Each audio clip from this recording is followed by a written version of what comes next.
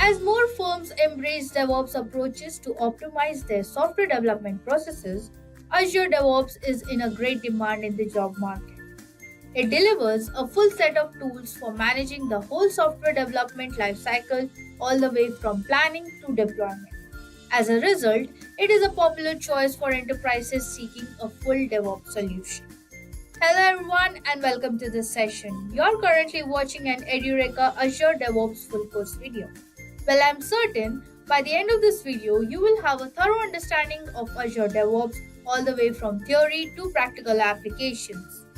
Now, if you love watching videos like these, then subscribe to Edureka's YouTube channel and click the bell button to never miss out any updates from us. Also, if you want to learn more about Azure DevOps after watching this session or wish to obtain Edureka's Azure DevOps Certification course, then please see the link below. Now, it's time to begin with our agenda where we'll have a brief overview of what we will cover in this Azure DevOps Full Course video. We'll start with the Azure Basics where we will learn what Azure is and why should we learn it, and also cover the very basics that you must and should know about Azure. Then we will move ahead with some Azure Compute Services followed by Azure Identity and Access Management. Now once we are done with Azure, we will get introduced to DevOps, after which we will head over to DevOps stages. Once that is done, we will then see some of the different DevOps tools. We will start with learning about Git, which is a source code management system. After that, we will learn about Jenkins, followed by Docker. Now, it's time to delve deep with the concepts of Azure DevOps. We'll start with covering the very basics that you must and should know about Azure DevOps. After this, we will see Azure DevOps components. Once this is done, we will then see Azure DevOps CI/CD pipeline. Well, we really do hope that this video helps you secure a job in the industry. So to promote this intention, the first thing we will focus on is getting certified. And the best certification is Microsoft Azure DevOps Solution AZ400. We will then compare AWS DevOps with Azure DevOps. At last, we will also cover some of the best practices in Azure DevOps before heading over to our Azure DevOps interview questions with answers. So stick till the end. Now let's begin with our session with Azure Basics.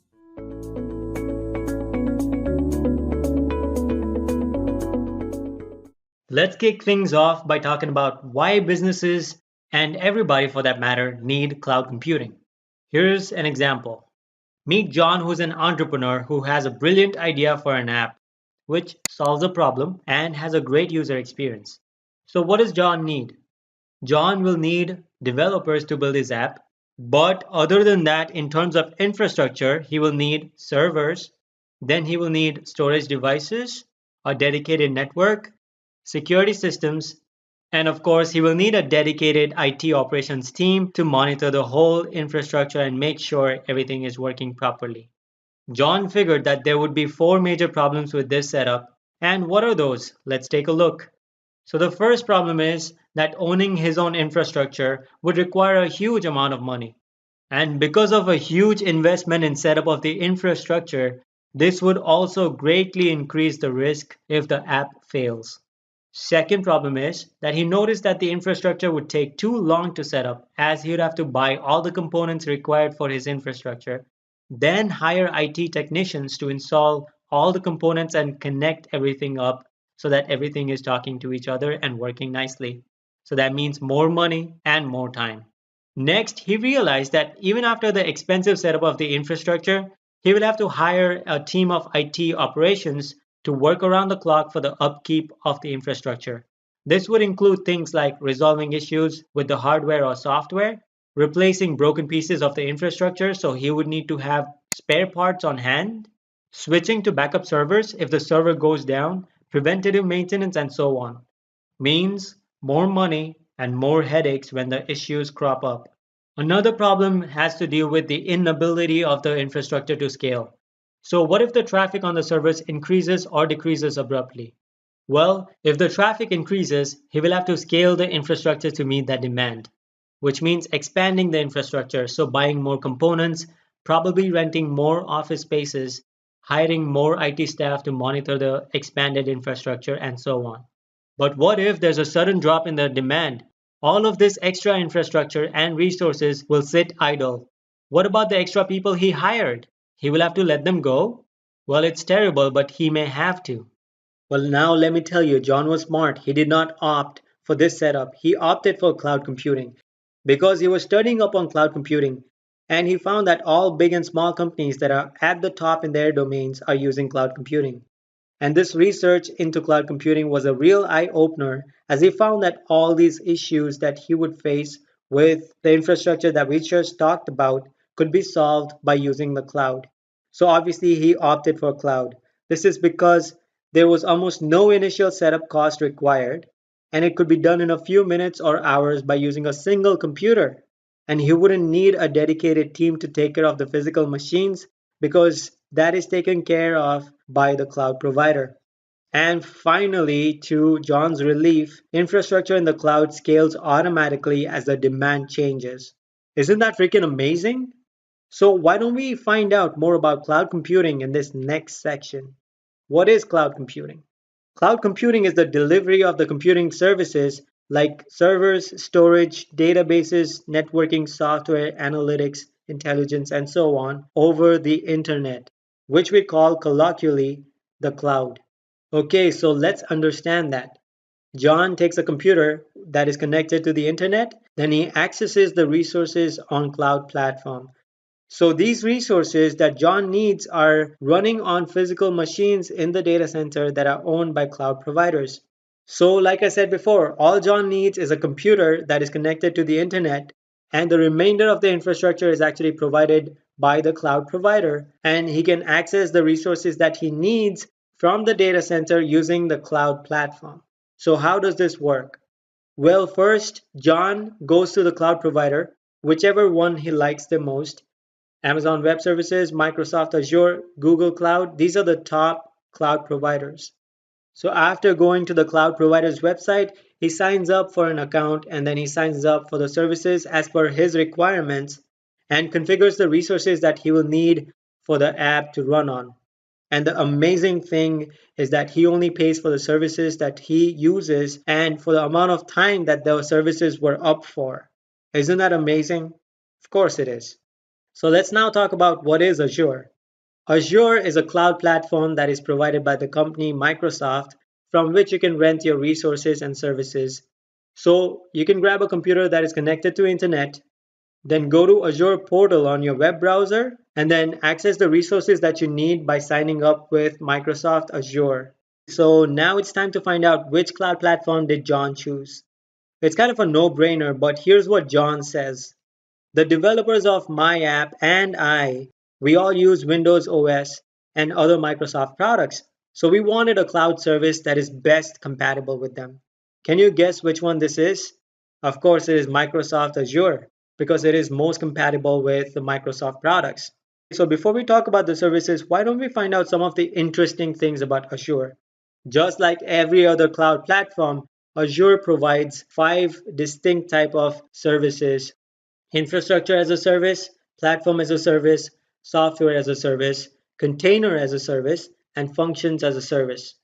Apart from that, Azure has 22 main categories of products, which we will take a look at later on.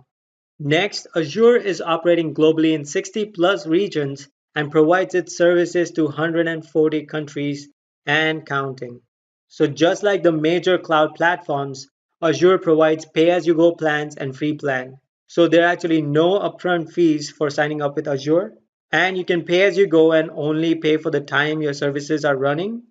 And just like every other cloud platform, Azure provides free basic plan, which is surprisingly good, and it is valid for 12 months. So you can tinker around and see if you like it. Okay, so what about the languages that are supported on Microsoft Azure? They are C Sharp, F Sharp, Java, TypeScript, and Python. Now let's move on to the next section where we discuss the services offered on Azure. So in the previous section, you probably remember that I mentioned that Azure has 22 categories of products. But what I did not mention is that it has over 600 services. So obviously, we are not going to be able to have enough time to discuss all 600 services. So here's your homework. Go to Azure's website and check out each of these categories and read up on them. If you have any questions, come back to this video and comment down in the section, and we will be more than happy to answer any of those for you. So I hope that you got a picture of all the categories of services provided by Microsoft Azure. So let's now go back to John. John needed three services. They were compute, networking, and storage. So let's take a look at each one of these in a little bit of a detail and then move on. So the first product that he's going to need to build his infrastructure in the cloud is compute. He can use this to deploy and manage virtual machines, containers, and batch jobs, as well as support remote application access. Compute resources created within the cloud can be configured with either public IP addresses or private IP addresses, depending on whether the resource needs to be accessible to the outside world. So some of the services that are offered within compute product are virtual machine, containers, Kubernetes service, cloud services, mobile apps. Let's move on to talk about the next, which is networking. So after setting up the virtual machines using the compute product, he will require networking in order to connect those virtual machines up so they can talk to each other and form a network. So this product gives you the ability to set up virtual networks, dedicated connections, and gateways. And it also gives you services for traffic management and diagnosis, load balancing, DNS hosting, and network protection against some of the attacks like DDoS. Next one that John needs is storage, obviously, for his virtual machines so that they can store customer data and use backup storage for all of the infrastructure. So there are various services that are offered within storage, like Azure Disk Storage, Blob Storage, Azure Backup, Queue Storage, and many more. This category of services provides scalable cloud storage for structured and unstructured data. It also supports big data projects, persistent storage, and archival storage. Similarly, there are 19 more categories that provide services that can cater to all needs of any organization or company. Which brings us to our next section, which is companies using Azure. Let's see which companies use Azure. So hundreds of big companies use Azure, but these are the ones that I picked for you guys because each one of these use Azure for a different purpose. So let's check that out. eBay has been using Azure for app development and hosting since 2010, which is the same year Microsoft announced Azure to the world. Boeing mainly uses Azure for its data analytics services for things like crew planning, maintenance optimization, fuel optimization, and crew training by building predictive models on the platform. BMW uses Azure's Internet of Things to make manufacturing process within their factories more efficient by connecting all different machines, sensors, and other devices. On the other hand, Samsung has used Azure for its smart TV infrastructure. The entire smart TV infrastructure is actually on the Azure platform. By choosing Azure, Samsung was able to achieve a significant reduction in costs and increased capacity in order to meet its rapidly growing customer base. With that, we have come to the end of this video. I hope this video piqued your curiosity, and if it did, and you would like to learn more about Azure, then I'm going to leave the links to Edureka's YouTube playlist on Azure and Edureka's blog series on Azure. And you'll find these links in the description along with a link to Azure Architect Certification. If you want to be certified in Azure, then this is going to be very helpful.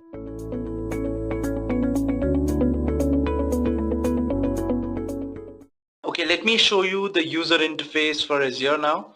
So guys, this is how the user interface for Azure looks like. You have all the services listed here on the left side, right? And this is the dashboard. This is called the dashboard. Whatever services you launch, you can pin it here for basically getting access quickly. It is just like a desktop on your computer, which has all the shortcuts and everything. And this is what the dashboard is actually used for. All right. Having said that, let's see how we can launch the app service in Azure. So first you will click on app services. As you can see from here, you can click on app services, and moving ahead, once you have clicked on app services, you will reach this page. Click on create app services, and then you'll click on web app, and that is it. Let me show you how you'll do that. So you'll click on app services, click on create app services, you'll go down, click on web app, and over here, as you can see, after this you will reach the screen wherein you will see that you have 4 options. You can either code your website in .NET, PHP, Node.js or Python. So if it is either of these 4 languages, you don't have to do anything. You just have to upload your code in this web app that you'll be creating, and your app will be deployed automatically without installing any software, without doing any configuration, just this. All right. Okay, so once you have reached this page, you will click on create. So let's click on create, and then you will reach the screen. So now you have to give your application some name. So let us give us this name as Edureka-01. So it says everything is fine.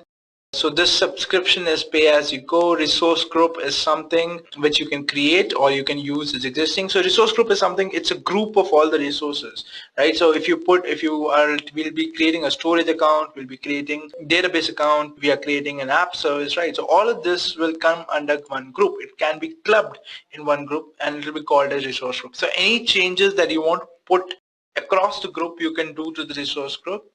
All right, we'll be discussing in detail what a resource group is in the further modules, but for now, all you should understand is that a group of resources is called a resource group. So if you have an application and it's utilizing, say, 3 or 4 resources, it's better to put those resources under one group. All right, so this is about that. Then you have the app service plan. So app service plan is something as in what kind of computers you use and everything. So let's create a new plan for you so that you understand it better. Under the pricing tier, this is the main part that you have to select, guys. You can select the app service plan. You can give it some name. Let's give it as app service -1. All right.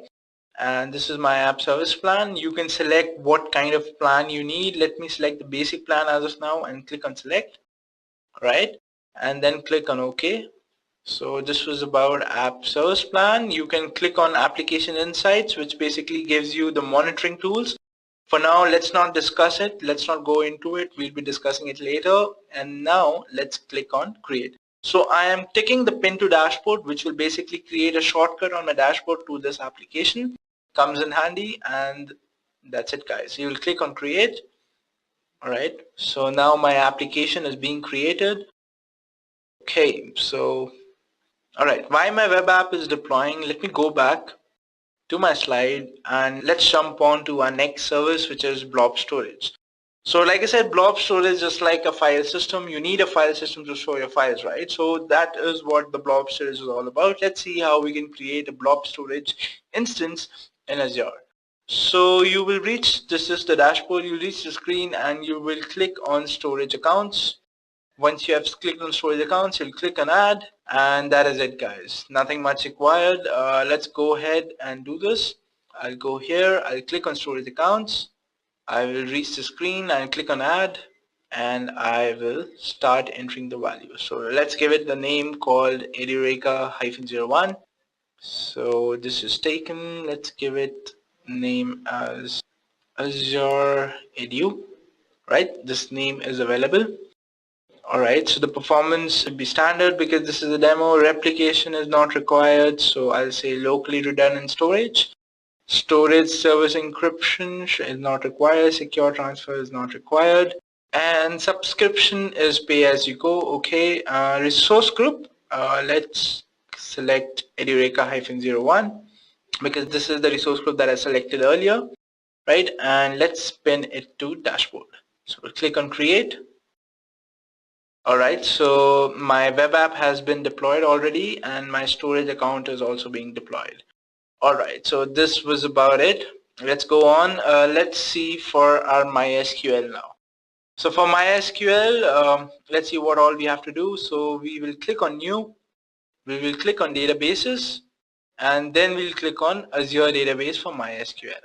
Alright, and that is about it. Let's go back and do that. So we'll click on new. We'll search for Azure database for MySQL. Alright, here it is. So I'll click on this and I'll click on create. So here it is. I have to enter the server name. Let's enter the server name as Edureka-01. It is available. It's good. The resource group should be the same. So let's select Edureka-01. Server admin login name, let's give it as Edureka. Password, let's give it Edureka1234. Confirm the password, Edureka1234. And it is asking me some special character, so let me add the special character as well. Okay, so basically you cannot have the login name in your password. So let me change the password to edu1234 exclamation. Same in the confirmation. Alright, so this is available now. The location is South Central US. Version is 5.7. Pricing tier, let me see if there is something more or less. Alright, I'll take this. I'll click on OK. Pin it to dashboard and click on create. It's pretty simple, guys. You would know when you will do the hands-on on yourself. So the pricing tier can be the minimum if you are using it for demo, or if you're creating an application which is for global scale application, you can choose the pricing tier according to that. Alright, while it is deploying, let's move ahead. So let's come on to the auto scaling part now. So basically we have to configure our web app to auto scale as and when required. So let's see how we can do that. So let's understand the types of auto scaling first. So basically there are two types of scaling. One is called horizontal scaling and one is called vertical scaling. So horizontal scaling is when you are increasing the number of servers that you require. Say you have an i7 server, for example. Alright, now the usage goes up, so you take 2 i7 servers, and if it again goes up, you take 3 i7 servers, right? So this is what horizontal scaling is all about, right?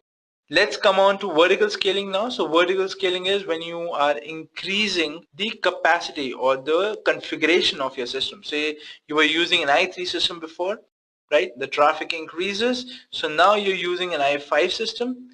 The traffic increasing, now you're using the i7 system. So you are having only one machine, but you're increasing the configuration of your system, right? So these are the two types of scaling which exists in auto scaling. Also, the other way is manual scaling. So you can also manually scale up the number of instances or the configuration of your system, right? So the way to do that is to manually go into the service, change the pricing tier, and you're set. This is how you manually scale. Auto scaling, I'm going to tell you in a couple of few slides. Also, guys, when you are auto scaling, like I said, load balancing is automatically attached to it. Alright, so when you will be auto scaling in a web app, you don't have to configure the load balancer. The load balancer is configured automatically and set automatically for you to be used. Alright, because it doesn't make sense to use auto scaling and not use load balancer. And that is the reason Azure has automated the process of attaching a load balancer when you're using auto scaling. Alright, moving ahead, guys, let's see how we can launch this instance. So guys, first you will click on app services. You will go to your particular instance that you have launched. You will go to scale out and you will click on enable auto scale. Alright, so let's do that. We will go to app services, which is here. So this is my instance that I've launched. I'll click on Edureka-01. I'll go down, and as you can see, I have two options. I have scale up and I have scale out. When I click on scale up, you will see the pricing tier, so I can increase the configuration of my system, right? But this is not what I want. I want to scale out, which is I want to increase the number of instances running right now, right? So it says auto scale is not supported for basic tier of web apps. Okay, so let me change my configuration. Alright, so if I go to scale out now, you can see that I have the option to enable auto scale. So I will click on enable auto scale, and then let's give it a name. Let's give it a name as Edureka Auto. Alright, so my auto scaling property name is Edureka Auto. The resource group is Edureka-01. Right, so now you have an option to scale based on a metric, which is based on some statistics like the CPU usage or the memory usage or anything, right? And the other one is scale to a specific instance count. So for example, whenever the traffic increases, say you were one instance now, like increase to 5 instances. All right. So these are the two options. We'll go with scale based on a metric, and scale out and scale in your instances based on metric. All right. So let's add a rule. Let's add the rule as in what do we want, what kind of metric do we want to monitor and scale according to, right? So as you can see, the time aggregation is not something we should be worried about. Okay guys, so these are all the metrics that you can actually monitor and scale according to. You can scale according to the memory percentage, you can scale according to disk queue, HTTP queue, data in and data out, right? So let's for now keep it simple and scale according to CPU percentage, right? The time is not something you should be worried about. And the operator, all right, so what should be the condition? So should it be greater than, or should it be greater than or equal to? Let's keep it at greater than or equal to. So whenever the threshold is greater than, whenever the CPU usage will go greater than or equal to 70 for 10 minutes. So you can set this as say 2 minutes, all right? Okay, so it says that it should be between 5 and 720. Okay, so let's keep it at 5. And increase count by. So let's see what all options we have here. So you can increase by percentage, you can increase by count.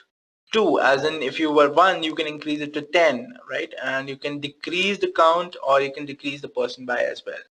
Alright, so when you are auto scaling, guys, you have to set 2 rules. One is the rule to increase, and obviously one rule is there to decrease. So whenever the traffic goes down, you have to decrease your instances as well. So for now we are setting the increase rule. So let's set the increase count by option.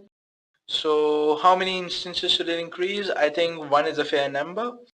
And cooldown is something that is actually there when you are, say you auto scale right now, right? And then say you auto scaled 1 minute back, and again the CPU usage goes up.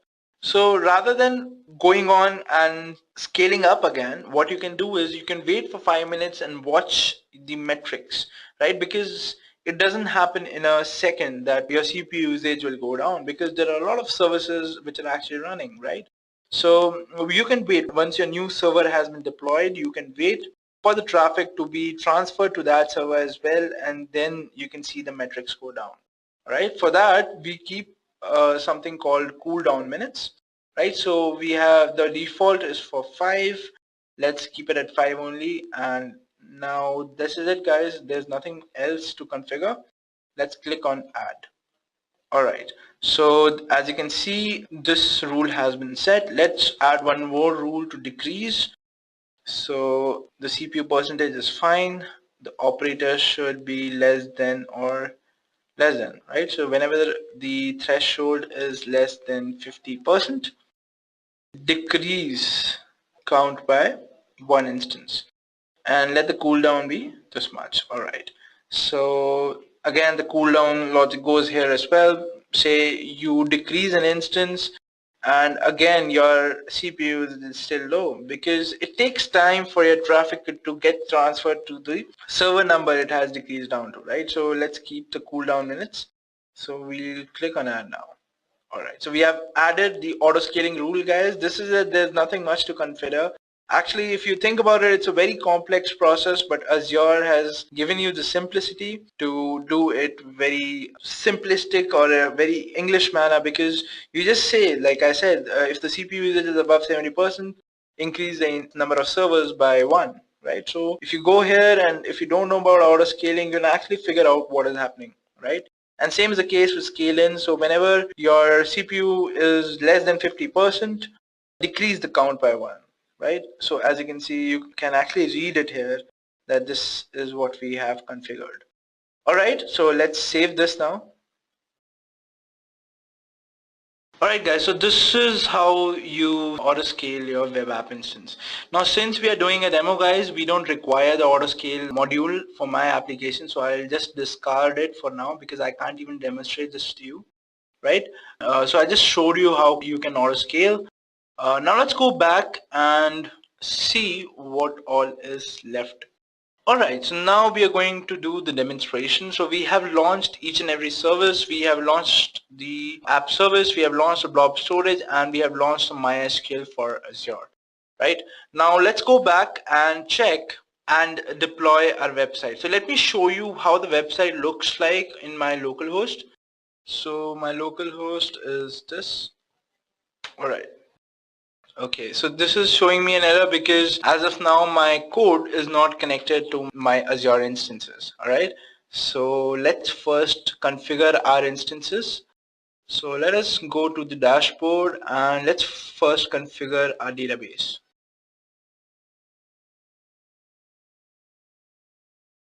Alright, now for configuring your database, the first thing that you have to do is connect to it, right?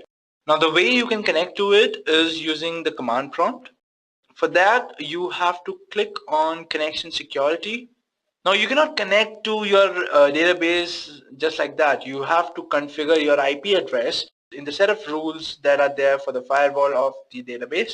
And when your IP address is listed there, then you can connect to the database. Let me show you how. Let me show you that you cannot connect as of now.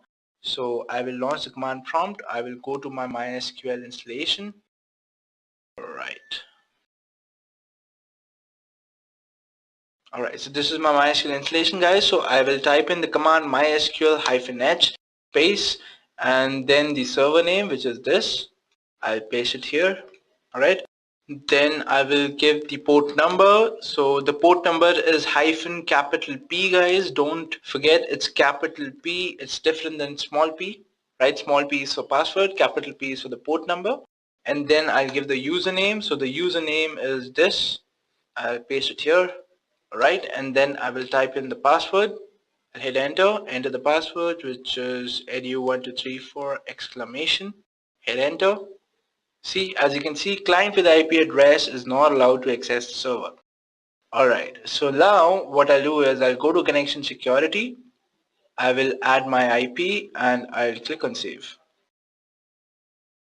So it says successfully updated connection security. Let's go back to our command prompt. Execute the same command again, type in our password, and now as you can see I have successfully connected to my database.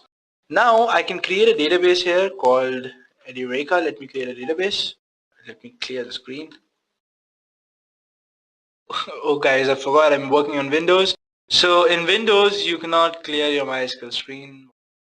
Alright, so if you were using Linux you could have just typed in Control L and it would have been fine. Alright guys, so as I was saying, let's create a database called Edureka. So create database Edureka, and that is it.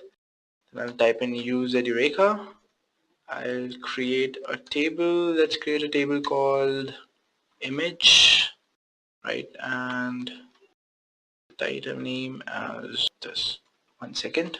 My column name is name. Alright, so I've created a table. So if I type in show tables, it will show me the table name, which is image. Alright guys, so this is done now. I have created a table. At first I created a database called Edureka in my MySQL, which is hosted on Azure, and then I created a table called image in it, and the table has one column called name. Alright, so this is it. This was my MySQL. So my MySQL has been configured now. Alright, so my MySQL has been configured now. Let me go back to the overview. Alright, so my MySQL has been configured. As you can see in the databases, it will show that there's a database called Edureka which I just created. Alright, let's go back. You might have to add the web apps IP address as well. We'll do that later. Let's go to our web app now. Awesome. So we'll go to our web app. And guys, this is your web app. This is the URL for your website. We'll click on this URL and you will see a welcome page. This is your welcome page.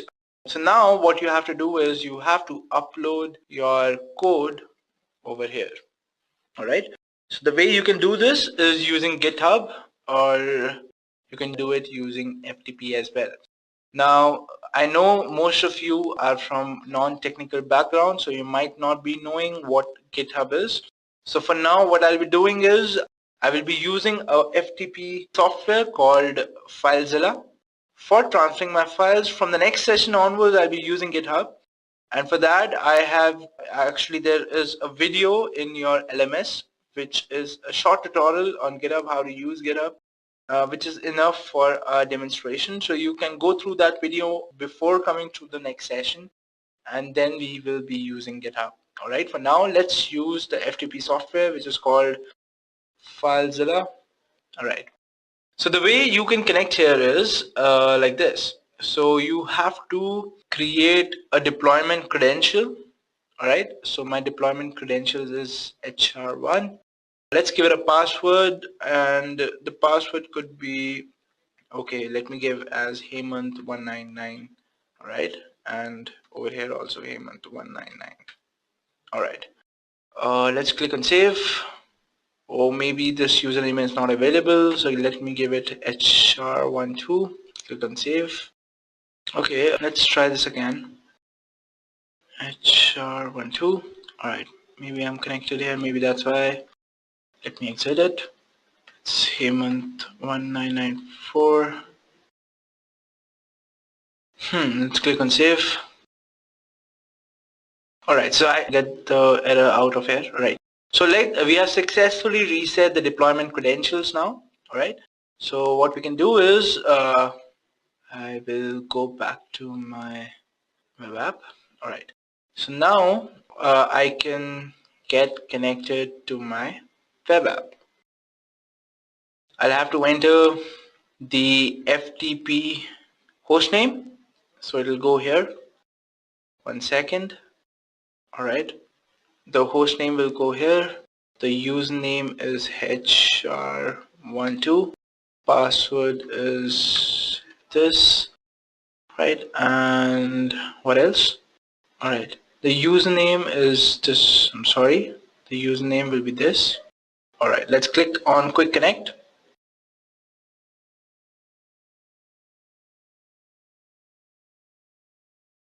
Alright, so as you can see, we have successfully logged into our FTP channel.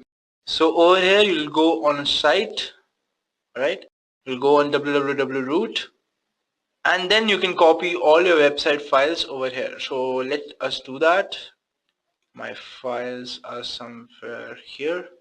Alright, so let's copy the files now. I can just drag and drop it over here, and the process will start. Now it might take a while, so let us configure some other files while my website is being copied.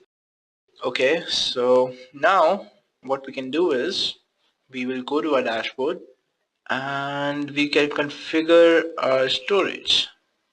Mind you guys, I might have to upload my code which in my web app, because there are some things that I have to change in the code because the addresses and all, I'm creating new services, right? So I'll have to change the services address in my code. So I'll do that, and then I will update the particular file that I'll be changing in my web app. So let me just give me a minute. Okay, so now what I'll do is I will create a blob. Over here I'll create a container, and the container name shall be hello, and the access type be container. Alright, I click on OK. So I have successfully created a container called blob. If you go in properties, you will see that this is the URL for it, right? So let me show you the code for my website, guys. So this is the code for my website. All right, now I'll have to change the URL at places, so let me do that. So it will get changed here.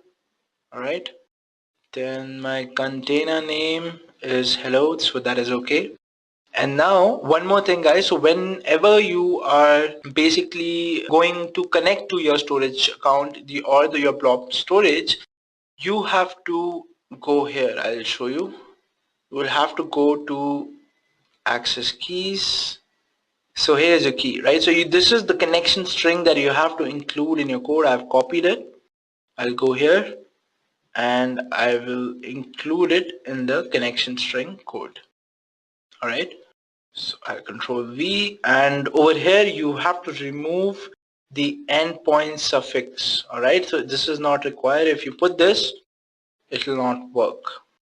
Okay, I don't think anything else is required. Oh yes, I have to change the database credentials as well. So let's do that as well. So your storage account is set. You don't have to change anything else. Let's go to the MySQL part. Alright, here it is. So the server name has to be changed. Let's copy the server name and give it here. So the host name is this. Alright, and let's see. So our login name is this. Let's put the login name here. Password is edu1234 exclamation, which is right. DB name, database name is Edureka, which is right. Username, user table is image, which is right, and the field name is name. Alright, everything seems fine. One more place I have to change it, so let's do that as well. So let's copy this, paste it here, copy our username, paste it here, and everything seems fine now. So now when I try to run the code, it will run on my local host, but it will not run on my web app. Why? Because I'll tell you. So I was getting these warnings, right? So let me refresh. Wait, let me save it. So let me refresh it now. Okay, 1 second.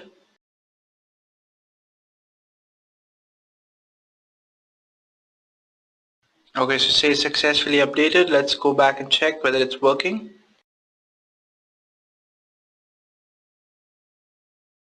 Alright, so basically you have to disable the enforce SSL connection in your MySQL, and that would be it. If I want to do this. Alright, so now I will choosing a file and I'll be uploading this particular file, which is desert. I'll click on upload image and it will take some time to upload the image,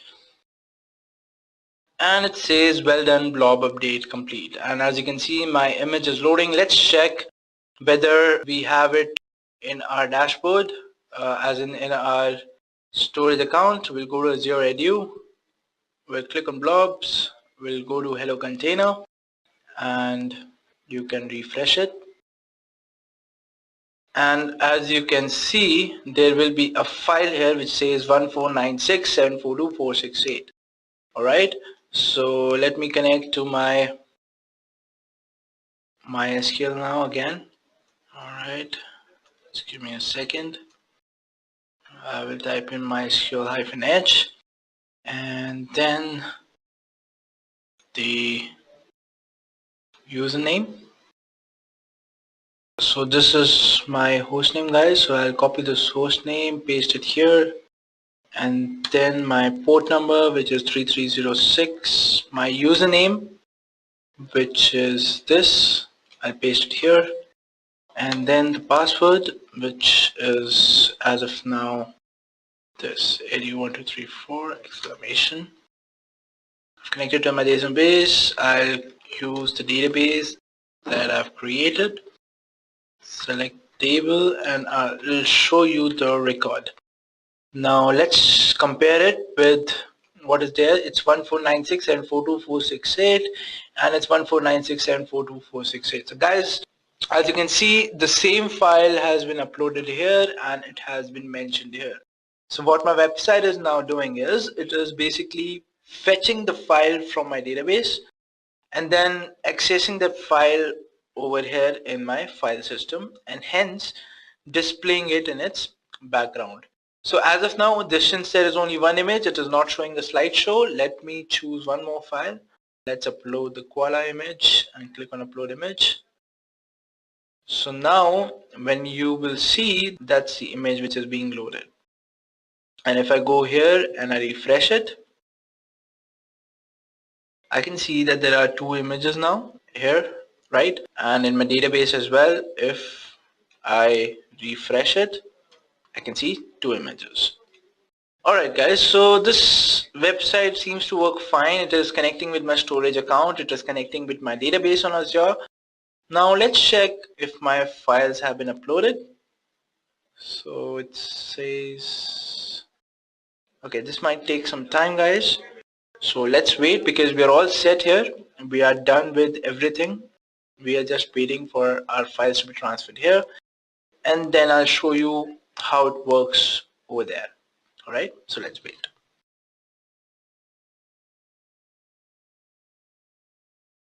Alright guys, so my transfers are finished. So now let's check whether my web app is working or not. Right, so I'll go to the dashboard. I'll go to my web app. And this is the link. I'll click on this link. Now guys, like I said, you have to add the IP address of the web app in the MySQL as well. So when I go here, you'll see an error, right? And now, like I said, we have to send the index file again. So I delete the index file from the server from here.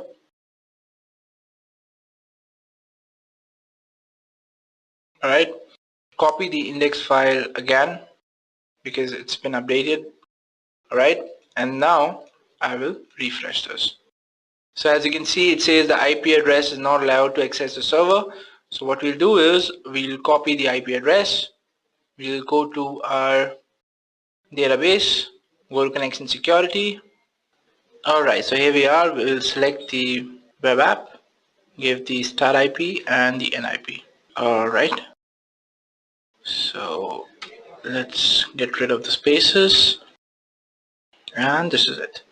Now we'll click on save.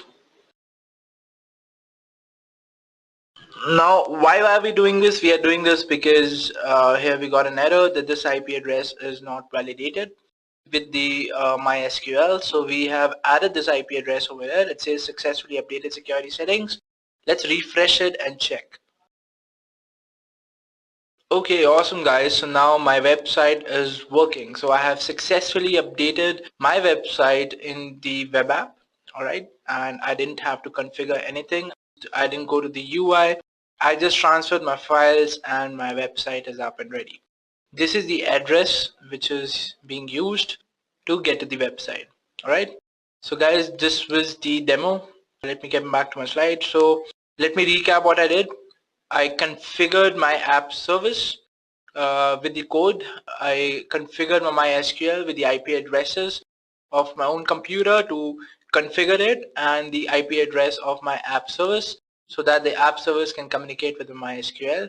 I configured my blob storage and I configured its address in my code, my PHP code, and I configured the host name and the password for the created MySQL service in my PHP code as well.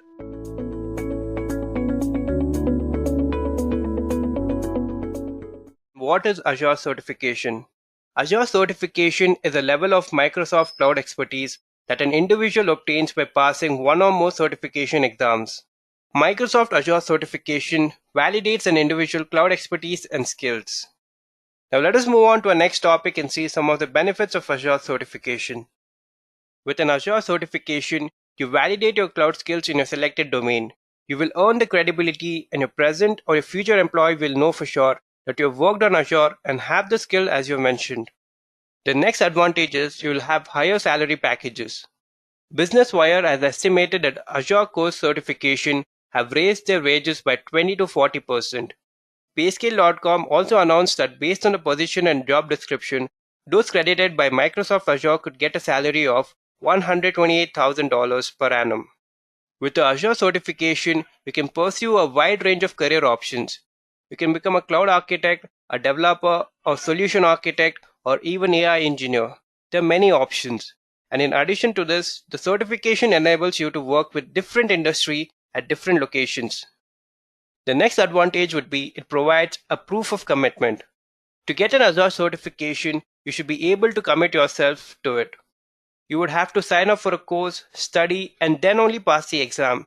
That would imply that you can commit your time and resources towards achieving your goal, and that you're dedicated to improving your career objectives in the long term. These were some of the benefits of Azure certification. Now let us move on to our next topic and see what are the types of Azure certification.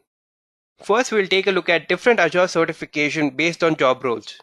So first we have developer certification who designs, builds and tests cloud solutions. Second, a system administrator who implements, monitors and maintains Microsoft solution. Third, a solution architect who expertise in compute, network, storage and security. Fourth, we have the data engineer who designs and implements the management, monitoring, security and privacy of data using the full stack of data services. Fifth is data scientist who applies machine learning techniques to train, evaluate and deploy models that solve business problems. And then sixth, we have the AI engineer who use cognitive services, machine learning and knowledge mining to architect and implement Microsoft AI solutions. On seventh, we have DevOps engineer who combines people, process and technologies to continuously deliver valuable products and services to its company. Eighth is a security engineer who implements security control and threat protection. He also manages identity and access and protects data, application and networks. And last, we have the functional consultant who leverages Microsoft Dynamics 365 and Microsoft Power Platform to anticipate and plan for customer needs. Microsoft Azure certification have 4 levels of certification. First is the fundamental level, second is the associate level, third is expert, and we have specialty. Now, specialty certification is a certification based on a particular domain. Now, let us move on to our next topic and see some of the major job role based certification. Now, before we get into any major role based certification, I would like to talk about a fundamental certification, which is Microsoft Certified Azure Fundamentals or AZ900. Now, this certification is intended for candidates who are just beginning to work with cloud-based solutions and services or who are new to Azure platform. This certification will provide an opportunity to prove your knowledge of cloud concepts, Azure services, Azure workloads, security and privacy in Azure, as well as Azure pricing and support. Candidates who take this certification should be familiar with general technology concepts, including concepts of networking, storage, compute, application support, and application development. The AZ900 certification is the fundamental certification which can be used to prepare for any other Azure role-based or specialty certification, but it is not a prerequisite for any of them. Now let us see some of the major role-based Azure certification. We have the Azure Administrator Associate or AZ104. Candidates for the Azure Administrator Associate certification should have subject matter expertise in implementing, managing, and monitoring an organization's Microsoft Azure environment. The responsibility include implementing, managing, and monitoring the identity, governance, storage, compute, and virtual network in a cloud environment. They also have to monitor and adjust resources wherever and whenever needed. They often serve as a part of larger team dedicated to implementing an organization's cloud infrastructure. For this certification, a candidate should have at least 6 months of hands-on experience administrating Azure. Along with that, they should also have strong understanding of core Azure services, Azure workloads, security, and governance. The next certification is Azure Developer Associate or AZ204. Candidates for the Azure Developer Associate certification should have subject matter expertise in designing, building, testing, and maintaining cloud applications and services on Microsoft Azure. The responsibilities include participating in all phases of cloud development, from requirements definition and design to development, deployment, and maintenance to performance tuning and monitoring. Azure developers should participate with Cloud Solution Architect, Cloud Administrator, and clients to implement solutions. A candidate appearing for this certification should have at least 1 or 2 years professional development experience and experience with Microsoft Azure. Next, we have an expert level certification, which is Azure Solutions Architect Expert or AZ303 or 304. Candidates for the Azure Solution Architect Expert certification should have subject matter expertise in designing and implementing solutions that run on Microsoft Azure, which would include aspects like compute, network, storage, and security. The responsibilities include advising stakeholders and also translating business requirements into secure, scalable, and reliable cloud solutions. They should partner with Cloud Administrator, Cloud DBAs, and clients to implement solutions. A candidate appearing for this certification should have advanced experience and knowledge of IT operation and also know how decision in each area affects an overall solution. These were some of the major role-based certification. Now let us move on to our next topic and see an overview of the exam guide. First, we have the exam format or question types. Microsoft continuously introduces innovative testing technologies and question types. Your exam might contain questions like multiple choices, repeated answer choices, short answers, mock review, drag and drop, labs, and so on. The time limit for different examination is: for associate and expert job role exams, you have 130 minutes to complete it. For job role fundamental exams, you have 60 minutes to complete it. For associate and expert job role exam that contains lab, you have 150 minutes to complete it. Now, talking about the cost for the exam, for the fundamental exam, it would cost you 99 US dollars. For the associate and the expert level exams, the cost is 165 US dollars. And you can write the certification exams in either English, Chinese, Korean, or Japanese. Now, the fundamental certification can also be written in Spanish, German, or French. Now, let us move on to a last and important topic, which is how can you prepare for the certification? First, start with the basics. So, if you're not 100% sure which certification to start with, I would recommend you to start small by taking the AZ900 Azure Fundamental Certification exam. This will help you understand how Microsoft exams work by not being too deep into technologies. And after you have experience taking the Microsoft exam, this will help you understand how Microsoft exams work while not being too deep into the technology. Having experience taking the Microsoft exam, it will also help you focus on the actual topic and not on the testing process. The next step is to understand the exam content. The first thing to do after you decide which exam you're going to write is to see what you're asked during the exam. Every Microsoft exam page has the skill measured in the exam. This list is very accurate and helps you focus and study the right content. The page will also have some training and courses to prepare for the exam. You should also understand the different question types asked in the exam, which will help you in the certification. The next step is to take hands-on learning courses on Microsoft Learn for free. Microsoft Learn is a free learning platform for a lot of different Microsoft technologies. It provides you with various learning paths depending on your job roles or the skills you're looking for. Most of the learning paths gives you a hands-on learning opportunity so that you can develop practical skills through interactive training. The next and the most important step is hands-on experience. The best way to learn and pass the Microsoft Azure exams is by having real hands-on experience working with the technology. While Microsoft Learn gives you some free hands-on learning modules, there is also Azure Free Account. The Azure Free Account will provide you with 12 months of free Azure services, so you can work on various Azure services for free. Now, the next step which will help you prepare for the certification is reading the Microsoft documentation. It will help you understand the topic better which might appear in the exam. As I've mentioned before, read the skills measured on the exam page. Look up for the specific Microsoft documentation pages and read through them, and then try them out in the tutorials. You can also refer some books from Microsoft Press. You can find Microsoft Azure documentation and Microsoft Press in Microsoft Azure Certification official page. After the step, you can also take up a practice exam. Some of the Azure certification have practice examination along with it, which is very similar to the actual certification examination.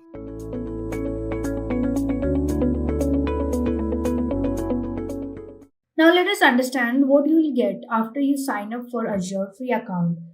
So basically you get many things for 1 year, which includes $200 credits for first 30 days, popular services free for 12 months, more than 40 other services which are free all the time, and 750 hours of virtual machines which includes Windows and Linux, and you can create up to 250 GB SQL database.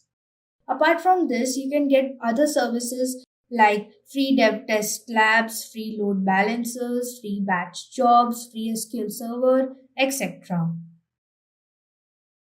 Now we'll see how to create an Azure free account. For this, you require a phone number, a credit card, a GitHub or a Microsoft account to create your Azure free account. The best way is you can create a Hotmail or a Outlook email ID, then you can use the same email ID and password to sign up for the Azure free account. So firstly, you need to sign in through the Microsoft account using your Outlook, Hotmail or any ID. And after that, you need to follow the couple of steps. That is, you need to first fill out about you, and then you will go through a verification by phone, and then you go through the verification by card, and finally you sign up. In the first step, that is about you, here you fill up your basic details, that is first name, last name, email ID, and phone number. Then followed by next step, that is identity verification by phone. So here you give your phone number and you will receive an OTP, and you need to just type your one-time password and just verify your phone number. So once you're verified, you move on to the next step, that is identity verification by card. Here you fill up your all credit card details followed by cardholder number, then credit card number, its expiry and CVV and your address. Once all it is done, then they charge you around 2 rupees just for your verification. They charge you 2 rupees and it is deducted. Once it is deducted, you move to the next step, that is like accepting the agreements. So you need to just tick mark all the agreements and finally you sign up. So once all this process is done, then you are ready to start with Azure. So this is how you create your Azure free account. It's very simple and super easy. So now let us know how to create an Azure free account without a credit card. So can we do this? So the answer is yes. Yes, you can. You can create an Azure free account without a credit card. But for this, you need to have a school account or a required school email ID. So you basically log in as a student. In this case, if you log in through a student account, so you will receive only 100 credit points, and you also get various other services like 750 hours Windows virtual machine, and you can create up to 250 GB SQL database, and you also get machine learning free workspaces, SQL Server Developer Edition, that is also for free, and lots of AI and machine learning features. This is how you create your Azure free account without a credit card. Now let's move on to the next topic, that is, can we delete a credit card? So many of us had a doubt that can we actually delete our credit card? So here in this picture you could see that I have a payment method and here the delete option is disabled. So why is this so? In this case you cannot delete a credit card as there is only one payment method option. If you really want to delete a credit card detail, then you need to add one more payment method. So you can click onto this add icon and you can add your new payment method. Once the payment method is added, then your delete option gets enabled. Then after that, you get the access to delete any one of your credit card details. So this is how you delete a credit card detail. Next, how to cancel subscription. So it is very easy to cancel the Azure subscription. So for this, you just need to go to cost management section. There you get go to subscription option. Once you click on to the go to subscription, you get all the details of your current subscription. So, and you can also find the cancel subscription option there. So once you click on to the cancel subscription, they will ask you the type of subscription name and you need to provide a reason why are you canceling the subscription. So you just give the reason, prescribed reason of your own, and then just click on cancel subscription. So once you click on to the cancel subscription, they will ask you the type of subscription and the reason why you want to cancel the subscription. So you can give your details accordingly and click on cancel subscription. So this is how you can cancel your Azure subscription.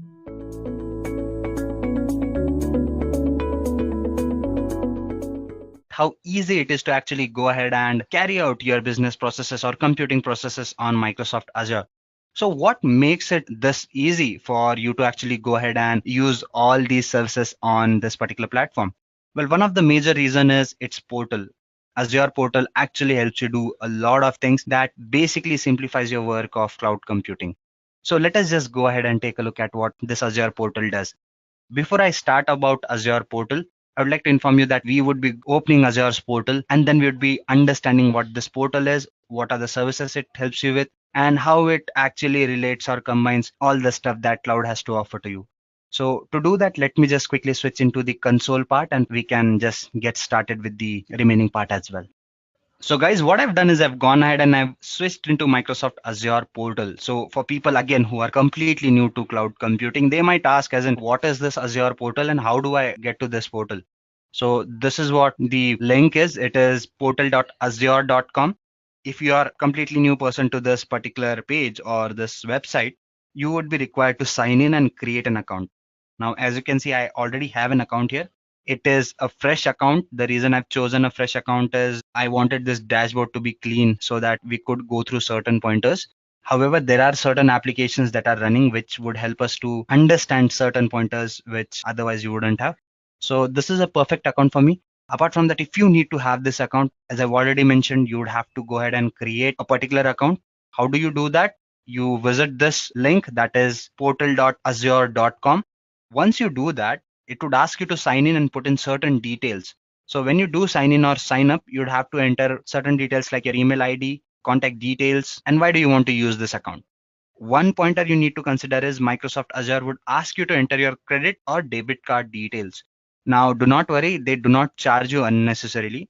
What happens is this is a free tier account where Microsoft Azure would give you certain credit limit, maybe 12,000, 15,000, something like that. I do not remember the exact number, but it is somewhere around 10 to 15,000 in that range. 10 to 15,000 Indian rupees, because I am based in India right now, so I'm talking about Indian rupees. When you talk about it in dollars, I think it is somewhere around $200. So based on where your account exists, in that local currency, you'd be given certain amount, which you can spend for 1 month and use all these services for free. So yes, you have sufficient time to explore all the resources. What Microsoft Azure does is it asks you to enter your credit card or debit card details. That is, once you exceed these limits, you might be charged because all these services have a certain cap on that. Don't mistake it for the fact that you'd be charged, because these limits are fairly high and probably you won't be charged in any way, but still you would be wanting to get through the documentation as in how much would you be charged. But before that, I would suggest that you actually go ahead and enter in all these details, create an account, and once you have an account, probably you can go through the pricing models as well to avoid getting billed in case if you actually go ahead and exceed these limits, which is very less likely to happen. So that being said, we have an account. If you do create an account and sign in, this is what your interface would look like. And this is something we call it as the Microsoft Azure portal. So let us try to understand what does this portal has to offer. What are the components that are there? Now, as you can see on the screen on your left-hand side, you have all the services that are listed. Now, these are the most commonly used services. When I say services, most of them are domains, as in these domains have more services under them. So domains and the services that you can see here on this part, there is an option called as create a resource, using which you can actually create these resources as well. Then you have this dashboard. It is blue in color for now. Let me see whether the color changes. Yep, as you can see, the color has changed. So if you double click on this dashboard, the color would change. So you can probably customize it to meet the needs. For now, let me just stick to the standard version, which is this.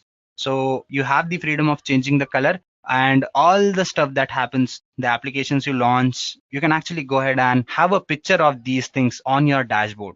How do you do that? Probably you can choose first of all which dashboard do you want to use. If you have multiple dashboards, you can do that. As you can see, this is one dashboard which has certain things pinned here. You can unpin those things and you can pin in all your applications to this dashboard. You can click on those applications and you have an option of pinning them to the dashboard.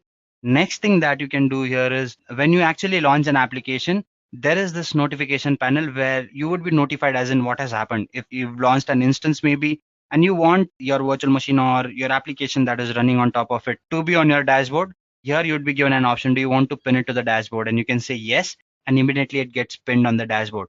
Now, what benefit does this particular thing serve? I mean, what would I get if I actually go ahead and pin it here? The thing is, based on your business model, I mean, this is a fairly simple demo, so we do not have too many applications that we are talking about. But as your business grows, probably you might be dealing with a number of servers, a number of applications. So you might want particular information which is readily accessible to you. So you can probably pin those things on your dashboard. You get stats on those dashboards. If there are certain insights, you can actually have a plugin for analytics, which gives you reports and all those things. It readily integrates with Power BI, which is a very powerful data visualization tool using which you can actually have all the insights that you need. So yes, this is what the dashboard is. You have all the options here. You can create a new dashboard. You can upload files, download files. You can edit it, share the stuff that is there on your dashboard. You can probably maximize the screen size as well. clone certain dashboards and delete it here and here. So when you talk about dashboards, you have all the features. Now this is your cloud shell, guys. So what does a cloud shell do basically? So when I say a cloud shell, as I've already mentioned, you have your portal using which you can launch applications and you can do all the stuff right away. But at times you might be required to use command prompt, you might be required to hard code certain things. And how do you do that? You click on Cloud Shell where you can use it through the command prompt medium as well. Cloud Shell is the command prompt which is provided by Microsoft Azure. Apart from that, you have settings where you can actually go ahead and modify the settings. As you can see, this is the theme. You can change the theme here as well if you want. Some other features which you do want to explore, you can just go ahead and explore all the settings, delete certain settings, private dashboards as well. That boils down to your requirement. If you are unable to figure certain things on yourself or on your own, you'd want to actually go ahead and check in what the support has to offer to you as well. Feedback, you can submit feedback whether you're happy or not. And this is your account. If you click on this link, whether changing your passwords and stuff like that, all those things would be taken care of here. So guys, yeah, this is pretty much the dashboard. I mean, you can click on these services and you can just explore those services. If you have a particular requirement, you can type it here. Say if I type Azure bot service, if there is something or any service that is related to this, any documents as well, that would be popping up here and you can actually go ahead and direct or redirect yourself to those services from this mode as well. So yep, this is pretty much the interface, guys, the portal which I wanted you people to see. But let's not keep it this basic for now. What I'm going to do is I'm going to go ahead and create something. So if I click on this create option, it gives me an option of the stuff. I mean, I can choose, say, for example, for now it says Windows Server VM, which means that it would launch a virtual machine, guys, which is Windows Server 2016 VM. Now, let me tell you what a VM is for people who are completely new. This might be basic for people who have some experience of cloud computing and they might wonder as in why am I talking about these small little things, but probably we have people around who are completely new. So for them, I might get into the details of certain basic topics as well. So when you talk about a virtual machine, what we do is suppose I am running a particular application and it is supported by a particular operating system, say Windows in this case. So I want my architecture to support that particular operating system, right? But when you talk about larger applications, you might not always work on a particular environment. Your environment might change. So what cloud computing does is it readily lets you launch these virtual machines that can deal with different environments. And yet all these virtual machines can be under one network and they can stay connected under one VPC or one virtual network basically. So yes, you can run multiple environments. You can have multiple applications running on different platforms and stuff like that. So this is one service that lets you do that. That is virtual machines offered by Microsoft Azure. And you have something called as web app, which lets you launch web applications. It is more platform as a service kind of an application. So what is a platform as a service application? Here, a complete platform is provided to you by a vendor. You just enter in certain details and it does everything for you. It launches virtual machines. I talked about having different environments, right? So when you click on a virtual machine and create one using Microsoft Azure, you have to specify details like the security group, IAM users, what network it lies under, and then you have to go ahead and manually install softwares, run your applications on top of it. But when you use something as platform as a service, what it does is it launches all this platform already. So your VM basically, which I talked about, is your infrastructure as a service where just the infrastructure is given to you. And on top of it, you do everything. But in PaaS, your vendor does everything for you. They launch this instance in the background, all the services that I mentioned as in assigning security groups, security, IAM users, assigning it a network, all these things are taken care by your vendor. Even the platform that you choose, that is set up by your vendor. All you do is you just put in your data there. So this is platform as a service. So when you talk about Microsoft Azure, your web apps, basically when you create a web app, it is a PaaS service. All you have to do is just go ahead and enter a name, say sample app for me. You have to select the subscription. For now, it is the company's account that I'm using. It would create a resource group on its own, as you can see. And then all I have to say is create. So it has selected an operating system. Whether it wants to use a code or a Docker image, it is up to it, right? So it would take care of everything that is happening here, guys. My application would be launched right away. As you can see, I have been notified already that the deployment is in progress. It might take maybe half a minute or minute and a half maybe for this deployment to complete. I mean, all the processes that I talked about, those are happening in the background right now. And once those process complete, I can actually go ahead and launch my application. So this would be a very basic application, guys. And as I've already mentioned, when you have a dashboard, it would ask you, do you want to pin your application to the dashboard? And if I say yes, it would pin it there directly. Let's hope that it happens quicker. See, it says pin to the dashboard. I would say yes. And there you go. It has been pinned to the dashboard. I can delete it, unpin it, and do whatever I want to. I can click on it and the application would open for me. So this is what the interface does. It gives me certain options, guys. I can check in the activity log, what all has happened in this application. If I click on this icon, it would give me the information. The operations, see, this is the operation name, that is write sites. So it has written a site. Access controls, who gets to control this application in particular. If you need a quick start guide, you can come here. Deployment slots, you can take a look at that as well. Application settings, you can click on this and you'd be getting all the settings. If you want to make a change to that, you can do that as well. The version, what application are you using and stuff like that. Configuration preview, click on this, certain other details would be given. So what framework are you using and stuff like that. Authentication process, guys, if you click on this icon, it would give me details about that as well. So if I scroll down, I come here, I have quite a few other things which I can actually look at. So if you are interested in these things, you can just come here and explore as in what is happening here. So this is pretty much it. I mean, the application has been launched. So if you take a look at it, it would give you details. What is the resource group that you're using? What is the URL? Where is it located? It is located in central US, guys. So see, I'm based in India right now and I've launched an application at a data center based in USA. So that is what you can do. And if you click on this link, it would tell you that your application is up and ready. So yes, a simple application has been created. So this interface, that is Microsoft Azure's portal, is fairly easy to use, fairly nice to use, and there are quite a few things which you can do.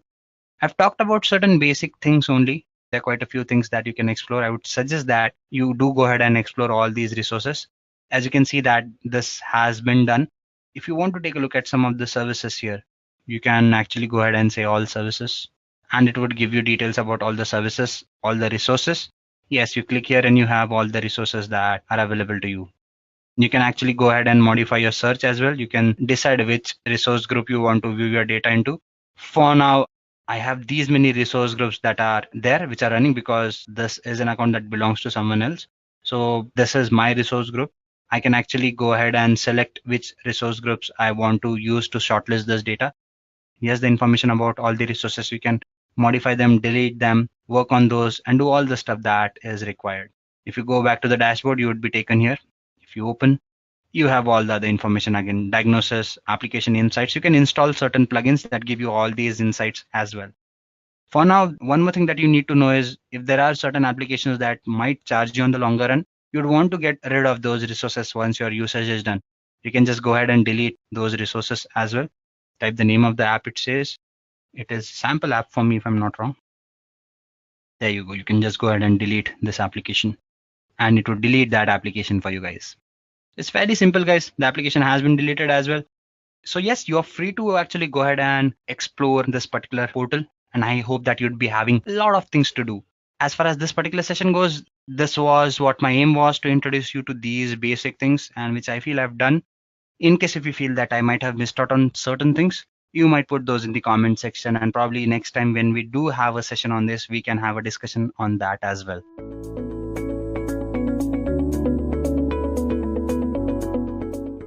Why one needs Azure virtual machine? So first thing is, of course, the cost saving, the pricing criteria. So we can like shut down and stop the virtual machines if not in use. Stopped virtual machine will not incur any charge. Restarting the virtual machine will maintain its state based on persistent disks. Second, the boosted scalability. So we can like scale up and down or in and out the virtual machines. Auto scale features is also there to support based on some metrics. For example, scale out to 5 instances when CPU utilization is greater than 70% for more than 5 minutes. Third is alerts. So like we can trigger actions and alerts based on metrics of computing resources consumed by a virtual machine. Fourth is we can have a better control, or say more amount of control. So with Azure Virtual Machines, developer have more control over the development environment, which is very helpful in case of building a highly secure architecture for a complex solution. Developers can choose operating system, networking, storage connections, etc. to build a sandbox solution. Lastly, easy diagnostics means Azure Virtual Machine provides the facility to troubleshoot issues with options like remote debugging, event logs, IIS logs, application logs, etc. Moving ahead, let's understand in brief what is Azure Virtual Machine. So for that, we are going to first understand what is a virtual machine. So a virtual machine is a computer file typically called as an image which behaves like an actual computer. It is one of the files which contains everything. It runs in Windows, Linux, etc. This gives you a flexibility that you can run multiple machines in a physical computer. Each system can have a different operating system. Each of these virtual machines provide its own virtual hardware, which includes CPUs, memory, hard drives, network interfaces, and other such devices. Now let's understand what is Azure Virtual Machine. So Azure Virtual Machine is one of the services provided by Azure to create your own instances. So it can be used for various ways like development and test, applications in the cloud, and also for extended data center. It is to remember that when you are running Azure Virtual Machine, you must pay for the compute time on a per minute basis. The pricing of this is based on the size, operating system, and any licensed software that has been installed in it. In order to avoid corresponding charges when you are not using it, it is to be saying that you change its state to stopped, that is deallocated. Now let's understand some of the key features of Azure Virtual Machine. So first is isolation. So each of these network work independently. When creating a virtual network, you can divide them into segments. You can configure the virtual network to use your own DNS servers. Second is virtual network connectivity. So it can be connected to each other, enabling resources in any virtual network to communicate with resources in any other virtual network. Third is internet communication. So by default, when you are launching any instances in the Azure virtual machine, it can access the internet. As and when you need, you can enable inbound access to specific resources. Fourth is on-premises connectivity. So a virtual network can be connected to an on-premises network, enabling resources to communicate between each other.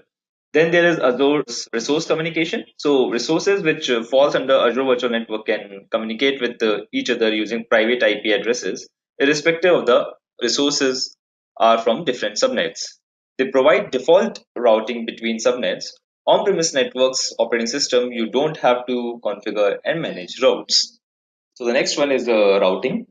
So Azure's routing can be optionally overridden by default through configuring with your own routes or by propagating BGP route through network gateway. And the last one is traffic filtering.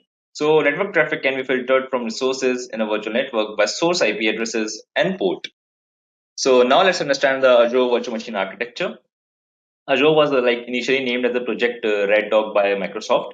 The brain behind the project Red Dog is Mr. David Cutler. In initial days, it was a custom version of Windows, and the goal was to boot from a virtual hard disk. So for that, let's first try to understand the main components of Azure Virtual Machine. So first is Fabric Controller. So one of the most important components in Azure Virtual Machine architecture is this is one of the pillars based on which the architecture works. Fabric Controller basically owns all the resources.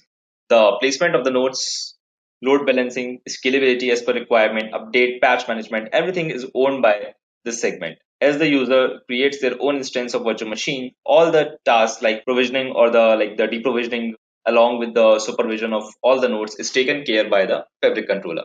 In brief, we can say that this is the backbone of the Azure Virtual Machine system. So next is the patch management. So patch management workflow is a major advantage of the Azure system, as this module makes Azure easy to manage and stay updated across all the nodes. In Azure system, hosts are image based, therefore there is no need to update all the nodes one by one like a legacy system. Here, Azure basically delivers updated VHT at one place and the entire system of nodes gets updated. A typical update takes place every 4 to 6 weeks, which ensures security and system stabilization. Microsoft here ensures that the updates are tested and verified before it gets rolled out to the nodes. Third is partition. So Azure Fabric Controller has a couple of partition types, and they are update domains, fault domains. These partitions help Azure Virtual Machine to maintain its availability and resilience. The partitioning helps maintain zero downtime, minimum failures, and constant availability. So the first is update domains in partition. That is, it is the strategy that ensures the upgradation of the servers without taking it down. Then Microsoft Azure system distributes instances into a few update domains. Here, every update domains work as a logical unit. One update domain gets upgraded at a time. The upgrade process gets completed when all the update domains are processed. Azure makes sure that the upgrade is completed with the minimum impact on the running services. Then there is fault domains. Fault domain is nothing but a single failure point. Fabric controller ensures that isolated hardware failure does not happen by distributing the instances to multiple fault domains. This will prevent the malfunctioning of the system due to any single component malfunction. Then there is Azure Compute Stamps. So Azure divide things into multiple stamps, and each stamp has its individual fabric controller. Azure has two kinds of stamps: compute stamps and storage stamps. The fabric controller is also distributed in multiple branches. Azure generally has 5 replicas of a fabric controller, and they are all in synchronization to replicate the state. In these 5 instances, one is primary and the information is passed to primary by the control panel. Now, primary instances make sure that same instruction has been passed to the secondary instances. Now, the last one are like some other virtual machine components. So, apart from these, there are 3 other important components of Azure Virtual Machine. They are computer, storage, and networking. So Microsoft Azure also has a capability to monitor the health of the virtual machines in place, and if any issue is found, there is an option to auto recovery. This service is known as service healing. As the Fabric controller has the capability to detect the failure, therefore this task is carried out by the Fabric controller to detect failure and trigger auto recovery. So this was all about the components of like the main components of Azure Virtual Machine. Now let's understand the architecture of how to run a Windows virtual machine on Azure. So provisioning a virtual machine in Azure requires some additional components beside the virtual machine itself, including networking and storage resources, as we recently talked about the other virtual machine components. So let's understand this step by step. The first is the resource group. Resource group is a logic container that holds related Azure resources. In general, group resources based on their lifetime and who will manage them. Then there is a virtual machine. So you can provision a virtual machine from a list of published images or from a custom managed image or virtual hard disk, like what we say as VHD file, uploaded to Azure Blob Storage. So Azure offers many different virtual machine sizes. If you are moving an existing workload to Azure, start with the virtual machine size that's the closest match to your on-premises server. Then measure the performance of your actual workload in terms of CPU memory and disk or input or output operations per second, and adjust the size as needed. So generally choose an Azure region that is the closest to your internal users or customers. Not all virtual machine sizes are available in all regions, so keep that in mind. Then there are disks. So for best disk input output performance, we recommend like VM storage for that. Go with VM storage, which stores data on solid state drives, means SSDs. So cost is based on the capacity of the provisioned disk. IOPS and throughput also depend on disk size. So when you provision disk, consider all the factors like capacity, IOPS, and throughput. We also recommend using managed disks. So managed disks simplify disk management by handling the storage for you. Managed disks do not require a storage account. You simply specify the size and type of disk, and it is deployed as a highly available resource. The operating system disk is a virtual hard drive stored in Azure storage, so it persists even when the host machine is down. We also recommend creating one or more data disks which are persistent. So virtual hard disks used for application data. When possible, install applications on a data disk, not the operating system disk. So some legacy applications might need to install components on the C drive. In that case, you can like resize the operating system disk using PowerShell.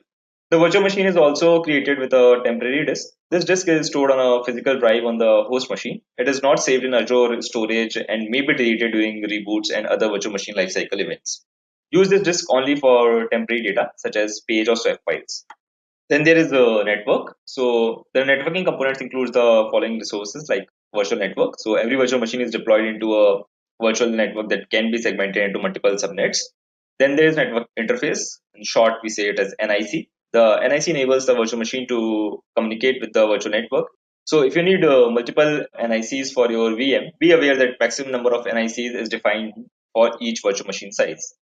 Then there's public IP address. A public IP address is needed to communicate with the virtual machine. For example, via remote desktop means RDP. So the public IP address can be dynamic or static. The default is dynamic. Then there is a network security group, where we say at NSG, which are used to allow or deny network traffic to virtual machines. NSGs can be associated either with subnets or with individual virtual machine instances. Then there are certain operations, so that includes diagnostics. So enable monitoring and diagnostics, including basic health metrics, diagnostics, infrastructure logs, and boot diagnostics. So boot diagnostics can help you diagnose boot failure if your virtual machine gets into a non-bootable state. Create an Azure storage account to store the logs or unplanned downtime. You can use virtual machine reboot logs to determine whether a virtual machine reboot was caused by planned maintenance. For higher availability, deploy multiple virtual machines in an availability set. Then there are backups to protect against accidental data loss. So use the Azure backup service to back up your virtual machines to geo-redundant storage. Azure backup provides like application consistent backups. Then there is stopping a virtual machine. So Azure makes a distinction between stopped and deallocated states. You are charged when the virtual machine status is stopped, but not when the virtual machine is deallocated. In the Azure portal, the stop button deallocates the virtual machine. If you shut down through the operating system while logged in, the virtual machine is stopped but not deallocated. So you will still be charged. Then there is deleting a virtual machine. So if you delete a virtual machine, the virtual hard drives are not deleted. That means you can safely delete the virtual machine without losing data. However, you will be charged for storage. To delete the virtual hard drive, delete the file from blob storage to prevent accidental deletion as a resource log to log the entire resource group or like log individual resources such as virtual machine. So this is all about the major components and how they work in synchronization with each other to form a virtual machine. So this is how the architecture looks like and how it works of Azure Virtual Machine. Now that we have a theoretical as well as an architectural understanding of Azure Virtual Machine, let's try our hands on it on how to create a virtual machine and how to connect it. So you can just go to the Azure portal. Here you see all the services which you have recently used, and you can just directly go search for virtual machines from here. Go to the virtual machines. Here you see there's no virtual machine being created till now, so you can just go to create. So subscription Azure Labs we have, and then resource group we have to give. If you already have a resource group, just give or create a new one from here. Resource. You can give a name as well. I'm going to give VM demo 01. Area is Central India, so yeah, region I'm choosing Central India, which is nearest to me, and also my consumers are nearest to me. That's the region I'm selecting. So always keep in mind while you select the region which is near to you and also to your consumers. Then in availability options, requirements, security type standard, Windows 2009 data center generation 2, right? Azure, no, not required. Size, then we have to choose. Yeah, I can go with B1 or you can like select any other size. You can see for all the sizes. So you can select any one of them. Like right now I'm using B1. I can use B2s as well. So I will just select B2s. That has 2 virtual CPUs and 4 GB of memory. Then I will be creating a username. So Azure admin is good for me. And I will give a username as well. It should be alphanumeric along with special character with 1 capital letters as well. So keep that in mind while creating the password. Password meshed. So let's go to the next step. Public and more not selected. Now selected report. So RDP 3389 you have to select if it's not selected. So yeah, now let's go to the disk. No thanks, not required. Then select whichever is viable for you, like SSD or HDD standard one. It also like the price is also dependent on which option you are going with. So I'm going with standard SSD right now. Next, networking. Nothing is required. If you want to change anything as per your requirement, you can change that to management. Auto shutdown. If you require enable, like if you enable auto shutdown, it will auto shutdown. That's depend on you. Right now, I don't require that. So go to the next one. Extensions and everything is there. So I'm selecting an extension here for myself. You can also like select which one is required for you. I require Microsoft anti-malware. Go next. So then I just have to create that. So I've created next text. If you want to add any text, you can. It's up to you. And then you can just go to review and create. So here you will actually get the price. Right now I'm not getting because I have a different kind of an company based account. But if you have any personal account, then you will be getting the total price of your virtual machine you're going to host, right? So you can recheck all the information you've selected for, all the services you have been selected, sub services, and then you can create it. So the virtual machine is getting deployed. So here you can see deployment to resource group is in progress. So now you can see the deployment is complete. So you can just go to your resource from here. Let's see what all is created. We can see a virtual machine is created, public IP address is there, a network security group is created for security purposes, then there's network interface being created, then a storage disk is being created, and as well as the virtual network. As we have understood, all these things are required in virtual machine architecture. You have understood, right? So that's all being created. So we can go to a virtual machine. Now you can see here status, it is running right now. Location, every the region location, you can see it's showing Central India, and you can see the public IP address as well here. So all this is here. You can actually like copy the public IP address and directly connect it through your remote desktop connection by pasting it here and connecting it, or you can just go to connect and go to RDP, and here you can like download the RDP file, the personal RDP file. Just for that one thing, remember you have to go back to that. You have to copy the IP for that. So you can see the IP is copied. So let's open the RDP. Yeah, go to connect. Yeah, so for that same IP, the RDP has been downloaded, so we don't require IP to paste. We can just give the username and ID that we have given while creating the virtual machine. So that was and then the password credentials. Yes. So we have created the virtual machine and now we have connected it as well. So here is your service manager which has been opened, and here how your virtual machine has been created. So virtual computer has been created. Here you can see the dashboard, all the things like add roles and features, whatever you want to add, and get from here, or you can create a local server given all the requirements. You can create a local server as well and come to this PC, and here you can see all like this is the storage. You have got temporary storage and main program storage. So this is how we can connect the virtual machine. I hope you have understood it. So stop this session. Yeah. So I've closed the virtual machine, and I can even stop it from here. If I go here and stop, so that it stops, like the charging cycle gets stopped. You won't be charged for running the virtual machine here. So through this, we can like save our cost. It is under process. It is getting stopped. Takes a little while. See, you can see the status as deallocating. Deallocating means it's getting stopped.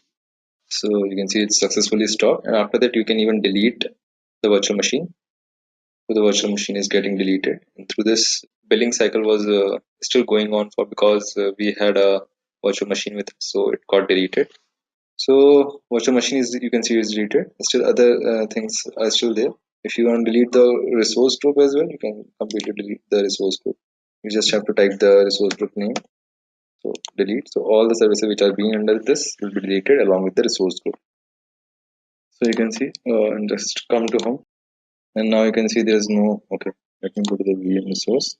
The resource not found because it got deleted. Okay, let me refresh it once again. So yeah, there's no resource group anymore. So this is all about the virtual machine and how to create it as well as how to delete it and all the concepts behind it. So next is the pricing options. So for pricing option, you can just simply go for Azure Virtual Machine pricing.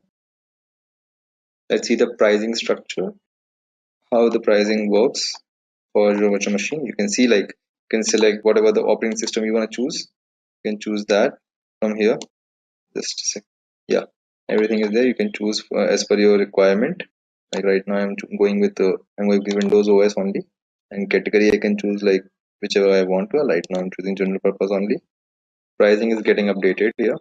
You can see BS series, AV2 and standard, D2A assistant, all standards are there. On the basis of that, pricing differs. And now if I choose the VM, just a second, Windows OS, choose the category that is general purpose. Then I have to choose the VM series. It is suppose I'm going to choose BS series. Then the region. Suppose I choose mine, Central India. Currency, no in rupees or dollars, it's up to you. Like suppose I'm going with dollar only right now. I'm displaying prices by hour or by month, you can see. And then you can come to see the prices, right? For B1s, because we have choose the B1s, right? BS series. So B1s, that is the price, dollar wise. Similarly, if you could go with a different series, like suppose we say this V5, then you can see the prices got changed. This is how it gets changed. So this is how you can look for the prices and go as per a requirement.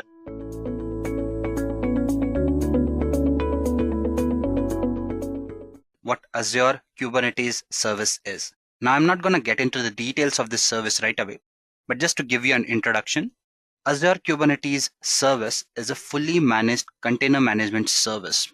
It is provided by Microsoft Azure, obviously, which is a very popular cloud service provider. And recent stats also state that it is one of the leading public cloud service providers in the market. So when you talk about Azure Kubernetes, it is basically managed by Microsoft Azure. What it does is it offers serverless continuous integration and deployment experience. Now, what does that mean? What we can do with it? We'll discuss all those things as we get into the details of Azure Kubernetes service. For now, we need to understand quite a few other concepts before we get to that point. But to summarize a few of its benefits, what Azure Kubernetes service does is, what it offers is end-to-end deployment, scalability, and availability. Now, how do these things work? We'll discuss that. But before that, let's try and understand what evolution of software development and deployment is and how it has evolved with time, right?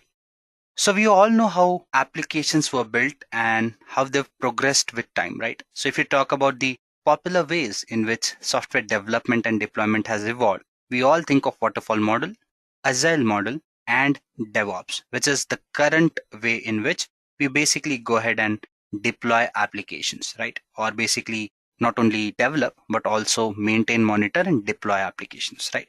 So let's try and understand all of these one by one. Let's see how they evolved with time. So when you talk about waterfall model, agile model, or DevOps, they all have these three things, which basically sets them apart, right?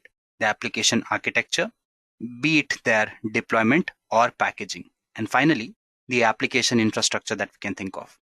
Now, when you talk about the application architecture, the first one, that is your waterfall model, is known for its monolithic architectures, right? Something that we came away from. If you talk about current generation, we are more into the microservices model that is handled by a DevOps, right? So when you talk about waterfall, we had monolithic applications. That means everything was inside a single application. Your servers, right? Your applications, be it your management tools and stuff like that, everything was inside a single application.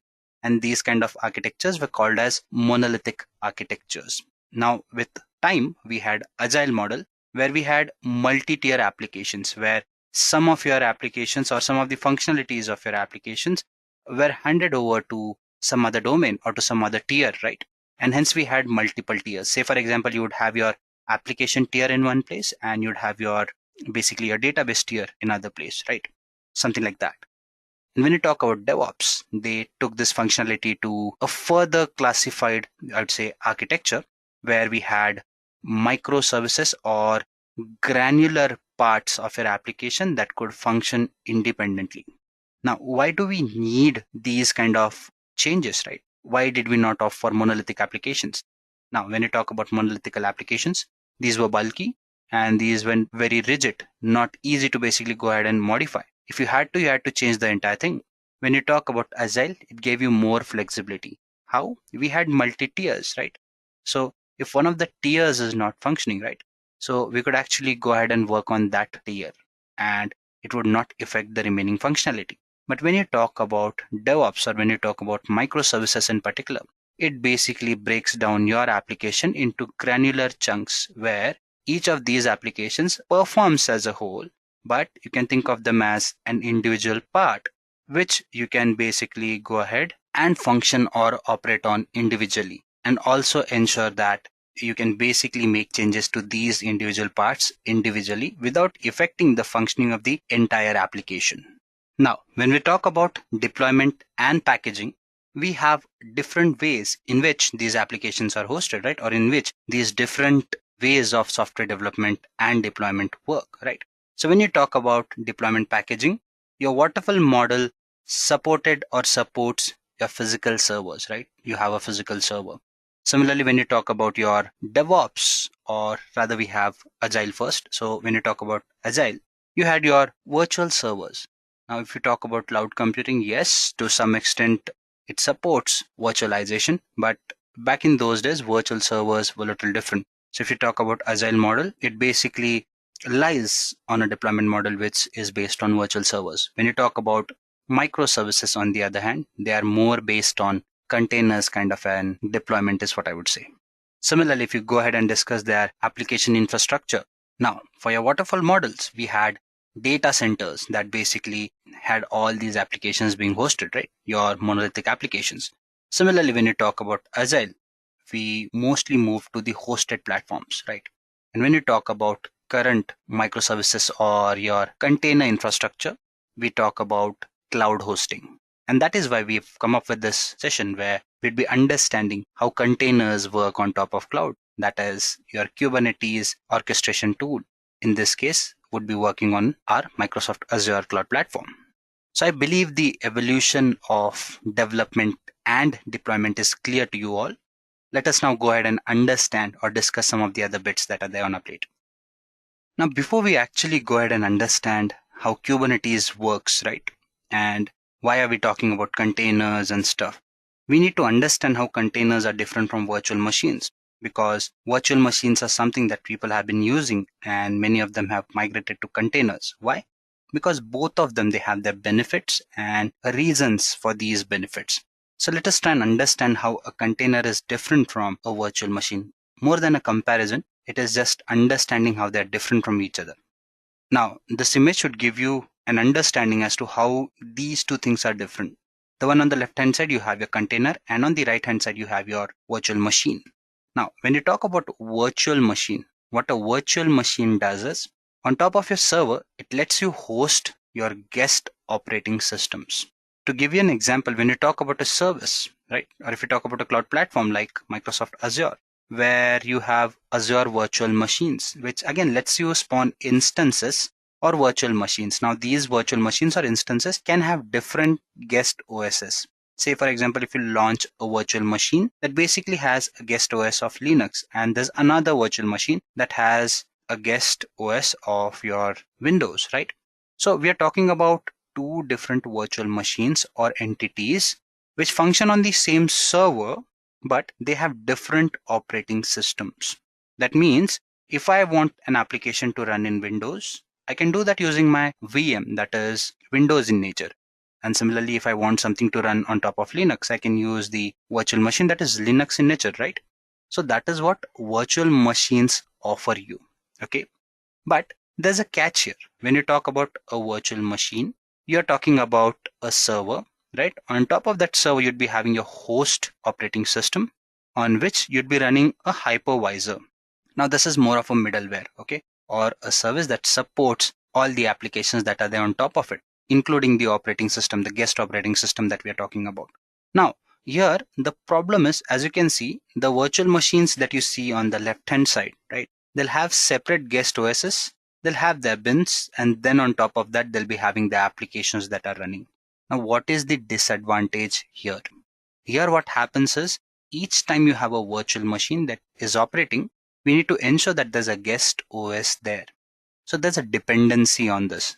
And what this does is, it makes it difficult for you to basically break this virtual machine from the existing infrastructure or architecture and make it run somewhere else, right? Because this is a complicated process. But when you talk about your containers, this is where the difference lies. Say, for example, I'll be having a Docker engine in this case, right? It can be anything. I mean, when you talk about Docker engine, it is a type of tool that provides you containers, okay? So supports container spawning for you in simple words. There are other container tools as well. We are not here to discuss Docker, but Docker is one of the most popular container tools. That is why you see Docker here. So think of it as your container image, what you see there in the left-hand side. So you can see that there's a server host, you have your hypervisor, you have your guest OS. So guest OS here is common, right? So when you have a guest OS here, what that means is all the containers that would be running on top of it would be running on the same guest OS. So you do not have a dependency where basically you have to ensure that all the guest OS requirements are also there in your container. So your container is more independent of the operating system, right? The only concern here though is in case of containers, you have to ensure that if you have one hypervisor or one Docker engine that is running for you, right? In that Docker engine where there's a single guest OS, in that case, you'll be running all your containers that are supported by that guest OS, right? Now, if my guest OS is Windows, I cannot expect myself to run Linux containers there. I'm just giving you an example, okay? So there's a drawback there. But the benefit here is, right, since your applications, your bins and your library files are independent, you can package them in a container and move them across easily. So you can run it on other Docker engines as well to support your claim. What that does is, since you have this freedom here where you're not dependent on your guest OS, right, or you do not have a guest OS inside your container, you get certain benefits. It makes your containers faster, okay, makes them reliable, and at the same time makes them efficient. So that is what basically containers are, and that is how they're different from virtual machines. So I hope by now the point here is clear to you all, as in how do these things function. Okay, let us now go ahead and understand the other bits. So now let us try and understand what Kubernetes is, right? Because many of us know that it is a container orchestration tool. We always try to compare it with Docker, which may not be the rightest things to do, or the best things to do rather. Why is that? Let's try and understand that, as in what is Kubernetes, why do we need it, and is it same as Docker or not? Okay. Now, here are few things that would tell us why do we need Kubernetes, and how it is different from Docker is something that I would discuss in this bit itself. Now, when you talk about Kubernetes, it is used for container communication. Now, this is where it is different from Docker. When you talk about Docker, it is something that lets you basically set up containers and work with containers. Okay. When you talk about Kubernetes, it is something that lets you manage these containers, be it your Docker containers or be it other kind of containers as well. So that is what Kubernetes does for you. Now, let us try and understand why do we need something like Kubernetes to manage these containers, be it a Docker container or be it any other container.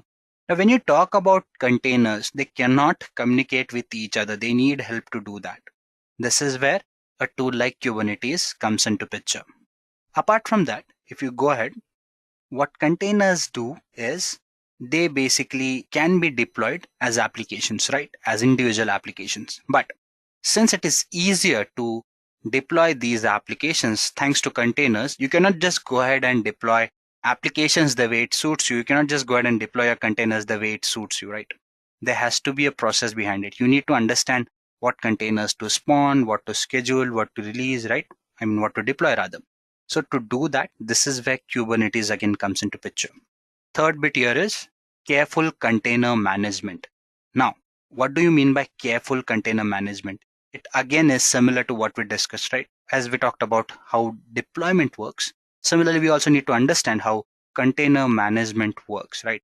When you talk about containers, there are quite a few pointers that come into picture. Now, at the start, when I talked about Azure Kubernetes Service, you realize that there were certain pointers that talked about, there were some highlights or features there on the first slide that showed you it helps you in better deployment, right? And quite a few other things.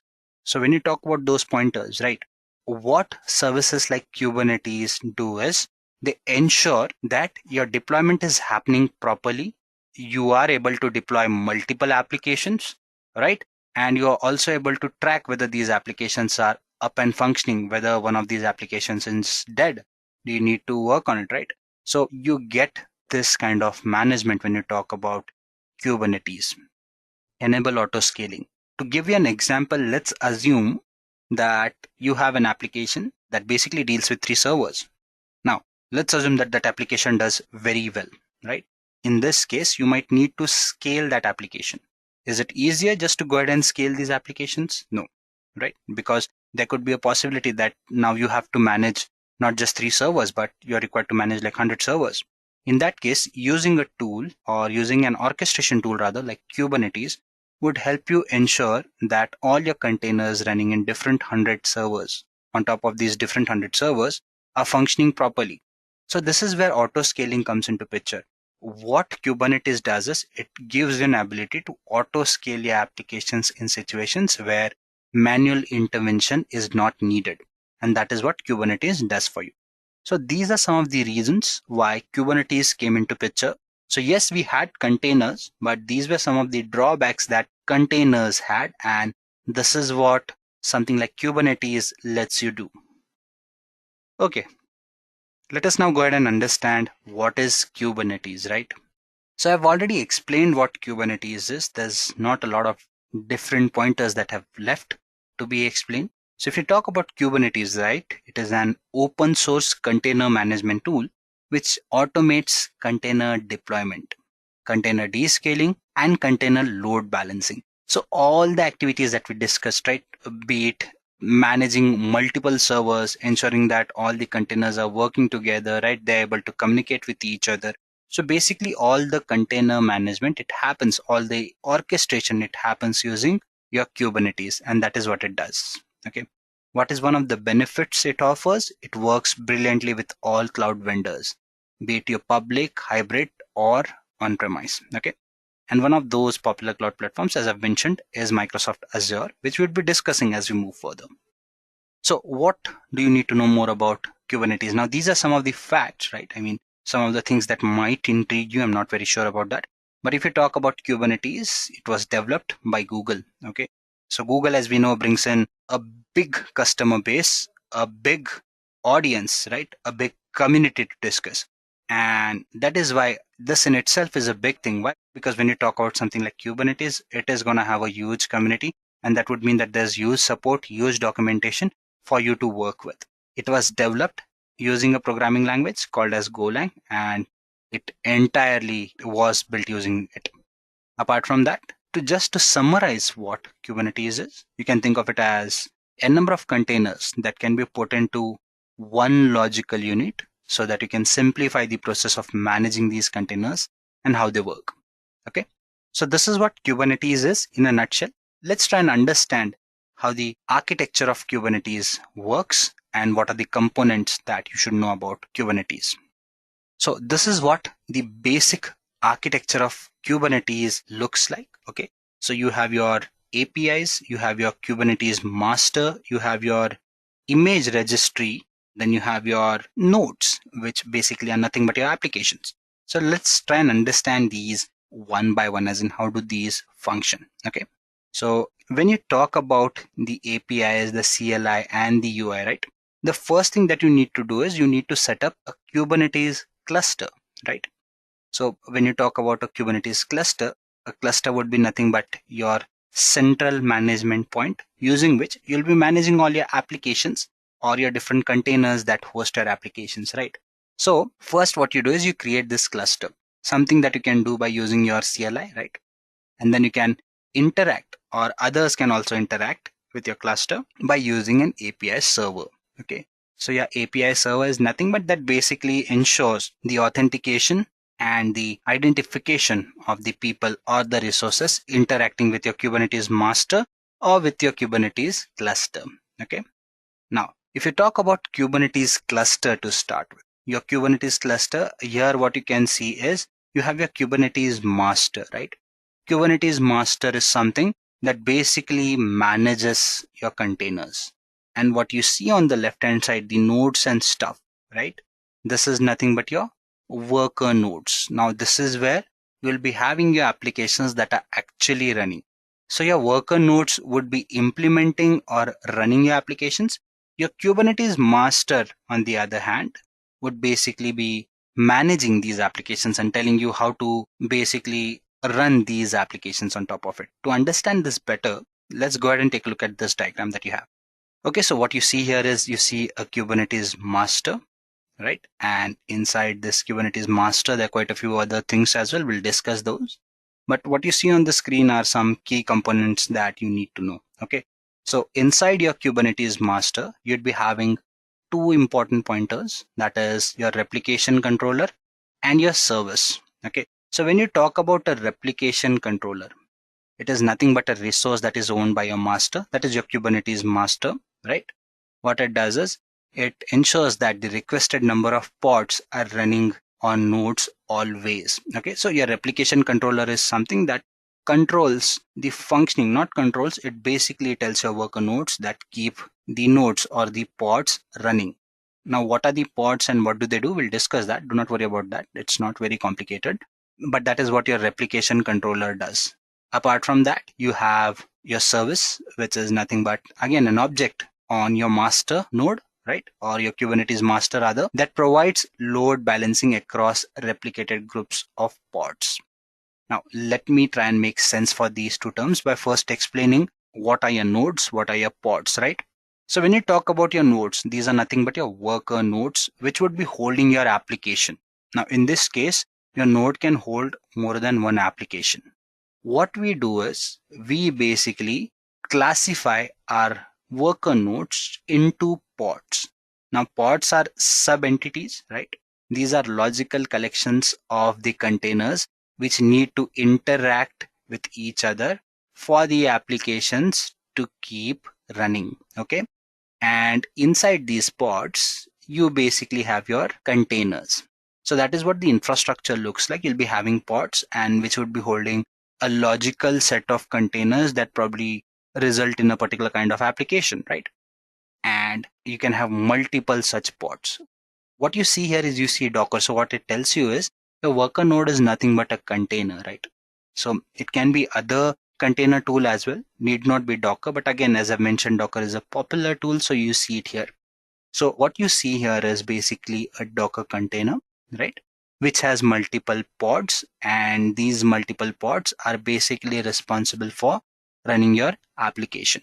And who controls all these applications? Your Kubernetes master. So assume a situation where you need to scale up a particular virtual machine, not a virtual machine, in this case, a particular node.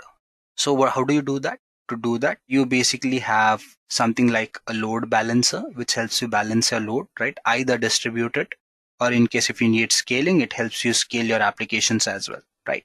And then you have your replication controller that basically ensures, right, your application is running. So what your replication controller does is it tells your node that this application has to run, okay? And who makes it run? There's something called as kubelet. Now inside every node, there would be another entity called as kubelet. That kubelet is responsible for running your application. So this is how your Kubernetes architecture looks like, and this is how it functions. Now we've understood what Kubernetes is, how it works, right? Let us now go ahead and understand Azure Kubernetes Service. Now, to give you a brief about Azure Kubernetes Service, as I've already mentioned, it is a Kubernetes service that is hosted on the Azure cloud platform. Okay, so let me just go back to the slide one and explain that again so that we can go ahead and understand how working of Azure Kubernetes happens. So we've already seen this slide, right? What is Azure Kubernetes Service, but now it would make a lot more sense for you. Okay, so what can happen or what Azure Kubernetes Service offers to you. Now, if you talk about Azure to start with, it is a popular cloud service provider. What that means is with Azure Kubernetes or with Microsoft Azure, you can basically have various services that help you in software development, planning, management, right? Be it your administrative practices, development practices, or architectural practices related to a software. All these things can be hosted on a public server in this case, which again can be your Microsoft Azure cloud. Now, what it does is it basically gives you all the services that are needed to carry out all the actions that I just mentioned, where you can rent these resources or follow a pay-as-you-go model and use these services to benefit your requirement. Okay. Now, when you talk about a platform like Microsoft Azure, which again is a cloud platform, as I've just mentioned, the possibility of dealing with applications are plenty, or the possibilities rather are plenty. So you can do so many things. So what that does is that gives developers or application owners options to work with these applications in numerous ways. Okay. it simplifies their complications, right? Since if you're talking about a platform like Microsoft Azure, it helps you basically orchestrate quite a lot of activities, be it managing your servers, infrastructure, right? Be it basically load balancing, be it auto scaling, all these things can be controlled by using a cloud platform. So what that does is that gives developers this added benefit, okay, or the application owners this added benefit. And that is why what these cloud platforms are doing these days is they are encroaching or basically covering different domains, be it your big data, DevOps, analytics, right? All these things are or can be implemented using these cloud platforms, because when you talk about these cloud platforms, they're already owning various markets of software development and application hosting. Okay. So that is why having something like Kubernetes work on top of Azure is a benefit. Why? Because some of the complications that you'd find difficult to implement using Kubernetes can be controlled by using Microsoft Azure. And that is why you have these added benefits, be it your end-to-end deployment, be it your availability or scalability. If you talk about some of the benefits that it actually offers, what it does is you pay only for the nodes that you use. That means last time I checked, Microsoft Azure did not charge you for your master node. You only get charged for your worker nodes that you use. Okay. Your cluster upgrades are easier, so you do not have to worry about the patching part and stuff like that. Integration with various Azure and other tools and services becomes easier. Not just that, what you can also do is you can actually go ahead and enforce various rules that are under Azure policy across multiple clusters to have uniformity if you need to, right? What you can also do is you can scale Kubernetes and other nodes using autoscaler that Microsoft Azure supports. And you can even expand your scale even greater by scheduling your containers on Azure containers. So that is what Microsoft Azure Kubernetes service provides you with. Okay. Let us now move further in this Azure Kubernetes service tutorial video, and let's try and understand some of the other important pointers, like how does the architecture of Azure Kubernetes services works. Okay, to understand the working of AKS or Azure Kubernetes service, right? You can see this diagram on the screen. It's a fairly simple diagram and it tells you what Azure Kubernetes service does. Okay, so we've already seen how Azure Kubernetes architecture works, right? I mean, we know what all components it has and stuff like that. This is a more detailed view. So what you'll have is you'll have again a Kubernetes master node or cluster is what you can call it. Okay, so in this master node, the functionality would be same. It would be controlling how the deployment and how the management of your containers work. So basically, Azure will manage your master node. It will basically help you control quite a few activities that are there. As a customer, you'd be managing the applications only. There too, you would have support from Microsoft Azure. How we would understand that? Now, if you talk about the control plane, what you have here is you have your API server. Now, when you talk about your API server, what it does is it basically tells you how the underlying Kubernetes APIs are exposed. Okay. What this component basically does is it provides the interaction for your management tools, be it your Kubectl or the Kubernetes dashboard. Similarly, you have your etcd. Now, etcd basically what it does is it maintains the state of your Kubernetes. When I say the state of Kubernetes, I'm talking about the Kubernetes cluster, and basically it helps you control all the configuration that is there. This thing is highly available and it is key value based in nature. Okay. What you also have here is basically you have a scheduler. What a scheduler does is it lets you create and scale your applications to basically determine which nodes can run on what workload and stuff like that. Okay. And finally, you have your controller manager. Now, this is an important bit again. What it does is it controls or oversees a number of smaller controllers, whether they're performing their actions or not. And what it also helps you in doing is replicating the pods that you have and handling your nodal operations as well. So this is what your control plane does, and it is basically managed by your Azure. Now, what is the benefit of having Azure manage it, right? Since Azure is managing it, you do not have to worry about the configuration part, setting up part, right? Your cluster node is basically set up by Microsoft Azure, and that is what it simplifies. Then the other bit is your customer managed bit, be it your kubelet, right? Kube proxy, your container, and container runtime. To understand this better, I think this diagram should draw a clearer or a better picture for you. Okay. So basically, when you talk about your customer part, now there are quite a few things that you need to know. I've mentioned kubelet, which basically lets you run your pods, right? Your pods are run by your kubelet. That is what your kubelet does. Okay. There are other things as well that you need to know here. You have your Azure Virtual Network Interface. Now, it is something that takes care of all the interface requirements that you might otherwise have. Okay. And similarly, you have your kube proxy, right? Kube proxy again works together with your virtual network interface, right? Or basically your Azure virtual network and tells you what needs to be done. Okay. Now, all these things, they reside on a virtual machine again. So we've discussed all the differences and benefits of it. So what Azure does is it basically launches a virtual machine for you on top of which your containers would reside. Okay. So when you talk about these containers again, these are nothing but your applications that are running for you. Okay. And these are the services that would help you actually implement or control all these applications that are there. You can actually go ahead and scale up your virtual machines to meet the requirements of your application in different ways. So this is how the working of AKS is. I mean, this is how the master node works, and this is how your basically customer node or your worker nodes work when you talk about AKS. We'll see these as we get into the demo part. But before that, let's go ahead and understand a use case or see a use case as to how vehicle safety with AKS is supported. Now, when we say vehicle safety, we are talking about a use case that was set forth by Bosch. Okay.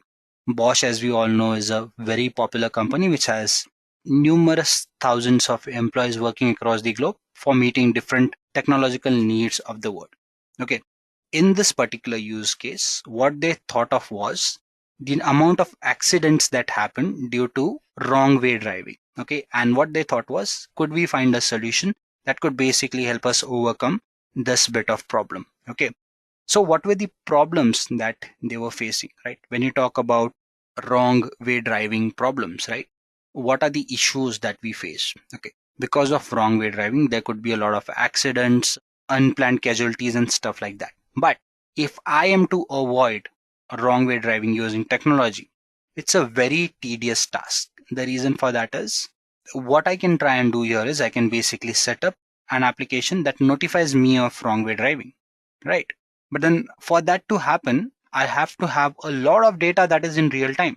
And when I'm driving, my only way of fetching data is by using cell phones and GPS, right?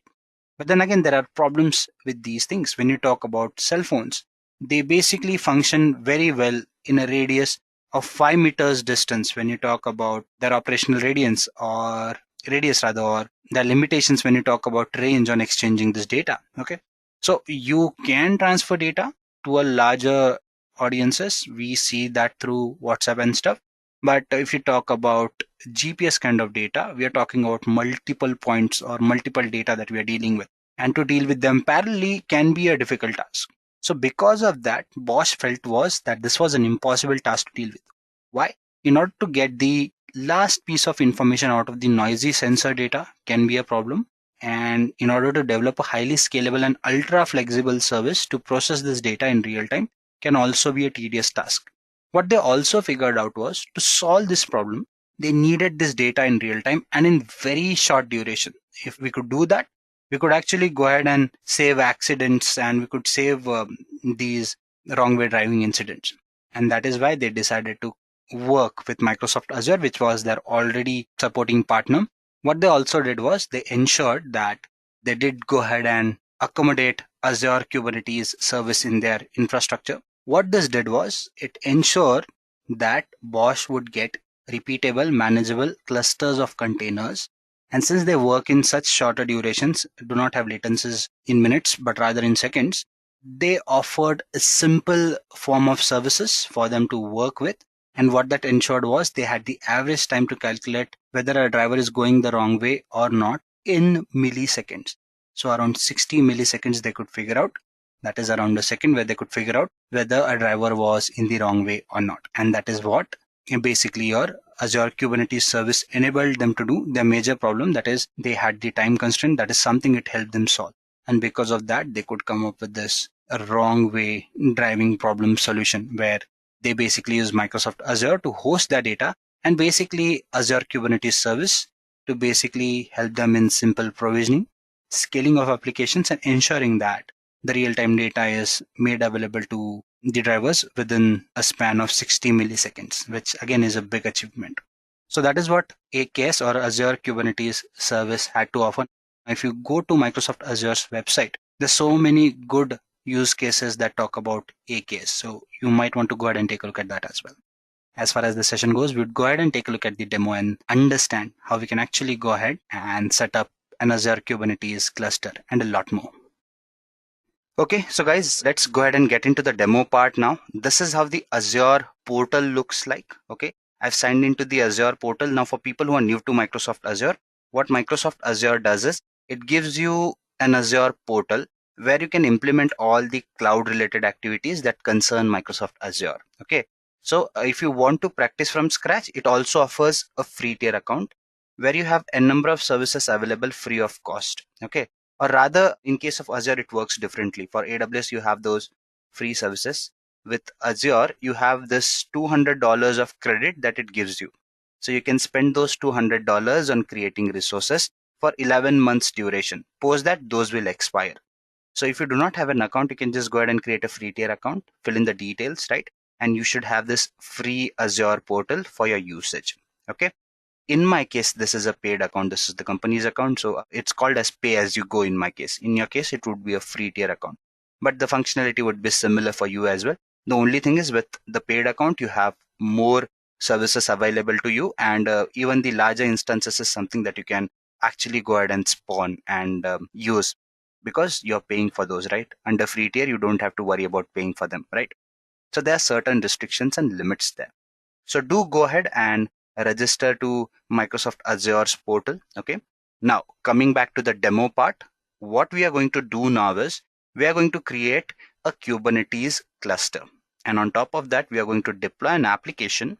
And the application would be a basic pre-built app by Microsoft Azure. We are not going to create a new app. I'll be sharing the code for the application. So do not worry about that. So we are just going to go ahead and use that pre-built code. And we are going to deploy that code on top of Kubernetes cluster that we have. Okay. So the main thing to note here is we have to see how easily the cluster is created. We are not concerned about the orchestration process at all here. Everything is taken care by your Microsoft Azure, and that is what we are going to look into. So let's not waste any time. Just quickly go ahead and get an instance in place, rather a cluster in place. Okay. So to do that, we are going to click on this icon and say create a resource. Okay. Here you can see all the service domains that are there for offering. So I'm going to click on the containers one and click on Kubernetes service. Once you do that, you see you'll be brought to this page and you'll get all the details, right? AKS manages your hosted Kubernetes environment, making it quick and easy for you to manage containerized applications. The main point is without having to container orchestrate or have any expertise in that. Okay. It eliminates the burden of ongoing operations and maintaining, provisioning, upgrading, scaling your resources rather, which happens on demand here. So you don't have to worry about those things. So let's just go ahead and create a resource group. So for people who do not know what resource groups are, resource group is nothing but you can think of it as a small container or a folder where you put forth all the necessary things that are important for your resource to work. Now, in this case, our resource is Kubernetes. So quite a few other nitty-gritties related to it would be in the resource group. Okay. So let's just go ahead and create one. So I'm going to click on create new. Let's just say we have RG for demo. I'm going to give a simple name so that I can remember that. Okay. So I'm going to say, okay, I'm going to create a cluster. I'm going to call it cube cluster. Okay. This is enough. So cube, let's call it cube cluster. Okay. And this is in place. Where do I want it? If you're using a pay-as-you-go model, there won't be any restrictions here. If you're using free tier, there might be some. Okay. So just select any region that you want to do. I'm going to randomly select a region now. What region it should be? My region would be, okay, let's pick this one. And it would ask me how many nodes do you want to create? Let's create one. Since it's a very simple demo, we do not need more nodes. Okay. We've discussed what nodes are, right? So that is what we are doing. We are creating a node here where our application would run basically. So I'm going to say review, or let's just go ahead and see if we have all the settings. Node pools, authentication, you have two options, whether you want your server or rather your cloud platform to manage your identity pools and basically create resources accordingly. You can do that, or you can select a service principal, which is an older way to do it, where you use an Azure Active Directory to do that. So there's no rule here. You can go for this one as well. I'm just going to do this just because I've thought of showing it to you. I selected that. It does not hold a lot of impact on our demo. Okay. Just going to say create and review. Okay. So for creating this thing, now it will review all the requirements. If the requirements are in place, what it will do is it will just go ahead and create your cluster and put everything in place. Okay. So it says, do you want to create it now? I'll say yes, create. Okay, let's just refresh and see whether our application is done. It's still deploying.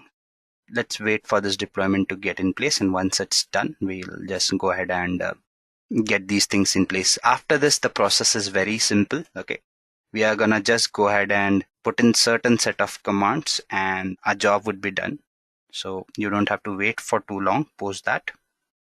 Okay, let's just refresh it again and see whether it's in place. Normally it takes a couple of minutes, so could take longer, right? But it's a very easy deployment process. So let me give you an idea as in what happens when you say that the deployment is happening. So first, your Kubernetes will actually go ahead and launch a Linux instance to start. Okay. So once the Linux instance is in place, that is when we'll actually go ahead and put forth all our resources on top of it. In that Linux instance, we'll set up a cluster, right? All the nitty-gritties that we need, and on top of that cluster, our application would start working. Here in this case, it would probably set up a cache, could be a Redis as well. We'll have to go ahead and look into it, whether it's that one. Okay. And then accordingly, we can go ahead and implement everything on top of that. But we don't have to get into the complications of things. It's a fairly simple process for us. Okay. Okay, let's just go ahead and refresh it once more.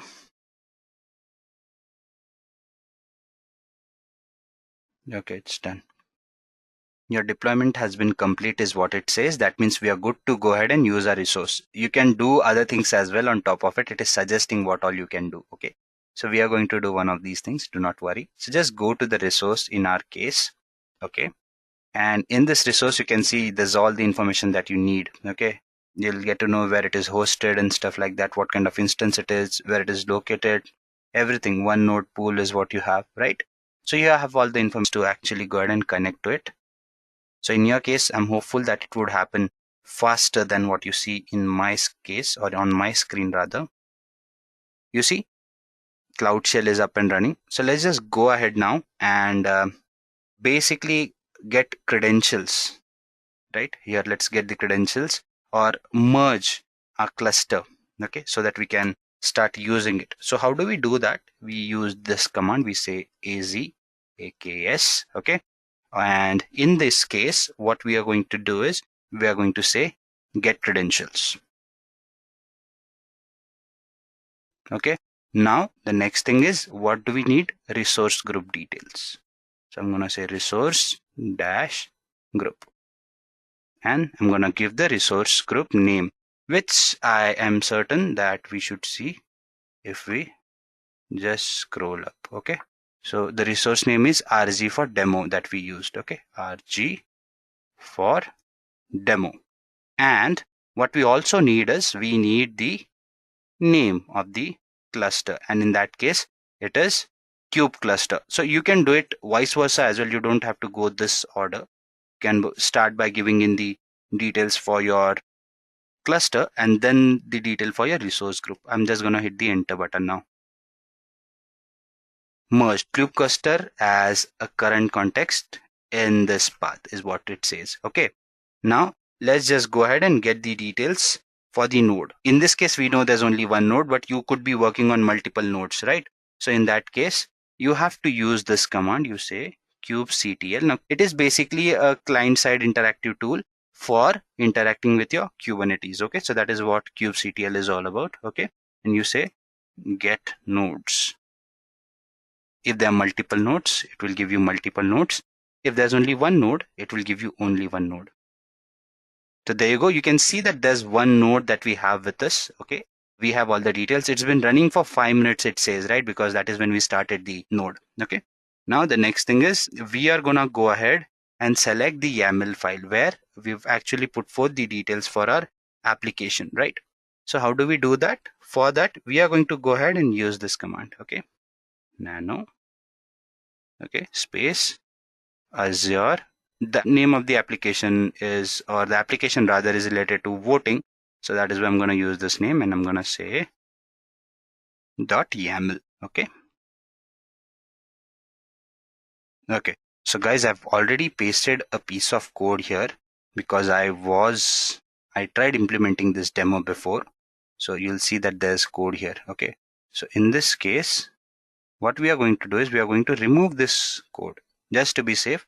I'm going to just paste the code again.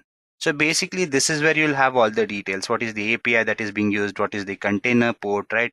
What is the memory that you are using? What call are you making, right? All those details are here. Do not worry, I'll share the link to this piece of code in the description. If not, you can just look for Azure demos or getting started with Azure on your browser and you'll find this piece of code. It's available everywhere. You'll get this code on GitHub as well. I do not own this code, so I will not take any right in saying that this is something that I've created. It is a code that has been used and it is somebody else's work. Okay. So you may check out online the details. I'll also pass in the details in the description. Okay. So everything is removed now. I'm just going to go ahead and paste my piece of code here. Okay. I'm going to say paste, and all the same code is again here with us. Okay. Now, how do I go ahead with it? In this case, I'm going to say justify, cut, uncut. Do I want to replace? I'm just going to say exit for now. So it's Control X in my case. And I'm going to say no, we'll discard the changes. So we'll say yes. So Y. That means it will save my code. Okay. I'm going to hit enter now. So it will take me back to my cluster. Okay. The next step is, now what we are going to do is we are going to go ahead and call out this YAML file. Okay. So once we do that, this is how we are going to do it. We're going to say kubectl again. Okay. And apply /f Azure. What was the name again? /vote dot YAML. I'm going to hit the enter button. And there you go. What it has done is it has created a vote back application. Its front is created, its back is created, right? So we need to see how it looks like, right? So we are going to find out all the details, as in if we want to watch this app working, we need the details for it. So we are just going to go ahead and use a command called as get service. Okay, so get service is in place. And in this case, again, my app name, Azure vote, but this time I want the front. Okay, so I'm going to say front and I'm going to say watch and hit the enter button. I basically made a blunder here, and that blunder is we have to call this command through kubectl, right? So in this case, again, we'll have to type the remaining command again. So I'm just going to do it quickly. Okay, get service Azure vote dash front watch. And there you go. You have your external IP here. So guys, at times what you see here, your external IP, if your system is very slow, which is in my case, but I don't know how it happened. Its age is only 85 seconds is what it says. So normally it takes time for you to see this external IP. Okay. But luckily we can see it. So I'm going to just copy it here. Okay. And I'm going to paste it here. And this way we should be able to see the application that we've created. Okay. So you can see you can vote here. One, let me vote for dogs, twice, thrice, and I can just go ahead and reset it as well. Okay. So guys, this is how you actually go ahead and create a cluster. Okay. A suggestion here would be you delete all the resources that is there. Delete this one, delete the resource group, and also the Azure Active Directory so that you do not get charged. If you want to see what all we did here, right, and how the performance went on, Azure lets you track all the working as well, right? If you want to take a look at the insights and stuff, if you click here, you'll have all those details as well. So there you go. If I just refresh it, you should have all the details, right? how long did we use the cluster. This is where the usage started. Okay, so you'll get all these details that you want. So you can do that. So that's it. I believe this demo was clear to you people, and you got to know what things we've worked on, how we've used these things, and how basically your Kubernetes cluster works. Okay, so we've created a simple Kubernetes cluster and explored it. Ensure when you go back, you just delete. Just go to the resources and delete the resource group, the cluster, and the active directory, if any.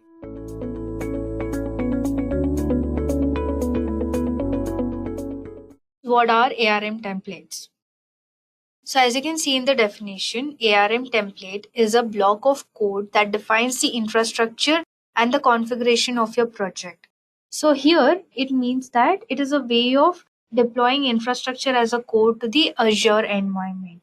So here you create a project in that you define the objects you want, and you also specify their properties, names and their types, and you convert it into a JSON file.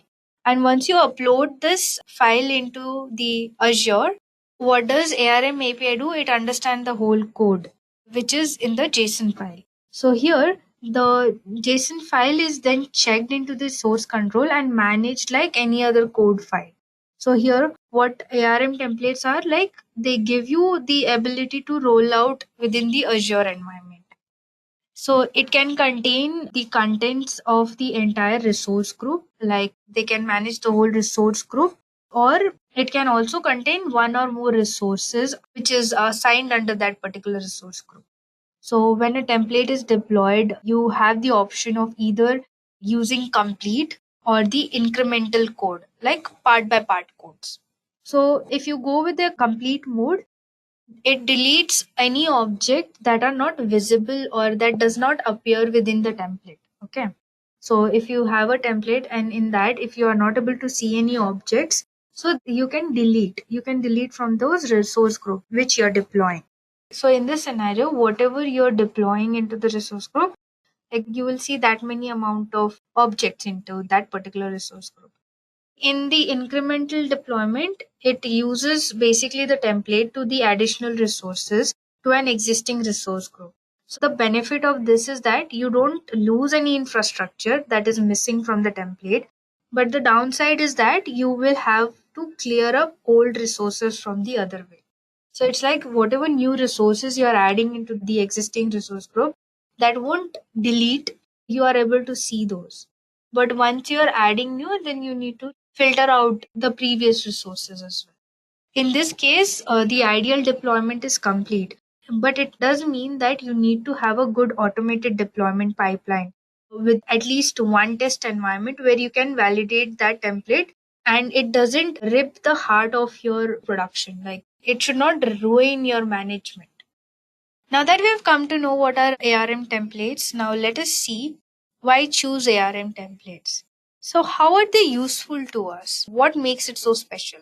So there are a few advantages which validates that how ARM templates are useful to use in Azure environment. So we'll look onto them one by one. So our first is declarative syntax.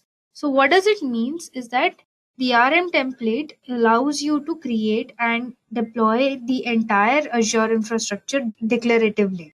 So it means here that if you're using the RM template, you can create it while declaring by declaring all the codes in the JSON file. You declare your needs, your properties, and everything. It is very declarative. You declare, then it allows you to deploy it in that way itself. Okay. For example, you can not only deploy virtual machines, but also network infrastructure, storage systems, and any other resources that you need within that Azure environment. You don't have to go one by one, like first you create virtual machine and then you can go to storage account. You can create it at once. Next is repeatable results. So here you can repeatedly deploy your infrastructure throughout the development lifecycle and you have the confidence that your resources are deployed in a consistent manner. It is not key you can only deploy once, you can deploy it more than one time. So and you get the consistent results out of it. Like whenever you deploy, you will get that much appropriate results consistently. So here the templates are idempotent, which means that you can deploy the same template many times and the same resource types in the same state. So if you have created a template, you can deploy it more than one time. So whenever you deploy, the resources under it will give you the same results. You can develop one template that represents the desired state rather than developing lots of separate templates to represent updates. Next is orchestration. So, what do I mean here is that you don't have to worry about the complexities of ordering operations. So, the resource manager orchestrates the development of interdependent resources so they are created in the correct order. So, here you don't have to worry that in which order, like you don't have to think that which one should be deployed first, which one should be deployed second. So, ARM template manages, it reads the code and it manages itself and it makes it in order which has to be deployed first, which has to be deployed last. So it is done by the ARM itself. You don't have to do it manually. When possible, Resource Manager deploys a resource in parallel so your deployment finish faster than serial deployment. It can also manage your time by just deploying the resources parallelly. So it can do the multitasking work, like it can deploy two resources at once so that you get the faster results. And you don't need so many commands to it. You can just deploy the template through one command rather than through multiple imperative commands. So here you just need to like hit a command to run this particular template and it all your other tasks are done simultaneously. Next is modular files. So here you can break your templates into smaller reusable components and link them together at the deployment time. You can also nest the one template inside the another template. So you can break down these templates into one or more parts and then you can link them. You can also just create a nested loop out of like you can create a proper chain how your deployment should process. Next is you can create any Azure resources. So as we said, you can immediately use new Azure resources and features into the templates. As soon as a resource provider introduces new resource, you can deploy those resources through these templates. So you don't have to like wait for the tools or modules to be updated before using the new services. If you want that particular service to be included in your template, it automatically grasps that particular service and it makes it ready to deploy. Next is testing. So when we talk here about testing, you can make sure that your template follows recommended guidelines by testing it with the ARM template toolkit. So what does it do? It helps you like to test whether your whole process or your whole project is running smoothly and based on the requirements or not. So the test kit is a PowerShell script that you can just download from GitHub or any portal. So the main benefit of this toolkit is that it makes it easier for you to develop expertise using the template language itself. Everything is within the ARM itself. You don't have to have a separate testing toolkit for it. All right. Okay, so one of our folks named Rohan has asked, is there any other toolkit available? So as I said, Rohan, the testing process is within the ARM manager. So ARM itself has its own toolkit. So when you're deploying a particular template into that ARM API, so once it is in the process of deployment, it checks once it is deployed, it will automatically go under the testing process and it will test the whole template over there. So you don't need an extra toolkit for it because ARM is one whole soul thing. It is managing your services, it is managing your resources, whatever you're deploying into the Azure. And lastly, once it is deployed, it is also testing it whether that particular resource is working smoothly or not. I hope you got clear with this. Moving ahead, we have deployment blueprints. So before we see what is the advantage of these blueprints, let us understand what are basically blueprints. So just as blueprints allow a particular engineer or an architecture to sketch a project's design or the parameters. So Azure Blueprints is also one kind of them that enables the cloud architects or the central information technology groups to define a repeatable set of Azure resources that implements and adheres to an organization's standard patterns and requirements. So basically, the blueprint makes it possible for the development team to rapidly build and start new environments with same trust that they are building within the organizational compliances. With a set of built-in components such as networking, speeding up of development and the delivery. So basically, it is a declarative way to orchestrate the deployment of various resource templates and other artifacts such as role assignments, policy assignment, ARM templates itself, resource groups. So, what is the advantage of deploying blueprints is like you can meet the regularity and the compliance standard. So, these blueprints include pre-built templates for various architectures, which will help you organize your work as well as fasten your deployment rate. Next is track deployments. So in Azure Portal, you can review the deployment history and get information about the template deployment. And you can also see the template that was deployed, the parameters value passed in, and any output values. Other infrastructure as a code service aren't tracked through the portal. So here, whatever your deployment history, you can track down the deployment history. You can also get to know which template has been deployed and what were the parameters under that particular template and what output did you get out of those templates. So you can keep a track of each and every deployments. Next is exportable code. So here you can get a template for an existing resource group by either exporting the current state of the resource group or viewing the template used for that particular deployment. So viewing these exported template is a helpful way to learn about the template syntax. Lastly, policy as a code. So Azure policy, as we know, Azure policy is a policy as a code framework to automate the governance. So if you're using the Azure policies, policy remediation is done on the non-compliant resources when deployed to the template. So these are some of the key benefits of the advantages of ARM templates, which makes it more useful within the Azure environment. Now let us understand what are templates. So basically, the template is a JavaScript object notation or a JSON file that defines the infrastructure and configuration of your project. As we had discussed before, to create a particular object or if you want to run a particular resource, you need to specify what services you want to use and what are the parameters, its properties and its name and all the information into a JSON file and then you upload it. So it becomes a template. The JSON file is nothing but a template that is run inside the ARM, that is nothing but Azure Resource Manager. So the template uses a declarative syntax which lets you state what you intend to deploy without having to write the sequence of programming commands to create it. So in the template, you specify the resources to deploy and the properties for those resources. That is nothing but in the JSON file, you specify each and everything.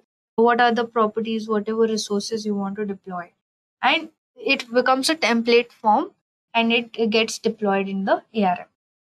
Now that we have understood what are templates, now let us understand the template design.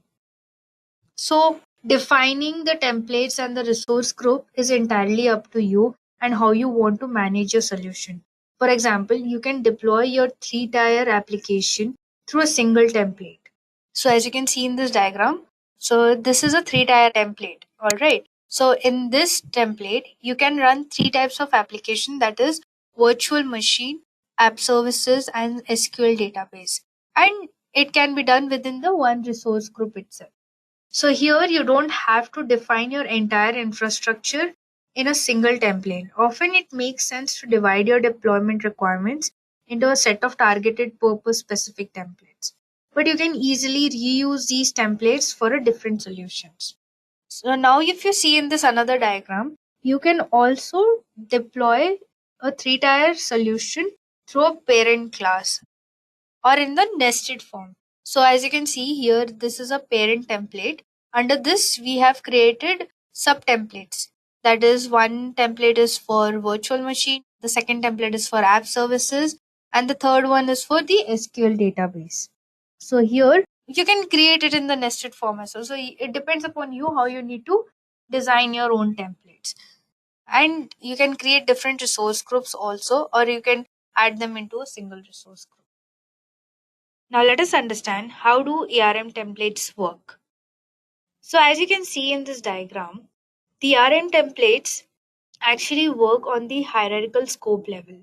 So as we know, there are different ways to create our resources like Azure Portal, Azure PowerShell, and Azure CLI. And apart from the Azure environment, we also have the third party clients, those are REST clients.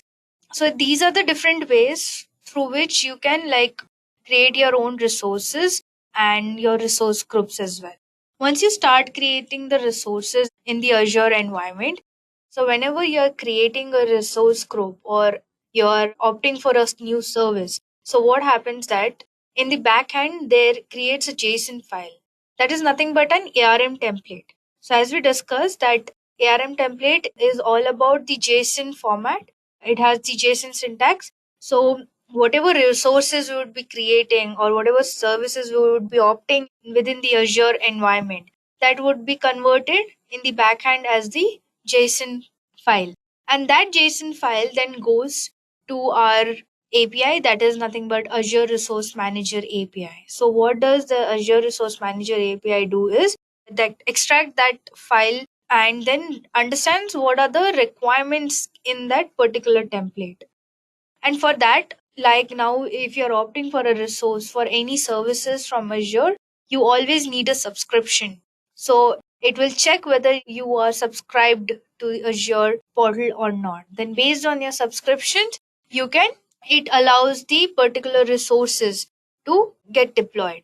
So once your subscription is authenticated, then you have a resource provider.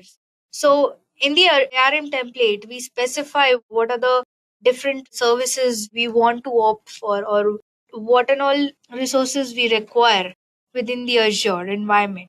So it goes automatically into a resource provider, and within that, we can run multiple objects that are nothing but our services. For example, virtual machines, app services, storage account, and SQL. So this is how ARM templates or the whole Azure Resource Manager work. So in a just if I call it as is like whatever resource you are trying to create in the Azure portal or through PowerShell or through CLI or from any third party application. So it does have a template and in the backend, which is then extracted by the RM, that is a Azure Resource Manager API. Then it processes the particular template for the deployment based on your subscriptions. Now we know that how templates usually work. It uses the JavaScript object notation syntax that also includes the advanced capabilities. So in this particular syntax, we have the different components. So the first component is the parameters. So what are actually parameters? So here the parameters allow you to pass the different values to the ARM template for use during the deployment. Some common examples like you can include the names of the resources or which Azure region to host them. So what do they do is it enables your templates to be more dynamic and used across the different environments. So parameters require a name and a type. So here you can include strings, array, objects, integers, boolean, or any secure string like password. Optionally, parameters also contain the discretion of how to use these particular parameters. So you can include default values to your parameters so that you do not need to provide one at runtime and you can configure it with a set number of values. So this configuration is helpful when you want to limit what SKUs or location a person can deploy the resources. The next component is functions. So in ARM template, functions allow you to create complicated expressions that you don't want to repeat throughout the template. So here what functions actually do is there are a lot of functions in other programming language. Like when we code, you add on different kinds of functions, like more than one function you can add. So you have a list of functions into it. But here you can tell them when you need to run them and you can pass informations to them and expect the return value from there. For example, say you need to create a unique name of a resource. So instead of copying and pasting the same code to generate the unique name, you can create a function that makes the unique name. For example, if a function called as unique name with a parameter name prefix returns a unique name using the resource group ID. So here, note this namespace value. So this value can be anything you want. So here the functions require a different namespace value to avoid a naming conflict with the regular template function. Next is variables. So variables are not much different in ARM templates that you find it in other programming languages too. Here, the variables contains the values that are used repeatedly throughout the template. Like functions, you can use variables to create complicated expression. Like functions, you can also use variables to create complicated expression so that you don't have to repeat them into the same template. And like parameters, variables have the same data types such as strings, objects, and integers. So you can define variables using colon as a signed operator. For example, instead of passing the Azure region as a parameter, you can define it as a variable. So you can just type down the location and whichever required location you need, you can specify there. Next are resources. So what are resources basically? So the resources defines the Azure resources to deploy within the particular template. So the resources can be anything as small as a network security group, all the way to, like it can be virtual machine, storage account, or functions, or any other services which are within the Azure environment. So when you specify a resource, so you have to give a couple of explanation in each part. Like you need to specify the name of the resource, and then you also need to give the type of the resource you need to deploy. Whether you need to like refer to the high level family of the resource to deploy. For example, like Microsoft.compute, Microsoft.storage, or .network. So this will help you out to map out these resources to deploy more precisely. Next, you need to also specify the API version, that is like to check the configuration of that particular resource. So you also specify the dependencies. So here dependencies determine the order of Azure, how Azure should deploy these particular resources. So for example, if an ARM template is deploying a virtual machine and then a virtual network, so the virtual machine will exist first before creating a virtual network. And then you start giving up the properties. So here the properties contain the configuration information for the deployment. And last is the output. So the output section will define the values and information returned from the deployment. It is helpful for the data that Azure dynamically generates through the public IP address. So these are the key components that are used in ARM templates and which will help you to work with these Azure Resource Manager. Now that we have an overview on the ARM templates, and all the key concepts related to ARM templates, now let's have a quick demo and let's see how do they actually work.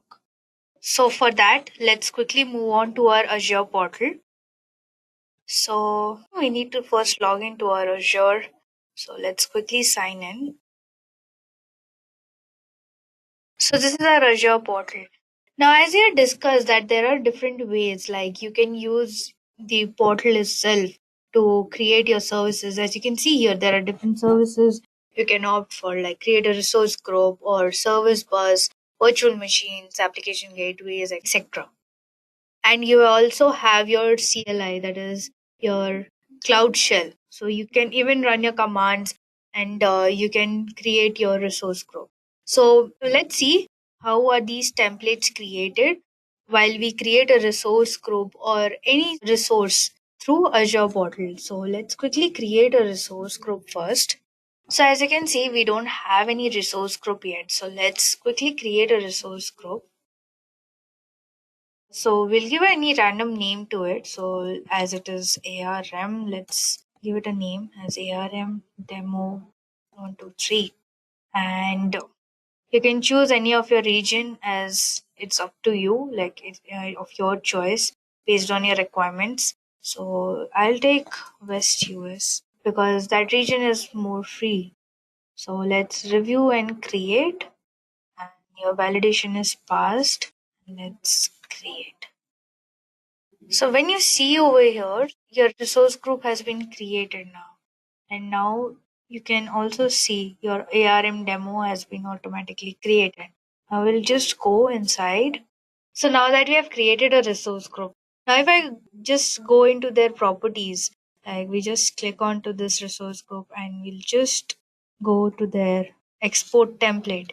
So here you can see the template has been created. So this is a snippet code where it shows whatever object you have created. So under that, what are the parameters and what are the variables you need to add. This happens in the backend once you create any resource or any resource group. So one of our folks have a doubt.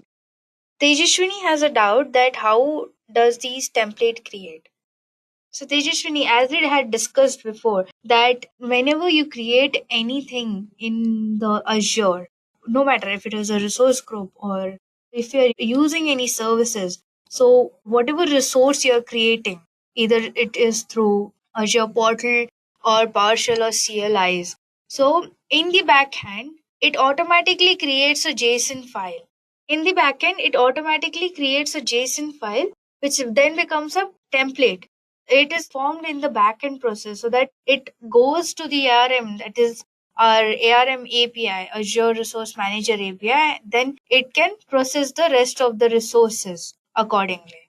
All right. So it is formed automatically. So whenever you create any resources or any services you're applying to or you're utilizing any resources and you create any resource, so it will create a template and that template will then go to the our ARM and from there the whole process of the deployment starts. I hope you got an answer to your question. So as we have seen that we created a resource group and as we go under their overview, you just come into these export template and here you find out your template, that is the JSON file, and you can even download it or you can send it to deploy as well. So now what we'll do, we'll create a resource within this resource group. So you can take any resources. So I'll just take up the storage account. Let's create a storage account at first. And our resource group is ARM demo 123. And now let's name our storage account as well. And we'll change our location. All right. And our performance would be standard because as our subscription is free and it is only for the demo purpose, so we'll be keeping everything as it is and we'll just review and create. All right. So here, as you see, they are initializing the template deployment to the resource group. So as I said, whatever resource you're creating, it automatically creates a template of that particular resource within that particular resource group. So now once it gets deployed, we'll see. So here you see the overview, the input and outputs and your template. So we'll just get into this and you see, this is the ARM template of our storage account. This is how your ARM templates are created.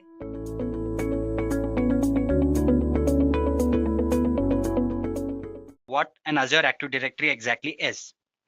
Let us start by taking a look at the definition first. Now, if I talk about the definition, this is what we have. It is Microsoft's multi-tenant, cloud-based directory and identity management service that combines core directory services, application access management, and identity protection into a single solution. Now, there's so many terms in it and so many things to understand. Let me simplify this definition so that you understand it in a much better way. To do that, I would be giving you an example.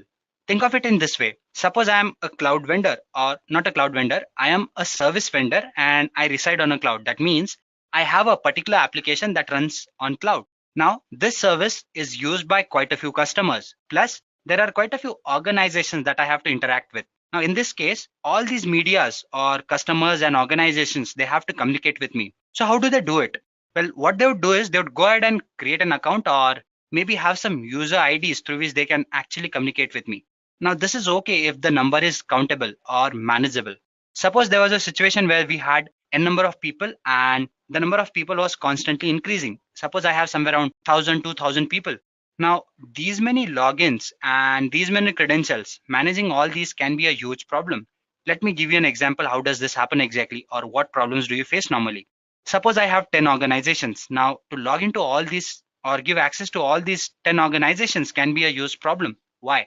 All these organizations might have different kind of accesses. Based on that, I have to set in different security protocols as well. If certain organizations have an easier protocol, what if they get an access to other organizations as well, or to the data that other organizations have to correspond to? In that case, it can be a huge problem. Apart from that, I might have n number of customers, and keeping track of so many customers can again be a problem when you talk about creating credentials. So all this is a huge problem. So what happened was Microsoft Azure, it went ahead and created something called as Azure Active Directory. It is nothing but something that acts as a middleware. It takes care of all the sign-ins and all these things. How? Now the users will have a single sign-on process. That means they would sign in only once. Plus, they can have access to the applications that are there, which I provide them. Now, this intermediary, that is your Active Directory, what it does is it federates all the responsibilities of taking care of access and all those things. That is, the way I set all the rules, it just incorporates those rules and accordingly it gives access to all the users, thus simplifying all the complexities that I would face otherwise. So this is what an Active Directory exactly is. It basically goes ahead and simplifies all the signing in and user authentication processes, or identification processes rather. Now, as we move further, we would be discussing quite a few other terms and you'd be having a clearer picture as to what I'm saying exactly. But meanwhile, you just bear with me and let's move further and try to understand what are the other points that we need to talk about. Okay, yes, I did miss out on this point. What Microsoft Azure does is it also gives you something called as a better platform where developers can develop their applications with a lot more ease. Again, as we move further, we'd be understanding this point as well.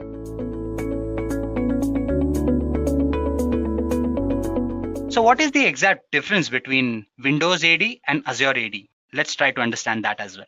Now, when you talk about Windows AD, that is Active Directory, these are the layers it has to take care of. You have something called as your domain services, you have your lightweight directories, you have your federation services, certificate services, and rights management services as well. Now, these are so many things to take care of. When you talk about your Active Directory with Microsoft Azure, it combines all these layers into two.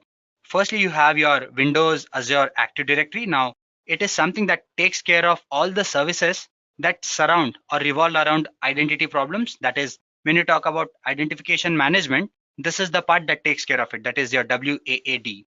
And then we have the other part where you have to actually go ahead and communicate with other organizations. I gave you an example of 10 different organizations needing 10 different things. That is federating all these organizations. Your Windows Azure Access Control Services, it takes care of all those things. So both these so-called Active Directories, they more or less serve similar purposes, but the approach in which they do is completely different. Your Active Directory has more layered approach where every service is given a different layer or different way of handling it. But when you talk about your Microsoft Azure Active Directory, it simplifies things. Your first layer takes care of most of the things, and the remaining things are something that is taken care by a Windows Azure Access Control Service. Also, when you talk about Active Directory, it uses something called as LDAP for various other communications. But when you talk about your Azure Active Directory, here you use something called as your REST APIs. Again, the approach is completely different. So what are the audiences that are catered by this directory? Well, first and foremost, we have IT admins. Now, when I talk about IT admins, what Microsoft Azure Active Directory does is it provides in single sign-on for various applications. Now, there are quite a few SaaS applications, that is software as a service applications, and various on-premise applications to which you have a single sign-on. You do not have to log in every now and then. Now, I've worked on quite a few applications, and places where you have to log in every now and then, you have a lot of trouble because you have to remember so many passwords and so many logins, and these different credentials can be a problem. Now, this is something your Microsoft Azure takes care of. Single sign-on is very convenient. Apart from that, it ensures strong identification, and there are quite a few processes that ensure this. Now, I won't be discussing those points in detail, but yes, when you talk about identification, Microsoft Azure ensures that it happens in a very good manner. Plus, it automates quite a few processes, again easing up this process. Apart from that, it also caters quite a few developers as well. Now, I'm talking about quite a few organizations, and since sign-on becomes easier here, your application developers can focus on building applications. And since they have access to so many organizations and so many resources, application development definitely becomes easier. Online customers. Now, people who have been working for quite a while, they might know that we have things like Office 365 or you have your CRM services as well. Now, you had an access to all these things by using your Windows Active Directory, but your Microsoft Azure Active Directory also gives you access to all these services. That means if you're using or have account on any one of these things, you can have access to all these services or have access to all the Active Directory services that Azure has to provide to you. So what this does is it caters the needs of various online customers as well.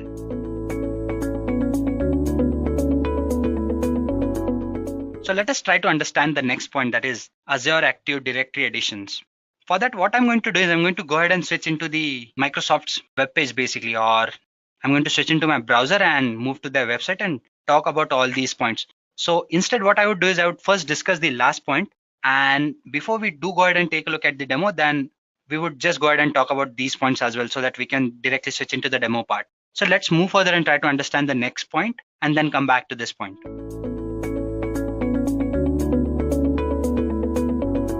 So what are tenants basically? Now, when you talk about a tenant, it is nothing but an organization. I just mentioned that we have tens of organizations that a particular application might cater. Now, all these organizations are treated as tenants. All these tenants can have access to a particular Active Directory or more than one Active Directory. As we move into the demo part, I would be talking about how to create multiple directories as well. Yes, we can have more than one Active Directory. We'll discuss that as we move into the demo part. But before that, you just understand these points as in what I'm trying to say exactly.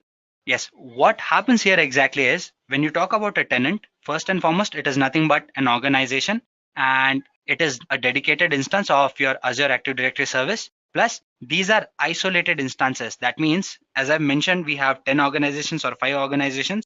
You'd be having isolated instances for each of these organizations, ensuring that they stay aloof and their services and their protocols are maintained differently. This is where your Azure Active Directory steps in. It takes care of all these things. It ensures that nothing is ambiguous or nothing is intermixed. Everything stays separate. Plus, each and every platform or organization gets serviced equally well. As we move further, we would be creating users, and then I would give you the differences as in what a tenant is, how do you go ahead and create all the domains and all those things. So again, into the demo part, you'd be understanding these topics with little more clarity or more understanding rather.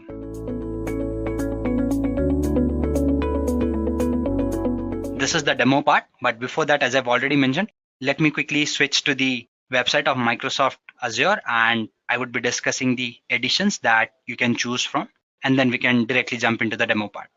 Okay guys, so this is a Microsoft doc basically which talks about choosing an edition. So these are the options you have. We would be finishing this quickly and then we would be switching into the demo part. So let's understand this. Now what Microsoft Azure does is it gives you various options. First and foremost, you have 3 options to pick from. And out of these 3 options, the first one is your basic option, that is your Active Directory basic. Then you have your premium, which is P1, and then you have one more premium, which is P2. All these things provide you with different options that you have. First and foremost, your main job is to have your access, that is your identity management, your security, and your single sign-on and all those things. Now, these are some of the services that come with your basic account as well, and also with your free account. What Microsoft Azure does is, for people who are completely new to this session and Microsoft Azure, let me tell you that you have a free sign into Microsoft account. That means you can go ahead and create your account there and avail these services for a certain duration, which are available to you for free. So yes, you do not have to pay anything. There you have a free account. In that, you'll be having access to some of these services. But if you need advanced services, then you have to pay for it. And for those things, you have 3 options. That is your basic, premium P1 and premium P2. Let's try to understand these one by one, as in what are these and what do they have to offer to you. Now, if you scroll down and if you take a look at this thing, you have your Azure Active Directory Basic. Now, this basic is nothing but it is designed for people who are task workers or who are focused on a particular application on cloud. Now, it takes care of everything, your single sign-ons, your SLAs, and it ensures that the security is 99.9%. And it provides you with all these features which you can see here, that is your self-service password resets and all those things. You also have access to quite a few things like your proxies and all those things. I won't be getting into the details of what proxies are and all those things. But yeah, for people who are admins and who have worked on these topics or in these domains, they would understand what do these things mean. So yep, you have access to all these things which fall under your basic option. Apart from that, you have something called as your premium P1. Now, this is for people who want to scale up. So when you try to scale up, you'd be dealing with quite a few things, and terms like your IAM and all those things would come into picture. Now, IAM is nothing but your identity and access management, basically, which is a very important point when you talk about Active Directories. So yes, it provides you with these things as well, or these facilities as well, like identity protection, your security in the cloud, and all those things. Everything is taken care of for this particular model. Now, when you talk about Premium P2, if I scroll down, this is what you have. It is designed for more advanced protection. That means you'd be getting all the services that were provided in Basic and P1. Apart from that, you'd be having some additional services which ensure more security. That means it focuses more on privileged identity management. Now, again, this is something that you can read and understand. It is very easy, but to give you a basic difference, your first thing provides you with your basic services. That is, your basic access gives you basic Active Directory service access. Then you have your premium version, which is focused for scaling up. And when you talk about P2, it focuses more on advanced security. So these are the three different editions that you can choose from. Now, if you're somebody who is belonging to a particular organization and wants to go ahead and use these services, he can actually go ahead and read all these things and then go ahead and take a decision accordingly. Now, what I'm going to do is I'm quickly going to go ahead and switch into the demo part. For that, I need to go ahead and open my Microsoft Azure account. So let's do that. Well, my internet is kind of slow today, so it might take a little longer while than normal. I can click here on portal and there you go. It would ask me to sign in. I would be using a dummy account today for this so-called demo. I wanted to give you an access to or view to quite a few directories and all those things. So that is why I did go ahead and create an account and or certain Active Directories created or basically certain accounts created. Now, this is how the Azure portal looks like for people who are completely new. Again, you have your dashboard here. Apart from that, you can actually go ahead and create quite a few things. That is your virtual machines, your data factories, and all those things. For people who want to know all those things, they can actually go ahead and refer the other videos that are there in this series, and you'd know quite a few other things as well. But as far as this session goes, we are here to talk about Active Directory. So let's head into it and try to understand how do you go ahead and create Active Directories and all those things. Now, how do you navigate to a particular Active Directory? Now, if you scroll down here, you'd be seeing an Active Directory here. For people who have an account on Microsoft Azure and have access to all these things, they would have an Active Directory by default. So you just have to come here and click on it, and a particular dashboard would open up for you people as well. Now, this is how it looks like. You have all these things, an overview, getting started. You have users, groups, which you can manage and monitor. You have devices you can connect to, your various app registrations. As I've told you, you can manage multiple applications as well. Now, in that case, what happens is, as I've mentioned, you might be dealing with multiple applications. So a particular user, what applications should he have access to? What domains does he have access to? What are the devices that are configured? All these things can be controlled or managed from here, basically. So this is what your so-called Active Directory does. Now let's move further and try to create some users. Now, how do we do that? Well, I can click on this icon here, and it would give you the list of users that are already there. As you can see, there are quite a few users here. This was a demo account, so we did go ahead and create so-called users so that you can have a look at them. This is something that I created yesterday. That is Chris Pratt. Now, how do you go ahead and create an account? I would be talking about all these things. To give you a start, you have to click on this thing, new users, and this window opens up. Now, again, I'll have to go back and show you something else. How do we deal with all these things? Well, first and foremost, you need to give in a pseudonym or a name of the person for which you want to create a user. Apart from that, you need a particular domain name or yes, a domain name for a particular domain service. Now, how do we get that? Now, these domain services have to be registered with your so-called Azure Active Directory. So I have these accounts here, right? So I can use one of these accounts to just go ahead and create a particular user. Suppose I want that user to be assigned or maybe associated with this ID. So I can select this domain service extension basically. Again, click on new user. So what name should I give to this particular user? Now, I am a huge cricket fan and recently I watched England's match. So let's pick name of one of the players that belongs to England team. Say Sam Billings, and again, this is where I would be creating the user. Say I say Sam Bill as a pseudonym, and I give in this domain details that is at edureka.tk. Now this is something that is configured already. That is why I can use it and I can have an account. if I used an ID that was not registered with this Azure account, I wouldn't have been able to create this user because it would have given me a particular error. As we move further, we would be taking a look at that as well. But for now, let's go ahead and create a legitimate user, that is this one. Now it verifies whether the name is proper or not. Name is something you can use in any which way you want to, but your username has to be legit and valid.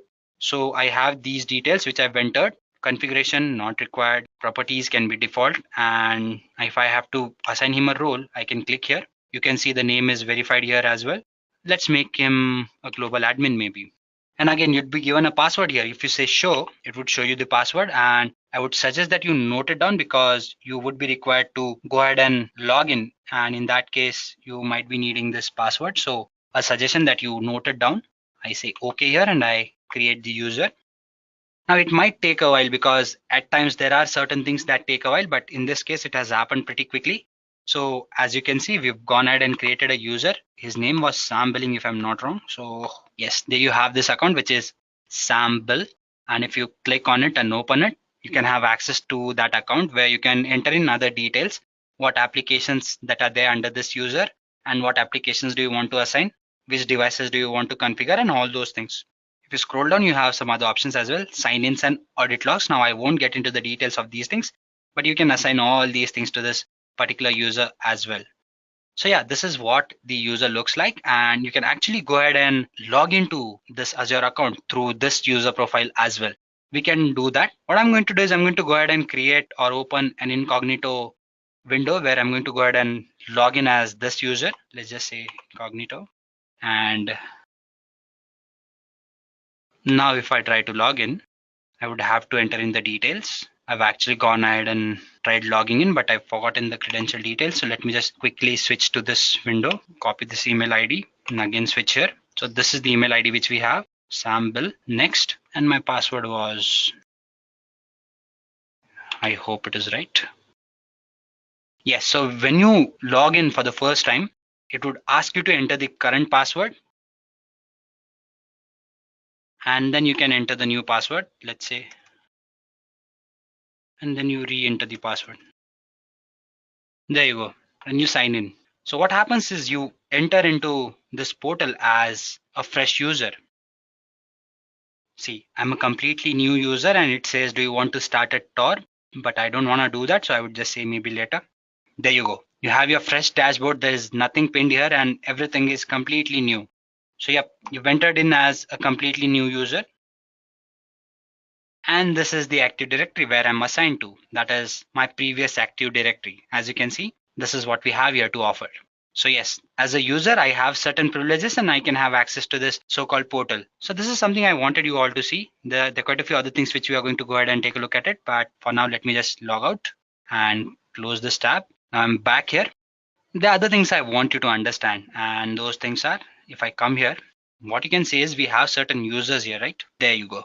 Now, if you take a look at certain email IDs, you can see these email IDs. Now, these are quite huge email IDs, right?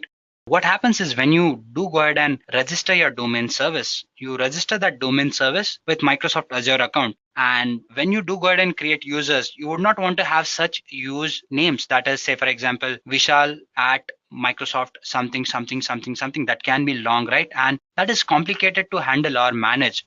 So instead, what you can do is you can provide them with pseudo identities or pseudo IDs as well, so that the process becomes easier or simpler to handle. Let's try to do that and see how can we do that. Can we just go ahead and assign a particular domain name or a domain service when we just go ahead and create a new user or all those things?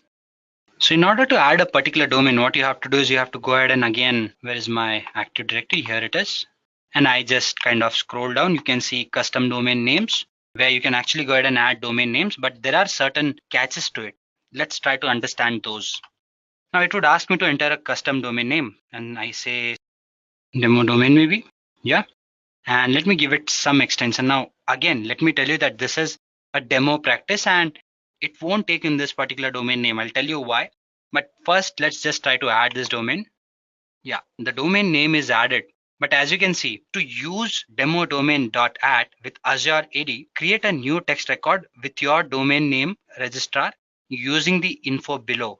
So if I say text, I need to copy this part and I have to actually go ahead and add this to my particular domain name. Now, I won't be going ahead and doing that because that is something that we are not discussing here, because for that we would be needing some other domain name, which I do not have right now with me. So if you do go ahead and try to add a particular domain name, you need to have that particular domain. That is, suppose I'm using a particular website, or I have a particular organization which has a particular website or a domain name that is xyz at xyz.com or something like that. So I need to make sure that I go ahead and register or have access to that particular domain, and then I need to go ahead and attach this particular text to it or authorize this text with it, so that I can actually go ahead and confirm with Microsoft Azure that yes, I have an access to that particular domain, and only then can I go ahead and use this particular domain with my Microsoft Azure. Now if I click here on verify, it would give me an error that I'm very sure of. See, could not find the DNS record for this domain. DNS changes may take up to 72 hours to propagate. That means I have 72 hours to go ahead and add this particular text message to that domain, and so that I can verify that yes, this domain is legal. But in this case, it isn't. I just took something for the demo purpose or for the reference sake, and this is the domain that I might have or which I can actually go ahead and use. So yeah, this is how you actually go ahead and add a particular domain, and you can actually go ahead and create a user as well. What you have to do is, when you do go ahead and register this particular domain, you can just go ahead and follow the processes like creating a user, which we did in the previous case, because that was the registered domain. When I used that so-called edureka.tk, it was registered with my so-called Azure account, and I could actually go ahead and register that particular user. But in this case, I cannot. But yes, if you do go ahead and create a particular domain, or you want to go ahead and create a particular domain or register a particular domain, make sure that it is valid and it is under use, and you can actually go ahead and register that particular domain by using this particular process. So yeah, this is how you actually go ahead and do all these things. Now, when you have this particular domain, which is not registered, and if you do go ahead and create a particular user on it, what happens is your Microsoft Azure would let you create that user, but the credentials or the access that user has is as a guest user, because your Microsoft isn't sure that this domain which you just created is actually registered or something that you can actually go ahead and use. So that is one point which you need to consider. Now let me just quickly go back to my Active Directory and see if there are anything or any points that I need to discuss with you or something that we have missed upon. So what I'm going to do is I'm going to talk about something else called as creating an Active Directory. Or can we create multiple Active Directories? That is a question.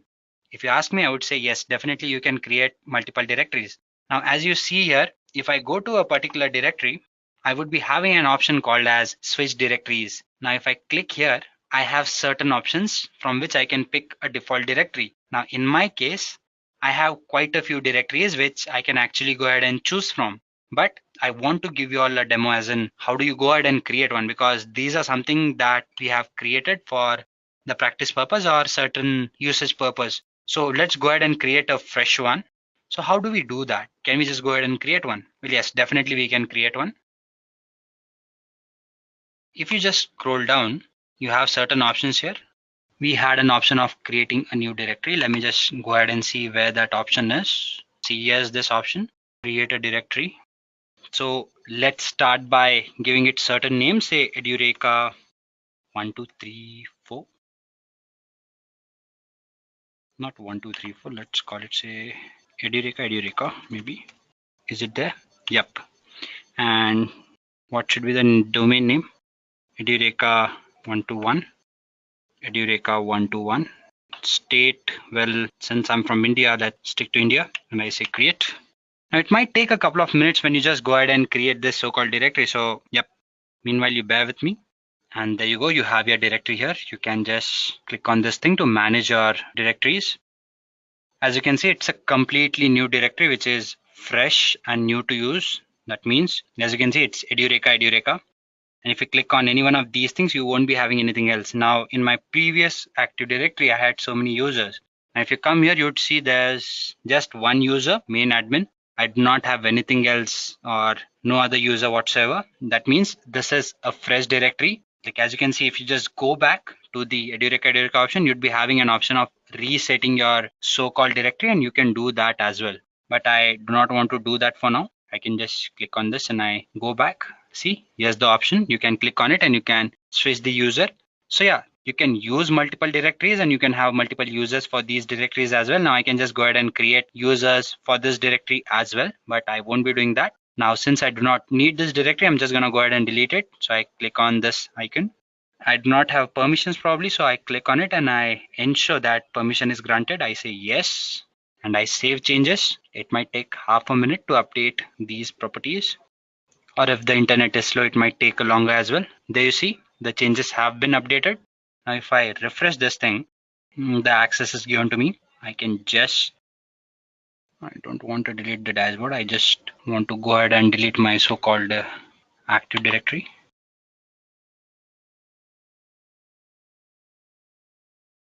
Okay, so I do not have an access to my domain services, because of which I'm not able to delete this account. But yeah, you normally have an option where you can actually go ahead and delete this directory. So yep, you can go ahead and do that as well.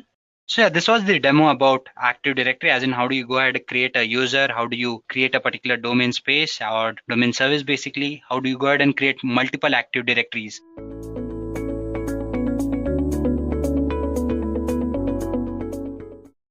What is DevOps? DevOps is basically a combination of two words, development and operations. So what do we get when we combine these two?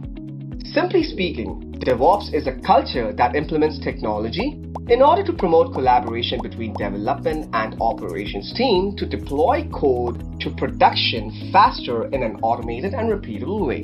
The goal of DevOps is to increase an organization's speed when it comes to delivering applications and services.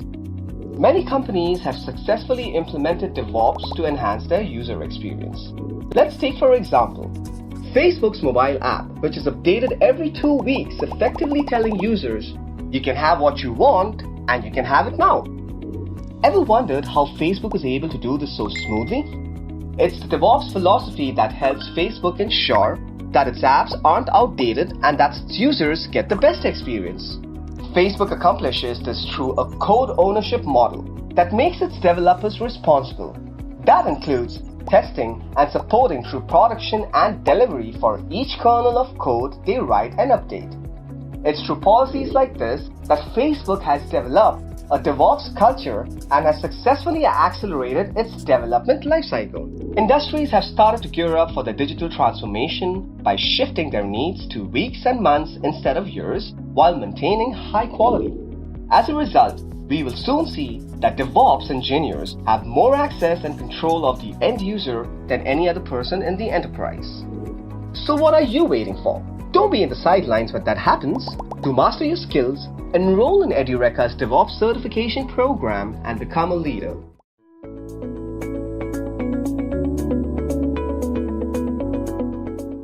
Why do we need DevOps? The birth of DevOps occurred when there were some drawbacks with the existing software development models for application development. The first model we'll be addressing today is the waterfall model. So the waterfall model is a model of software development which is pretty straightforward and linear. So this model follows a top-down approach, as you can see in the image. It has various phases starting with requirements gathering and analysis. So the first phase is where you get the requirements from the client for developing an application. So after this, you try to analyze these requirements that you've acquired. Next comes the design phase where you prepare a blueprint of the software. So in this phase, you think about how the software is actually going to look like. Once the design is ready, you proceed further with the implementation phase where you begin with the coding for the application. So here, the team of developers work together on various components of the application. And once the application is developed, it is tested in the verification phase, that is the fourth phase. Here there are various tests conducted on the application such as unit testing, integration testing, performance testing, etc. After all of these tests on the applications are done, it is finally deployed on the production servers. At last, that is the fifth phase, is the maintenance phase. So in this phase, the application is monitored for performance. So any issues related to the performance of the application are resolved in this phase. But unfortunately, this model, that is the waterfall model, has some major drawbacks. So the first drawback is gathering and documenting your requirements each step of the way can be extremely time consuming, not to also mention difficult. It is hard to assume things about your product so early into the project. And because of the same reason, your assumptions might be flawed and different from what the customer expects. The second drawback is that now if the above case is true, Your customers are basically dissatisfied with your delivered product. Adding changes to the product can be expensive and most of all difficult to implement. So the third drawback is that in general, the risk is extremely high with the waterfall approach because the scope for mistakes is extremely high. If things go wrong, fixing them can be hard as you have to go a couple of steps back. The next model is the agile model. So agile is an iterative based software development approach where the software project is broken down into various iterations or sprints. So every iteration has phases like the waterfall model, such as requirements gathering, design, development, testing, and maintenance. You can see each of these iteration in the image. So each of this iteration generally lasts for about 2 to 8 weeks. So the difference between agile and waterfall model is that you release the application with some high priority features in the first iteration. After its release, the end users or the customers can give you feedback about the performance of the application. So the necessary changes are made to the application along with some new features. And once these features are added to this application, it is again released, which is in the second iteration. This procedure is repeated until the desired software quality is finally achieved. Now, in spite of being used often, the agile method has a few disadvantages. The first one is that for the approach to work, all the members of the team must be completely dedicated to the project. That is, everyone must be involved equally if you want the whole team to learn and do better on the next run. And this is mainly because Agile focuses on quick delivery. There might be an issue with hitting deadline. The second drawback is that the approach may seem extremely simple, but it is hard to execute. So it requires commitment and for everyone to be on the same page, ideally in the same physical space. The third drawback is that documentation can sometimes be ignored. Because agile methodology focuses on working software over comprehensive documentation, things might sometimes get lost through each stage and iteration. As a result, the final product can feel different from what it was first planned. So these are the few drawbacks that the agile model or the agile methodology gives us. So in delivering valuable software to customers, development and operation teams are always in conflict with each other. While development wants to deliver its changes to customers quickly, operations want stability, which means not changing the production systems too often. So the gap between the development and operations team occurs on three different levels. The first one is the incentives gap. This is because of different goals of development and operations. The second one is the process gap, which is the result from different approaches of development and operations and how to manage changes, bring them to production, and maintain them there. The third one is the tools gap, which results from the fact that development and operations often use their own tools to do their own work. And this is resulting from the fact that development and operations often use their own tools to do their work. As a result, from all of these reasons, development and operations often act like silos, as they are two distinct teams. So the conflict between development and operations is because of two reasons.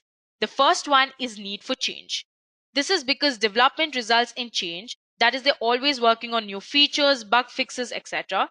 It wants the change to quickly roll out to production. And the second one is fear of change. Once the software is finally delivered, the operations department avoids making changes to the software to ensure stability. This is the major conflict between both of these teams. So this is where DevOps comes into picture. DevOps links software development to operations. I hope that is clear. That is, DevOps bridges the gap between agile software development and operations experiences.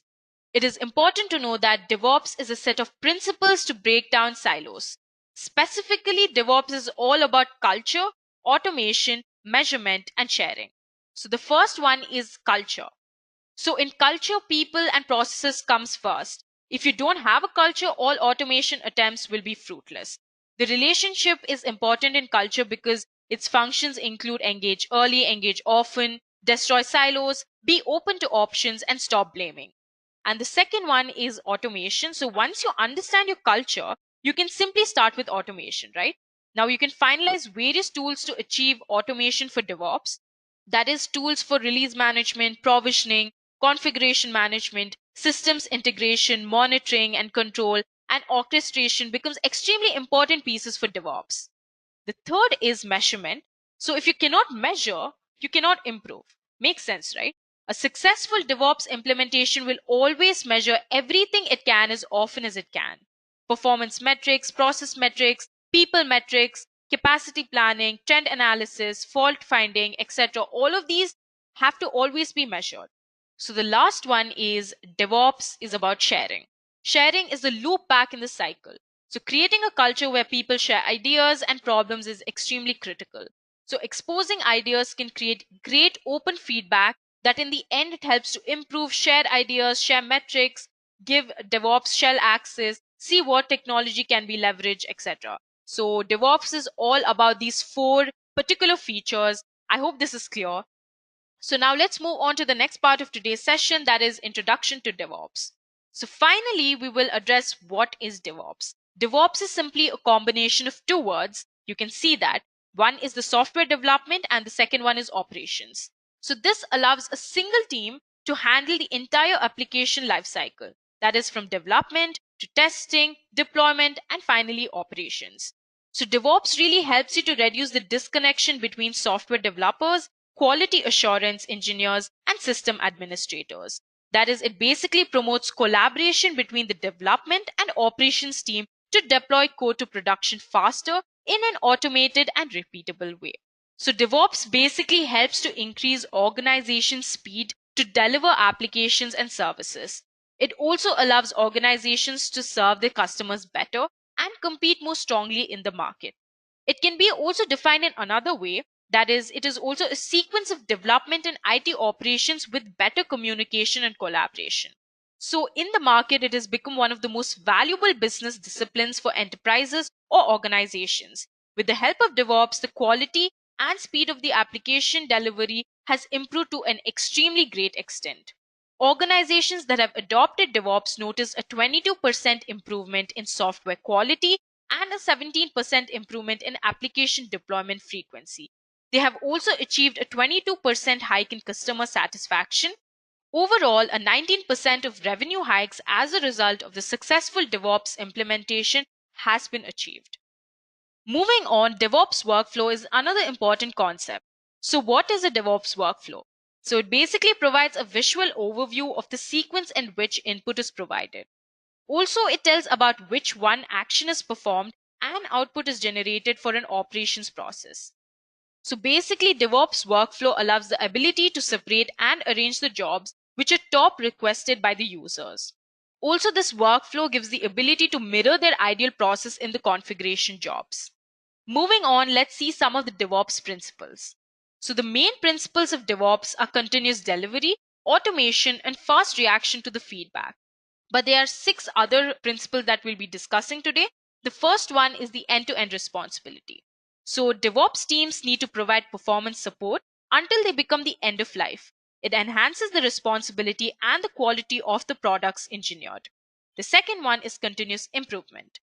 DevOps culture focuses on continuous improvement to minimize waste. That is, it continuously speeds up the growth of the products or the services that has been offered. The third one is automate everything. Automation is an essential part of the DevOps process. We'll be discussing about this later on in this session. This is for the software development and also for the entire infrastructure landscape. The fourth one is custom-centric action. So the DevOps team must be customer-centric so that they should continuously invest in products and services.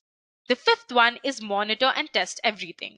The DevOps team needs to have robust monitoring and testing procedures. The last one is work as one team. In the DevOps culture, role of the designers, developers, and testers are already defined. So all they need to do is work as one team with complete collaboration. These principles are achieved through several DevOps practices, which include frequent deployments, quality assurance automation, continuous delivery, validating ideas as early as possible, and in-team collaboration. Now let's move on to the third topic of today's session, companies using DevOps. By now, you must have figured out that DevOps helps to increase an organization's speed to deliver applications and services. This is exactly why many organizations such as Amazon, Netflix, Etsy, HP, Adobe, and many other organizations are adopting DevOps and its practices. We will now discuss how Amazon makes use of DevOps to increase their work efficiency. You must be aware that Amazon is one of the biggest e-commerce companies in the world. But way back in time, their website followed a traditional monolithic architecture. So in this type of architecture, all the processes are coupled together and run as a single service. Over time, as the code and the source files grew, it became hard to scale, maintain, and upgrade the applications on physical servers. So what did Amazon do? Amazon simply solved the problem of the monolithic architecture by moving from physical servers to cloud-based Amazon Web Services. You all must have heard of AWS. Currently, AWS follows a microservice architecture. In Amazon, there are basically three types of microservices. They are users, threads, and posts. Developers here apply frequent but small changes over their code via version control tools like Git and GitHub. Practices like code deployment help fix bugs and adds new features to improve the underlying software application. AWS Code Deploy is one such service that keeps track of deployments and simplifies the entire software release process. Amazon also uses Apollo. Apollo is a simple one-click internal deployment tool. So Apollo's job is to deploy a specified set of software across a group of hosts. On the other hand, practices like configuration management and infrastructure as code help to monitor and make changes in the software. It keeps track of the system's performance and resources used by developers. So in this way, the testing team can identify problems way before in hand and fix them immediately. So this is how Amazon implement DevOps and its practices. Now let's move on and understand one major concept of DevOps, that is the DevOps lifecycle. So if you're into DevOps from quite some time now, you must have heard at least one of these DevOps phases, that is continuous development, continuous integration, continuous testing, continuous deployment, and continuous monitoring. So all of these phases that I just mentioned make up the DevOps lifecycle. As you can see on the screen, and as I've already mentioned, all of these phases make up the DevOps lifecycle. The first phase is the continuous development phase. So this is the phase that involves planning and coding of the software. So the vision of the project is decided during the planning phase, and the developers begin developing the code for the application. There are no DevOps tools that are required for planning, but there are a number of tools for maintaining the code. The code can be written in any language, but it is mainly maintained by using version control tools. So here, maintaining the code is referred to as source code management. So some of the most popular version control tools are Git, SVN, Mercurial, CVS, etc. Also, tools like Ant, Maven, Gradle can be used in this phase for building or packaging the code into an executable file that can eventually be forwarded to any of the next phases. The next phase in the DevOps lifecycle is continuous testing. So this is the stage where the developed software is continuously tested for bugs. For continuous testing, automation testing tools like Selenium, TestNG, JUnit, etc. are used. So basically the tools that I just mentioned right now allow quality assurances to test multiple code bases thoroughly in parallel to ensure there are no flaws in the functionality. So what automation testing does is it saves a lot of time, effort, and labor for executing the test instead of doing this manually, right? Also in this phase, Docker containers can be used for simulating the test environment. Selenium here does the automation testing and the reports are generated by TestNG. So this entire testing phase can be automated with the help of a continuous integration tool called Jenkins. We'll talk about Jenkins later on in this session. So now let me explain you this with an example. Suppose you've written a Selenium code in Java to test your application. Now what you can do is you can build this code using Ant or Maven, and once the code is built, it is tested for user acceptance testing. So this entire process can be automated using Jenkins. Besides that, the report generation is a very big plus point. The task of evaluating the test cases that failed in a test suite gets simpler. We can also schedule the execution of test cases at predefined times. Once the entire testing is done, the code is continuously integrated with the existing code. The third phase of this life cycle is continuous integration. So now this stage is the heart of the entire DevOps lifecycle. It is a software development practice in which the developers require to commit changes to the source code more frequently. This may be on a daily or a weekly basis. So every commit is then built, and this allows early detection of problems if they are present. Building code does not involve compilation, but it also includes code review, unit testing, integration testing, and packaging. The code that is supporting new functionality is continuously integrated with the existing code. Since there is continuous development of software, the updated code needs to be integrated continuously as well as smoothly with the systems to reflect changes to the end users. As I've already said in the previous slide, Jenkins is a very popular tool used in this phase. So whenever there is a change in the Git repository, Jenkins simply fetches the updated code and it prepares a build of that code, which is in an executable file. So once this entire build is performed, it is then forwarded to the test server or the production server. Now let's move on to the fourth phase of the cycle, that is the continuous deployment phase. So this is the stage where the code is deployed to the production servers. It is very important to ensure that the code is correctly deployed on all the servers. Now before moving on, let us understand a few things about configuration management and containerization tools.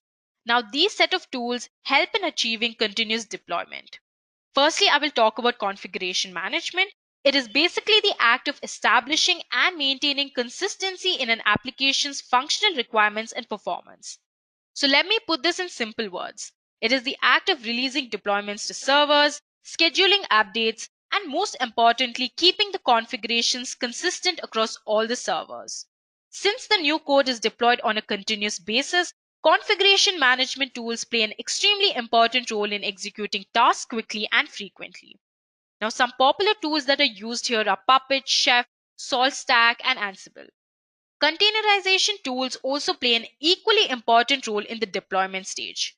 Docker is one of the most popular tools used for this purpose. Basically, these tools help produce consistency across development, test, staging, and production environments. Besides this, they also help in scaling up and scaling down of instances very swiftly. Basically, containerization tools help in maintaining consistency across the environments where the application is deployed, developed, and tested.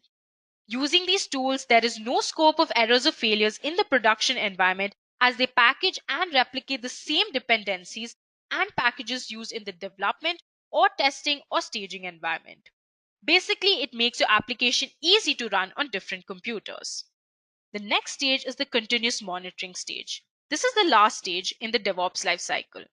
This is a very crucial stage where you continuously monitor the performance of your application. So here, vital information about the use of the software is recorded. This information is processed to recognize the proper functionality of the application. The system errors such as low memory, server not reachable, etc. are resolved in this phase. The root cause of any issue is determined in this phase. It also maintains security and availability of the services. Also, if there are any network issues, they are resolved in this phase. That is, it helps us automatically fix the problem as soon as they're detected. So now this practice involves the participation of the operations team who will monitor the user activity for bugs or any improper behavior of the system. The most popular tools used for this phase is Splunk, ELK Stack, Nagios, New Relic, and Sensui. So what these tools do is they help you monitor the application's performance and the servers very closely, and they also eventually enable you to check the health of the system proactively.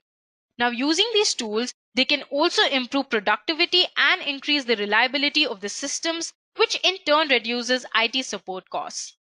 Any major issues, if found, are reported to the development team so that it can be fixed in the continuous development phase. This also leads to a faster resolution of the problems. The stages are carried out on loop continuously till you achieve the desired product quality. Therefore, almost all of the major IT companies have shifted to DevOps for building their products.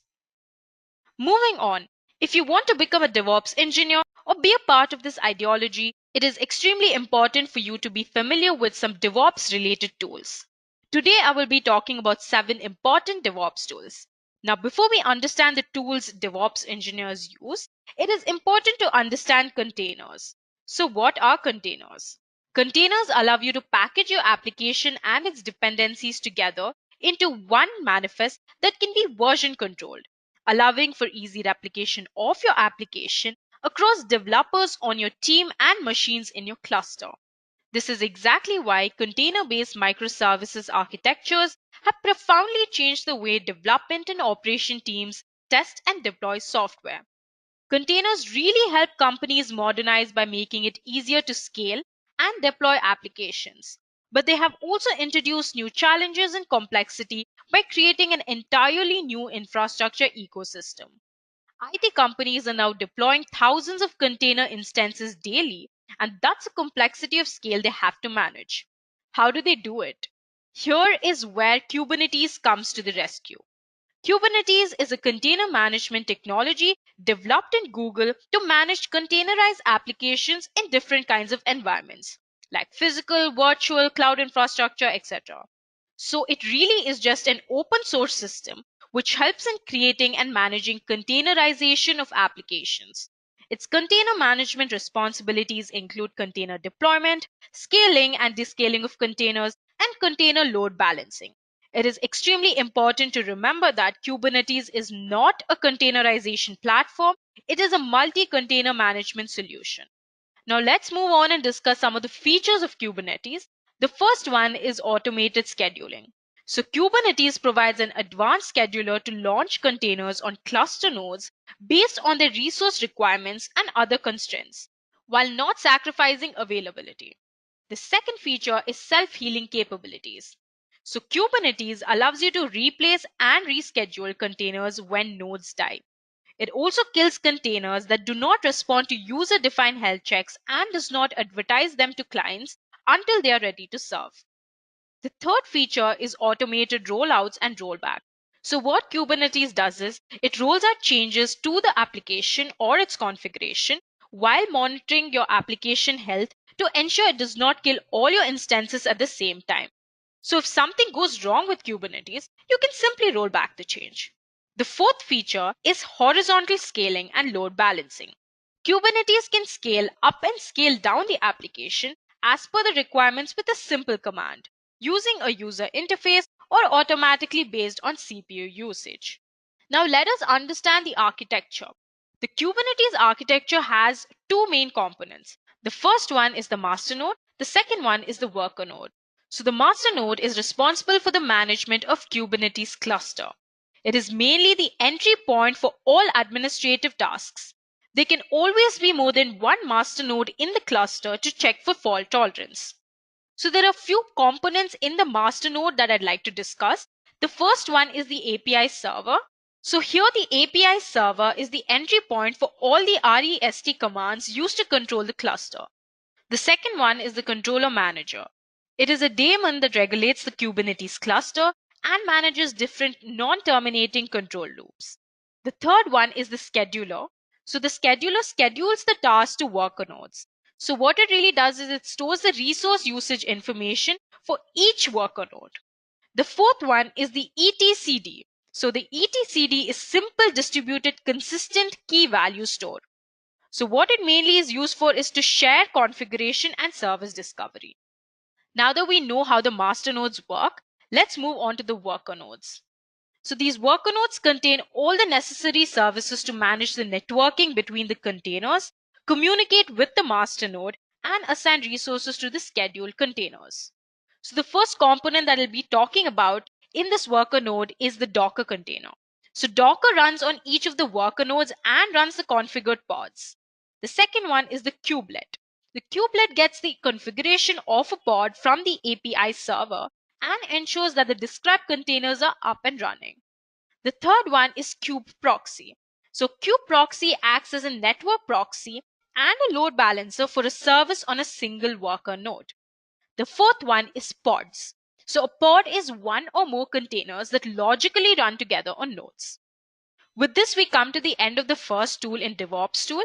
Let's move on to the second tool, that is Docker. So what is a Docker? Docker is simply a containerization platform that packages your application and all its dependencies together in the form of containers to ensure that your application works seamlessly in any environment. So each application here will run on a separate container and will have its own set of libraries and dependencies. It must be really convenient to move around these containers, right?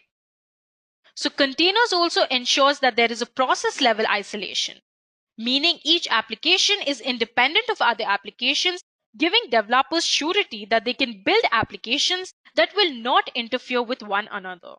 Now, the quality assurance team need not install all the dependent software and applications to test the code and this helps them save lots and lots of time and energy. This also ensures that the working environment is consistent across all the individuals involved in the process, starting from development to deployment. So here the number of systems can be scaled up easily and the code can be deployed on them effortlessly. There are some basic concepts of Docker you must be aware of. That is Dockerfile, DockerImage, and Docker container. So a Docker image is created by the sequence of commands written in a file called Dockerfile. When this Docker file is executed using a Docker command, it results into a Docker image with a name. So finally, when this image is executed by Docker run command, it will by itself start whatever application or service it must start on its execution. So I hope Dockerfile, Docker images, and Docker containers are clear. We'll understand what is Docker Hub now. So Docker Hub is basically a cloud registry where you can find Docker images uploaded by different communities. Also, you can develop your own image and upload on Docker Hub, but first you need to create an account at Docker Hub. So let's move on and understand what a Docker engine is. So the Docker engine is the heart of the system. It is simply the application that is installed on your host machine. Basically, it works like a client-server application. It uses a server, which is a type of a long-running program called a daemon process. It also uses a command line interface client. And finally, it uses an REST API, which is used for communication between the CLI client and Docker daemon. As per the image, in a Linux operating system, there is a client which can be accessed from the terminal and a host which runs the daemon. We build our images and run containers by passing commands from the CLI client to the daemon. However, in the case of Windows or Mac, there is an additional toolbox component inside the Docker host. So this Docker toolbox is an installer to quickly and easily install and set up a Docker environment on your Windows or your MacBook. So this toolbox installs Docker client, machine, compose, which is only present in Mac, and VirtualBox. With this, we come to the end of Docker. We'll move on to the third tool of DevOps tools, that is Git. So Git is an extremely important tool for software developers. It is a free open source distributed version control system designed to handle everything from small to very large projects with speed and efficiency. It was created by Linus Torvalds in 2005 to develop Linux kernel. Git has the functionality, performance, security, and flexibility that most teams and individual developers need. It also serves as an important distributed version control DevOps tool. So Git is primarily used to manage a project comprising a set of code or text files that may change over time. Now, before we go further, let us take a step back to learn about version control systems and how Git came into existence. So version control is the management of changes to documents, computer programs, large websites, and other collection of information. There are basically two types of version control systems. The first one being centralized version control system. The second one is distributed version control system. So Git is a distributed version control system where every contributor, that is the user, has a local copy or clone of the main repository. What is a repository? A repository is simply a storage space for your project files. Here, everyone maintains a local repository of their own which contains all the files and metadata present in the main repository. So the local repository is usually on the local machine of the user. So every programmer maintains a local repository, which is actually the copy or clone of the central repository on their hard drive. The central repository may be present on a web hosting platform like GitHub. They can commit and update the local repository without any interference. They can also update their local repositories with new data from the central server by an operation called pull and affect changes to the main repository by an operation called push from the local repository. So I hope everyone understood how Git works. Now moving on, let us understand the role of Git in DevOps. So Git plays a very vital role when it comes to managing the code that the collaborators contribute to the shared repository. So this code is then extracted for performing continuous integration to create a build and test it on the test server and eventually deploy it to the production. Tools like Git enable communication between the development and the operations team. When you're developing a large project with a huge number of collaborators, it is extremely important to have communication between the collaborators while making changes within the project. Commit messages in Git play a very important role in communicating among the team. The bits and pieces that we all deploy lies in the version control system like Git. To succeed in DevOps, you need to have all of the communication in version control. Hence, Git plays a very vital role in succeeding at DevOps. Now let's move on to the next tool, that is Selenium. Selenium is one of the most widely used open source web user interface automation testing suite. It was originally developed by Jason Huggins in 2004 as an internal tool at ThoughtWorks. So Selenium supports automation across different browsers, platforms, and programming languages. So this tool can be easily deployed on platforms such as Windows, Linux, Solaris, and Macintosh. Moreover, it supports operating systems for mobile applications like Windows and Android. Selenium supports a wide variety of programming languages through the use of drivers specific to each language. Languages supported by Selenium include C#, Java, Perl, PHP, Python, and Ruby. Currently, Selenium WebDriver is the most popular with Java and C#. Selenium test scripts can be coded in any of the supported programming languages and can be run directly in most modern web browsers. Browsers supported by Selenium include Internet Explorer, Mozilla Firefox, Google Chrome, and Safari. So basically, it can be used to automate functional tests and can be integrated with automation test tools such as Maven, Jenkins, and Docker to achieve continuous testing.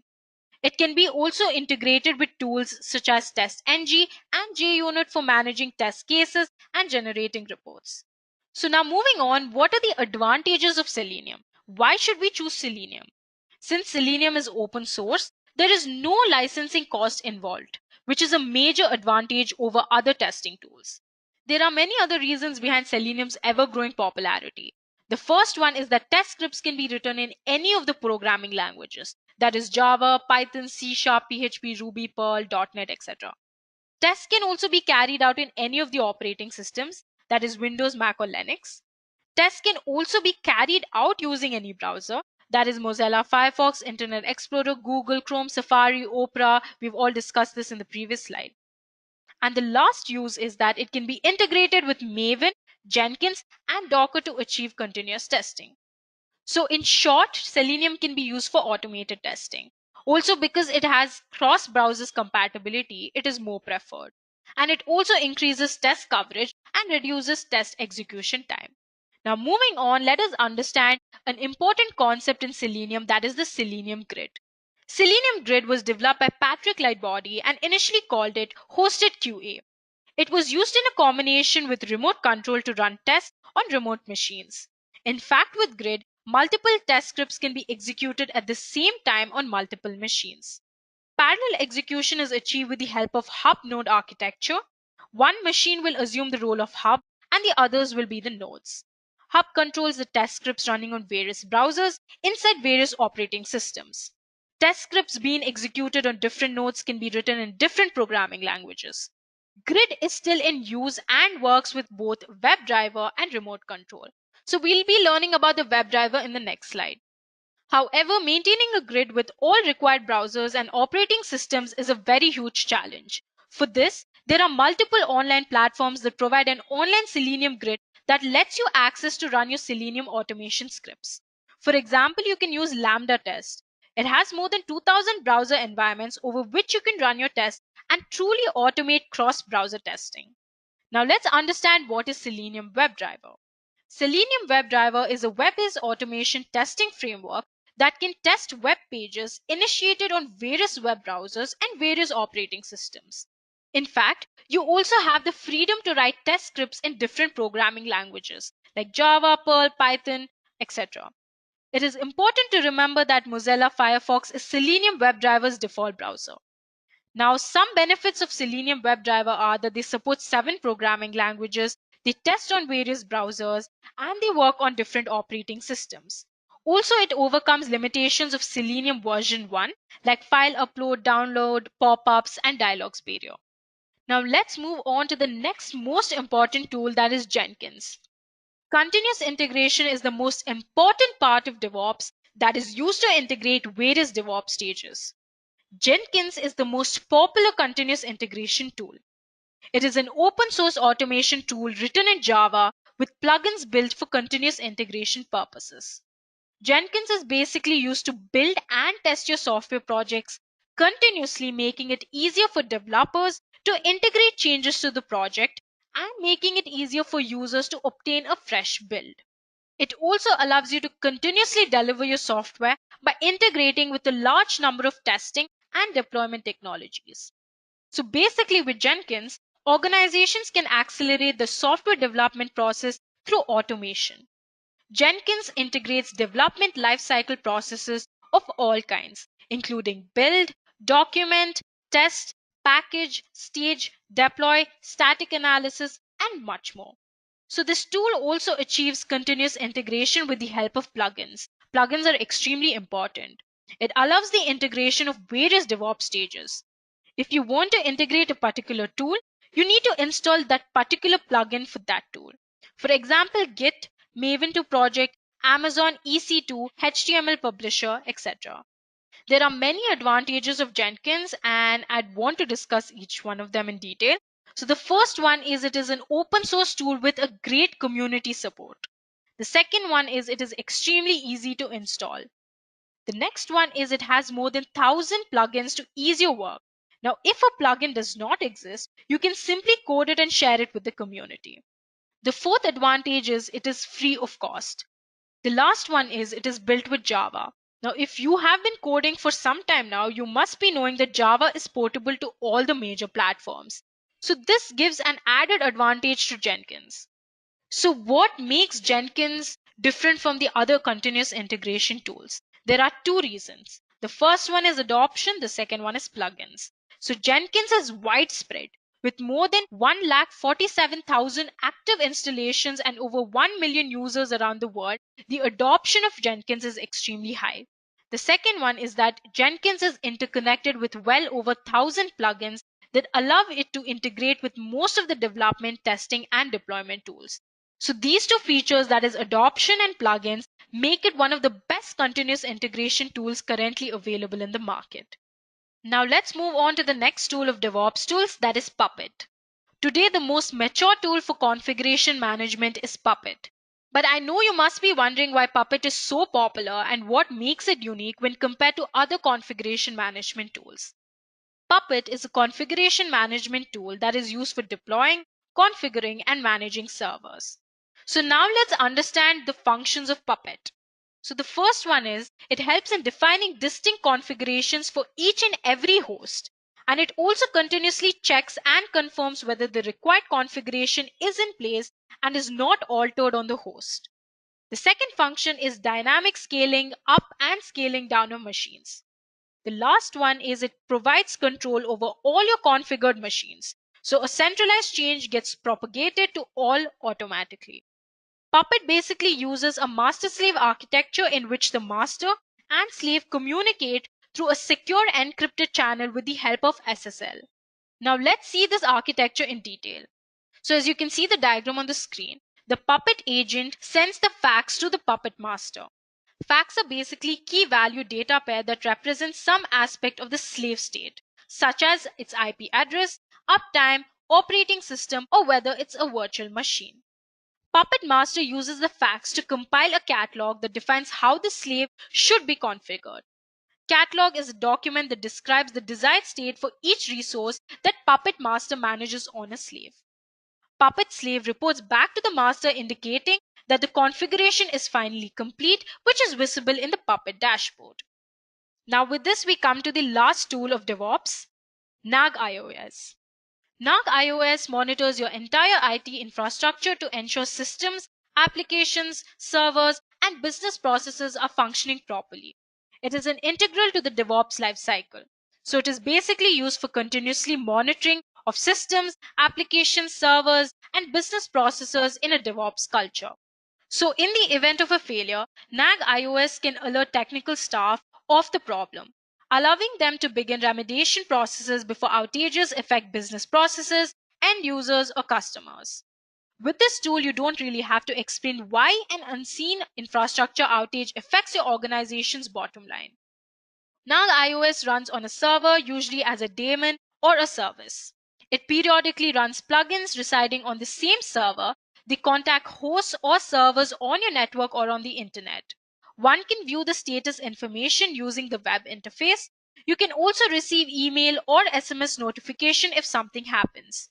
The NAG iOS daemon behaves like a scheduler that runs certain scripts at certain moments. It stores the results of those scripts and will run other scripts if these result changes. NAG iOS also use plugins. So these are compiled executables or scripts that can be run from a command line to check the status or a host or a service. NAG iOS also uses the results from the plugins to determine the current status of the hosts and services on your network. NAG iOS is built on a server or agents architecture. Usually on a network, a NAG iOS server is running on a host, and plugins interact with local and all the remote hosts that need to be monitored. So these plugins will send information to the scheduler, which displays that in a graphical user interface. With this, we come to the end of DevOps tools. Let's move on to the next part of the session, that is DevOps automation. Automation is the crucial need for DevOps practices, and automating everything is the fundamental principle of DevOps. We discussed this initially in the session. Automation kickstarts from the code generation on the developer's machine until the code is pushed to the code, and after that to monitor the application and system in the production. Automating infrastructure setup and configurations, software deployment is the key highlight of DevOps practice. DevOps practice is dependent on automation to make deliveries over a few hours and make frequent deliveries across platforms. Automation in DevOps boosts speed, consistency, higher accuracy, reliability, and increases the number of deliveries. Automation in DevOps encapsulates everything right from the building, deploying, and monitoring. In large DevOps teams that maintain extensive, massive IT infrastructure, the tools can be classified into 6 categories. That is infrastructure automation, configuration management, deployment automation, performance management, log management, and monitoring. So for infrastructure automation, a great example is the Amazon Web Services. Being a cloud service, you don't really need to be physically present in the data center. They're easy to scale on demand, and there are no upfront hardware costs. It can also be configured to provide more servers based on traffic automatically. For the second one, Chef is a great example. Chef is a handy DevOps tool for achieving speed, scale, and consistency. It can be used to ease out complex tasks and perform configuration management. With the help of this tool, the DevOps team can avoid making changes across 10,000 servers. Rather, they need to make changes in one place, which is automatically reflected in other servers. For deployment automation, Jenkins is a great example. As we have already discussed before, it helps facilitate continuous integration and testing. It integrates project changes more efficiently by quickly finding issues as soon as builds are deployed. For the fourth one, that is performance management, Application Dynamic is a great example. It offers real-time performance monitoring. The data that is collected by this tool helps developers to debug whenever an issue occurs. The fifth one, that is for log management, Splunk is a great example. This DevOps tool solves issues such as storing, aggregating, and analyzing all logs in one place. So for the last one, that is monitoring, NAG iOS is a great example. It notifies people when infrastructure and related services go down. It is a tool for this purpose which helps the DevOps team to find and correct problems immediately.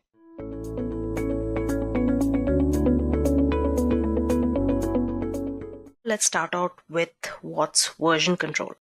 So to understand what is version control system, we need to understand first why we need a version control system. So we'll see why do we exactly need a version control system. So for that, let's take a scenario where there are 3 developers working remotely on a web application or a mobile application. Now for simplicity's sake, let's just assume that it is a streaming application and one of them is working on a streaming page. Let's call them developer 1. Developer 2 is working on a user information page and developer 3 is creating the payment portal. Now all 3 of them are done with their respective pages at 10 o'clock, 11 o'clock and 12 o'clock respectively.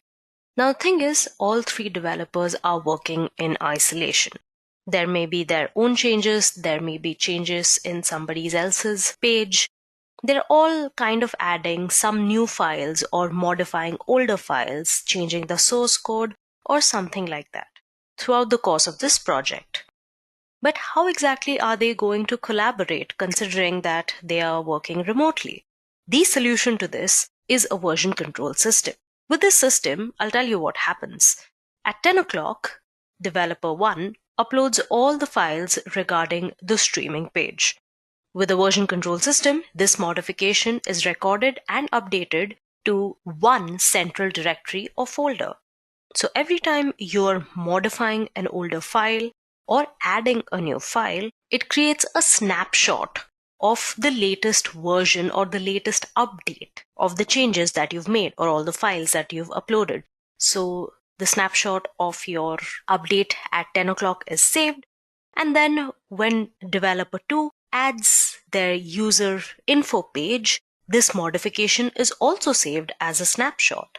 Now there are 2 snapshots saved, and finally the payment portal page is added, and this is the last modification done at 12 o'clock, and this is the most recent snapshot saved, along with other snapshots of other updates and modifications done throughout the course of this project.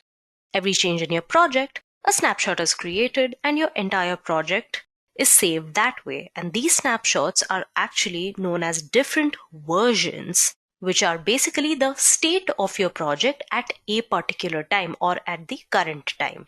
It means that it will contain the kind of files your project is storing at one particular time and what kind of changes you have made so far between the previous version and this particular version. And this is exactly how a version control system works. So version control system basically is a system that records changes to a file or a set of files over time so that you can record specific versions later. These versions are recorded in a repository and they can be recalled anytime from these repositories during the course of your project. So version control systems essentially are of 3 types. Now the local version control system is one of the simplest forms of VCS and has a database that keeps all the changes of the files under revision control. So all the files are saved by this one user and they manage all of the files. But it's actually really hard to maintain the changes of the file, and you can accidentally replace one or the other file that you need. It also needs something known as RCS or revision control system, which keeps patch sets or the differences between updates in a special format on your disk. All of this, your local version control systems maintains all the track of all the files within your local system. As a user, you can track specific versions later, and it basically works as an independent standalone system for an application. So your applications like spreadsheets and word processors have this control mechanism. So that's one type. Apart from this, you also have your centralized version control system, which basically uses a central server to store all the files and enables team collaboration. So it's not one local system, but multiple systems which work on a single repository to which users can directly access as a central server. So the repository is a central server that could be local or remote, which is directly connected to each of the programmer's workstation. And the third kind of VCS is a distributed version control system. Now these systems do not necessarily rely on a central server to store all the versions of a project file. In a distributed version control system, every contributor has a local copy or a clone of the main repository. So everyone maintains their own local repository, which contains all the files and the metadata present in the main repository. And they can push or commit or update the main repository if and when required. Now we are going to cover more on the latter 2 version control systems further in the session. So now let's try and understand in depth what's the difference between a centralized version control system and a distributed version control system. As I had mentioned before, in a centralized version control system, each programmer working on a branch on a project has absolute access to the central server. So the centralized version control system uses a central server to store all the files, and everybody on the team can directly access the central server as it is one single repository. So if you have 3 workstations, workstation 1, workstation 2, workstation 3, all of them can directly commit to the repository and get updates from the repository, which is your central server. The repository here indicates a server that could be local or remote, directly connected to each programmer's workstation. Every programmer can extract or update their workstations with the data present in the repository, or can make changes or updates or commit in the repository. And every operation is performed directly on this repository. Even though this seems pretty convenient when we are just talking about 3 people, to maintain a single repository like this has some major drawbacks. One of them is that it's not locally available, meaning every change that you have to make, you will have to be connected to a network to perform any action. Also, in any case, the central server getting crashed or corrupted will result in losing the entire data of the project. Also, another small thing which is revertible, but is if one person accidentally makes some unwanted updates, instead of his or her local system, they will be making that changes directly in the central server. So recovering that part back will be again a time-consuming process. This is where distributed version control systems come to the rescue. Now, these systems do not necessarily rely on a central server to store all the versions of a project file. In the distributed version control system, each and every contributor has a local copy or a local workstation clone of the main repository. That is, everybody maintains a local repository of their own which contains all the files and metadata present in the main repository. You will understand it better if you take a look at the diagram. As you can see, every programmer maintains a local repository or a local copy on its own, which is actually the copy or clone of the central repository on their local hard drive. They can commit and update their local repository without any interference from one another. And then they can update their local repositories with new data from the central server by an operation called pull. Once they are done with their bit of the code, they can affect the changes of the main repository by an operation called push from their local repository. Now, this system or this act of cloning an entire repository to your workstation and making all the changes on a local repository gives you a couple of advantages over a centralized version control system. First of all the operations except push and pull are very fast because the tool only needs access to the hard drive and not a remote server. Hence, you do not always need to be connected via a network connection, or you always do not need an internet connection. Committing new change sets can be done locally without manipulating the data on the main repository. Once you have a group of change sets ready, you can push them all at once. So you complete your set of code on your local system and then you push all the files once and for all into the main repository. Third, since every contributor has a full copy of the project repository, they can share changes with one another on wanting to get some feedback before affecting the changes in the main repository. So this enhances the essence of collaboration amongst a development team. And finally, if the server gets crashed at any point in time, the lost data can be easily recovered from one of the contributors' local repository. And that is why distributed version control system has been picking up popularity over the past decade. So why version control is important? First of all, it helps collaboration. It allows remote development, shared workspace, and real-time updates. All versions of your code are preserved, hence it helps you manage versions of the same code. Easy rollback from current version. Suppose a part of your project has been headed to a wrong direction, you can easily roll back from the current version to the last version which was stable. Now, because you can reverse faulty updates, you can save time and hence it reduces downtime of your project development. And finally, it improves visibility. You can analyze and compare different versions, and that gives you like a 50-foot top view of your entire project, which just accelerates your product delivery. So now that you have a bare sense of what is version control and why do you need version control, let's understand one of the most popular version control systems that exists today, and that is Git. So Git is a distributed version control tool that supports distributed nonlinear workflows by providing data assurance from developing quality software.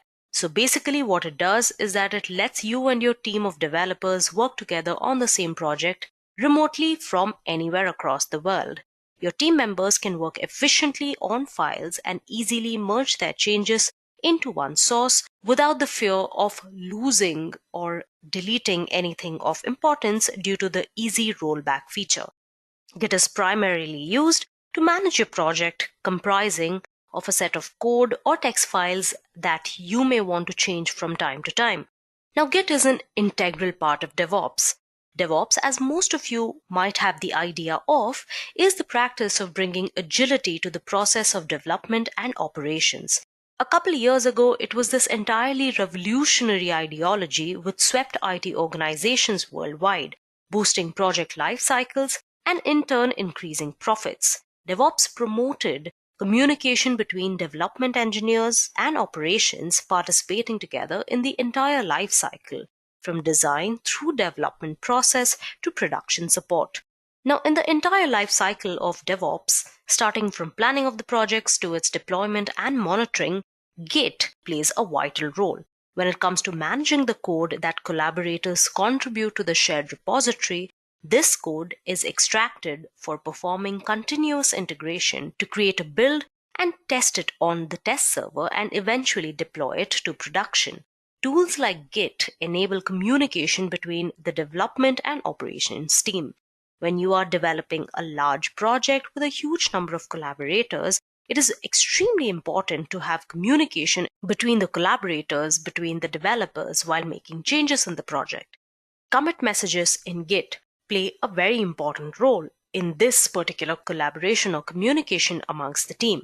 The bits and pieces that we deploy or update lies in this version control system, such as Git. To succeed in DevOps, you need to have all the communication in version control. Hence, Git plays an extremely vital role in succeeding at DevOps. And due to this very reason, Git has earned way more popularity compared to other version control tools available in the market, such as Apache Subversion, concurrent version systems, and Mercurial. If you compare the interest of Git by time with other version control systems, you shall realize that larger companies' products are generally developed by developers using Git all around the globe. And some famous names out of them are Facebook, Yahoo, Zynga, Quora, Twitter, eBay, Salesforce, Microsoft, and many, many more. Now, lately, all of Microsoft's new development work has been in Git features. Microsoft migrating .NET and many of its open source projects on GitHub, which are managed by Git. One of such projects is the LightGBM. It's a fast, distributed, high-performance gradient boosting framework based on the decision tree algorithms, which is used for ranking, classification, and many other machine learning tasks. Here, Git plays an important role in managing this distributed version of LightGBM by providing speed and accuracy. So basically, to enable version control, Git is your go-to solution. It's fast and suitable for handling massive code bases scattered across multiple developers, which makes it the most popular tool used today. Now that you know about Git, a terminology we'll be using a lot while talking about Git and GitHub is a repository. Now, repository, or a repo as it's most commonly known as, is a directory or a storage space where your projects can basically live. It can be local to a folder or your computer, or it can be a storage space in another online host such as your GitHub. And in this particular space, in this particular directory, you can keep your code files, text files, images, you name it, all of it inside a repository. Through the course of this, we shall also be talking about something known as GitHub, which is nothing but a central repository, the kind that we spoke about when we discussed centralized versus distributed version control systems. There's a central repository, and that is where all of your code will live. You have your local repository where you'll make the changes, and there you have the central repository to which you will push all of the changes. Yeah? And the central repository is something that all of the developers involved in this particular project, in a certain project, have access to. All right, moving on, let's discuss a few Git features which make it so popular amongst organizations as well as individuals. First of all, it's economical. It's free and open source. Git is released under GPL's General Public Licenses, open source license. So you don't need to purchase Git. It is absolutely free. And since it's open source, you can modify the source code as per your requirement. Second is its speed. Now, since you do not have to connect to any network for performing all of the operations, it completes all the tasks really fast.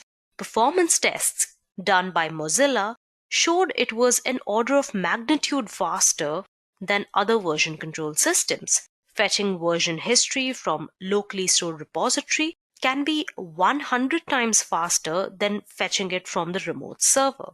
So the core part of Git is written in C, which avoids runtime overheads associated with other high-level languages, which makes it extremely fast compared to other version control systems. Next is that Git supports non-linear development. Git supports rapid branching and merging and includes specific tools for visualization and navigation of a non-linear development history. A core assumption in Git is that a change will be merged more often than it's written, as it is passed around various reviewers. Hence, branches in Git are very lightweight and is only a reference to a single commit. With its parental commits, the full branch structure can be constructed. Next, let's talk about the robustness. Nearly every single task in Git is undoable.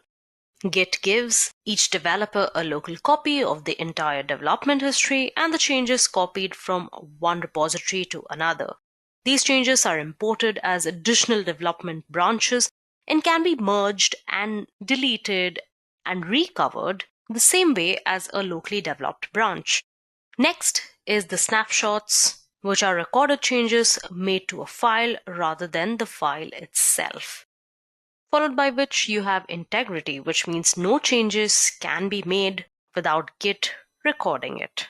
Since every contributor has their own local repository, on the events of a system crash, the lost data can be recovered from any of the local repositories. You will always have a backup of all of your files, and none of the changes made to the central repository will go unlogged by Git. Git uses the SHA1 or the secure hash function to name and identify objects within its repository, and every file, every commit is checksummed and retrieved by its checksum at the time of the checkout. The Git history is stored in such a way that the ID of a particular version, a commit in Git's terms, depends upon the complete development history leading up to that commit. Once it's published, it's not possible to change the old versions without it being recorded. Then it's a distributed system, which means every user has their own copy of the repository and the data is stored locally. Git gives each developer a local copy of the entire development history, and the changes are copied from one such repository to another. These changes are imported as additional development branches and can be merged in the same way as a locally developed branch.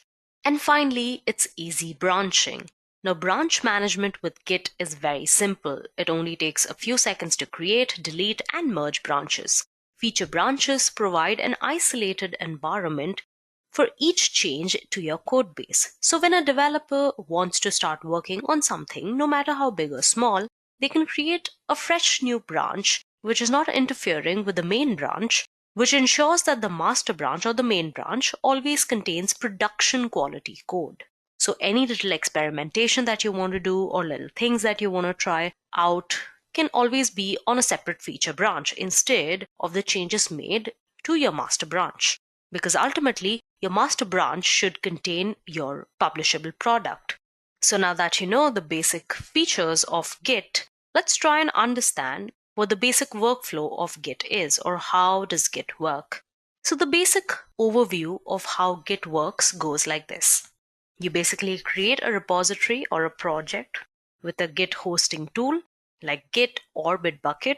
You copy or clone the repository to your own local machine or your working directory. you add a file to your local repository and commit the changes, which basically means you save the changes.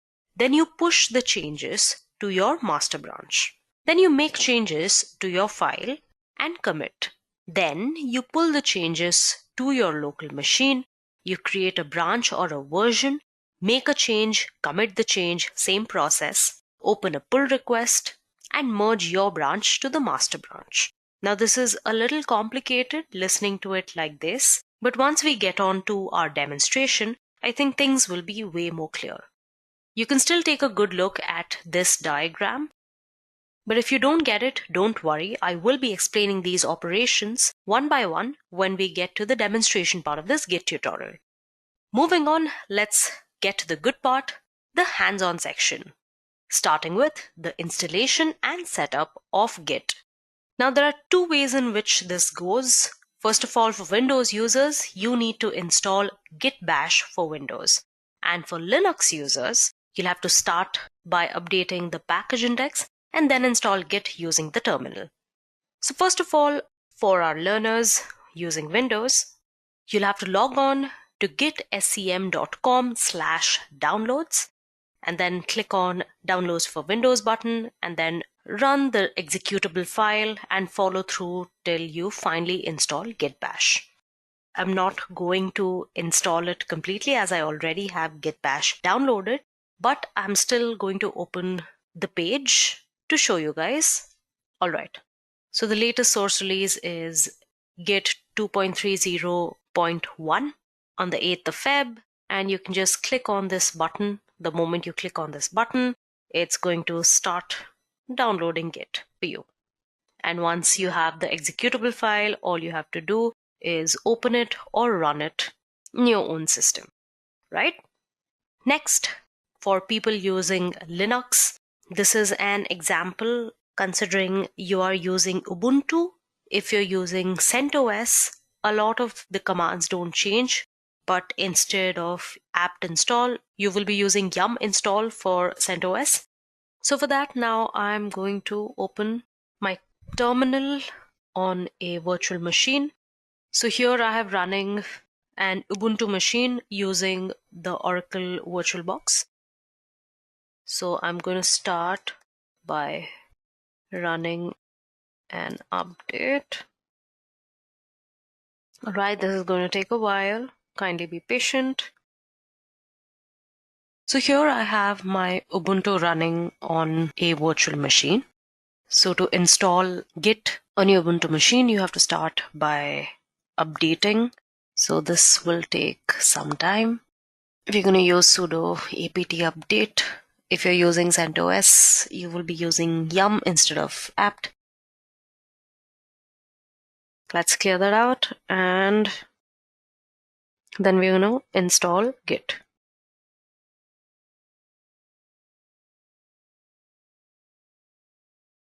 And then you can look for the Git version. Yeah? All right. Now that we have our Git installed, let's go ahead and look at the operations and commands that we are going to take a look at today. You have your repository setup, which include the commands init, clone, config, and alias. Then you have your save changes operations, which have your add, commit, diff, and stash. All of these commands we are going to go on and off and look at collectively mostly. Then we are going to look at the inspect operations, your inspect repository operations, of which the git status command is something we are also going to look at throughout this demonstration right from the beginning. So apart from that, you have your git log, git tag, and git blame commands. So you have your merge rebase command. So let's move on to our first set of Git operations. First of all, you have your git init command, which basically creates a new empty Git repository. Now this can be used to convert an existing unversioned project to a Git repository or initiate an absolute fresh Git repository. Now most other Git commands are not available outside of the initialized repository. So this is usually the first command that you will run in a new project. That is, if you're using Git Bash.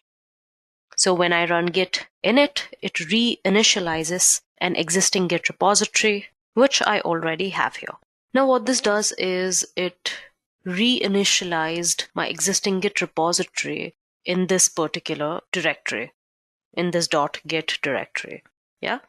What git init does is that it creates an empty Git repository or reinitializes an existing one, like it did for me right now. It basically creates a .git directory with subdirectories and template files.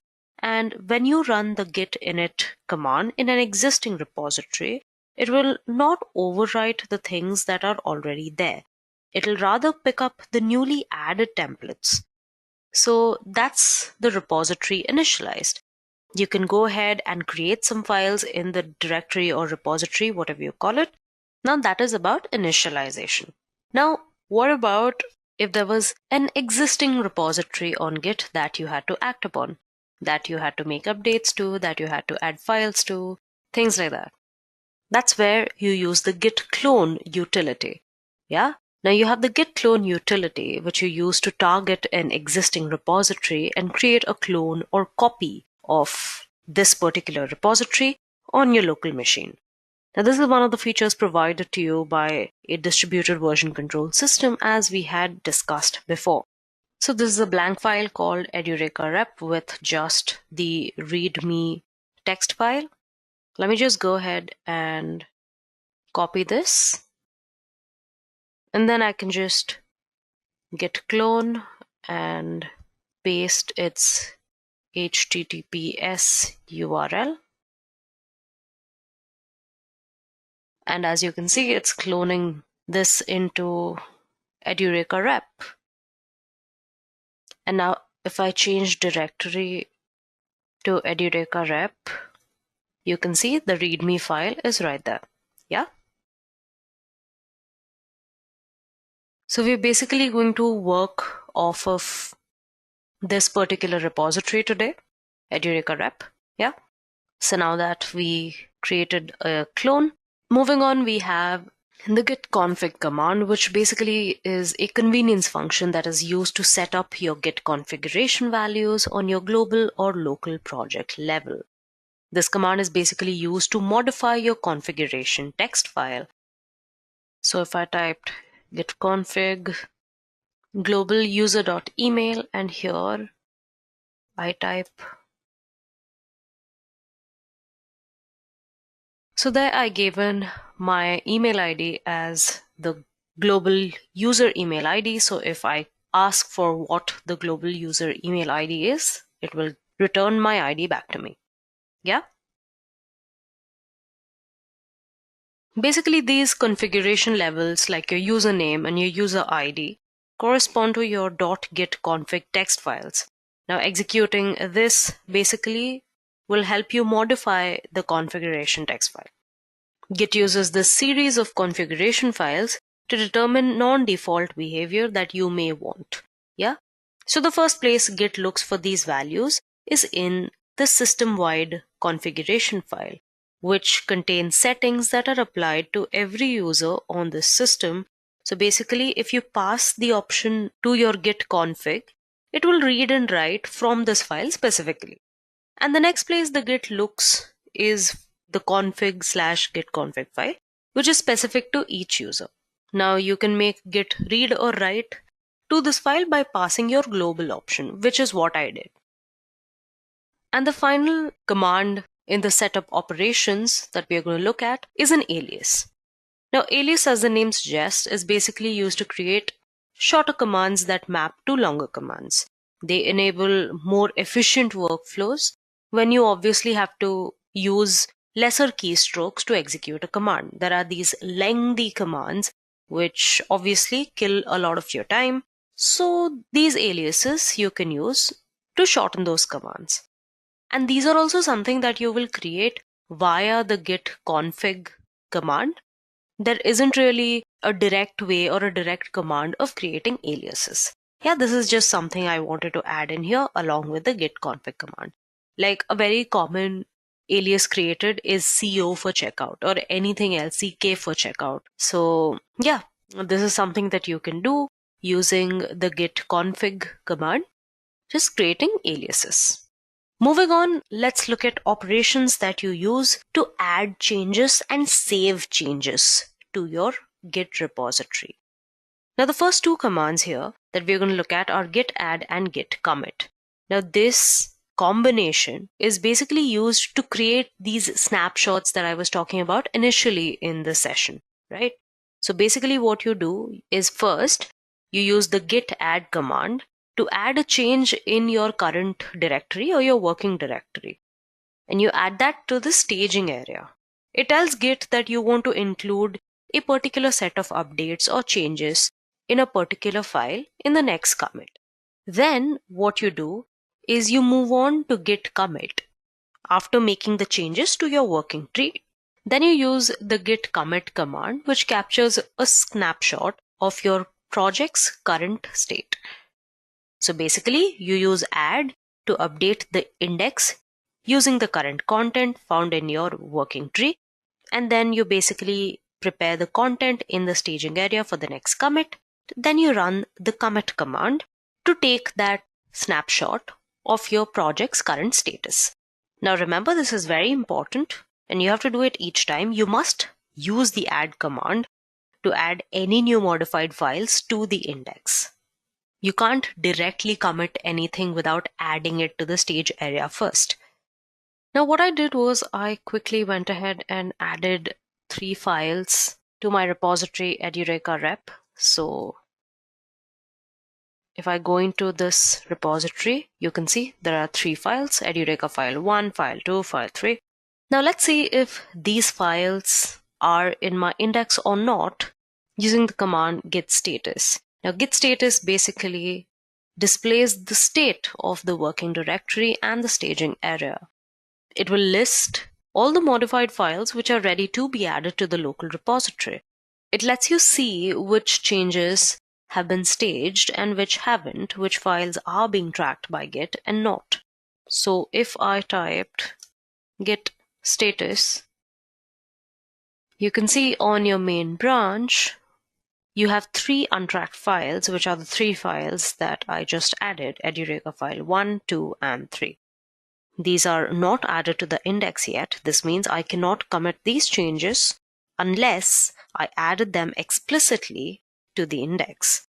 So now we are going to add these 3 files. This command will update the index using the current content, which is found in your working tree, as you can see in front of you, and then it'll prepare the content in the staging area for the next commit.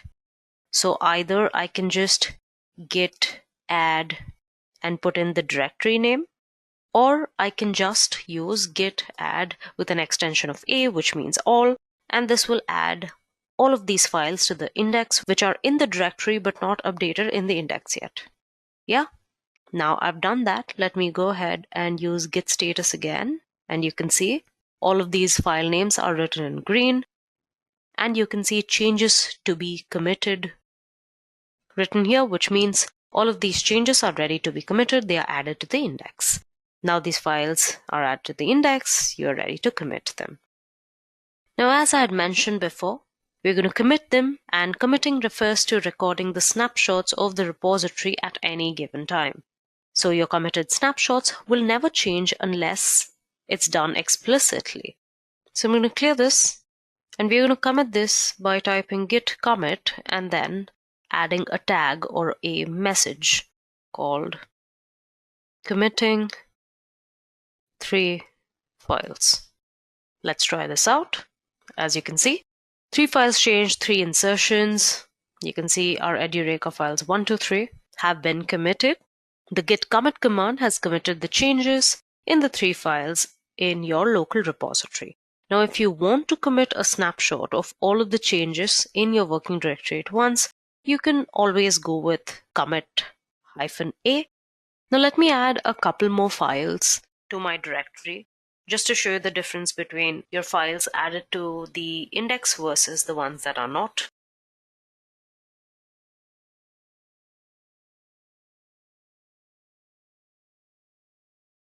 If I type ls again, you can see there are 2 more files over here. As you can see, I have 2 other files.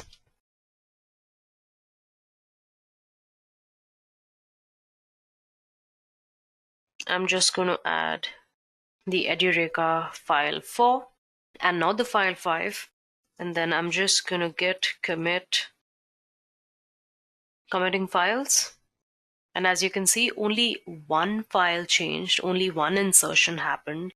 And that only happened because Edureka file 5 is not added to the index. And even if I use the extension A, I cannot add Edureka file 5 because that has not been added to your index. Now if I just go ahead and add Edureka file 5, voila, the change has occurred in our Git repository. Now if I typed git status, there are no more files to add or commit. Our branch is ahead of the origin or main branch by 3 commits. And you can use git push to publish your local commits. Now what is git push? This is something we will cover later in this session.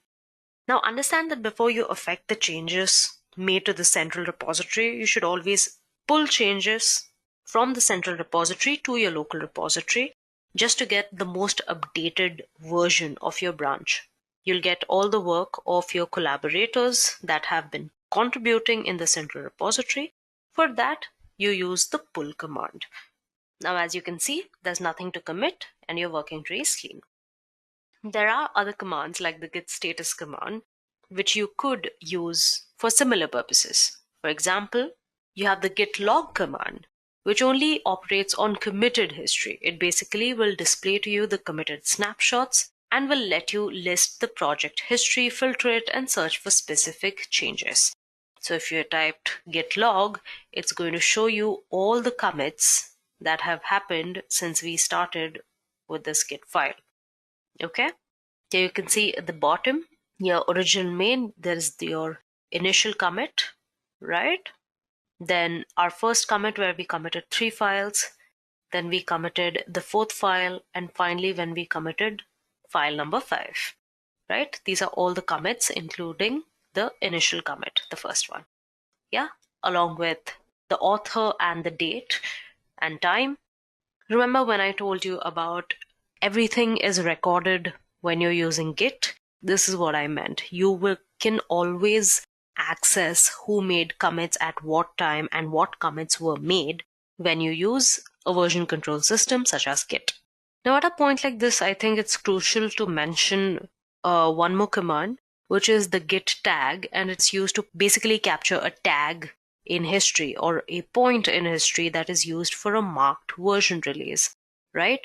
So it's basically like a branch that doesn't change, and after being created, they have no further history of commits. Yeah, so that is one. And another one is git blame. Now the git blame function displays of the author's metadata attached to a specific committed line in a file. It's used to examine specific points in a file's history and get context as to who the last author was that modified that line. So if I went back and typed git blame Edureka file 5.txt, it's going to show who the person is that is to blame, who committed this particular file or made this particular change, right? It'll also, if you paid attention, give you the commit number. As you can see, this E9D63EFO commit number. This also has this E9D63EFO, which is the first few characters of this particular commit number. Yeah. So now that you know how to check the status of the changes and see who made the changes, it's time that you understand how you fetch changes from your remote repository to a local repository and how you push commits from your local repository to your remote repository. So here we are going to look at 2 commands called pull and push. Now, first of all, you have the git pull command, which fetches changes from your remote repository to a local repository. Basically, it merges upstream changes in your local repository, which is a common task in Git-based collaborations. But at first, you need to set your central repository as the origin using the command git remote add origin, and I'm going to add the link to my central repository, which is this. And as it says, the remote origin already exists. Now that your origin is set, and now we're going to pull our main branch.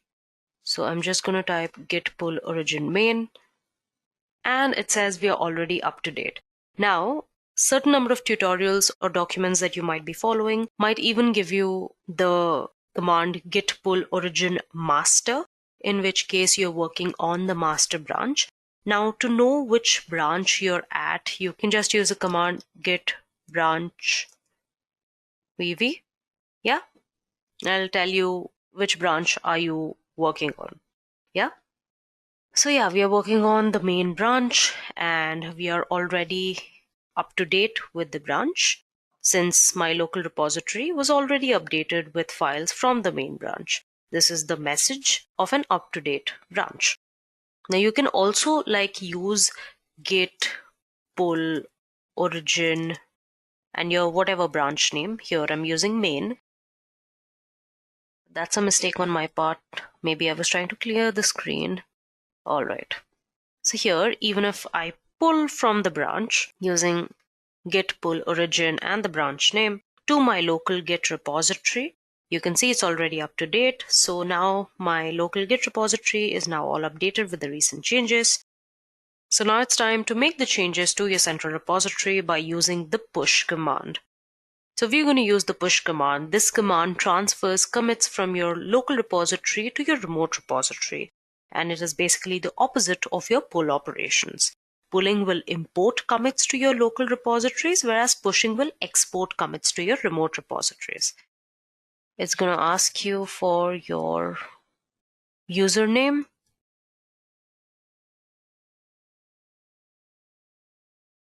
And password before it lets you push into your main branch there.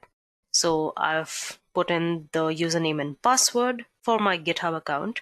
And with that, this has pushed the changes from my local repository to the remote repository along with all the necessary commits and internal objects. Now this has created a local branch in your destination repository. The use of git push is to publish your local changes to a central repository. After you've accumulated several local commits and are ready to share them with the rest of the team, you can then push them to your central repository by using the git push command. Now the files which have already been committed previously in the commit section and they were all push ready, you will use git push origin master to reflect these files in the master branch of your repository. All right. So let's go ahead to our repository and see if changes have been made. And yes, you can see all of our files on our GitHub repository. You have Edureka file 1, 2, 3, 4, and 5. All the 5 files that we had created on our local repository. Yeah, you have all these 5 files and the README file here. Here also you have the README file and all the 5 files that we had created. Now at this point in this Git tutorial, I hope you have understood the basic commands of Git. You have pulling, pushing, adding, committing, things like that. Now let's take a step further and understand the 3 basic commands of parallel development. Here I'm going to be talking about branching, merging, and rebasing. So first of all, let's talk about merging. Now, merging is a way to combine the work of different branches together. This will basically allow you to branch off, develop a new feature, and then combine it back in. As you can see in the diagram, it shows you 2 basically different branches, new branch and master. Now, when we merge the work of the new branch into the master, it creates a new commit, which contains all the work of the master and new branch. Now, if we merge the 2 branches with the merge command, as I had mentioned before, Git allows you for easy branching, which means you have parallel branches with your master branch that help you carry on your individual work while not interrupting your main product, which is your master branch or your main branch. So branches in Git are nothing but pointers to specific commits. Yeah. So Git generally prefers to keep its branches as lightweight as possible. Now there are basically two kinds of branches via local and remote tracking branches. A local branch is just not the path of your working tree. On the other hand, the remote tracking branches have special purposes.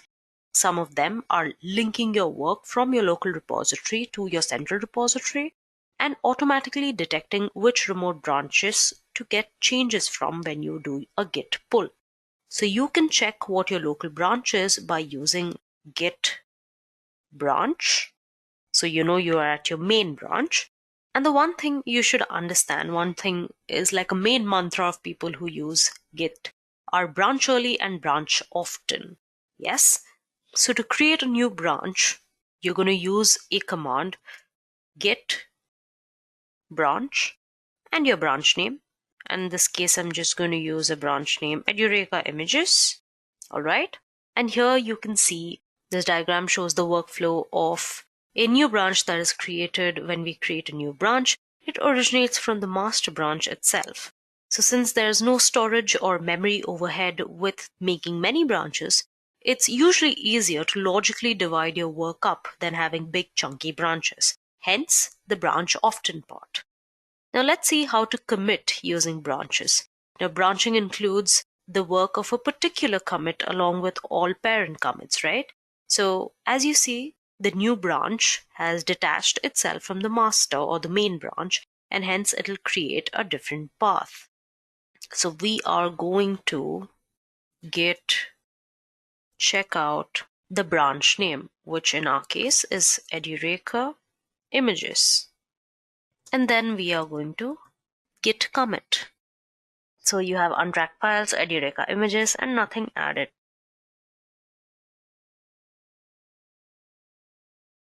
So you made that branch. Now, merging is a way to combine the work of different branches together. So basically what this does is, now that we've branched off to something known as Edureka images, you can go ahead, add files to it, develop a new feature, and then combine it back into your main branch. Here you can see two different branches. You have your new branch and your main branch. And when we merge the work of a new branch into the main branch, it creates a new commit, which contains all the work of the main branch and the new branch. So now if we merge this branch, as you can see, it's already up to date. It's important to know that the branch name here should be the branch that you want to merge into the branch that you're currently checking out. So make sure that you are checked out of this destination branch. So let's just merge all the work of the branch Edureka images into your main branch. For that, I will first check out my main branch and then merge Edureka images with git merge Edureka images. And as you can see, all the data from the branch Edureka images has merged into the main branch. Now notice that merging in Git creates a special commit that has two unique parents. Now this is one way of merging into the main branch. There's also another way of combining the work between two branches, which is called rebasing. Now rebasing takes a set of commits, copies them, and stores them outside your repository. The advantage of rebasing is that it can also be used to make linear sequence commits. The commit log or the history of the repository stays clean if rebasing is done. Now our work from the new branch is placed right after master, and we have this nice linear sequence of commits. This command doesn't copy but moves all our work from the current branch to the master or the main branch. They look like they've been developed sequentially instead of having developed parallelly. So if I just did another branch called git branch Edureka images 2, and then maybe git checkout,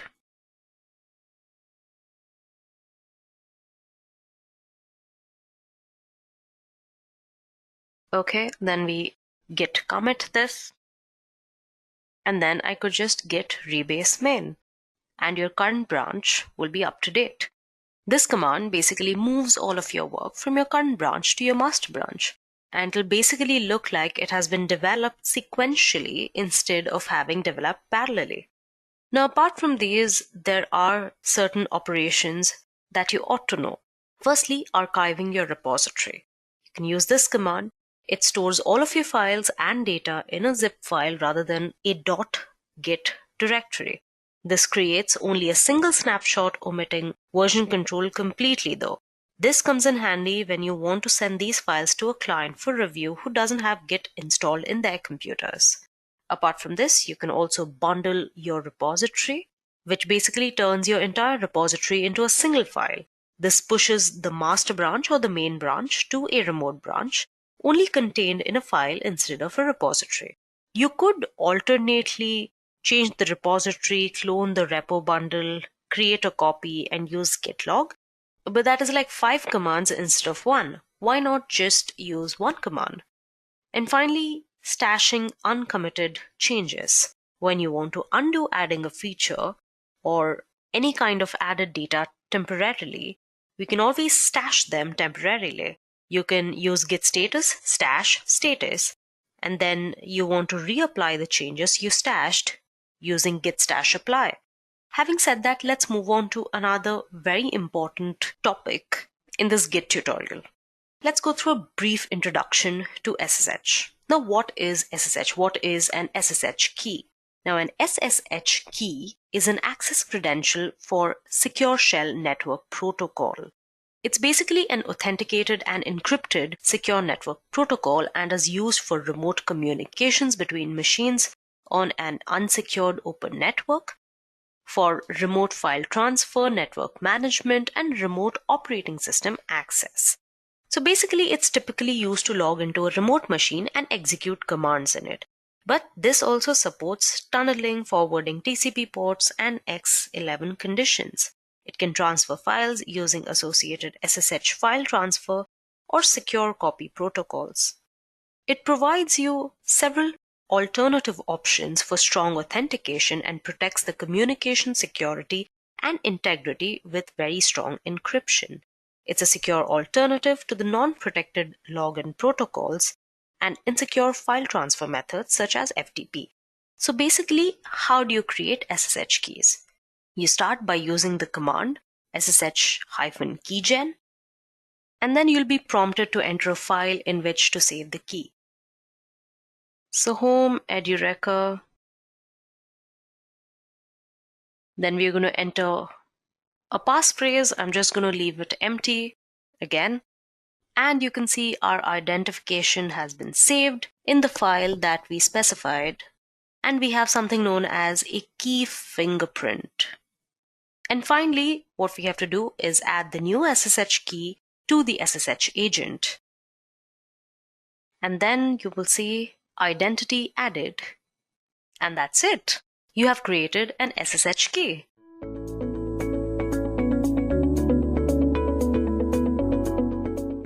The need for GitHub. It is extremely important for software developers to work on a web-based platform to share their projects and collaborate with other developers. This platform must be a version control system, that is, it must enable multiple people to simultaneously work on a single project. Each person edits his or her own copy of the files and chooses when to share those changes with the rest of the team. This application must also be capable of hosting millions of programmers and hobbyists that download and evaluate each other's work. GitHub is one such platform of choice for developers that can host multiple programmers and review their code. GitHub has several competitors. For instance, GitLab. GitLab is an open source web interface and source control platform based on Git, whereas Microsoft Team Foundation Server is an enterprise-grade server for teams to share code, track work, and ship software for any language, all in a single package. Bitbucket, on the other hand, stores all of your Git and Mercurial source code in one place, with unlimited private repositories. So what really makes GitHub so powerful and popular among developers? GitHub is an open source platform, and the community is really what fuels it. Moreover, GitHub is the platform of choice for developers from various large corporations too.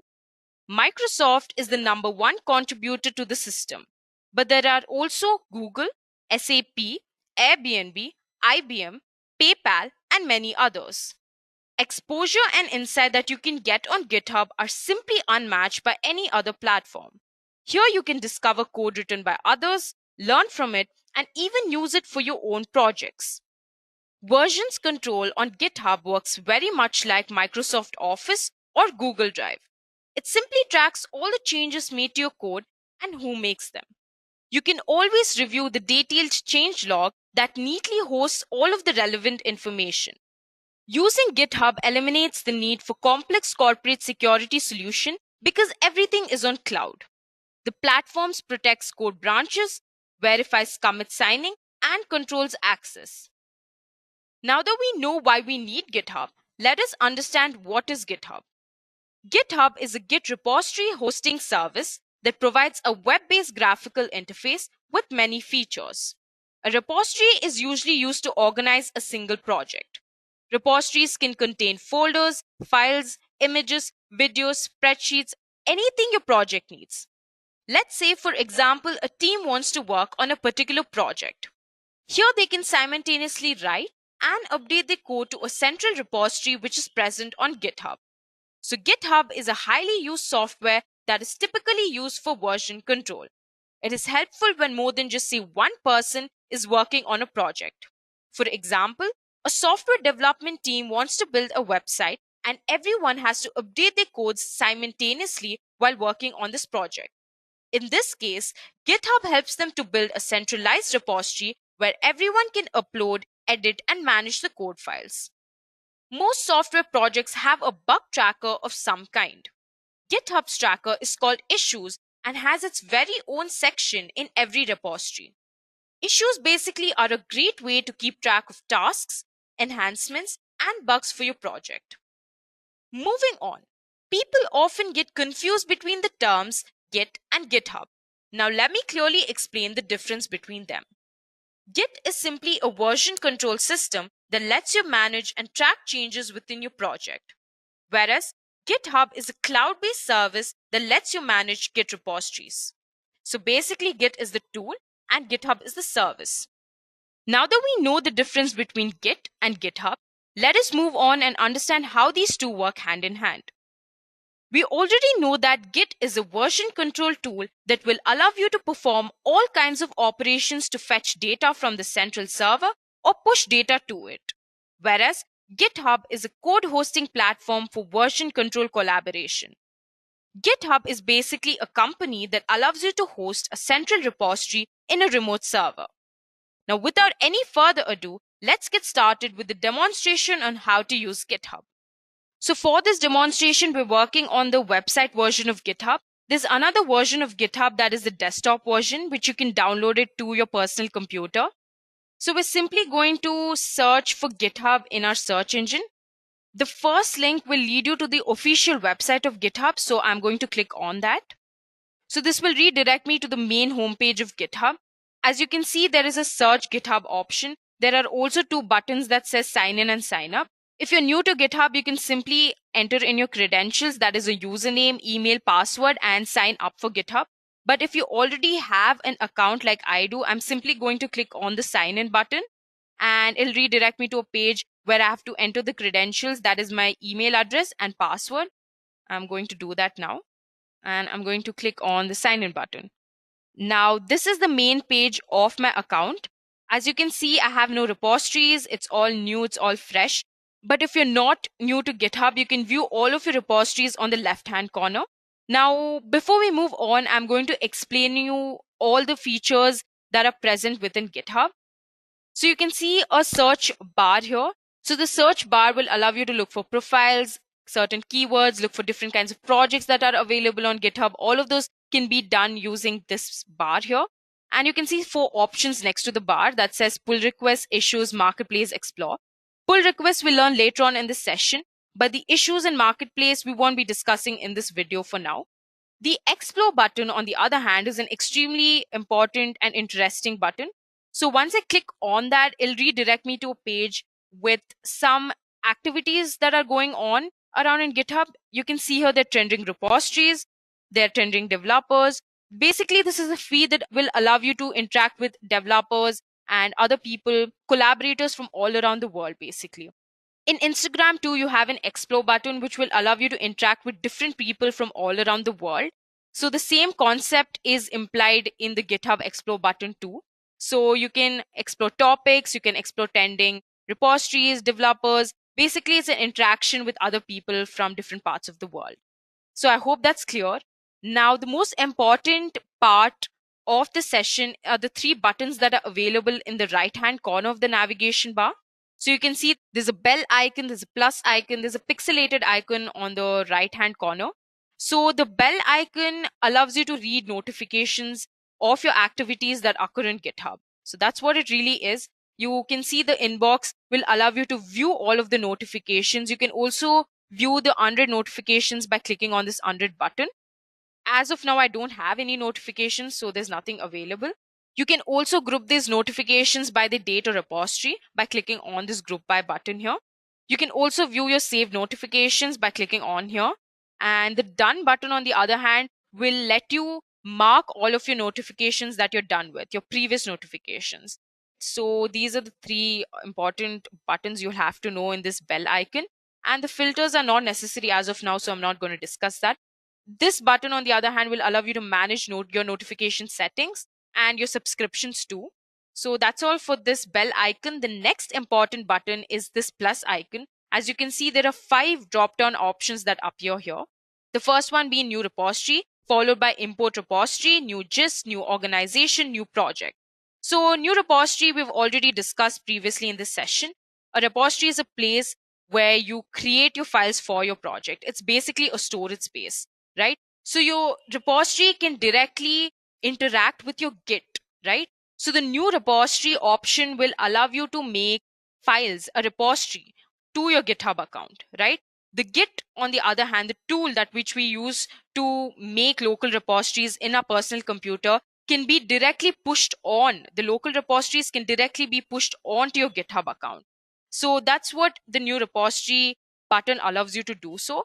But the new project, on the other hand, is a place to track issues, features, and other tasks that are related to the code within the repository.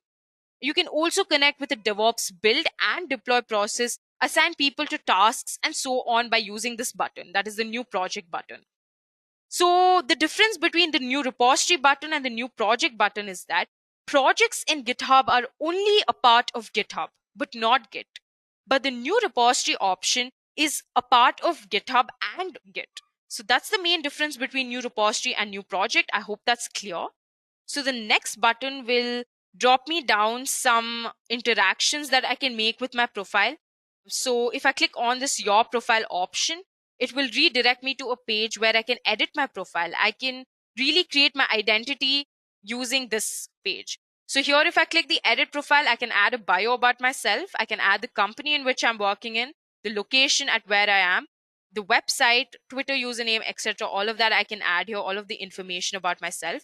I can also view the repositories I'm working on currently, or the repositories I've worked in the past, projects that I'm working on, the packages, and the entire contributions I've been making on GitHub from the last year. So basically, it allows me to build an identity, or it'll help me build my profile on GitHub. So I hope that's clear. Now, if I click on this button and if I want to sign out from a profile, I can simply scroll down and click on the sign out button here, and this will sign me out of my account. So that's all for getting started with GitHub. These are the basics on what GitHub is and what each of the button and options really do. Now, if I want to move back to the main page of my GitHub profile, I can simply click on this Octocat. That's GitHub's logo. So I'm just going to click on this Octocat logo, and here I'm back to my main page.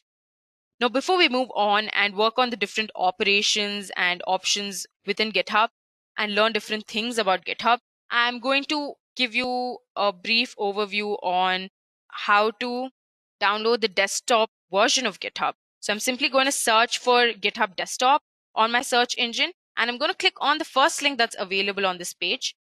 Now I can simply click on this button that says download for Windows 64-bit. that's compatible to my current version of my personal computer. If you have a Mac, you can simply click on the Mac version and download it to your desktop. But as I've already mentioned previously that we're going to work on the website version, so I'm going to simply switch back to this. Now let's quickly move on to the next part of the session. Create a repository. So firstly, let us understand what a repository is. It is simply a storage space for the correct project that you're working on. GitHub is a very popular central repository that allows you to share your files, whereas Git allows you to create local repositories that are present on the system you are working on. So you can basically push your local repository into GitHub and share it with other collaborators via the central one. Now that we know what a repository is and how it works, let's go on to the demonstration part and create our first repository. So you can do this in two ways. Either you can click on your create repository button that is present on the left side, or you can, as I've already mentioned in the previous part of the session, you can click on to this plus icon and you can click on the new repository option. So this will redirect you to a page that says create a new repository. You can add your repository name. I'm going to name my repository as Edureka and it's available. All of your repository names must be unique from one another to identify them easily. You can also add a description, which is optional. I'm just going to add the description. This is my first repository. And a description allows people or other collaborators to understand what your repository is all about. But as a good developer or a good programmer, you would definitely want to add a description and give an overview of what your repository is all about.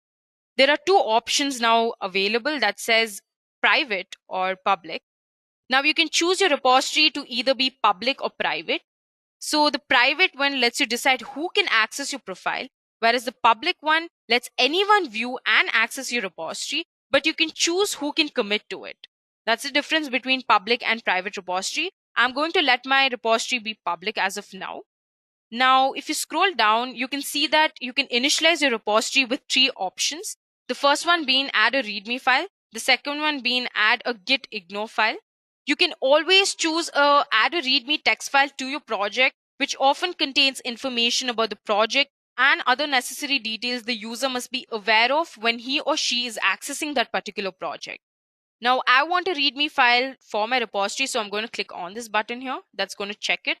The next option is add a .git ignore file. So this file will let you ignore a list of files when the user is pushing files to GitHub.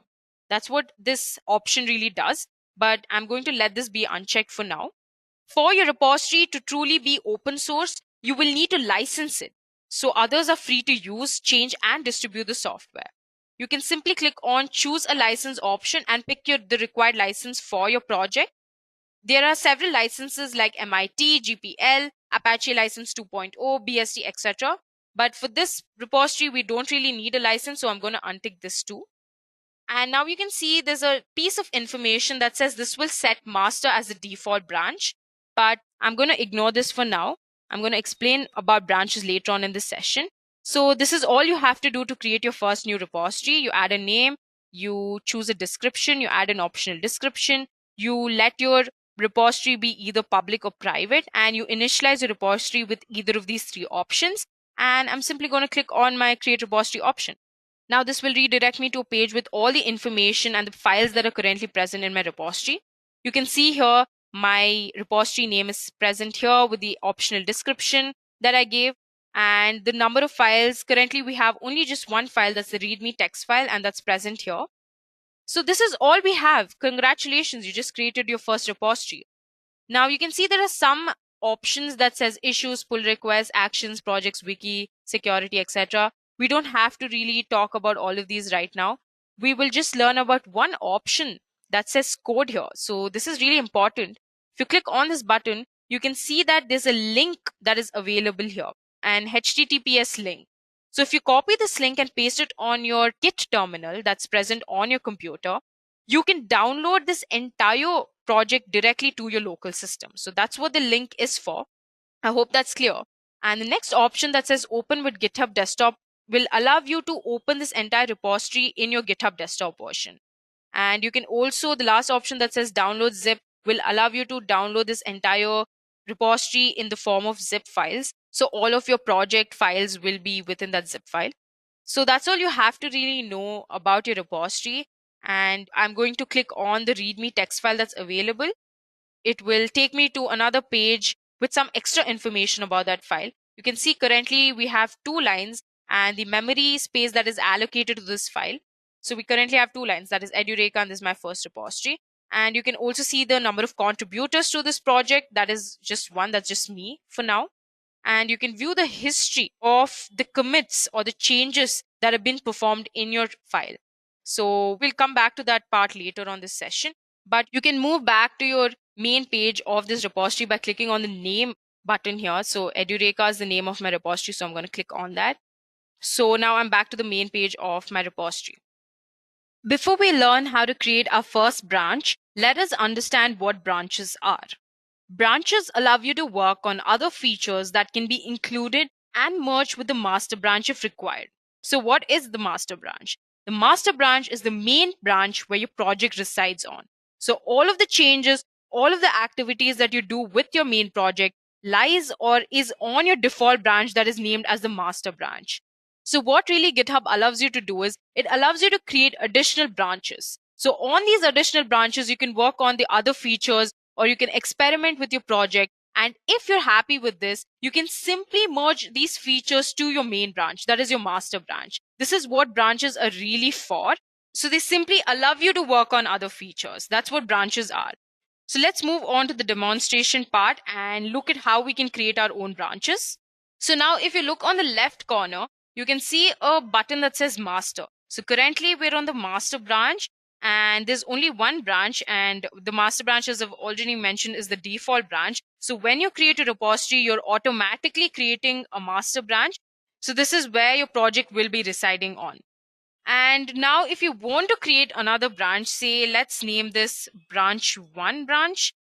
So this is what I want to name my additional branch. I'm simply going to name it and I'm going to click on the enter button. So it will redirect me to a page. So this is the exact replica of your master branch.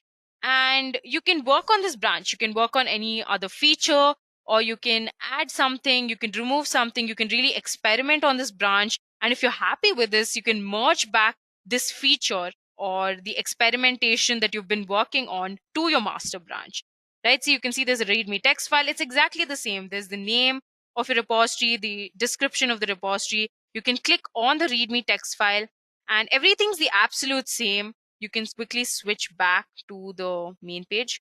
But the only difference is that you're currently on a branch named branch 1 branch. You're not on your master branch. Now, if you want to switch back to your master branch and work on it, you can click on this button and you'll find the master here.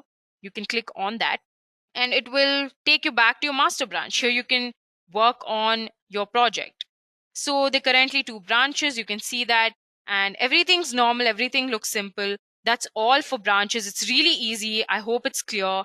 So you can look for branches here on this bar here that's present here.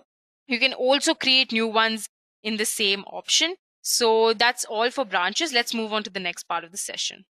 Make a commit. Now, what are commits? Commits simply record changes to one or more files in your branches. So basically, they save the changes that you're making in your project. Git always assigns each commit a unique identification, which is called SHA or hash, that identifies the specific changes. So for any changes are made to your project files, you can simply go back and look at the version history or the history of each commit you've performed on your project files. So that's what really commits are all about. It's extremely easy. Let's go ahead and make our first commit. Now I'm going to switch to my branch 1 branch and I'm going to make my first commit. I'm going to click on my README text file. That's the only file currently in our repository. So we'll make the change in the README text file. There are 3 really important icons that are present in the right corner, as you can see. The first one is a PC icon that says open this file in GitHub desktop. So if you click on this file, this entire file will open in your GitHub desktop version. The next one, that is the pencil icon, will allow me to edit this particular file. That is my README text file. And the third icon is a bin icon, which will allow me to delete this file. Now, what we'll be working on is the pencil icon. That's the edit this file option. I'm going to click on this and I can simply view a space or a file that will allow me to make changes to my README text file, I'm going to add another line here that says this is my first commit. This is what I want to add to my README text file. And if I want to preview the changes, I'm going to click on this preview changes button. You can see that this is my first repository. This is my first commit. This is my first commit is the additional piece of information that will be adding to my README text file. And it's highlighted in blue, so we know that that's the additional information. I'm happy with this change. I'm going to switch back to my edit file. I'm going to scroll down. And if I want to add a description about the change that I'm performing to my file, I can do that. A good programmer would always add a description to the change that he's making to the project file. So other collaborators, when they view the commit or they view the change, they can read the extended description and understand what the change is about. So that's a good habit that you must follow. But as of now, we're not going to do that. So I'm going to leave this blank. As you can see, there are two radio buttons that are currently available.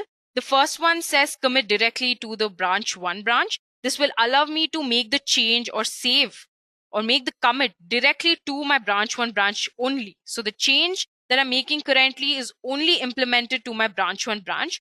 The second option allows me to create a new branch for this particular commit and start a pull request. We're not going to talk much about this option right now, but the first option is extremely important. So we'll let this be stuck on to the option that says commit directly to the branch 1 branch. And I'm going to click on the commit changes options. And this will simply implement the entire change to the file. You can see that the change is implemented. The additional piece of line that says this is my first commit is added to my README text file. Now the interesting part is if I switch to my master branch, the change is not implemented in my master branch. So the change is only currently present in my branch 1 branch. And now if I want to view the history of the changes that I've made, I've already mentioned in the previous part of the session that the history button will allow me to do so. So I'm going to click on this history button and you can see that I made my first commit 23 minutes ago and I made my new commit 41 seconds ago. And there is also a hash number, unique hash identification number that allows me to distinguish between both of these changes. So all of my commits that I'll be making on this branch will be available here. So that's the main point of a version control system, isn't it?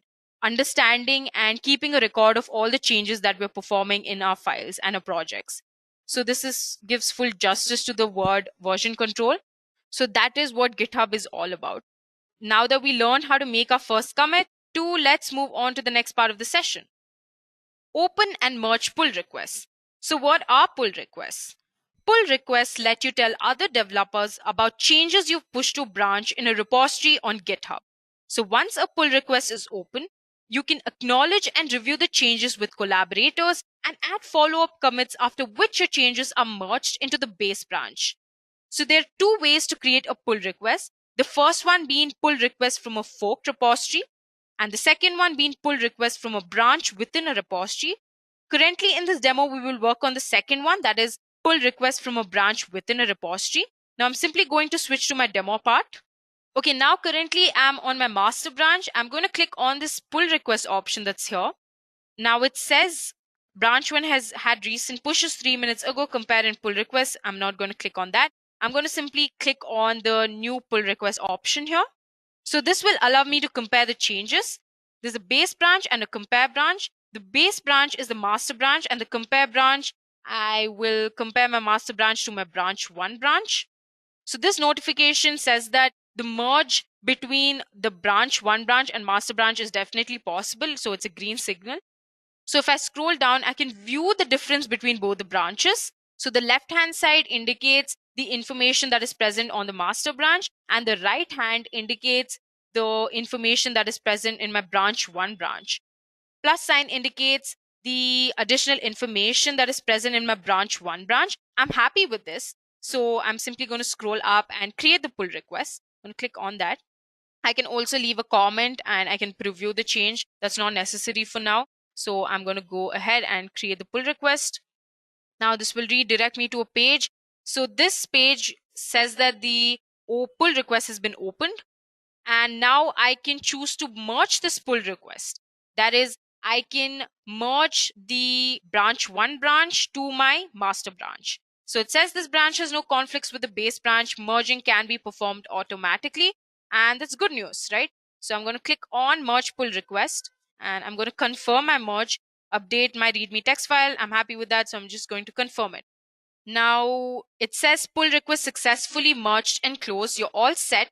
The branch 1 branch can be safely deleted. I'm not going to delete the branch. I'm going to compare both of the branches and see if my master branch is exactly the same as my branch 1 branch. So I'm going to click on this Edureka. I'm going to go to my main page of my repository. So my master branch has the additional piece of information that says this is my first commit. Now, if I switch to my branch 1 branch, it has the exact piece of information. So the information that was present in my branch 1 branch has been successfully implemented to my master branch. So that's all for the pull request part 2. We've reached the end of the demonstration part. Now let's quickly look at the case study of how Microsoft implemented GitHub. I'm pretty sure most of you have heard of Microsoft. Microsoft Corporation is an American multinational technology company. It develops, manufactures, licenses, supports, and sells different computer software, consumer electronics, personal computers, and other related services. So initially, Microsoft was against the use of the open source because they held very tightly to the internet protocol. They were completely hesitant to adapt to this new concept of sharing code to the entire world. But in 2010, they rethought this entire scenario, and now Microsoft is one of the biggest contributors to open source. Today, about 2,000 to 25,000 Microsoft engineers maintain TypeScript, .NET, Windows Terminal, DARP, Helm, and more than 1,000 other open source projects. So first what they did was they released new processes in measured containment. But later on, they released only licensed software.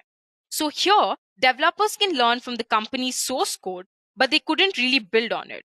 Eventually, the stigma died, and now even closed code like .NET is open source under an MIT license. Teams realize that they need to accept contributions to get feedback and learn from other developers. To organize and understand this approach, Microsoft created their Open Source Programs Office, which enables distribution and centralization of knowledge. So the OSPO provides the resources and maintainers to manage thousands of repositories and contributors effectively on GitHub. Even though Microsoft invests in its tools, they expect other individuals and organizations to lead the way. Microsoft believes that GitHub's value isn't in any one feature, but its entire community. GitHub is the place to collaborate, it's where everyone is, and where most of the entire world's open source is already happening. It's not just a feature, but the whole thing.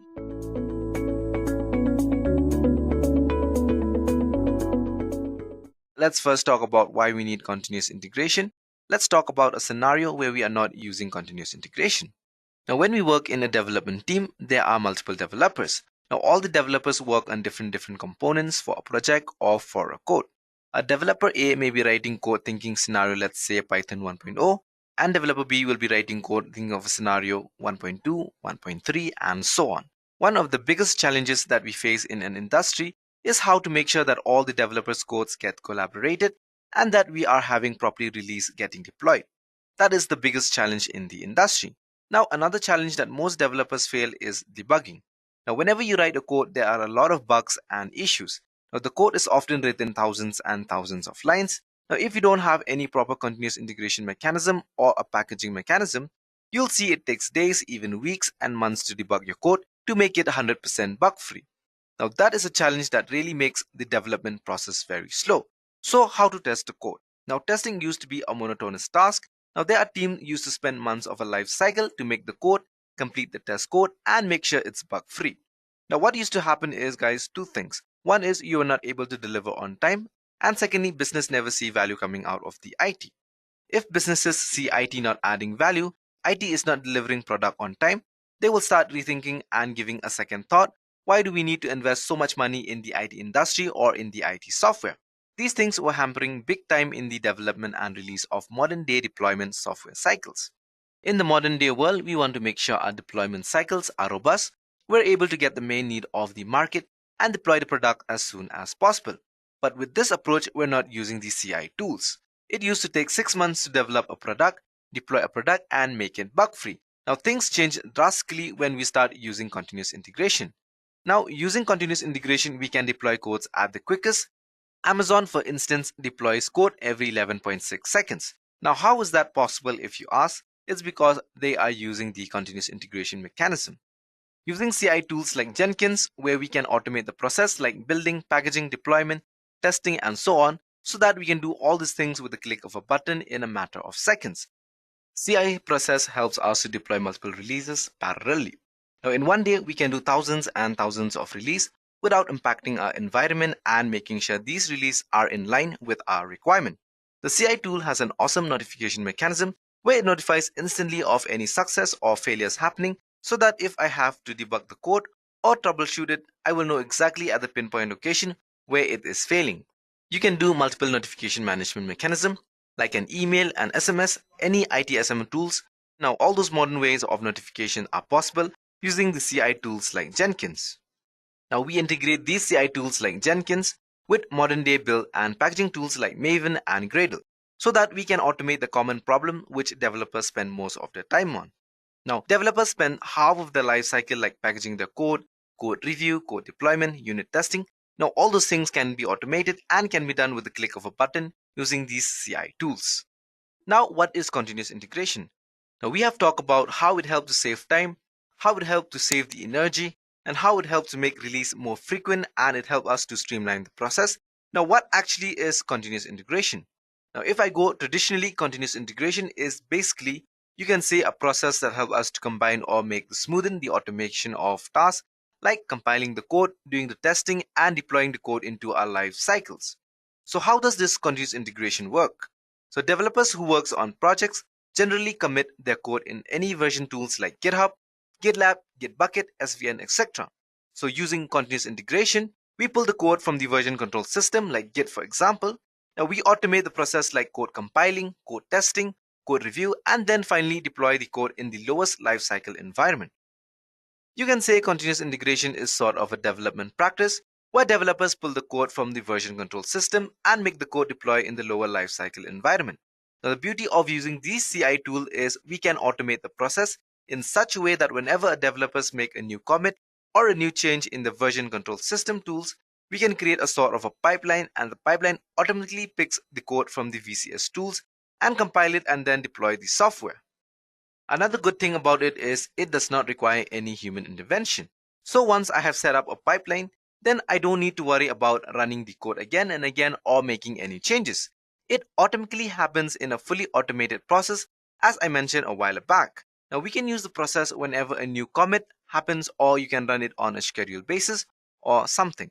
Now CI or continuous integration was first time proposed in 1991 as part of the Extreme Program concept. At that time, it was not adopted so well, but in the modern day industry, it has become the bread and butter of smoothing up release or for our development process. In a modern day world, continuous integration can be seen as a practice of merging all developers, working copy to a mainstream where you can develop and deploy the code multiple times in the same day with as many changes as possible. Now, there is no limit of how many lines of code. It can be tens and thousands of lines of code, which can be compiled multiple times throughout the duration. Let's see a case study where we try to see how things change for an organization after it adopted to the CI or continuous integration mode. Here we have picked up an example of Adobe to see how it helped in the development process. Adobe realized at some point at the time that they have not released very frequently. When this happened, their market percentage share was down as they were not following the continuous integration approach. Now they were using the native method of compiling the code, debugging the code, testing the code, because of which they were noticing that it used to take up to 6 months release updates. Now 6 months was a long duration, whereas their competitors were releasing very frequently, which was helping them to capture the market share. Adobe decided some point at a time that they need to change their software development and deployment strategies, and they tried to adopt the continuous integration mechanism. Once they adopted the continuous integration mechanism, they found that the response time was a lot better and a lot faster. Now they were able to deploy the updates more frequently with every time a change was made by a developer or new release was being released. And it helped them reduce the response times, and they were 60% more faster. The development teams were getting more effective, and they were able to really deploy losses far more in a better and structured way than what they were doing without using CI. You can see how CI helps industry. Amazon is the best case scenario. Amazon in modern day scenario deploy codes every 11.6 seconds, almost 5 times every minute. Now this is all possible using the continuous integration. Now what is Jenkins? Now we've talked about what is CI, we've talked about why we need CI. Now let's talk about what is Jenkins and how does Jenkins fit in this particular picture. Now Jenkins is an open source automation server which helps us to automate the process of development relating to testing, deployment packaging, and others. It is a server-based system that run on software, Apache Tomcat. Now it supports VCS store like Git, Bitbucket, etc. It also supports build automation tools like Apache, Maven, and it helps to make and facilitate our continuous integration and continuous delivery process. Now Jenkins was first released in the year 2011 and it's completely open source software as a part of the MIT license. Jenkins is a plugin based profile.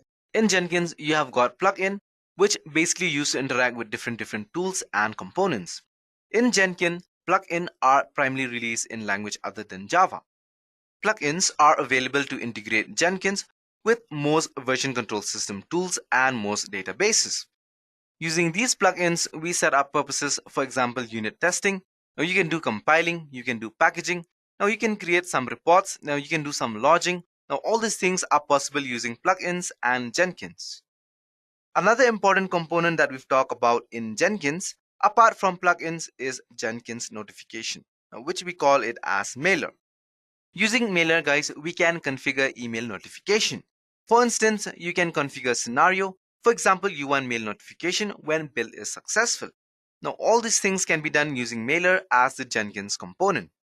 Another important component in Jenkins is the SSH agent. Jenkins also follow a typical master-slave topology. Now, why do we need a master-slave topology and a CI tools like Jenkins? Now, when you work in the organization, we have got multiple teams which you want to build and deploy their own pipeline or deploy their own software project codes. Now, teams don't want the piece of code to be run on a server which is owned by some other teams. So what we can do is we can set up a master-slave topology where Jenkins may run on a server X. But you can connect multiple other servers which will act as a slave. So when you are deploying a code executing a pipeline, you can run those codes on those XYZ servers. Now this is the beauty of using Jenkins master-slave topology. Now another good thing about Jenkins is Jenkins can be deployed on any operating system.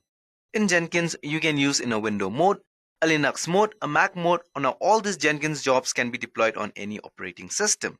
It is not at all dependent. Now both master and slave needs to be of the same operating system.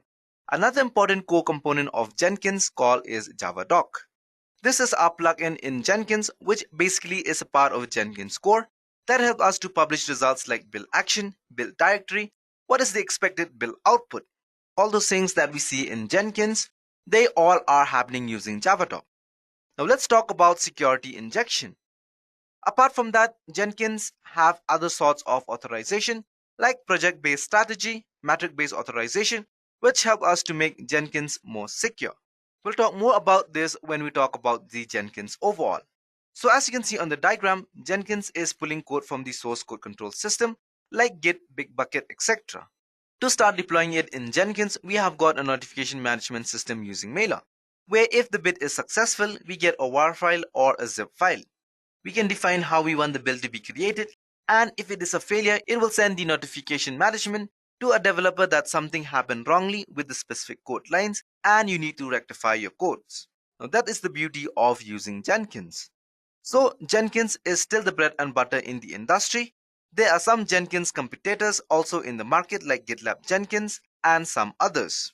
But by default, Jenkins is the to-go tool for the CI industry. So far we've talked about Jenkins. Now let's talk about what is pipelining in Jenkins. Now let's say I want to deploy a code. The code may have certain steps like first step I'm building the code, second step I'm compiling, then code reviewing, then packaging, then deploying. So how do I automate a combine of all these steps which can be executed in one go? Now to deploy all the scenario, we've created a delivery pipeline. Now pipeline is nothing but it's a combination of different steps or different tasks that we need to perform in order to deploy our code. Now, using a pipeline instead of doing this task or code deployment manually, we combine them and deploy them as a sort of one common approach of a delivery pipeline. Now, there are multiple ways on how you can create a pipeline.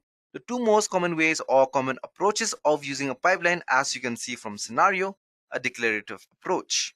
And the second one that is used in the industry is a scripted approach. This particular is an example of a Jenkins pipeline script. Here you are saying we are first doing a stage called build stage, where we will be combining multiple tasks. Like first we are using Java, then we are printing something called echo hello pipeline. Then we are using Maven as the build automation tool and try to deploy a package. And then we are doing a shell script output of what all things are present in that particular directory structure. This is a typical example of syntax of how to create a pipeline in Jenkins. Now let's talk about the two predominant pipelines that are used in the IT industry, scripted and declarative. Now let's talk about what is scripted and declarative and how they are different from each other. A scripted pipeline is a traditional Jenkins pipeline approach, and a declarative pipeline is a modern day pipeline approach that is used in the industry. In a scripted pipeline, the syntax was first strict, while in declarative pipeline we use something called as groovy syntax. When you use a declarative pipeline, you can get a code from any version system tool like Git. You can create something called as Jenkins file, and you can download Jenkins file from a virtual constant tool, and that can be used to run your Jenkins code. When you use a scripted pipeline, you define a code something called as a node block. But one declarative pipeline will define a code in a pipeline block, as we can see in the previous example. Now let's talk about what is Jenkins file and how it can be used. Now Jenkins file are like a text file where you define your entire structure and syntax of your Jenkins. You know only how to download the file, and in particular, you can just give the part of your Git repo. If it is true, then get the credential, the private repo, and it can pull all the contents from there and just execute your code. It is a modern deployment mechanism that we use when we work with a Jenkins pipeline. Using Jenkins pipeline, we use certain things which help us. Let's talk about this. First is code review.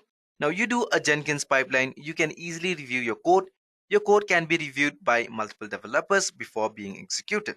Now how that works is, in Jenkins file, they are stored generally in a version control tool like Git. You can put something called as a pull request for a code review.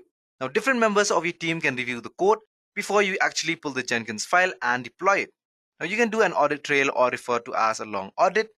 You can log each and every step's output that is being executed as part of the Jenkins file, and can see what is happening when the Jenkins file is getting executed. It's sort of like a verbose log. Then you can find a single place to store all your data or all your outputs. You don't need to have developers scattered here and there and writing their own codes for executing a Jenkins pipeline. Whole organization can approach a Jenkins file methodology where code can be stored in a VCS tools, and from there the code can be downloaded and can work as a single source for your entire pipeline. Now let's talk about the Jenkins workflow in particular. How does Jenkins workflow work? Jenkins workflow always start with a version control system, or you can say a source code repository. Multiple developers collaborate and they put their code in a source code system like Git, from where Jenkins try to pull the data from that source control system. For your system, there is no mandatory or the source code needs to be Git. It can be Bitbucket, SVN, whatever your organization uses with Jenkins server. Now we execute tasks like build, deploy, compiling, packaging, code reviewing. Now all these things happen using Jenkins server, where your Jenkins actually installed was running. Now Jenkins server can be any operating system. It can be a Windows machine, Ubuntu machine, Linux machine, or a Mac as well. It can be any operating system of today's modern world availability. Using this Jenkins server will execute our different tasks and scenarios. In Jenkins server, we use the mail functionality for the feedback mechanism. We notify developers the commit or the code deployment successfully or it is a failure. It also has some challenges. Now what can be done using the feedback mechanism? Possibly using the Jenkins server. So using Jenkins server, we always first deploy the code on a lower lifecycle environment. That is recommended standard practice. So what we do is we first deploy a QA server on a testing server, and once the code deployment is successful on the lower lifecycle, then we go ahead and deploy the code on a production server. That is how the entire Jenkins workflow mainly particular interact first. Now guys, let's talk about the Jenkins installation and how to install Jenkins in a machine. as you all know, Jenkins by default run on 8080. So please make sure that if you're using any VMs in your organization, the port 8080 firewall settings are open and configured so that it can be accessible. I will get into some of the prerequisites required for installing Jenkins post, which will go ahead and install Jenkins on a window box. Now, there are a few first configuration that needs to be done, and I'll be covering those as well. So once I have Jenkins installed and configured properly, I will get into the user administrative part, then create few users, and I will get into some of the plugins for setting up various kinds of access permissions for these users, and I also put in some of the freestyle jobs. Freestyle job is basically nothing but a very simple job, and I will also show you the powerfulness of Jenkins by scheduling this particular job to run based upon time schedule. Then I will also connect Jenkins with GitHub. Now, GitHub is a source code repository where I've got some repositories put up there. So using Jenkins, I will connect to GitHub, pull up a repository that is existing on GitHub onto the Jenkins box, and then run a few commands to build this particular repository that is pulled from the Jenkins sending out emails. Now, it's a very, very important configuration of Jenkins or any other continuous integration server for that particular matter. Now, whenever there is any notification that has been sent as a part of either build going bad or by being good or building propagate to some environment and all these scenarios, now you will need the continuous integration servers to be sending out notification. So I will get into the bit of details of how to configure the Jenkins for sending out emails. Now, I will also get into the scenario where I will have a web application such as a Maven-based Java web application, which will be pulled from the GitHub repository, and I will deploy it into the Tomcat server. Now, the Tomcat server will be locally running on my system. Eventually, I will get into the other very, very important topic, which is the master-slave configuration. It's a very important and pretty interesting topics where distributed builds is achieved using a master-slave configuration. Now, all this can be very, very easily based up using a plugin. So this is what I'm going to be covering as a part of this tutorial. Now, Jenkins is a web application that is written in Java, and there are various ways in which you can use and install Jenkins. Now, I've listed the popular three mechanisms in which Jenkins is usually installed in any system. Now, the topmost one is a window or a Linux-based services. So if at all you have a window like the way I have, and I'm going to use this mechanism for this demo, so I will download the MSI installer. So whenever you start as a service, it goes out and nicely install all that is required for my Jenkins, and I have a service that can be started or stopped based upon my needs. Any flavors of Linux is one of many other ways of running Jenkins in downloading this generic WAR file, and as long as you have a JDK installed. You can launch this WAR file by the command opening up a command box prompt or shell prompt defer to later on Linux box specifying jar and the name of this WAR file, typically bringing up your web application, and you can continue with your installation. Now, the only thing being, if at all you want to stop using Jenkins, you just go ahead and close this prompt, even into a Control-C, and then bringing down this prompt and in Jenkins server. And then you also have the other older versions of Jenkins where run popularly using this way, in which you already have a Java-based web server running up and running. So you kind of drop in this WAR file into the root folders or the HTTP root folder of your web server. So Jenkins will explore and kind of bring up your application. All user credentials or user administration is all taken care by the Apache or the Tomcat server or the web server on which the Jenkins is running. This was a very old way of running, but still some people use it because if they don't want to maintain two servers, now if they already have a Java web service which is being nicely maintained and backup, now Jenkins can't run a test to it, alright? So either ways, it doesn't matter however you're going to bring up your Jenkins instance. The way we're going to operate Jenkins is all going to be very, very same or similar, but the subtle change in terms of user administration. Now, if at all you're launching it through any other web server, which will take care of the user administration, otherwise all the command or all the configuration or the way in which I'm going to run this demo is going to be same across any of these installation. Alright, as I mentioned earlier, Jenkins is nothing but a simple web application that is run in Java. So all that is needed is Java, preferably JDK 11 or 17 with a 2 GB RAM, which is a meant RAM for running the Jenkins. And also, like any other open source tool sets, when you install JDK, ensure that you set in the environment variables Now Java home to point in the right directory. Now this is something very specific to JDK. Now, but for any other open source tools that I've installed, there is always a preferred environment variable that we got to set in which is specific to that particular tools that if you're going to use. This is a generic thing that there is for you to know. Now for any other open source project, because the open source project discover themselves by using the environment variables.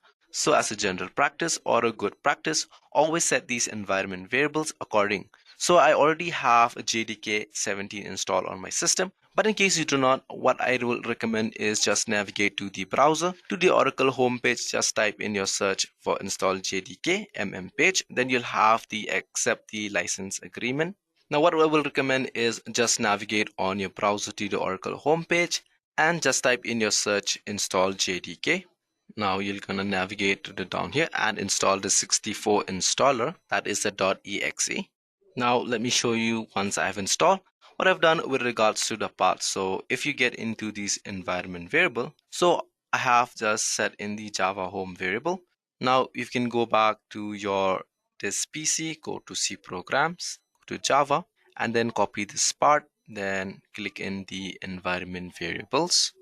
I'll select the first one, that is the edit the system environment variable, and we click on the environment variables and we'll set a path here. As you can see here, Java home, and we'll go down here on the path. So this is the path for your Java home screen.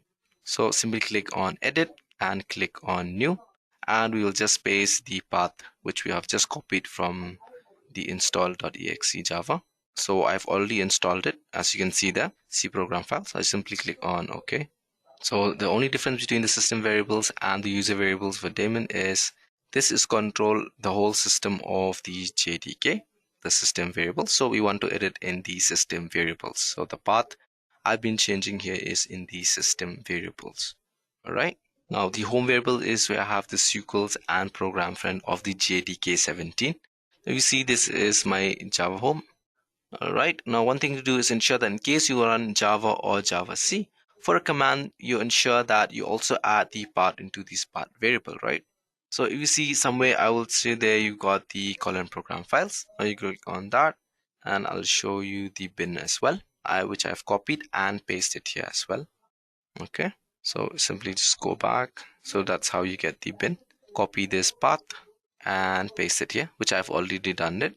So I'll just simply click on OK, OK, and OK. Now let me minimize the screen as well. So the next thing we need to do now is go to CMD to check if your Java has been installed on your system. So you simply type on Java space / version, and you can see I already have Java version 17.0.5 installed in my system and is up and running. So as you can see the runtime environments, and this is a 64-bit server. This is a VM virtual machine. Okay, so as you can see, Java is installed in my system and is up and ready. So the next thing we need to do now is install Jenkins. I'm just canceling that and open a new browser again, new tab, and type in jenkins.io. Now as you can see, this is the homepage of Jenkins. All right. So you can even read the documentation, or you can simply click on download. Will take you to this page. Now here you can see the hardware and software requirements, then what packaging is required for downloading the installing Jenkins. So this is the part for, on the left hand side we have the LTS, and on the other side we have the, which is a more stable, and on the right hand side we have the regular weekly releases. So we'll definitely go for the stable LTS download, which is a long-term support, which is released every 12 weeks, whereas the regular releases changes weekly. So I'll be going ahead and scroll down and click on window. So as you can see, there are different parameters where you can do. You can have on Dockers, then you have Ubuntu, then you have the CentOS, Fedora, or the Windows, like I'm going to install in this case in this demo. Then but we have different aspects as well, like the FreeBSD, the CentOS, Mac OS, etc. So as you can see on the first stop, we have the .var. We can even install that and unzip that. But in this case, in this demo part, we'll simply click on Windows. So go on ahead and click Window, guys. Now you can see the download has started. So we just wait a few seconds until it's done installing the MSI. And as you can see, it's done. So this is my downloaded Jenkins instance. So what I'll be doing now is simply click on next. Now, as you can see, guys, on top here, it's written the Jenkins run on localhost 8080. So keeping that in mind, click on next. As you can see, this is where our Jenkins is installed. That is in C and program files and by the name Jenkins. So you can always change this location where the Jenkins has been installed. But in this case, I'll rather keep it on the C drive itself. So the next thing you need to do now is we'll run server as a local system so that we don't have to put any administrator or the password. And so the next step now is we test the port. So as you can see, you got a green tick mark. So we'll click on next. Now you can see here that it has failed because there is no compatible Java version 11 or 17. But as you can remember, guys, we have already installed Java 17 and we have already verified that we're using the command prompt where it has shown us the version Java 17. So what you need to do is simply click on change and select the Java 17 from Java 8. So simply click on Java 17, JDK 17, as you can see, click on next and click on the install part. Done and dusted. So I've already told you that Jenkins run on the localhost 8080, right? So we're gonna go localhost colon 8080 and hit on enter. Now, as you can see, please wait while Jenkins is getting ready for work, right? So this will take a few minutes and then you'll be having to provide the credential of the administrator. All right. So just give it a few minutes while it's starting up. All right. Now you have to provide the administrator password, right? So you can go ahead and go down out here. You can see the password is in the C and goes to the program data, then Jenkins. Then we have a .jenkins, then a secret, then you'll find the initial admin password. So we need to head out there. So what we need to do is we'll go down there. So I'm just going to minimize the screen now, minimize it once again. And as you remember, we go to the C. So you can see right where it is. I'll just show you minimize the screen here so you can see and do it along with me. So you can see this in PC, then scroll down to C disk. Okay, this thing popped out, sorry. It's in this, so you have a program data, right? As you can see here down, there is no program data, right? So what you need to do is it's in the hidden file. So what you need to do now is click on the three buttons and view, click on show and click on the hidden items. Now let's see if it's there. Scroll down, program data, you can see at the last. Yeah, simply click on that, double click on it. As you can see, then we have to go to the folder name as Jenkins. Yeah, you can see on the top, Jenkins and .jenkins. Then we need to search for secrets. There it is, folder. And as you can see, there's an initial admin password. Now you simply click on that. We'll try with the notepad so we can copy. So simply copy that and paste it in the administrator password and click on continue. So in this case, I will not save it in my computer or system. So there are two installation plugins available, which is custom by Jenkins. One is their suggested plugins, and the other one is you can select the plugins which you want to be installed. So in this scenario, I'll simply click on the install suggested by the Jenkins. So what happened is the plugins are all related to each other. So it's like the typical RPM kind of a problem where you try to install some plugins and got a dependency which is not installed and you get all those issues. In order to get rid of that, what Jenkins recommends is that there are a bunch of plugins that is already recommended and they are good to go, right? So just go ahead and blindly click on that recommended by the plugins, which is a suggested or custom by the Jenkins. And as you can see, these getting started process is going ahead. So it'll take a few minutes depending on your internet speed or on the system. Now you can see all these plugins are installing it for you. So it will take a few minutes time. So let's just wait till we get all the plugins installed in a system properly. So this is a good combination to kind of begin with, and keeping that in mind, Jenkins need a lot of bandwidth, right? Now, in terms of network, so in case you know your network is not so good, it'll make for a few of these plugins will kind of fail, and these plugins are all are available on openly or mirrored site, and sometimes some of them may be down. So do not worry. In case some of these plugins kind of fail to install, you get an options to kind of retry installing them, but just ensure that you at least at the most 90 to 95% of all of these plugins are installed without any problem. As you can see, we are almost there. It's around 60% to 70%. Now, once all these plugins are installed, now my plugin in the installation is all good. There's no failure in any of the plugin. So after that, we've got to create this first username, that is the first admin user. So you need to give in the username, then the password, then you have to confirm your password, give it your full name and your email address, right? So we'll start it by giving the username. I'll keep it plain and simple. Now you got to remember these password and the confirm password, because if you kind of lose the, or you don't remember the password of the Jenkins, it'll be really hard to get back your account. So try to keep it as simple as possible, and keeping in mind that you have to remember the password, because getting back this account will be really difficult. All right, so I'll be putting the password as well.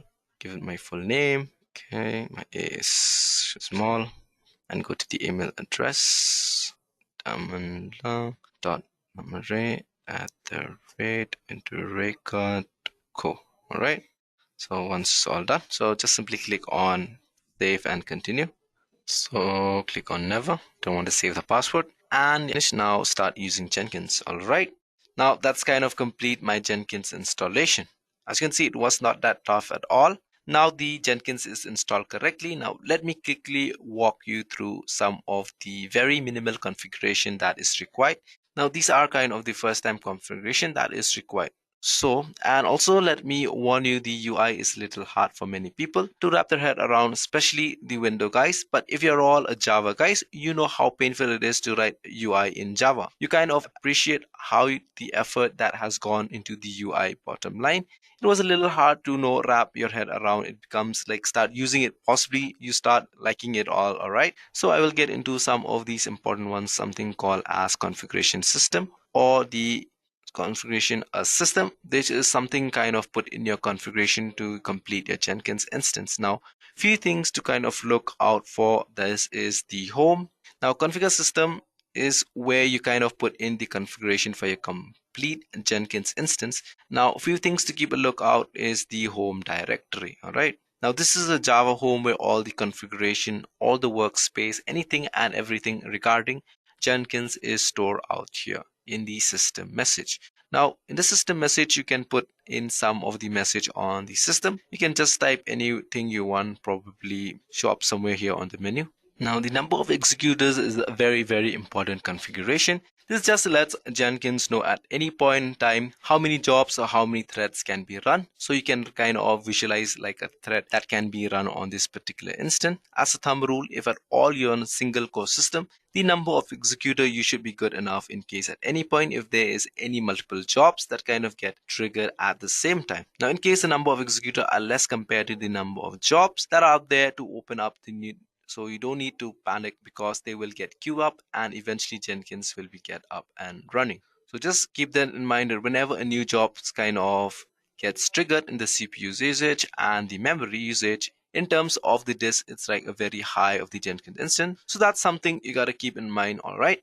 The number of executors for my system is kind of a good label. For my Jenkins, I don't want any of these usage. So how do you want to use your Jenkins? This is good for me because I only have a primary server that is running. So I want to use this as low as possible. All right. As you can see, it's 2. Now this is usage. So I can leave everything to default. So what I want is I want this SMTP server configuration. Now Jenkins will be sending out some emails. What I've done here is I've configured the SMTP details of my personal email details. In case you are, in your organization, you want some sort of an email that is like an email ID that is set up for a Jenkins server. So you can specify the SMTP server details of your company so that you can authorize Jenkins to kind of like send out emails. But in case you want to try it out like I have configured my personal email ID, which is of the Gmail for sending out notification for the same TP server, will be the SMTP Gmail. So it's right as username as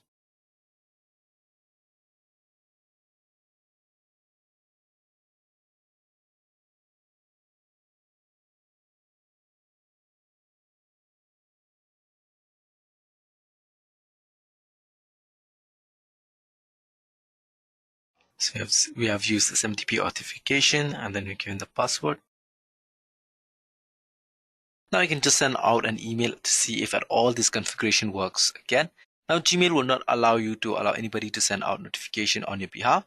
So you just have to lower the security level of your Gmail ID so that you can allow programmatically somebody to send out email notification on your behalf. So I've already done that. So let's see if this works.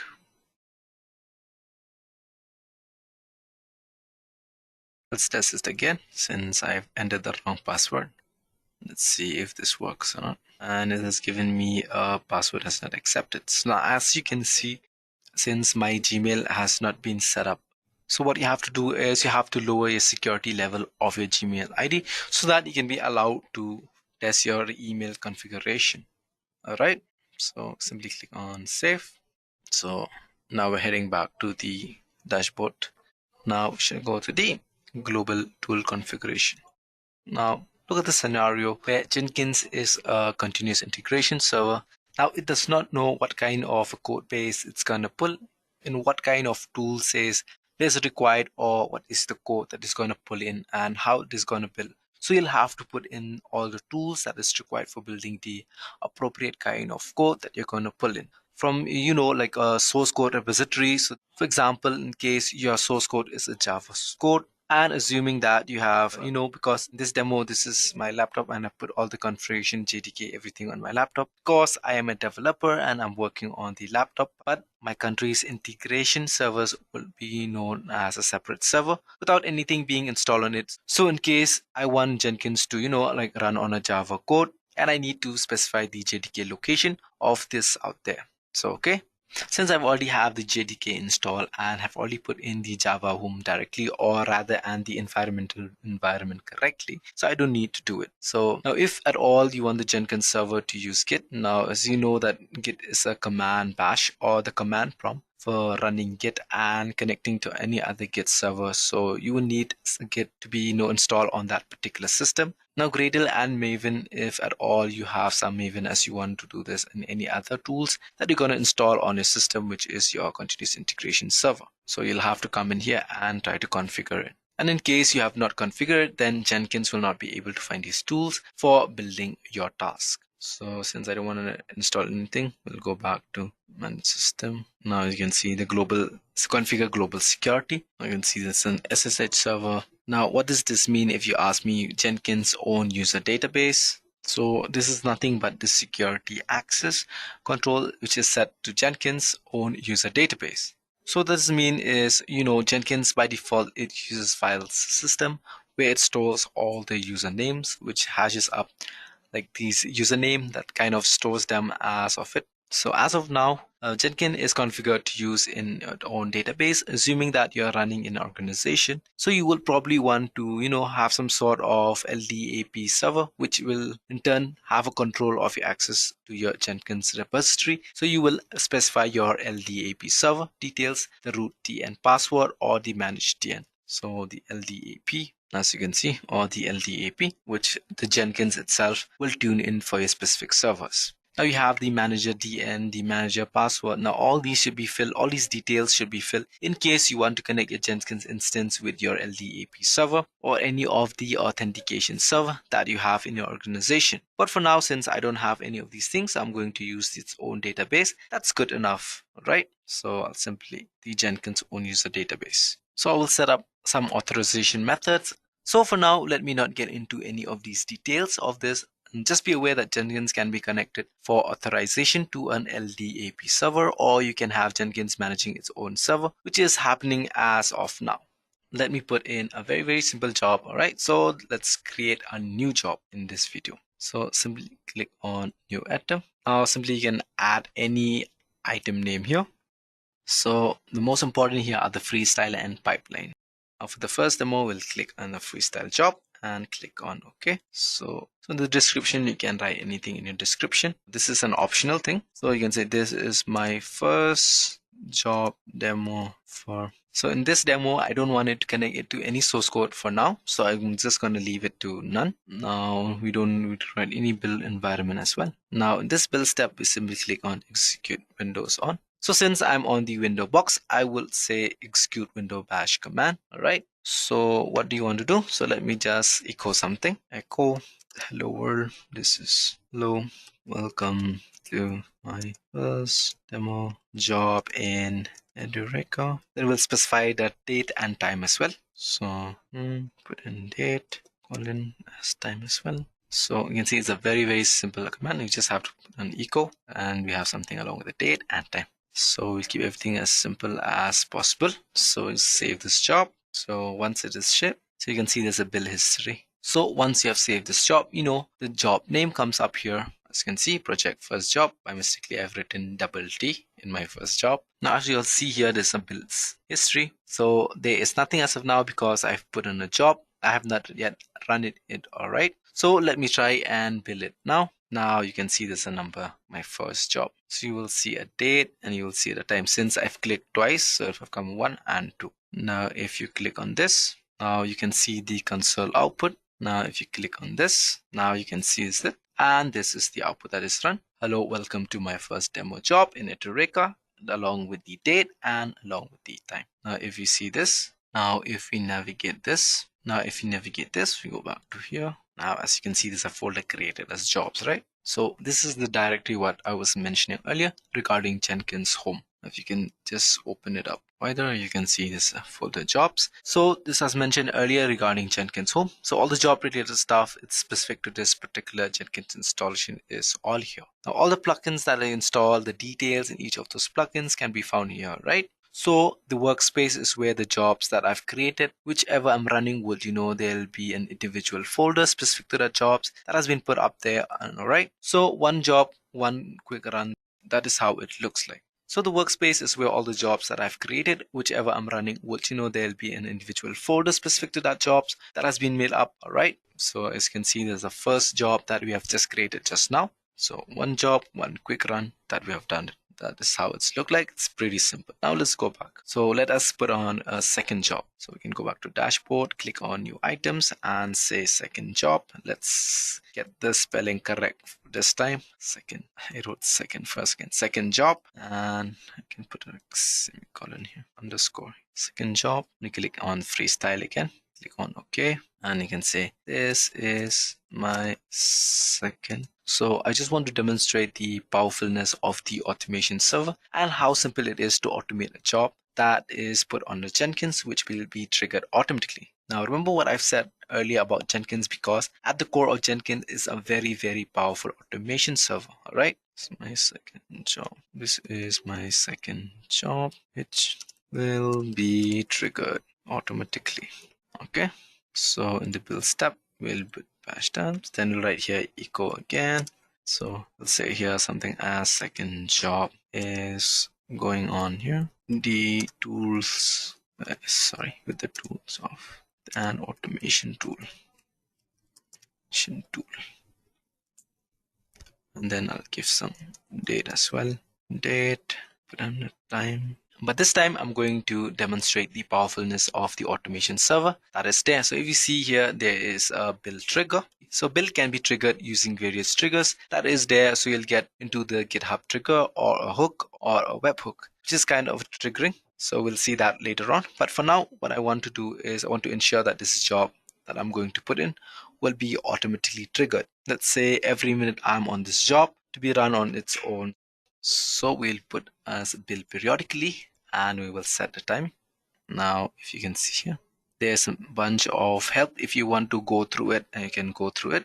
Let's just put out very simple regular expression for scheduling this job every minute. All right. So 5 stars is all I'm going to put in. 1, 2, 3, 4, 5. Now let me save this. Let's go back. So when you build periodically, is now you can see here. Now we just copy that. And now how do we check if it gets triggered every 15 minutes?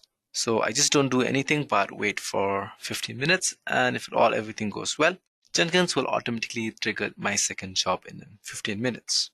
Now you can see here, it's still processing. So we have to wait for 15 minutes. Now we can go through all this command of the scheduling time. So you can see how many stars required for each minute or for each hour. Now as you can see, it's done. You can just go and go here and go to console output. Now you can see the finish is success and you have this. Now we can go back and copy this and see if they're on your it's already there. You can go to workspace. You can see your second job has also been created automatically by Jenkins. Now that I have my Jenkins up and running, a few jobs that have been put up here on my Jenkins instance, I will need a way of controlling access to my Jenkins server. This is where I will use a plugin called a role-based access plugin and create a few rules. The rules are something like a global rule and a project rules for a specific role. I can have different rules, and I can have user who have signed up, or the users from my create kind of assign to these roles so that each of these users fall into some category. This is my way of kind of controlling access to my Jenkins instance and ensuring that people don't do something unwanted. All right. So first thing first, let me go ahead and install a plugin for doing that. So we get into manage Jenkins, then we go to manage plugins. We will plugins, install plugins. We have advanced settings. So these are the available plugins, and then if you go to install, now these are the installed plugins. Now let's go and search for a role base. Now you can see here, base authorization strategy. So this will happen is it enables user authorization using a role-based strategy. Now roles can be defined globally or for particular jobs or nodes selected by a regular expression. This is the plugins that we want. So we will install it without restart. So it's success. It looks good. Looks good. Now waiting for this. Yeah, success. Done now. So go back to the top page. Now one thing to remember, guys, is Jenkins is running on a Java using a Java instance. So typically many things will work the same way unless inherently you want it to restart. So, but a good practice is whenever you do some sort of a big installation or a big patches on your Jenkins instance, just ensure that you can restart it. Otherwise, there will be a difference in terms of what is installed in the system and what is there on the file system. So you'll need to flush out few of those settings later on. But for now, these are very small plugins. So this will run without any problem. But otherwise, if at all there are some plugins which they will need to restart, you can kindly go ahead and restart your Jenkins instance. But for now, I don't need that. So it looks good. I have installed the plugins. So where do I see my plugins and install the plugins? Which is specific to the user control to the access control. Now we go to the configure global security. Now we can go ahead and check the authorization. You can see here authorization role-based strategy popping out here, right? As you can see, the role-based strategy has been installed and has been shown here. This is because of my installation of my role-based plugin. So this is what I would want to enable because I already have my own database set up, and for the authorization part in that sense that you can do what I'm going to install. I mean, I've already installed a role-based strategy, right? Now I'm going to enable that strategy. So we'll simply click on role-based strategy, okay, and click on save. So now I'm going to enable that strategy. All right, now I will say, okay, now I've installed the role-based access plugin. Now I will need to just set it up and check, I will go ahead and create some roles, and it shows that I've assigned users as per these roles. So let me go to manage the configuration, manage Jenkins, and let's see how we can create our roles. Not here as well. So we can do manage and assign roles for creating a roles. Okay. Now you'll only be able to see this once and only when you have installed those plugins. Now I've enabled the plugins. Now I've enabled the role-based access control as well. Now we'll go ahead and create some rules for this particular Jenkins instance. So first I will manage roles. So this is at a very high level, which is a global role. Now there are some role to add which you can add by yourself, some item roles for some projects or something. So let me create a role which kind of visualize like a group. So we'll create our own called the developer. Typically the Jenkins instance or the CA instance are kind of owned up or controlled by a QA, guys. So that's why I'm creating a rule called developer, and I'm adding this role at a global role. So I will add this here, and then I can click read as well. So we've given this administrator, right? So we add this. So as you can see here, you will see this develop a rule that there is each one of these options that you can hover here and sort of see what kind of permission you have given it to this developer role that you have just created. So you can read and write, then you can create some changes. We have given a permission as credential, which you can create. Then you can delete, then manage the domains. So this kind of help or the permission that they're giving it. So these are some kind of sort of a help for a permission specific. So you want to see it's like how it sounds a little different, but I will want to give you a very, very little permission for the developer. So from an administrative perspective, I just want him to have a read and write kind of a role credentials. Okay, let's give read and write, and I can allow him to view as well. I don't want him to create agents or give him some delete. No, I don't want him to configure, build, provision, or connect or disconnect anything. So I'll just give him a read and a view. I don't even want him to have access to my workspace as well. So I'll just give him now for run. So I won't even give him the access to that. Now we can give view as well. I don't want him to delete. And what am I doing here is just creating a global rules for the developers. And I've given him a very, very limited roles, in the sense that I don't want this developer to be able to run any agents, nor create jobs or build jobs or cancel jobs or configure jobs at the maximum. Right? So I just want him to read that is already put up there. Okay, so I will save now and create a rule. That is done. Now that I've created a rule. Now I still don't have any users that is in there in the system. So let me go ahead and create some users on the system.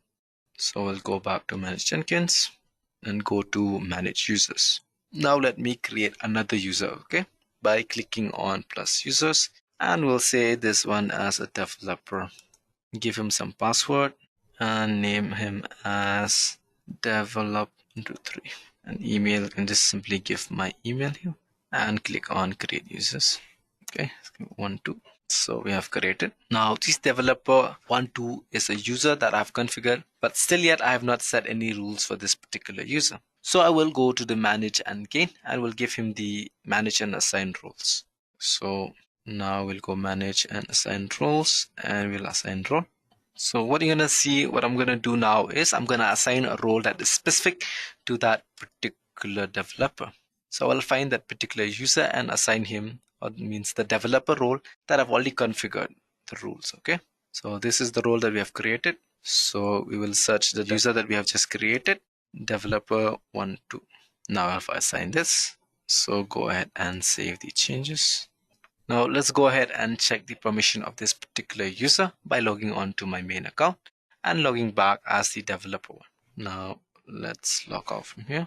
Log out and say developer 1. Now, if you remember, this role was created with very less privilege.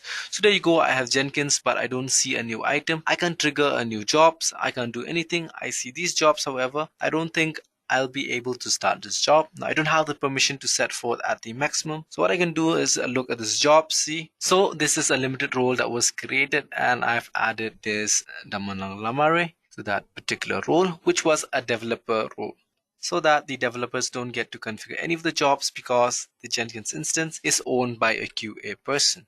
He doesn't want to give developer any ethnicity or right. So the rights that you set out by creating a developer roles, or any user who's tagged as a part of this developer role, will get the same kind of permission. And these permission can be, fine grained. It can be a project specific permission as well.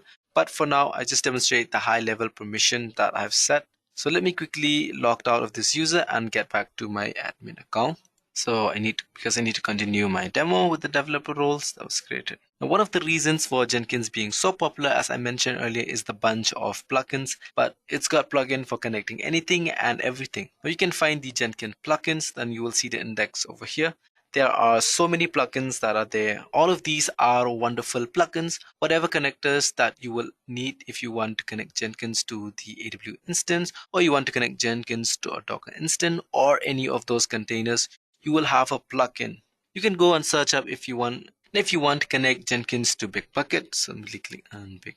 So as you can see, these are available. So bottom line, Jenkins without plugin is nothing.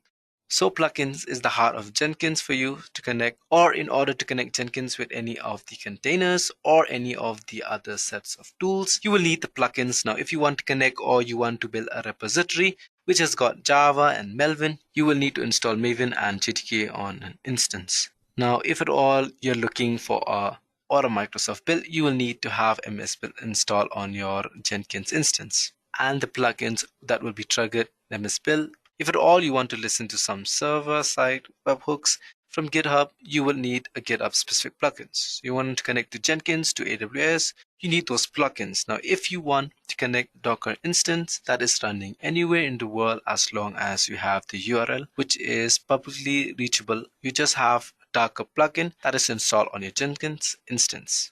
So if you want to connect to a Docker instance that is running anywhere in the world, as long as you have the URL which is publicly reachable, you just have a plugin that is installed on your Jenkins instance. Now, SonarQube is one of the popular statistic code analysis, so you can connect a Jenkins build. You can build a jobs on Jenkins and push it to a SonarQube and get SonarQube to run analysis on that and get back the result in Jenkins. Now, all of these works very well because of the plugins. Now with that, let me connect our Jenkins instance to a GitHub. So now let us connect our Jenkins instance to a GitHub. Now I already have a very simple Java repository up on my GitHub instance. So let me connect Jenkins to this particular GitHub instance and pull out a job that is put up there. Right. So this is a very simple and repository is called Hello Java. And this is what is there in the repository.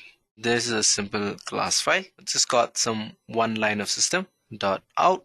So this is already present on github.com at this place, and this will be the URL for this repository. So I will pick it up. So what I'll do is I will connect my Jenkins instance to go to my GitHub and provide my credential and pull out this repository, which is on the cloud hosted in the github.com, and get it to my Jenkins instance and then build this particular Java file. Now I'm keeping the source code very simple. It is just a Java file. Now how do I build my Java file? How do I compile my Java file? I just say java.c and name.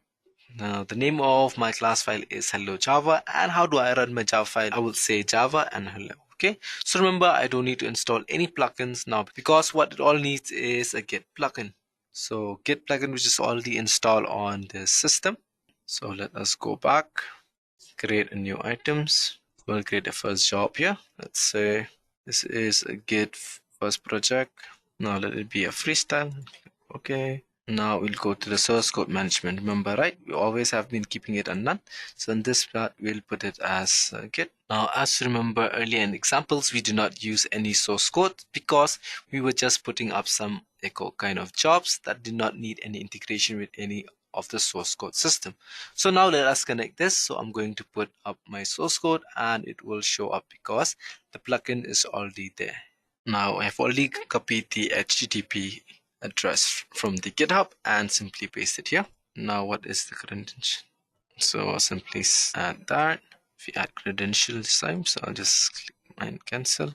So if it just add Jenkins, so we'll add a username here. Now if there are any errors in terms of not able to Jenkins to be able to find the Git or the git.exe, or if the credentials are wrong somewhere down here, so you'll see a red message, okay, like something is not right. So for now it's okay. Now I'm gonna build trigger. Now what will be there as a part of my build step? Because this repository just have the Java file correct, hello Java. So in order for me to build this, I will say execute window bash command, and I'll say Java, hello Java, Java. Now let's save this. Okay, so let me try to run this. Okay, build now. Click on this. Console output. Great. Now as you can see here, there's a lot of executed Git on the behalf. It goes on there to provide my credentials, and so it pull out my repository and my default. Now we'll pull up the master branch. This is there on the post string, and the kind of builds this whole thing on Java C hello world. Finish, and it's giving me a success. So it's kind of build this whole thing Java C hello to Java, and it runs this Java hello world. And there, as you can see, this is the output. It's there, and here you can see if you want to look at the content that was created on the repository. Now if you can go there into my workspace like I've showed earlier, you can just simply click here, and you can already see here it's been created Git first project and it's saying hello. Now as you can see, it's already there. Now if you can go back, as you can see, and simply close that. Now what it did was Jenkins on your behalf went over all the way to GitHub, pulled this repository from there, and then it brought it down to your local system on my Jenkins instance. Now it's compiled it and it ran this particular application. Now that I've integrated Jenkins successfully with Git, simply within the Java application,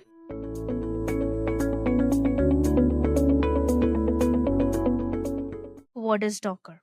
Well, Docker has a very simple definition. Docker is an open source platform for developing, shipping, and running applications. It enables you to separate your applications from your infrastructure to deliver the software quickly. With Docker, you can manage your infrastructure in the same way you manage your applications. By taking an advantage of Docker's methodology for shipping, testing, and deploying codes quickly, you can significantly reduce the delay between writing code and running it in production. Docker has some amazing features. Like, Docker has the ability to reduce the size of the development by providing small footprint of the operating system via containers. With containers, it becomes easier for teams across different units such as development, quality analysis, and operations to work seamlessly across the application. You can also deploy Docker containers anywhere on any physical or virtual machines and even on cloud. Since Docker containers are pretty lightweight, they are very easily scalable. Because of these features, many organizations have switched to Docker. Now that we have got a brief understanding about Docker, now let us see how to install Docker. So we will be installing Docker in Windows as well as in Ubuntu. And once we install the Docker, we will see how they run in each one of the environments with the Hello World program. So I'll be using the Ubuntu through a virtual machine. So this is your Ubuntu's operating system. Now here we'll be installing the Docker. For this, we will first need to open our terminal.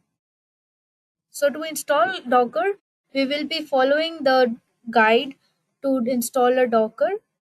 Here I have the official document of Docker where we get to know how to install the Docker engine on Ubuntu. So as you can see here, there are some prerequisites, the OS requirement. The different versions of Ubuntu are available over here. So you should have 64-bit or version of any one of these Ubuntu versions. If you have Docker previously, so you can uninstall your old version and we can set up a new version of Docker. So this is the installation methods. You can follow this guide and install Docker in your Ubuntu or any operating system. So now let's quickly go back to our terminal. So before you install engine for the first time in your host machine, you need to set up a Docker repository. Afterward, you can then install and update the Docker from that repository. So first, to set up a repository, you need to update the package index and install the packages to use the repository over the HTTPS. So let's get started. So our first command is sudo apt get update. They will ask you your password, so you can give your password. And now here you can see reading all the packages in the operating system. Now once this is done, you need to install the some of the packages. So we will just copy this code and we'll just paste it over here and let's run. So here it will take some time. Now let's hit yes. Now the packages are configuring. Your packages are installed. Now what you need to do is set up the Docker repository. So here, first you need to import the Docker's official JPG key to verify packages signature before installing them with apt-get.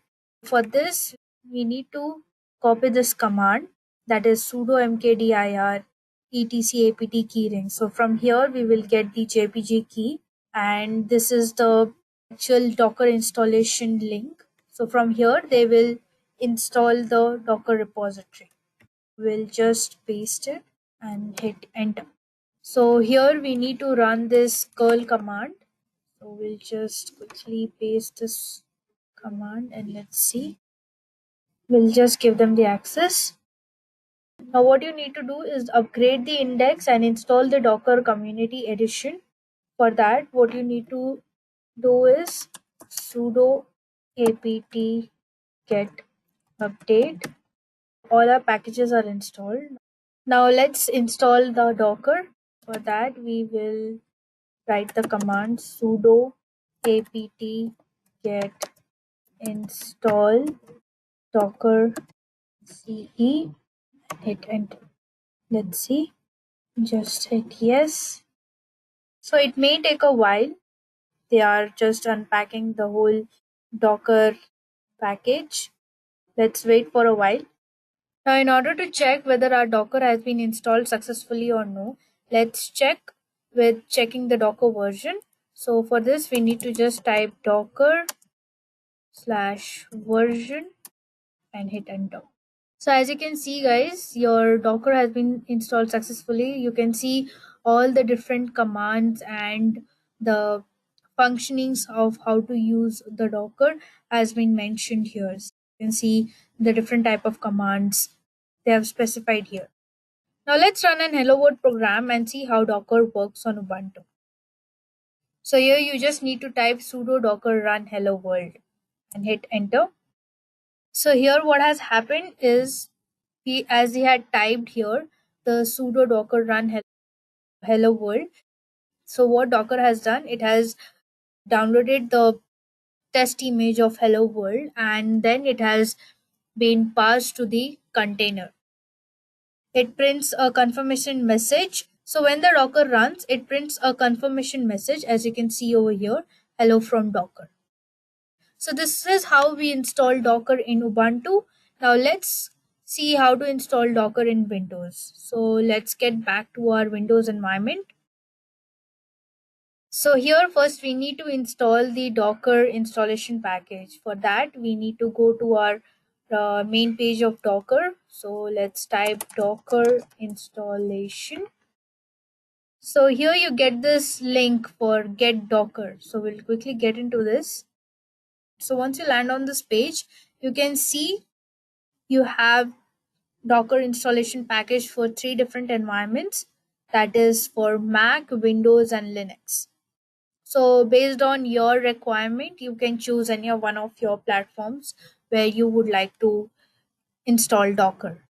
Currently we're going to install this Docker on the Windows. So let's go choose the Windows version.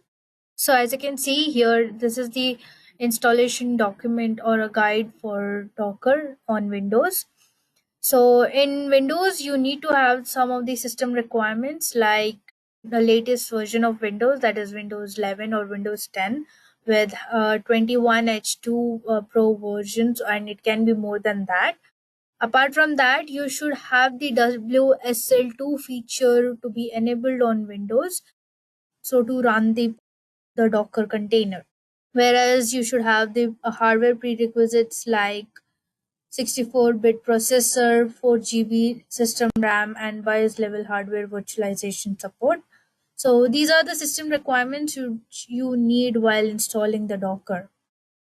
What we need to do is to first download the installing package of Docker. So you just click over here and then it automatically gets. So once you double click here, you will get your Docker installation package. So it will take a while to download the installation package. So here as you can see, it is initializing. Here they are verifying the package, and now let's move ahead. Well, this is a very easy step in Windows, like you just need to install the whole Docker package. Alright, so our installation is succeeded. Now let's close it and let's go to our desktop and open our Docker. Now here the Docker asks for the subscription service agreement. Now you just need to accept it. So once you come to this desktop, here this is how the Docker desktops look. So first we need to sign up. I already had an account, so it has been signed in. Now let's see how to sign up as well. For that, what you need to do is go to sign up. Here, first you need to create your account in Docker. So for that, you need to give your username. So you can keep any username. For example, Edureka1. So here you need to add your email ID. So just type down your email and You need to have a strong password, so it is up to you what kind of password are you putting. Now you need to accept the agreement what they have asked, and then you need to verify. Once you get verified, then you just need to sign up. So here, as you can see, get started with Docker within few easy steps. So we'll just start, and here you can see you can clone your repositories. You can use your GitHub. So here is a tutorial what Docker provides while you start with the Docker. So we'll just quickly skip it up and let's get started. So once you sign up, you need to log in and then you finally get landed to this Docker desktop. It automatically opens. So you can find it over here, all your login credentials and profile. And here you see the containers, image, volumes. So as of now, we have nothing on this Docker desktop. So first we'll open our command prompt. In this command prompt, we will first check the Docker version. So for that, we need to just type Docker version. So here you get the version of the Docker, which is 20.10.21. And now let's run the Hello World program like we did it in Ubuntu. So for this, you just need to type Docker run hello-world and hit enter. So as you can see, you have got the same output as we had got in Ubuntu. We work on with the containers. This is how containers work on the Docker. Now it's time to delve into the technical concepts of Docker. First is Docker image. A Docker image is a read-only template with instructions for creating a Docker container. Docker images are the key concepts in the world of containerization, and they are important part of Docker ecosystem. They allow the developers to create and distribute software in a standardized containerized format, making it easier to deploy and run applications consistently across the different environments. If we go with the definition, a Docker image is a read-only template with instructions for creating a Docker container. Let's make it more simpler. They are built using a series of commands that are stored in a text called Dockerfile. These commands specify the base image to use, any additional packages or libraries that need to be installed, and any other necessary configuration. These Docker images are stored in the Docker registry, such as Docker Hub. We'll be studying in further, which is a public registry that anyone can use to store and distribute Docker images. Well, you can also set up your own private registry to store and manage your own images. Docker Image is also lightweight, standalone, and executable package that includes everything needed to run in a piece of software, including the application code, libraries, dependencies, and runtime. So this was about Docker Image. So now let us understand what is a container. A Docker container is a runnable instance of an image. It is defined by its image as well as any configuration option that you provide to it when you create a container. So the Docker containers are the way to package and distribute software in a portable and consistent manner so that it can run anywhere regardless of the environment. Containers offer several benefits like isolation. Here, containers allow developers to isolate their application from underlying infrastructure so that applications can run consistently across different environments. Next is portability. Here, containers can be easily be moved between the environments, allowing developers to easily test and deploy their applications in the different environments. Next is resource efficiency. This means that containers allow developers to package only resources that their application needs, resulting in more efficient use of resources. And lastly, they are highly scalable. That means containers can be easily scaled up and down to meet changing demands, making them well suited for use in cloud environments. Now, while we were learning about Docker image, we had used the word Dockerfile. Well, a Docker file is a text document that contains all the commands a user could call on the command line to assemble an image. It's basically a text file that contains the instruction for building a Docker image.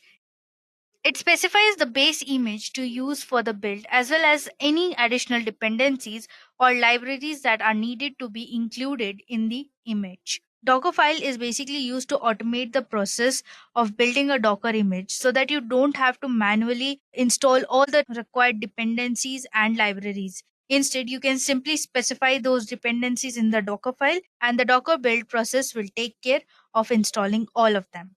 So these are the key components which are used in Docker ecosystem. Now that we have come to know about the key components, let's see how these components work in the Docker architecture. Well, a Docker architecture consists of the following components. First is the Docker engine. Docker engine is the core component of Docker which is responsible for running containers and handling container related tasks. It consists of a domain, a REST API, and a command line interface that allows users to interact with the domain. The Docker engine can run on variety of operating systems including Linux, Windows, and Mac OS. Next is Docker Hub. Docker Hub is a public registry. As I had discussed before, that Docker Hub is a public registry that hosts a large collection of Docker images, which are pre-built packages that contain all necessary components to run an application. Users can search for and pull images from the registry to use a base for their own containers. Next is the Docker client. The Docker client is nothing but the command line interface that allows users to interact with the Docker domain. The client sends requests to the domain through the REST API, which then carries out the requested actions such as building, running, and shipping containers. We all know what are containers. That is nothing but a standalone executable package that contains all the necessary components to run an application. So, to build a Docker image, we can use the CLI, that is nothing but the client, to issue a build command to the Docker domain. Then the domain will then build an image based on our inputs and save it into the registry, which can then either go to the Docker hub or a local repository. If we do not want to create an image, then we can just pull an image from the Docker hub itself, which would have been built by different other users, so that we can issue a run command from the CLI, which will create a container. So this is how the Docker architecture works. Now let us move on with our next topic, that is important Docker commands. So here we'll see some of the important and basic Docker commands that are used while you are working with Docker, and we'll see each one of them respectively. So starting with Docker version.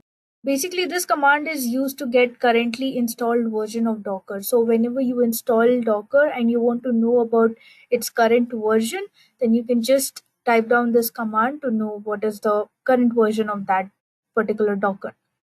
Next is Docker pull. So this command is used to pull the images from the Docker repository.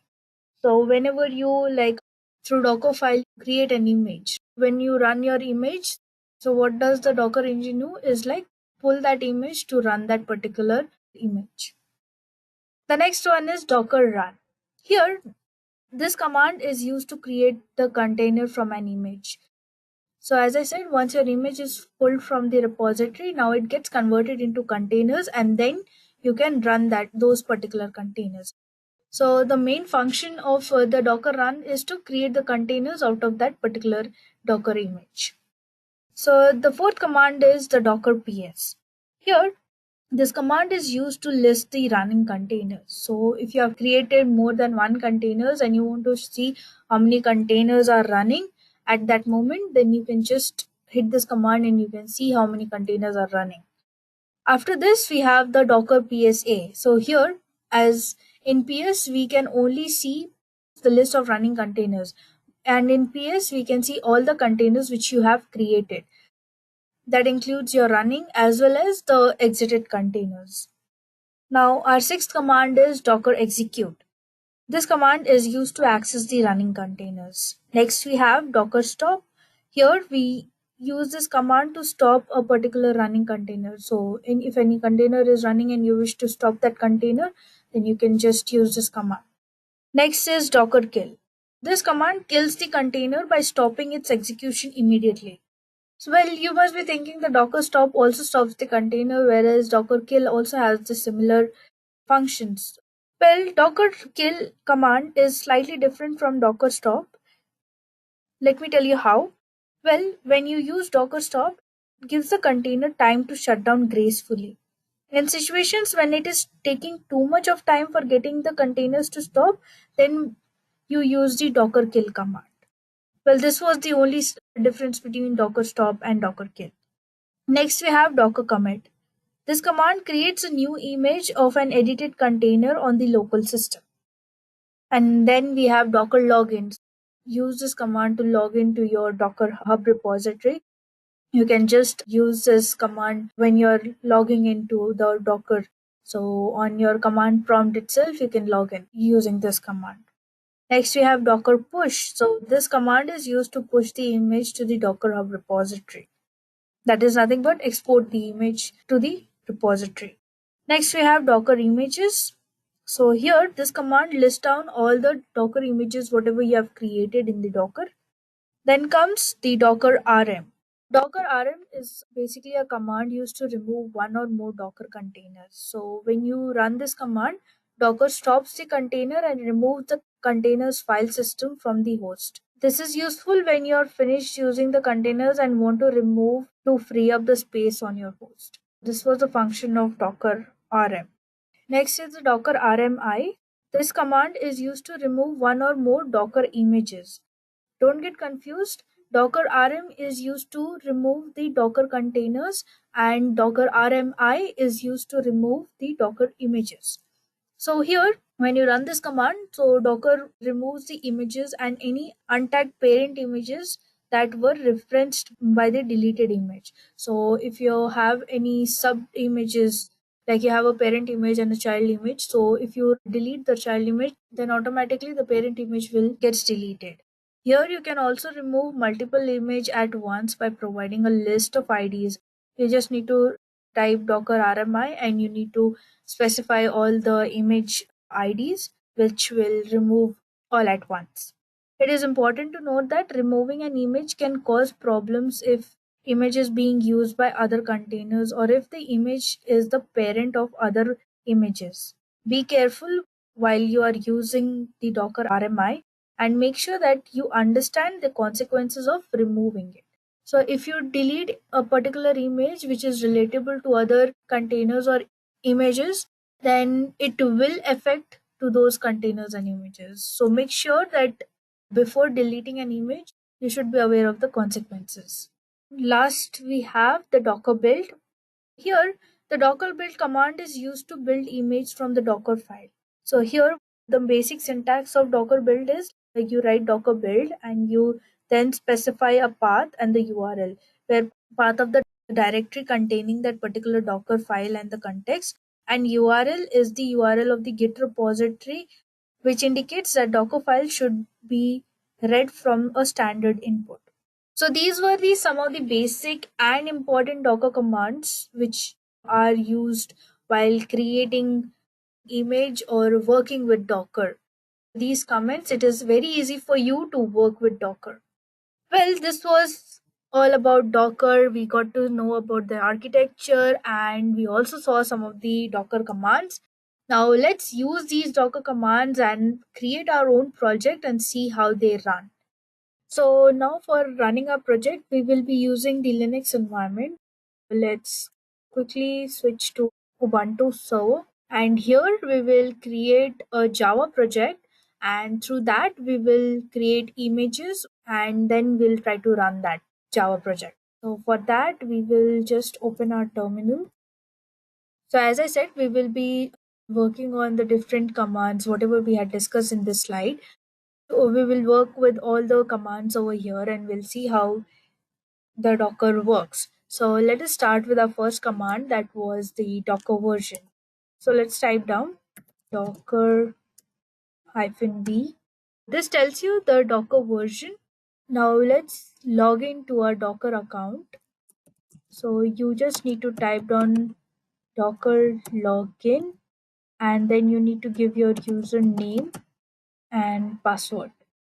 Like you're not able to log in from the terminal, you will get an option here to log in through this Docker Hub. So they directly give you the link to log in. So you just open link or from the terminal and you can head over, automatically gets open on the your web browser. So here, once you come here, it will, here you can log into your account. So I have already logged into my account. So these are some of the containers which I had created before. From here also you can log in, whereas I also log in from the terminal itself. Now let's quickly go on with our demo. As I said, we will be creating a Java project. So now let's move into our Docker folder which we had created. So let's type down cd docker. So now once you're in the folder, now let's, as we are creating a Java project, so let's create one more folder into it where we will specify it as a Java project, mkdir Java project. Now we'll enter to this folder and we'll then start creating our Java project. Let's quickly get into it.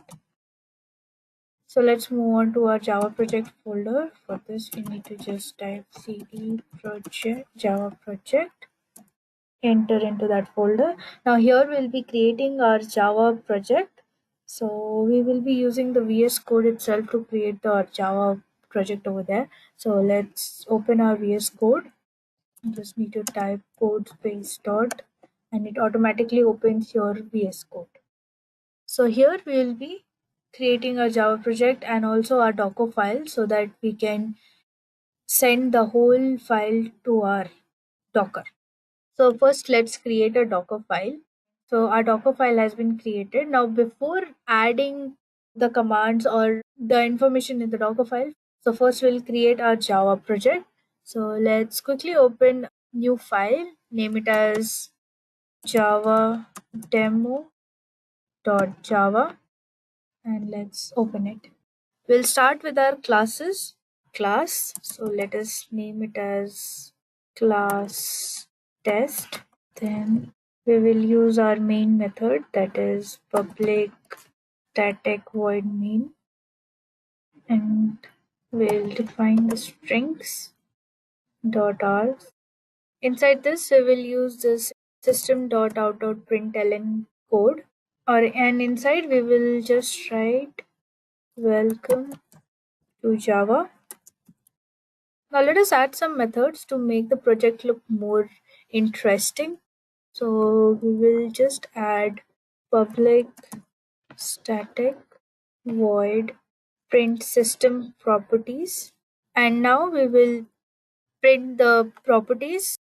We'll type this out command, that is system dot out dot print ln, and inside this we'll write the printing properties.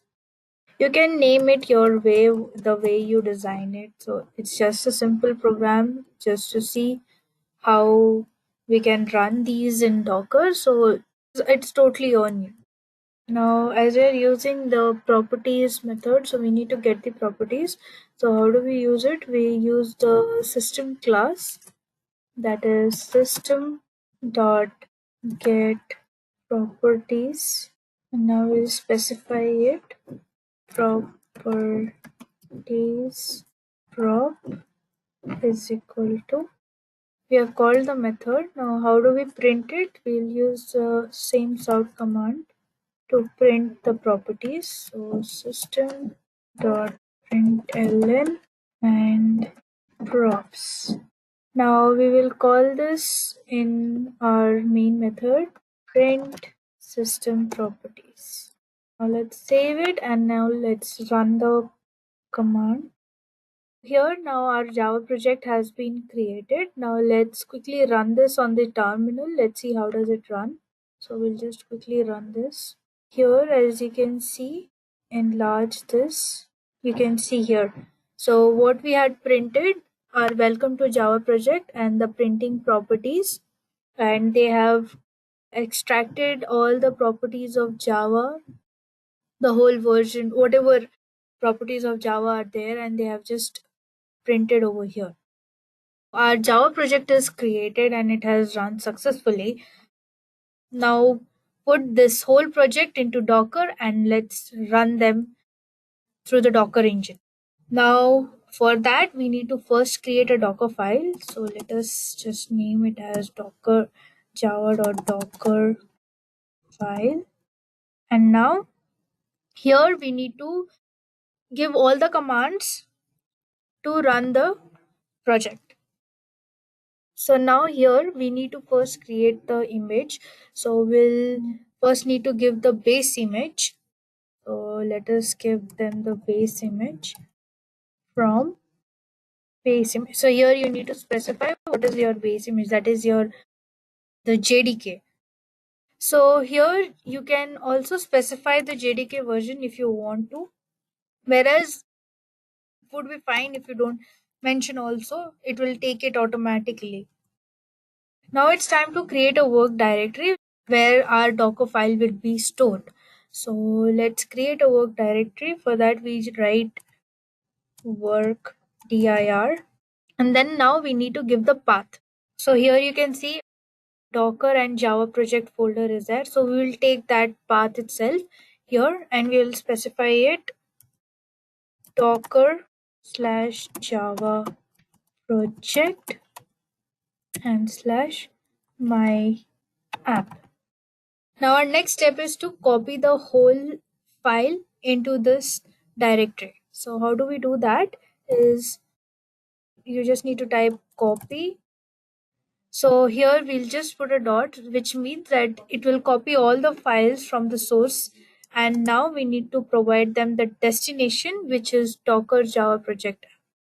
After this we will run few commands through Docker.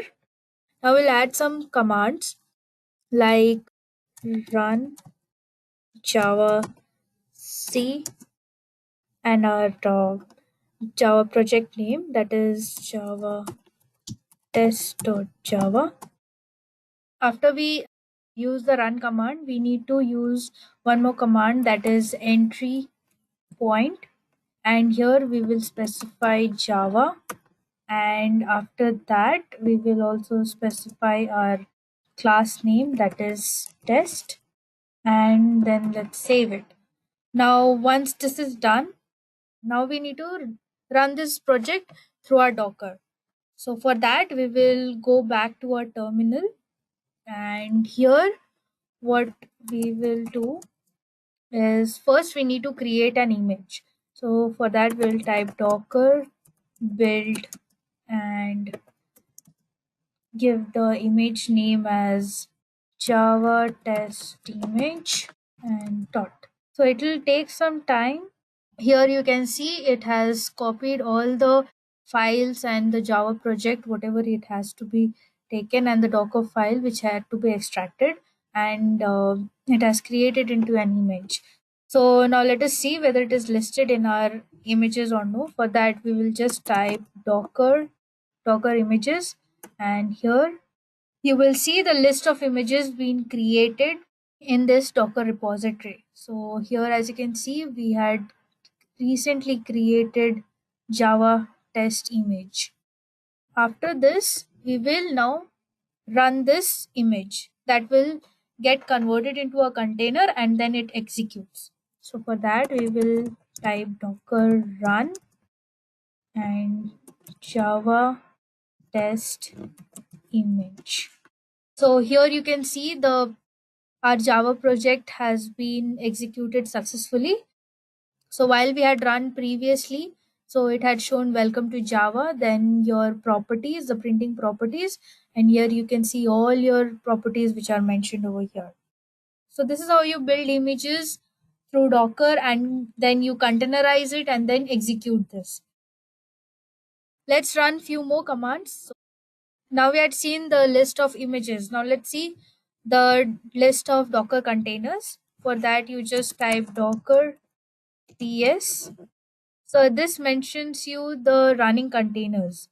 So currently there are no containers. Now let's see all the containers which have been created.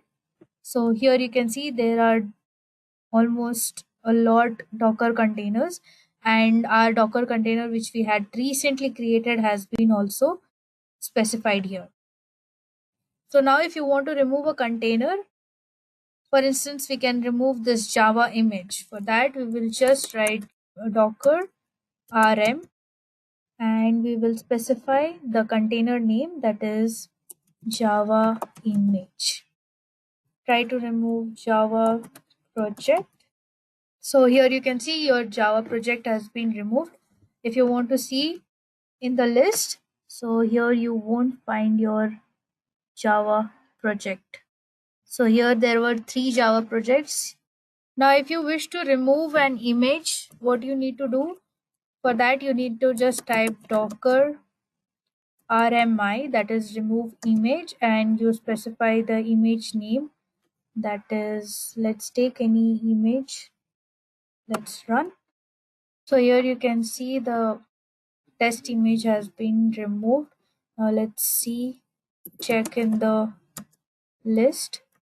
So here you can see your test image has been removed successfully. This is how you work with Docker.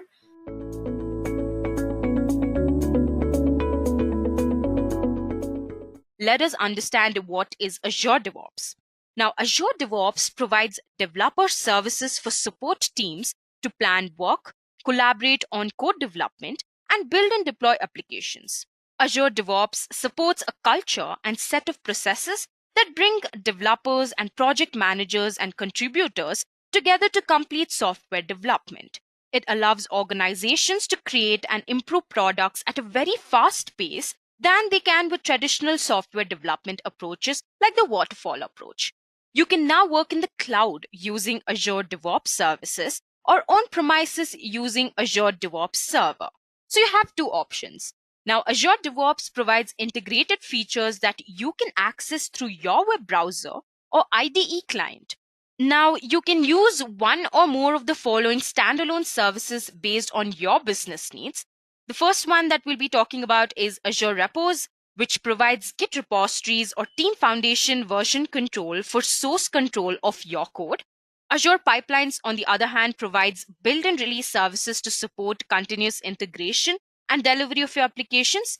Azure Boards delivers a suite of agile tools to support planning and tracking work, code defects, and issues using Kanban and Scrum methods.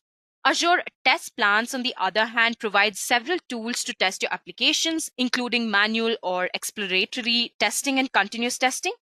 The last component is Azure Artifacts, which allows teams to share packages such as Maven, NPM, NuGet, and more from public and private sources and integrate package sharing into your pipelines. Now that we know what is DevOps and Azure DevOps, let's understand how to implement continuous integration. Before that, we have to understand what is Azure Pipelines. This is really important. Now, Azure Pipelines automatically builds and tests code projects to make them available to others. That's all it does. So it works with just about any language. It could be Java, Python, or project type. And these pipelines combines continuous integration and continuous delivery to constantly and consistently test and build your code and ship it to any target eventually. Now, you must be wondering, what is continuous integration? Continuous integration is the practice used by development teams to automate the merging and testing of code. Implementing continuous integration helps to catch bugs way early in the development cycle, which makes them less expensive to fix. Automated tests execute as part of the continuous integration process to ensure quality. Artifacts are produced from continuous integration systems and fed to release processes to drive frequent deployments. The build service in TFS helps you set up and manage continuous integration for your applications. Now, continuous delivery, on the other hand, is a process by which code is built, tested, and deployed to one or more test and production environments. Deploying and testing in multiple environments drives quality. So, continuous integration systems produce the deployable artifacts, including infrastructure and applications. Automated release processes consume these artifacts to release new versions and fixes to existing systems. Monitoring and alerting systems run continually to drive visibility into the entire continuous delivery process. The release service in TFS helps you set up and manage continuous delivery for your applications. Azure also has continuous testing on premises or in the cloud, which is the use of automated build deploy test workflows, and with a choice of technologies and frameworks that test your changes continuously in a fast, scalable, and efficient manner. Implementing CI/CD pipelines helps to ensure consistent and quality code that's readily available to users. And Azure Pipelines provides a quick, easy, and safe way to automate building your projects and making them available to users. The next question that arises is, why should one use Azure Pipelines, right? So the first and the most important benefit of using Azure Pipelines is it works with any language, any platform. That's one of the biggest advantage. And the next advantage is that it deploys to different types of targets at the same time. It also integrates with Azure deployments. It builds on Windows, Linux, or Mac machines. That is, it works on any OS. And it also integrates with the biggest and the most popular code hosting website, that is GitHub. It also works with open source projects. So this is definitely why one should opt for Azure to create their pipelines. Now let's move on and learn the differences between continuous integration and continuous delivery. Azure Pipeline supports continuous integration and continuous delivery to constantly and consistently test and build your code and ship it to any target. Now you accomplish this by defining a pipeline. You define pipelines using the YAML syntax or through the user interface, that is the classic way. Continuous integration. So in continuous integration, the tests are automated and builds for your project. Continuous integration also helps to catch bugs or issues early in the development cycle when they're easier and faster to fix. Items known as artifacts are produced from continuous integration systems. They're used by continuous delivery release pipelines to drive automatic deployments. Continuous delivery, on the other hand, automatically deploys and tests code in multiple stages to help drive quality. Continuous integration systems produce deployable artifacts, which include infrastructure and applications. Automated release pipelines consume these artifacts to release new versions and fixes to the target of your choice.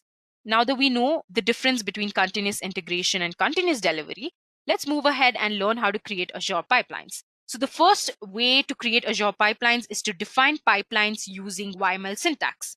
You define your pipeline in a YAML file called Azure Pipelines.yml with the rest of your application. The pipeline is versionized with your code and it follows the same branching structure. So you can get a validation of your changes through code reviews in pull requests and branch build policies. Every branch you use can modify the build policy by modifying the Azure Pipelines.yml file. A change to the build process might cause a break or result in an unexpected outcome, so be careful. And this occurs because the change is in version control with the rest of your code base and you can easily identify the issue. So the first step is to configure Azure Pipelines to use your Git repository where you're going to edit your code, where you're going to really write, where you're going to really store your entire project. And then you're going to edit your Azure Pipelines.yml file to define your build. In the third step, you're going to push your code to your version control repository. And this action finally kicks off the default trigger to build and deploy and then eventually monitor your results. So once the pipeline has been created, your code has been now updated, built, tested, and packaged. It can then be deployed to any target that you'd like. There's also another way to create your Azure pipelines, that is to define pipelines using the classic interface. Now here you create and configure pipelines in the Azure DevOps web portal with the classic user interface editor. So what you do is you define a build pipeline to build and test your code and then to publish artifacts. You also define a release pipeline to consume and deploy those artifacts to deployment targets. So here the first step is to configure Azure pipelines to use your Git repository. Then you use the Azure Pipelines classic editor to create and configure your build and release pipelines. Then you finally push your code to your version control repository. This action triggers your pipeline and runs tasks such as building or testing codes. The build creates an artifact that's used by the rest of your pipeline to run tasks such as deploying, to staging, or even production. So the tasks that are released is termed as continuous delivery, and the part where you're building tasks and testing them is termed as continuous integration. Now that we know how to create your own Azure pipelines, let's go ahead and learn to set up release management workflow. So the first thing that we're going to learn is how to design a release strategy. So we have to understand what is release pipelines. Okay, so release pipelines enable teams to continuously deploy their application across different stages with lower risk and with faster pace. Deployments to each stage can be fully automated by using jobs and tasks. Teams can also take advantage of the approvals and gates feature to control the workflow of the deployment pipeline. Here, each stage in a release pipeline can be configured with pre-deployment and post-deployment conditions that can include waiting for users to manually approve or reject deployments and checking with other automated systems that specific conditions are met. In addition, teams can configure manual validations to pause the deployment pipeline and prompt users to carry out manual tasks, then resume or reject the deployment. By using gates, approvals, and manual intervention, you can take full control of your releases to meet a wide range of deployment requirements. You can also release deployment control using gates. Gates allow automatic collection of health signals from external services and then promote the release when all the signals are successful at the same time or stop the deployment on timeout. Typically, gates are used in connection with incident management, problem management, change management, monitoring, and external approval systems. Some scenarios and use cases for gates are incident and issue management. Here, you ensure the required status for work items, incidents, and issues occur regularly. For example, now you have to ensure deployment occurs only if no priority zero bugs exist and validation that there are no active incidents take place after deployment. Also, another scenario would be to seek approvals outside Azure pipelines. Here, notify non-Azure pipeline users, such as legal approval departments, auditors, or IT managers about a deployment by integrating with approval collaboration systems such as Microsoft Teams or Slack and waiting for the approval to complete. In another scenario, there could be quality validation. Query metrics from tests on the build artifacts such as pass rate or code coverage and deploy only if they are within a required threshold. There are many other use cases like security scan on artifacts, user experience relative to baseline, change management, infrastructure health. There are many scenarios that you can use gates for. So this is a really important topic. Moving on, let us learn how to implement compliance and security. Firstly, we will have to design a dependent management strategy. Before we learn how to design one, we will have to understand what is dependency management. Now, with modern software architectures and development methods, software dependencies can come intertwined quickly. With more online repositories like GitHub, Dockerhub, pre-built libraries, and services can be easily published and leveraged. Now, these projects can be managed by all sorts of individuals or groups and have a very wide range of work ethics from well-maintained solutions with good community and multiple contributors and release schedules. That is all the way to the other end of the spectrum. Code is also developed internally and is often reused. Wherever the source comes from, the problem is the same. Once implemented, one project now has a dependency on other. Now, for example, when a team comes together to build a solution, they may decide for various reasons to leverage code that already exists. Now, depending on the type and language used for that particular project, there are different sources that can be leveraged to accelerate development. For example, let's say you're running a .NET application that's going to be processing JSON that you retrieve from Azure to describe Azure resources. Now, rather than having to write all the logic to handle the JSON file, your team decides to leverage a popular package called newtonsoft.json, which is a publicly available package. You could leverage the NuGet package that's already been built and published for consumption. By leveraging this package in your code, you have created a dependency on the package for your solution. Now, you must be wondering, what is a package? A package is simply a standardized way of distributing codes that can be consumed by another application or solution. Metadata is used to help store and version and identify these packages. So there are different types of packages, right? So these artifacts can be NuGet, NPM, they can also be Maven, and all of these are a part of the packages, okay? So we'll be talking about NuGet. So NuGet is a free open source package manager designed for the Microsoft development platform used in .NET since its introduction in 2010. NuGet has evolved into a larger ecosystem of tools and services So it is distributed as a Visual Studio extension. The NuGet packet has a NUPKG suffix and as a zip file with a specific folder structure. Maven packages, on the other hand, are often used for Java projects. Maven can also be used to build and manage projects written in C#, Ruby, Scala, and other languages. Now, a project object model file describing the metadata of the project is also stored within this package. NPM, on the other hand, is a package manager for JavaScript programming language, and it's primarily used for runtime environments with Node.js. An NPM package contains a package.json file describing the metadata of that package. The Python package index is a repository of software for the Python programming language. Python's packaging is built for distributing reusable code called libraries between developers. Now, these packages are libraries used as building blocks to create applications and have a tar.gz extension. Azure DevOps also has the ability to store universal packages.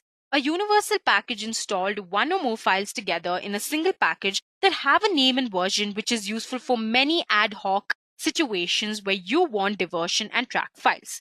Containerized workloads are becoming more popular as platforms like Kubernetes are becoming mainstream. We'll be talking about Kubernetes later on in the session.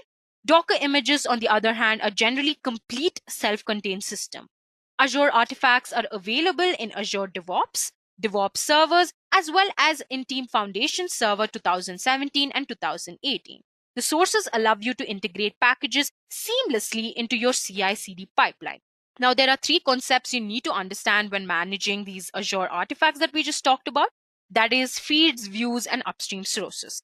Feeds are the primary method for delivering packages. Microsoft really recommends one feed per project. And to achieve this, we can utilize the feature of upstream sources, which allows you to combine multiple sources into a single feed. Now, using this method allows you to control sources in your project in the various levels of access. Here we see two options we have when adding upstream sources: a public source and from an existing Azure artifacts feed from within your Azure DevOps organization. When adding a public source, the only supported package type is an NPM source, which we've already talked about. Now, when you're adding a source from within your Azure DevOps organization, you can target an Azure artifacts feed. This allows you to use different package types, that is NuGet, Python, and Maven. You can scope the visibility of your package feed to your organization, which is multiple projects. And this is by default. Now, a benefit of bringing all these packages together in one feed is the copies are made of the sources. Now, if you're using sources and those sources goes offline, you'll be able to maintain your own version of this packet. Upstream sources, on the other hand, enable you to manage your product's dependencies in a single place. Using upstream sources makes it easy to use common packages in your solution. It has the added benefit and gives you protection against outages and corrupted or compromised packages from upstream sources, and also as a copy of the packages stored locally. Now let's move on and understand how to manage security and compliance. White Source Bolt is a lightweight open source security and management solution integrated within Microsoft's Azure DevOps Services and Azure DevOps Server, formerly that is DFS products. It enables you to do many things like detect and remedy vulnerable open source components. Also, you can generate comprehensive open source inventory reports per project or build. You can also enforce open source license compliance, including dependencies licenses. And also you can identify outdated open source libraries with recommendations to update. This is just one solution to manage security and compliance. Let's move on and understand how to implement continuous feedback. So you can design system feedback mechanisms. The first one is to use Application Insights metric dashboards. Now, Application Insights has always provided a summary overview pane to allow quick at-a-glance assessment of your application's health and performance. The new overview dashboard provides a faster, more flexible experience. Dashboards are basically customizable, interactive signboards that provide real-time information. Dashboards are associated with a team or a project and display configurable charts and widgets. Charts, on the other hand, are query-based status or trend charts derived from a work item, query, or test results. Widgets, on the other hand, display configurable information and charts on dashboards. The widget catalog provides brief descriptions of those widgets available to you.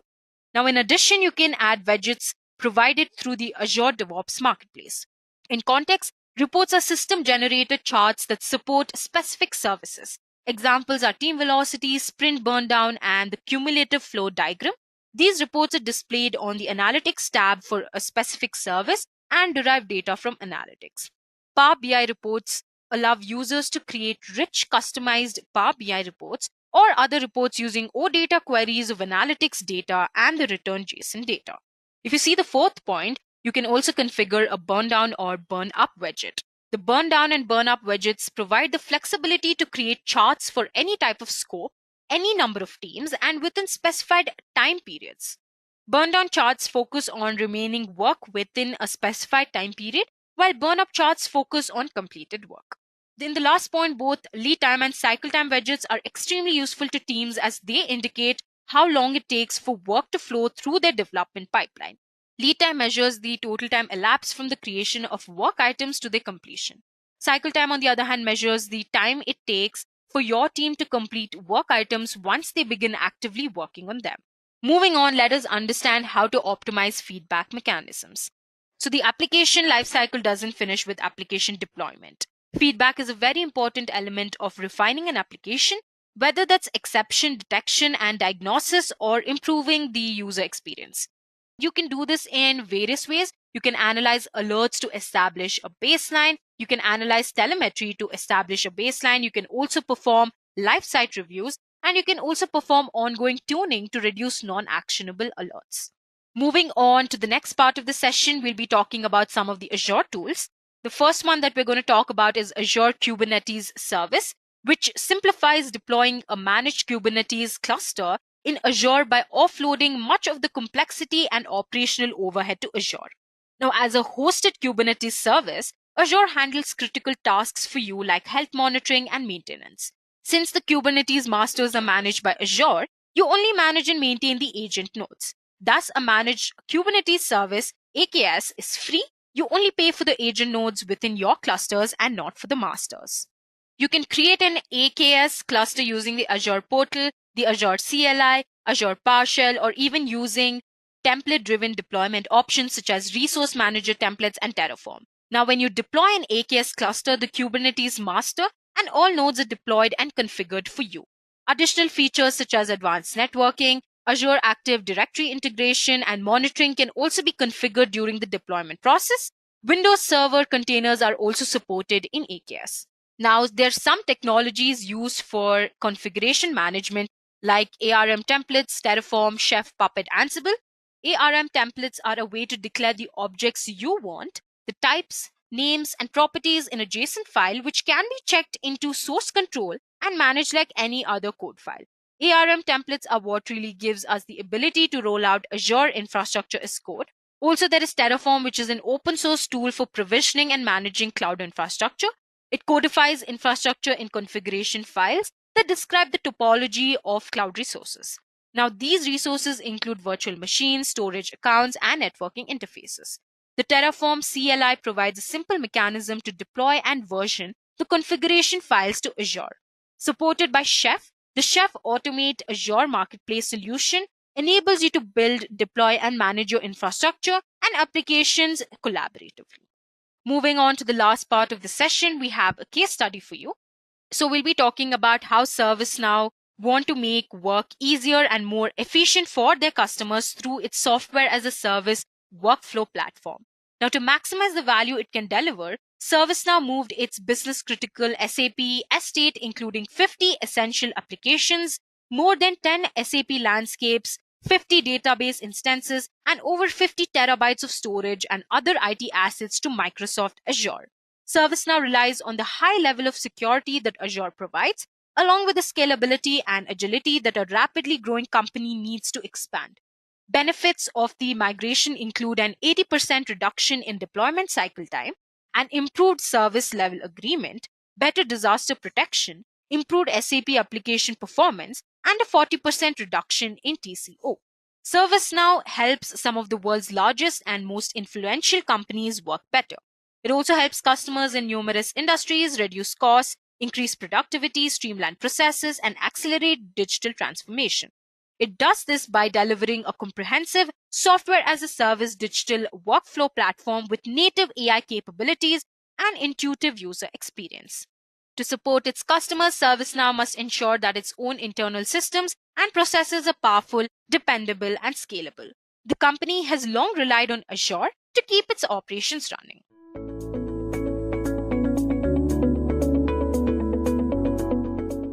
What is Azure DevOps Test Plans? Azure DevOps Test Plan is a service launched by Azure DevOps that provides a browser based test management solution for the exploratory, planned, manual, and user acceptance testing. It provides rich and powerful tools so that everyone in the team can use to drive quality and collaboration throughout the development process. It is easy to use and it is browser based test management solution which provides all the capabilities required for a planned manual testing and user acceptance testing or exploratory testing and for gathering feedbacks from the stakeholders as well.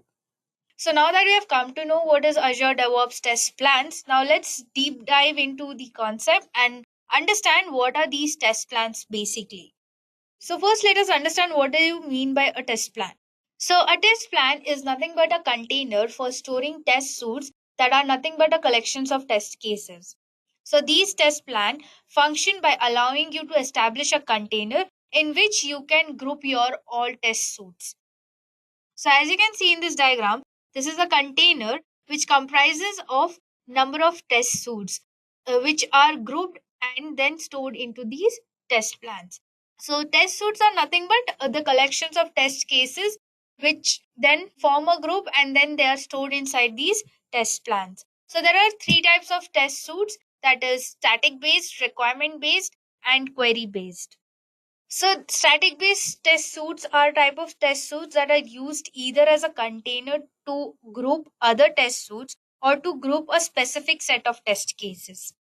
So in Azure DevOps Test Plan, you can have nested test suites. That means a static test suite itself become a form of a container where we can add different test suites and then we can place or as a place to create a test case ad hoc.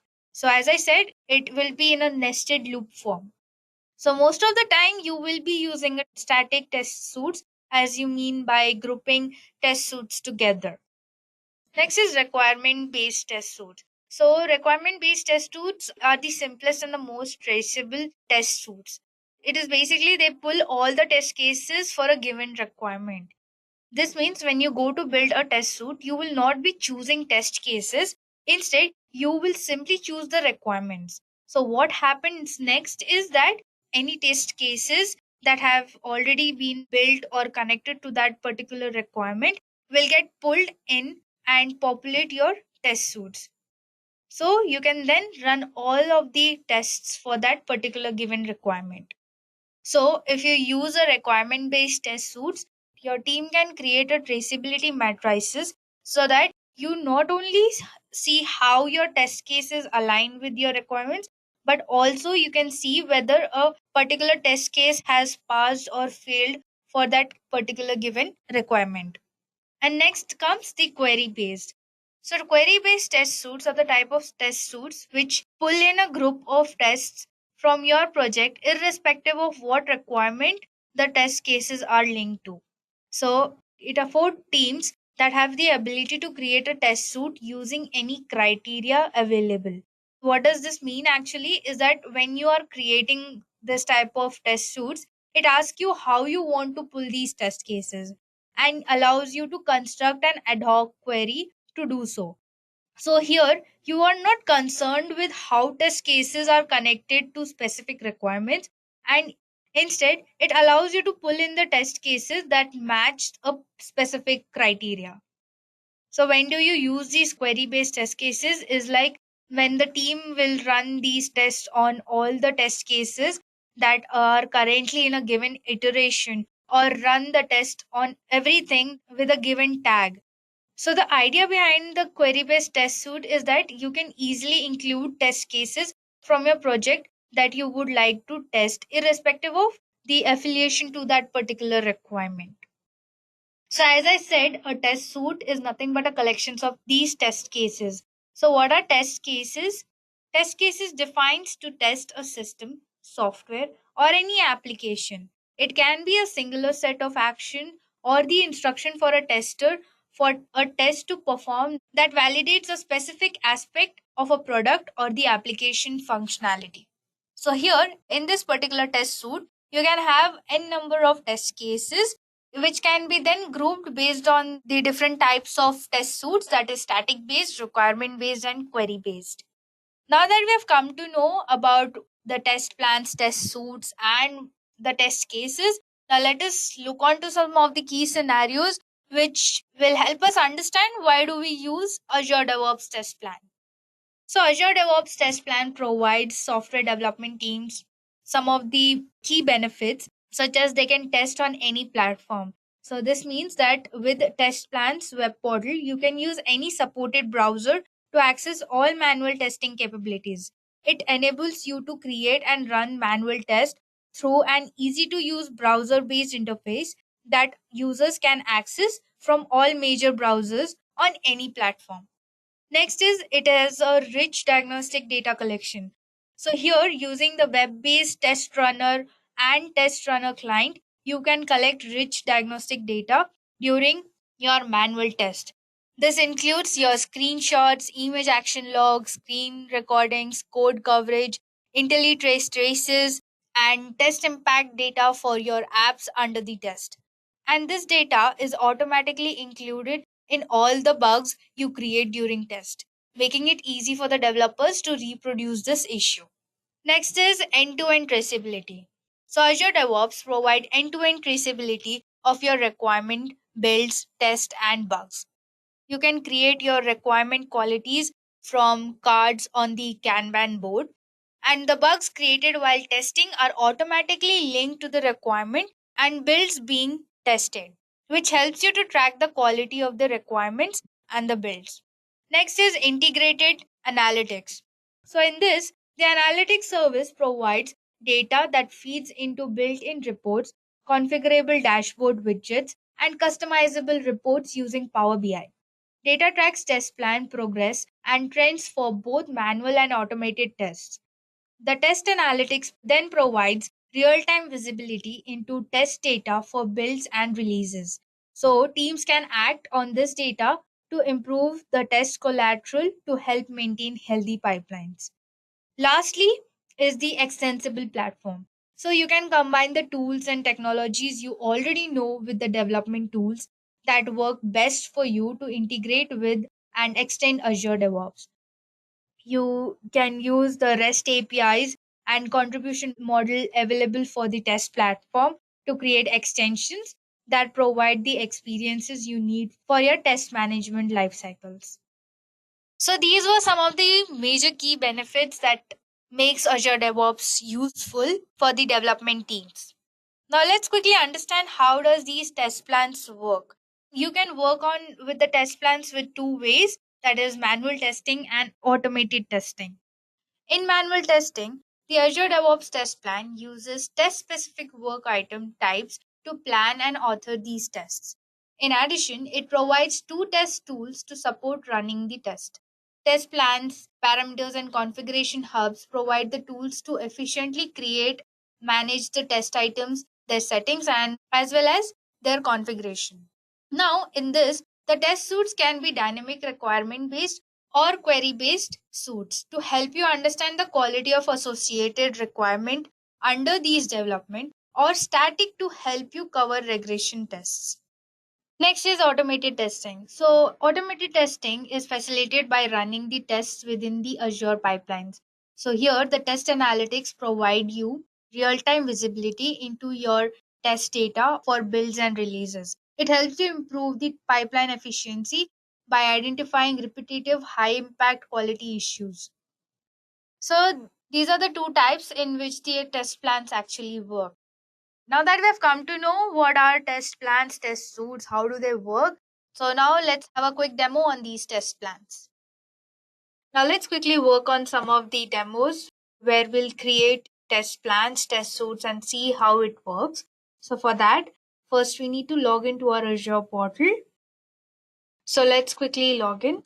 So for that, what do we need to do? First, we need to log in. Stay signed in. Alright, now that we have come to our dashboards, here as you can see, this is the whole dashboard of the Azure portal where you find all the different kinds of services and resource group and all other subscriptions and stuffs. So we'll be directly moving ahead to our Azure DevOps organization. Now let's go to my DevOps organization. So once we come here, so this is the dashboard of Azure DevOps where we can see projects and we can also create new organization. So it is basically you need to create a new owner where under which you have a different you can create different projects. So I already have one of the test plans, but we'll create a new project. So let's create a new project first and let's name it as Azure Test Plans Demo. Now we can give a descriptions to our project or else you can leave it as it is and it's just a demo for us. So I'll be taking the private option and now we can just create. So now our Azure test plan has been created. So this is our project overview. So in this, we can add boards, repos, pipelines, test plans, and artifacts. So let's quickly go to our test plans. Now once we come here, now we need to first create a test plan. So as we said, a test plan is a container where we have group of test suites. So for that, we need a container. So let's quickly create one new test plan. So let's name it as Azure Test Plan 1. Okay, that would be cool. And here you can choose the area path. So as our project name is Azure DevOps Test Plan, so we'll be keeping it under that. And the iterations, so here the iterations are nothing but our sprint. So we can take, or we can keep it as it is. Later we can just change whenever to sprint 1. So let's quickly create. So now that we have created our test plan, now under this, we will be creating the test suite. So now here we need to see, here we can create a test suite over here. So this is our test plan. Under this, we'll be creating a new suite. So as we discussed before, we have 3 types of test suites, that is static, requirement based and query based. So we'll be taking here static suite. And now let's name it test suite 1. Alright. Now our test plans are created and our test suite is also created. So if you go to our more options, so you can create one more under that particular test suite. You can create another test suite based on your requirements. And you can also assign testers to run the tests which are under these test suites. So now that we have created our test suites, so let's quickly go to our boards. Under that, we'll go to our sprints. So in this, we'll see whether our test plans are available or no. So as you can see here, Azure Test Plan Demo, that is our test plan. And under that, we have the test suite, which is under sprint 1. But currently, we don't have any test cases. For that, we need to create test cases as well. So as you have created these test suites, so in this you can either add new test suites under the test suite 1 or else you can assign the testers to the particular suite. But before that we need to create new test cases. So now what do we need to do is we'll first edit our test plan and we'll choose our iteration, that is our sprint 1. So we'll be choosing that and we'll just save and close. So once we do that, we'll just go to our boards. So as you can see, this is our test suite and this is our test plan. So, and it is currently active. So once you go to our sprints, so here you can see, as I said, in sprint 1, we have only one sprint, but we don't have any test cases. So now what do we need to do? Now we'll go back to our test plans And here, as you can see, we can have add test cases. So let's quickly new test case. So here we'll enter the title for our test case. So let's keep it quite simple. So let's create a test case like change the title size from H2 to H3. Okay, so what do we need to do is like we are changing the title size from H2 to H3. So here we'll provide the test case states that will be in the design stage. So here what do we need to do? Here we need to add the steps. How to change the title from H2 to H3. So let's quickly add some steps. Alright, so we'll just give couple of few steps, that is open home.html, then go to class is equals to hello, and then we will change from H2 to H3. So these are a couple of steps we can add, and based on that you can also give your expected results. Here we'll write size changes. That means the size gets changed. We need to check that. So we'll just save and close. Now let's create one more test case. Let's try one more. So we'll just create one more test case, that is new test case. So in this test case, we'll just write something different. Now we'll say change the title size from H2 to H1. And here, as we said, we need to give our steps. So we'll just follow the same steps. Open home.html, then go to class is equals to hello, and then change from H2 to H1. So we have also created the steps, and this will be size change as we are just changing the size. So our expected result should be same. Now here you can also add the status, means you can give it the priority to our test cases. So there are different types of priority based on which you can create. So let's keep it 2. Let's not change anything, and we'll just quickly save and close. So we have 2 test cases.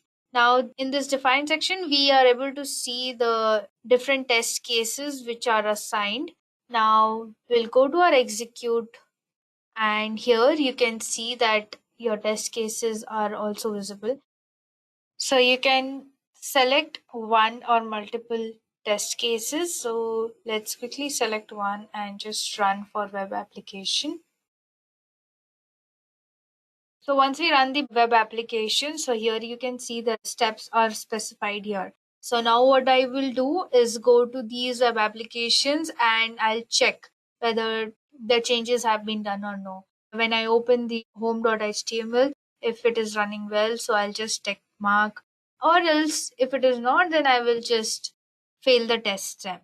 And then I go to the class hello. So once I go there, so I tick mark that, and I change from H2 to H3, so I'll click that. So once that is done, whereas here you can add some more steps, like here you can see insert new step. You can just create new steps, or you can delete the steps if you are not requiring it. So here you can just add any one new. All right. So here you can also take screenshots, or you can just select the image action and also create a video. Now once you have done this, we'll just save and close. So as you can see here, our test case, that is change the title size from H2 to H3. So here it shows passed. Now we'll also do with the second one. So let's run it together. Let's see what happens. Okay, so here you can change your test. Like we have our first test, and you can switch your test cases. So currently, our one test has been done. So we'll do with our second test as well.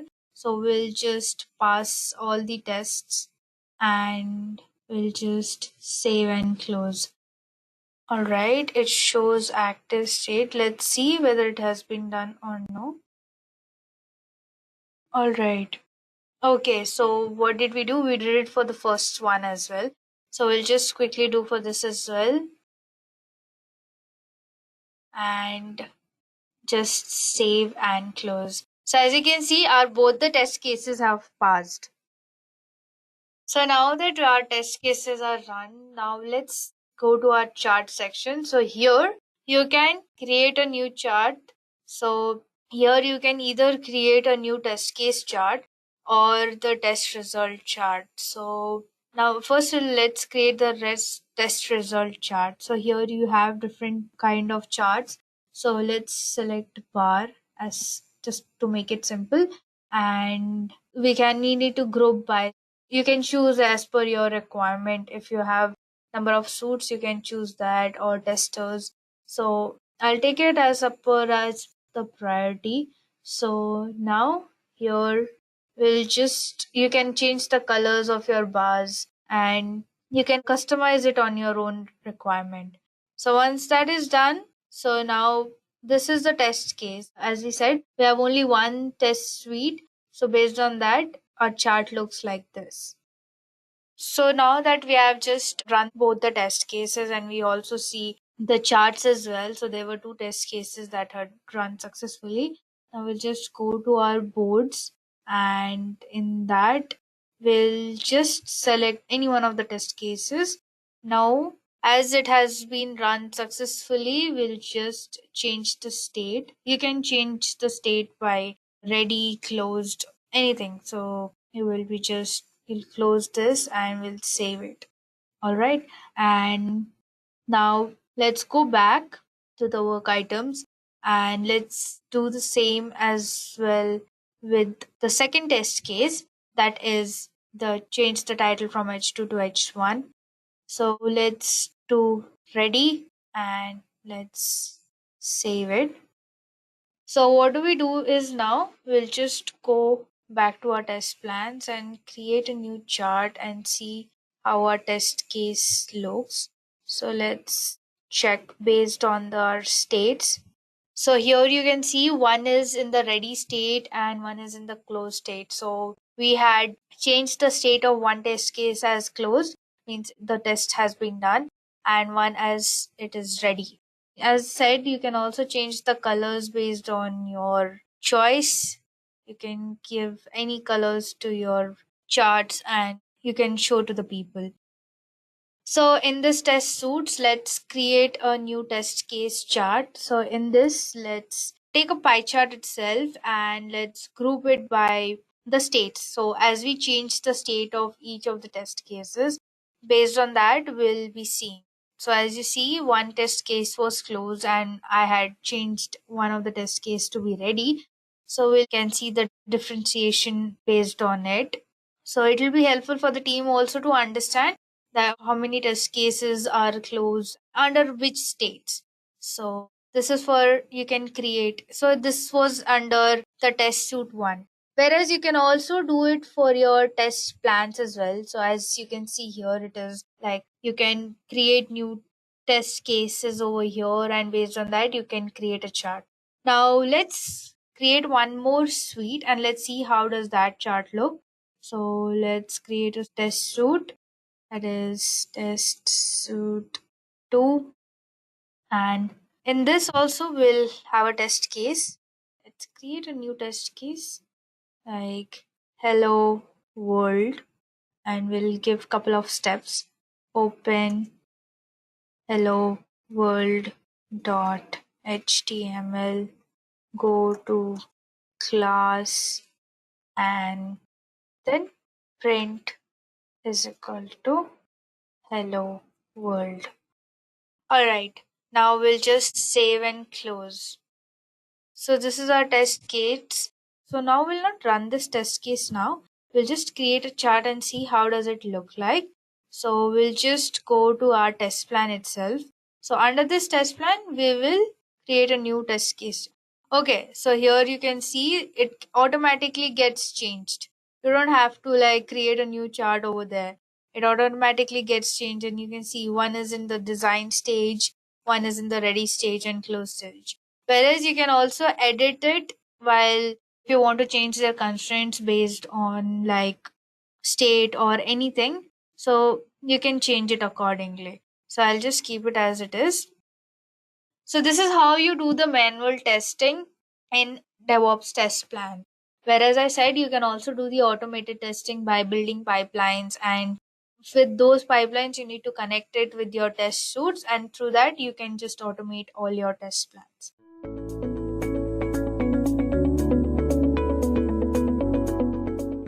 What are Azure artifacts? So, according to the definition, Azure Artifacts is a package management system integrated with Azure DevOps that allows you to develop and share packages like Maven, NPM, and Nugget, etc., via public and private feeds to any size business. So basically, Azure Artifacts is kind of an extension that makes it easy to discover, install, and publish packages in Azure DevOps. It's deeply integrated with other hubs like Build so that package management can become a seamless part of your existing workflow. It enables developers to share their code efficiently and manage all their packages from one place. Using Azure DevOps artifacts, developers can publish packages to their feeds and share it within the same team, access organizations, and even publicly. So this was all about what are Azure artifacts. Let's quickly move on to the next, that is why Azure DevOps artifacts. So there are three main features in Azure DevOps artifact which makes it more special and demanding. So let's quickly have a look. What are those three? So first is you can keep your artifacts organized. So what does it mean? That you can share code effortlessly by storing any packages irrespective of whatever programming language you are using, like Maven, NPM, Nugget, and Python, etc. You can just feed them all together in the artifacts and keep it organized. Second is protect your packages. So here it means that you can keep every public source package that you use, including packages from npm.js and nugget.org, safe in your feed where only you can delete it, and it is backed by the enterprise grade Azure SLAs. So that means that all your packages are safe and secure. Third is integrated package handling into your CI/CD pipeline. So what does it mean? That you can access all your artifacts in builds and releases, in which artifact integrates natively with the Azure pipeline or CI/CD tool. So these were the three benefits, or we can say features, that makes Azure DevOps artifacts more demanding and mostly helpful to users, basically like developers. So let's quickly move on ahead. So next is Azure Artifacts workflow. So let's see how Azure Artifact work. So it is a three-step process in which makes it easy to work. So we can see the first step is to create a package. So basically what is it? A package feed is a location you use to host packages you want to deploy with a deployment manager. So when you set up a deployment manager, you need to choose a feed you want to use to host your package. So here what do you do? First you create a package feed or a team feed. So once you create a team feed, then we move on to the next step, that is build integration. So basically what do we do here is like we connect to the feed in the Azure DevOps and then we start building integration. The main purpose of build integration is to define the order in which the components and subsystem should be implemented, which builds to create when integrating the system and how they are to be assessed. After this, we move on to the third step, that is consume from feed. So here what do we do is that we pack and push packages to your feed, and then we consume feed by running build and restoring packages from team feed and setting up new solution locally to consume the feed. So these were the 3 easy steps, or we can say the whole workflow of Azure DevOps Artifact. So with no wait, let's quickly move on to our demo where we'll see how do we work with the artifacts. So first we need to open our terminal. Let's open our terminal. And now what we'll do is we'll create a folder where we'll be storing our both the projects. So let's quickly create the folder. So here you can see our DevOps folder has been created. Now let's just confirm whether it has been created or no. Document. Alright. So here you can see this is our DevOps folder. So now here we'll be adding our both the projects, whatever we'll be building. So let's quickly build our projects. Let's move to our Visual Studio. Okay, so here we'll be creating our project. So as I said, I'll be using the Java project. So let's quickly make it. Control Shift P.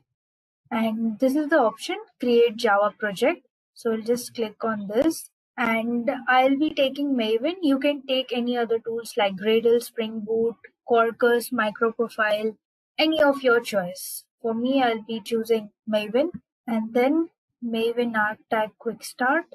And our version would be 1.4. And now here we need to give a name to our group ID. So let's keep it Azure Artifacts. Alright. And now they ask for the artifact ID. So we'll keep it very simple. Project 1. And here we need to select the folder. So we'll be selecting the DevOps folder which we had created. So this would be our destination folder. So here you can see it is executing. Alright. So here you can see your group ID, artifact ID, and the version. So our version would be 1.0 snapshot. So just copy this and paste it over here. Hit enter. And they asked for the confirmation of your properties. So our group ID is Azure Artifacts, artifact ID project 1, version 1.0 snapshot. Package. So here we must update the package name. It should be similar to the artifact ID. So let's just update it. Snapshot, our version is 1.0 snapshot. And package, will name it as our artifact ID. So project 1. Yes. And here you can see our project 1 has been created successfully. And here you get the message and we'll just open this. Alright. So here, as you can see, this is project 1 and you do have your source files and pom.xml. So this is the where you find all your dependencies. So let's quickly build our project 2. We'll follow the same process. Control Shift P, Java project, Maven, type 1.4, and our group ID would be same. So Azure Artifacts, and this will name it as project 2. Now select the folder, destination folder. Alright, so here we see our group ID, artifact ID, project 2. Let's keep the version same. We'll just copy this and we need to update our package. So let's update it. Project 2. Yes. Alright. So our project 2 has also been successfully built. Here you get the message. We'll just open this as well. So here also you can see your source file and your pom.xml file has been created. So now both the projects are created. Now what do we need to do is to create the dependencies. So let's create the dependencies. For this, we'll just maximize this. In project 2, we'll come to this dependencies section and we'll copy this dependency code, copy, and just paste it below. And now what do we do here is, as we need to create the dependencies, so we'll change the group ID, artifact ID, and your versions. So what would be our group ID is Azure Artifacts, which we had created. So let's just copy and paste. And our artifact ID is project 1, as we are making project 1 dependent on project 2. So let's write it project 1. Alright, our version would be 1.0 snapshot. Cool. And our scope would be system. Now below this, we need to give the system path. So let's quickly give the system path. Okay. So our system path would be $base star live project 1-1. So here we get the option 1.0 snapshot.jar. So we'll quickly save this and we'll open our terminal. So let's open our terminal. So now to build this jar file, we need to go to project 1. So let's go to project 1, cd project 1. Alright, so here what do? We'll just hit the command maven compile. Alright, so here it shows it has been built successfully. After this, we'll just hit the command maven package. Alright, so your maven package command has also been run successfully. Let's quickly cross-check it once. Let's go to project 1. Now here we see the target folder. So let's quickly check. So here you can see your project 1.0 snapshot.jar file has been created. Now what do we need to do is we need to copy this jar file and paste it in project 2. So for this, let's create a folder in project 2. Let's name it live and we'll copy this jar file and paste it in. Okay, now what do? We'll run the same commands, that is maven compile and maven package in project 2 as well. So let's quickly go to project 2. Maven compile. Alright, so here you can see it has been built successfully. Let's run another command, that is maven package. Alright, so here you can see maven package has also run successfully. So this is how you create the dependencies between the two projects. Now let's quickly move on to our Azure.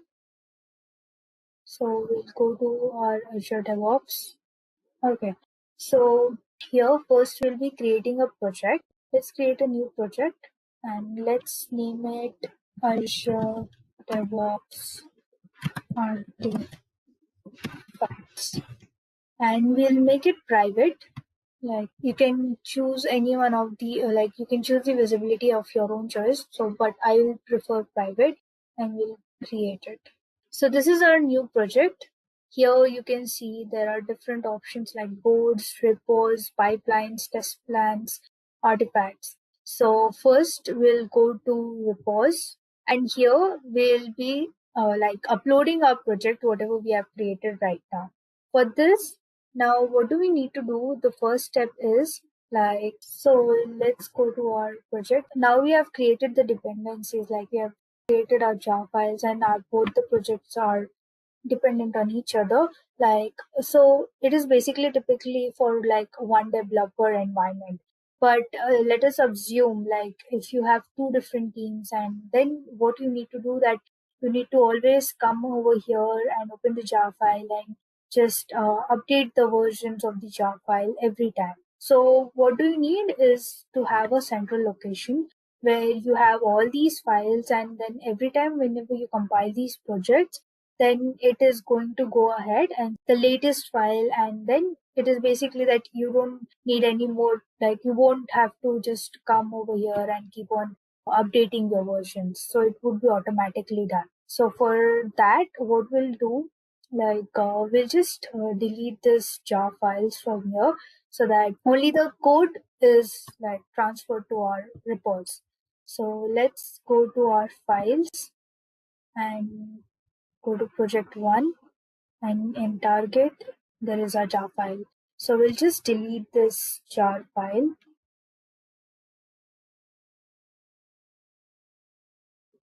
Same would be done in project 2, project, and we'll just delete this folder. Alright, so now that is done. So let's move on to our terminal. Now we need to move to our destination folder where we have where we have built our both the projects. So I have come here to this DevOps folder. Now what we need to do is we need to send these two projects into our Git repository. For that, we'll git init and then git add all and then git commit and then first commit enter. So here you can see our both the files have been gone into the repository. Now what do we need to do is we will go to our repository and we'll just copy this git remote add origin. So what do we need to do is we'll just copy this link, copy and git remote add origin, git remote add origin.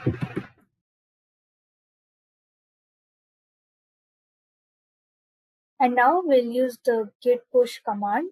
So let's use it. Git push -u origin master. Alright, so our files are uploaded now. Just let's refresh this repository. Let's go to repos.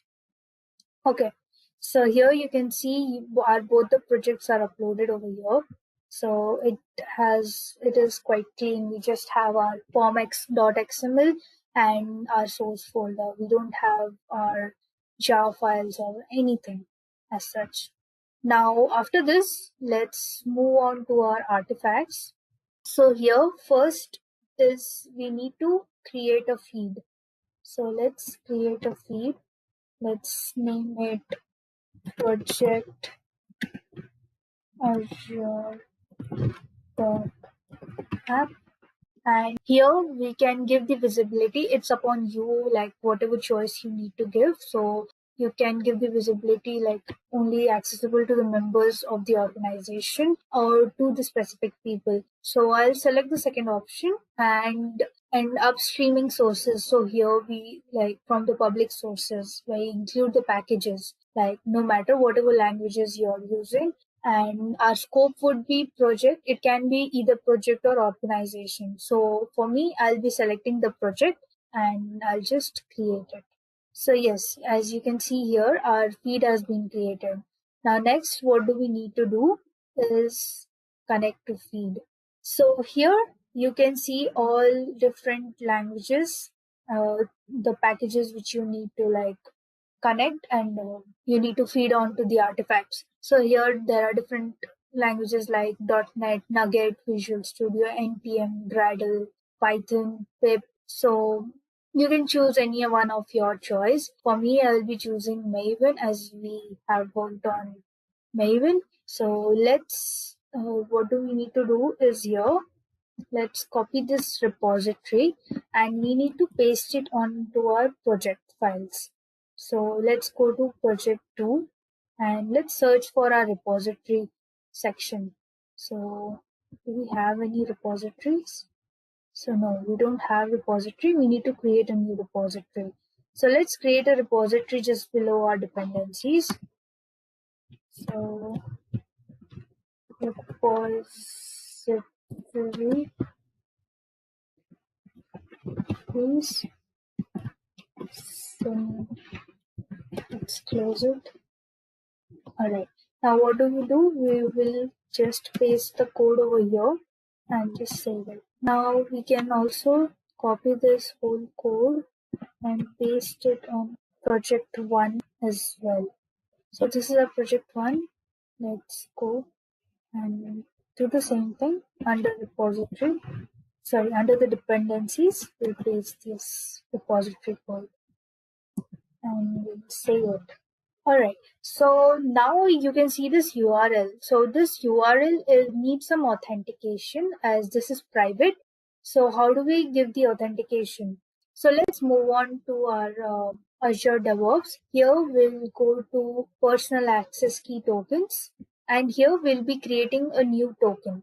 So let's create a new token over here. You can give any name to your token. Let's keep it project Azure app artifacts artifact. All right, and let's give the authentication. We'll give the packaging read, write, and manage. Once that is done, let's create. So as you can see, your token is created over here, and this is your password. All right, so just copy this password. Now, where do we put this keyword so that we can authenticate? So there is a folder, Maven folder, that is m2.m2. So we'll go to that m2, and here you can see the repository folder, and there's a settings.xml. So we'll go to the settings.xml file, and here you can see this is the code where you can give the authentication to your Maven project. So here, this is the code server. Under this, you have your project ID, project azure.app, and your username is your organization's name. Now let's paste the password which we had copied. So let's paste it over here and let's save it. So now let's go to our Azure DevOps, and we'll go to the artifacts, connect to feed, Maven.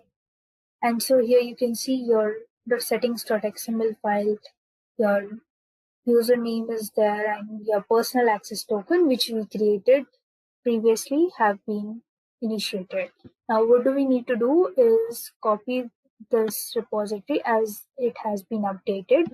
Let's copy this and paste it again to our both the projects. So we'll just copy this repository, paste it over here and save it. Let's do the same with our project 1. So this is our project 1. Alright, so we'll save this as well. Now what do we need to do is we need to also have this distribution management code. So let's find out if we have this section. So we don't have it. Let's paste it again just below the repositories. Just close this. Copy, paste, and close. Now what do we need to do is copy the same repository code and paste it just inside this distribution management and save it. Alright, now we'll just do the same thing with, this is for the project 1, we'll do it for project 2 as well. Let's copy project 2 and paste. Alright, so we'll save it. So now let's move on to the terminal of project 1 and VM deploy.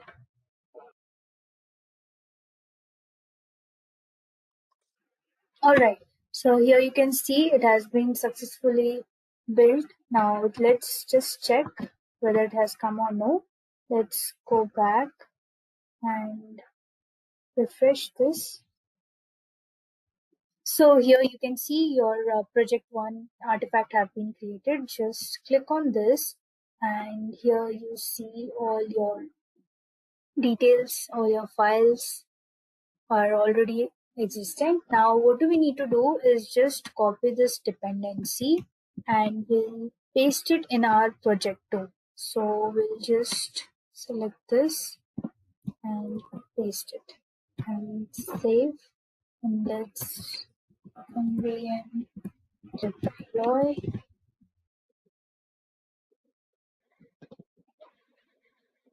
Even this has been built successfully. Let's check, refresh.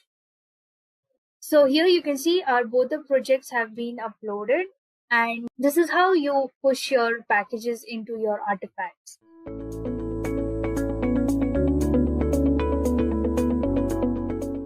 So what are the components of Azure Boards in particular? So guys, these are the terms that we would be more concerned about as we move further into the demo part. So let us try to understand these one by one. Calling them components, I'm not sure how right an approach that is, but yeah, these are more of the terminologies that concern Azure Boards. Now, I've already mentioned that it is a page that brings in all the services together. So basically what it does is it lets you keep track of all the activities that are happening. So whether there are certain work items that you're dealing with, whether you're dealing with certain issues, certain tasks, whether you're talking about different views in which you wish to view all the data that is there, whether you're keeping track of all the repositories that are there, whether you're keeping track of all the sprints, if you wish to take a note of what happens in a particular sprint, or if you have certain queries that you wish to throw into so that you can understand your process or you're working much better. In that case, you have your Azure Boards basically, which lets you take care of all these activities. So what are these terms and what do they do exactly? Let's try to understand those. Now, as I've already mentioned, each artifact that would go on your Azure board, I mean, whether it's an issue, whether it's a task, whatever it is, it comes under a particular classification. I mean, I want to make note of that particular artifact in the form of some entity. So that entity is my work item, as in what your work is being done, what your action is being done on this particular item. That can be taken note of by using this particular thing. Work item is nothing but basically creating a simple tab in which you keep track of everything. Okay, if I have a particular issue, say for example, I have some issue with committing a change to a particular repository. In that case, I can create a work item or an issue saying that, okay, this is the stuff that I'm working on, or this is the stuff that I need to keep note of. So this basically is a work item. Boards, now again, if you have a particular project that you're working on, now that project would have its self-defined board. In this case, you can think of it as a Kanban board basically, which is very popular, and it comes self-integrated with every project that you work on Azure Boards specifically. Backlogs, yes, the fact that you are working on sprints, I mean, let me simplify this a little more for you. Basically, Azure Boards also lets you keep track or lets you perform sprint management and agile development and management as well. That means you would be working on software development in different phases. So you would be working in different sprints, right? So there might be a possibility that you are working on a particular software or developing a particular software. In that case, you would be having certain backlogs, certain issues that need resolving. So in order to keep a track of it, in order to keep an order in the flow of your software development, you can always have backlogs which let you backtrack and keep track of what has happened and what has not. So for that, you have backlogs. Queries, we've already discussed that. I mean, you can always throw in queries to understand what is happening on your dashboard or on your board. Sprints, I believe we have a fair bit of idea about that as well. When you talk about dashboards, yes, as I've already mentioned, you have a separate board. Azure ensures that you get that simplicity. I mean, you get everything on one simple page. So as we move into the demo part, probably we would be understanding these topics in a little more detail. So let us quickly just do one thing, that let us quickly switch into the Azure boards and let us get started with the demo part so that probably these terms make a lot more sense to you people. So guys, what I've done is I've gone ahead and I've switched into my Azure portal. Technically, I haven't switched into my Azure portal. Azure portal is a one-time place or a single place where you can actually go ahead and implement or carry out all the Azure practices. So that happens with most of the cloud platforms that are there in the market. So in case if you wish to practice Azure, all you have to do is go and search for Azure portal or free tier for Azure, and you would be directed to a page where you can create a free tier account on Microsoft Azure. You'd be expected to enter your credit card or debit card details. This is because these services have an upper limit or a cap on top of that, so that you cannot exceed those limits. Because if you do exceed those limits, then Microsoft Azure would charge you, and that is why they need your credit card or debit card details. But if you are a beginner and you wish to practice, do not worry, these resources are more than enough for you to practice. So I would suggest that you actually go ahead and create a free tier account. Okay, one more important point. Once you create that free tier account, you have certain credits which are somewhere around $200 if I'm not wrong, 200 US dollars. And if you are from India, the fact that I am conducting this session in India, I have a credit. If I create a free tier account, I have a credit of somewhere around 12 to 13,000 Indian rupees, which is more than enough if I'm not wrong for the practice sake. And you have a validity of 1 month to practice these services for free. Once you exceed the 1 month part, your account would be deactivated. or you won't be given access to the services. If you wish to have an access to these services, you would have to probably sign up to some plan that they have. But meanwhile, you can use these resources for free for a month actually. So with AWS, it is for 1 year. With Azure, it is for 1 month, if I'm not wrong. So once you do have that free tier limit with you, you can visit this particular link. As you can see on the screen, you can actually go ahead and search for this particular screen. And once you do that, guys, probably you can actually go ahead and come to this page where you can start free with the boards. So let us see how can we get started with this particular service. So click on Start Boards. It would ask you as in, do you wish to continue? Just say yes. It is an Azure DevOps service basically. So it would ask you for the name of the organization. I mean, you have a structured approach here where you would be having an organization under which you'd be having projects. So let us call it, say, Azure Boards. Guys, I'm giving a random name because most of the names are taken.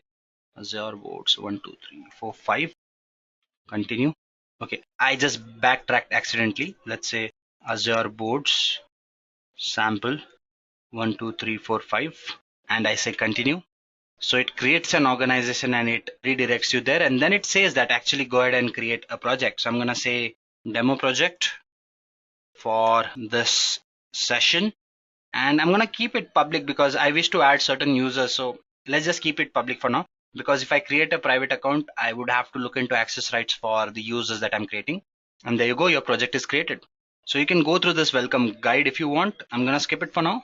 So guys, this is how the interface looks like, and as you can see, I've mentioned that you can take a look at the backlogs if you've created, which I haven't in this case.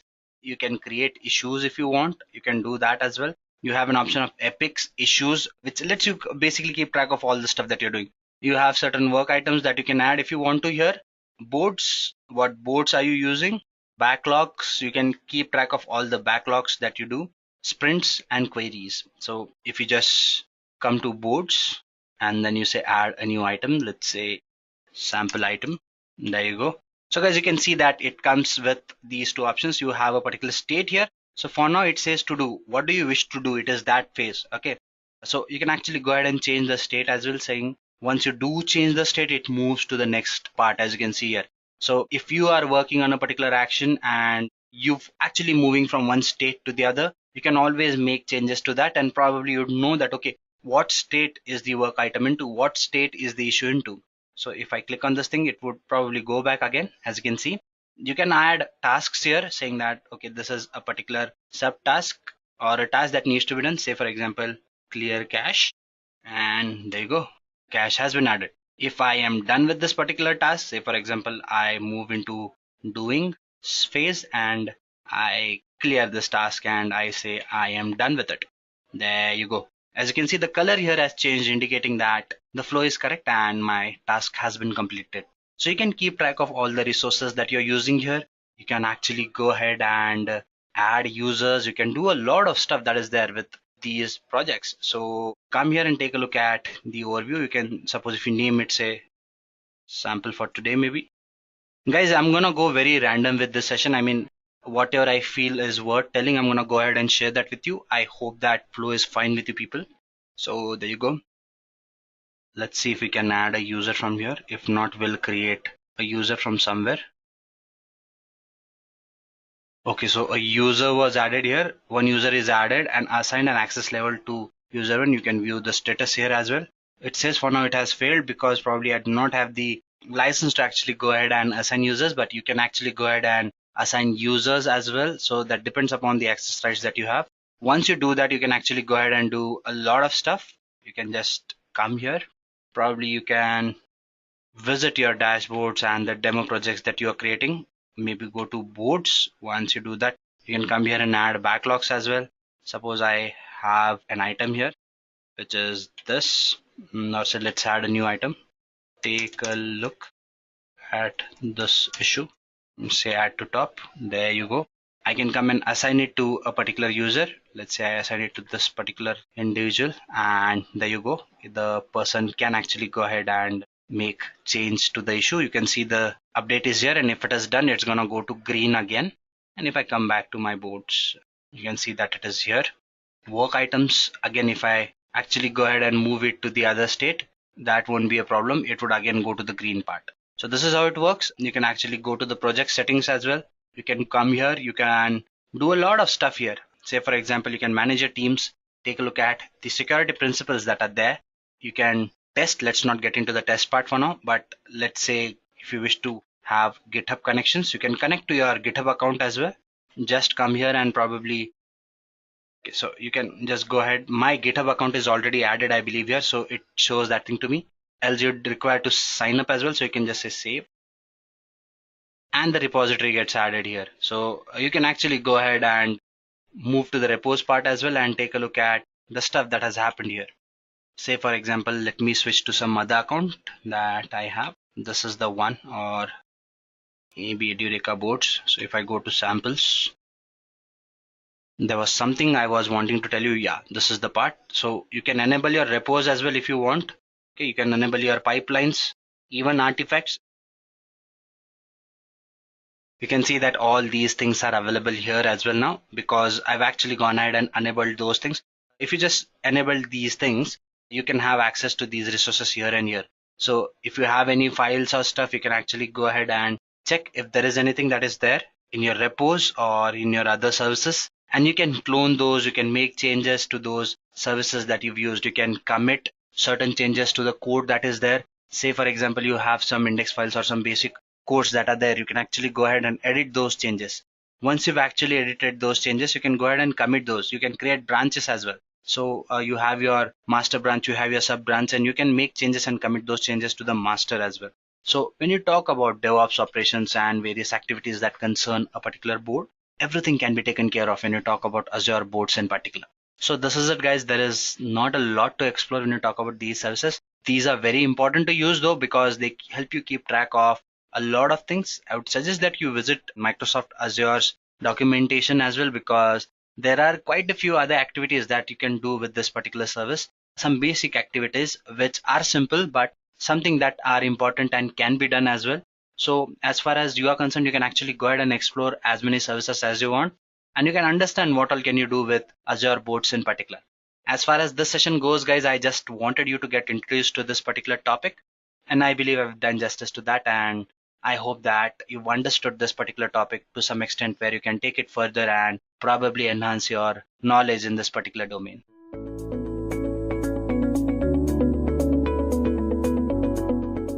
Let us try to understand what is Azure Pipelines now. Now, basically, this particular service helps you carry out following things, or this is what the definition has to say. Well, it is a service that caters the need for creating pipelines on Azure cloud platform, which is pretty much evident. And what it does is it lets you build, test, and deploy applications to Azure cloud and other supported platforms. Let me simplify this definition for you a little more.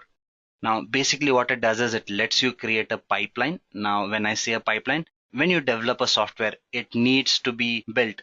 So there are steps involved in it. You would be picking up a piece of code, or you'd be creating a new code. Once that code is there, you would build that code. You would probably run some tests on top of it. If any changes are required, you would again build that code, again test it. And once it is ready, you would deploy and deliver it to the end customer, right? So instead of doing these things individually or doing these separately, what if there was a channel in which you could do all these things and keep a track of all these at one single location? Wouldn't that be nice? Well, when you talk about Azure Pipeline, that is what it does. It basically lets you bring in all these actions under one umbrella. And these are some of the features that Azure Pipeline has to offer to you. Let us take a look at those one by one. Well, Azure pipelines are basically platform and language independent. What do I mean by this?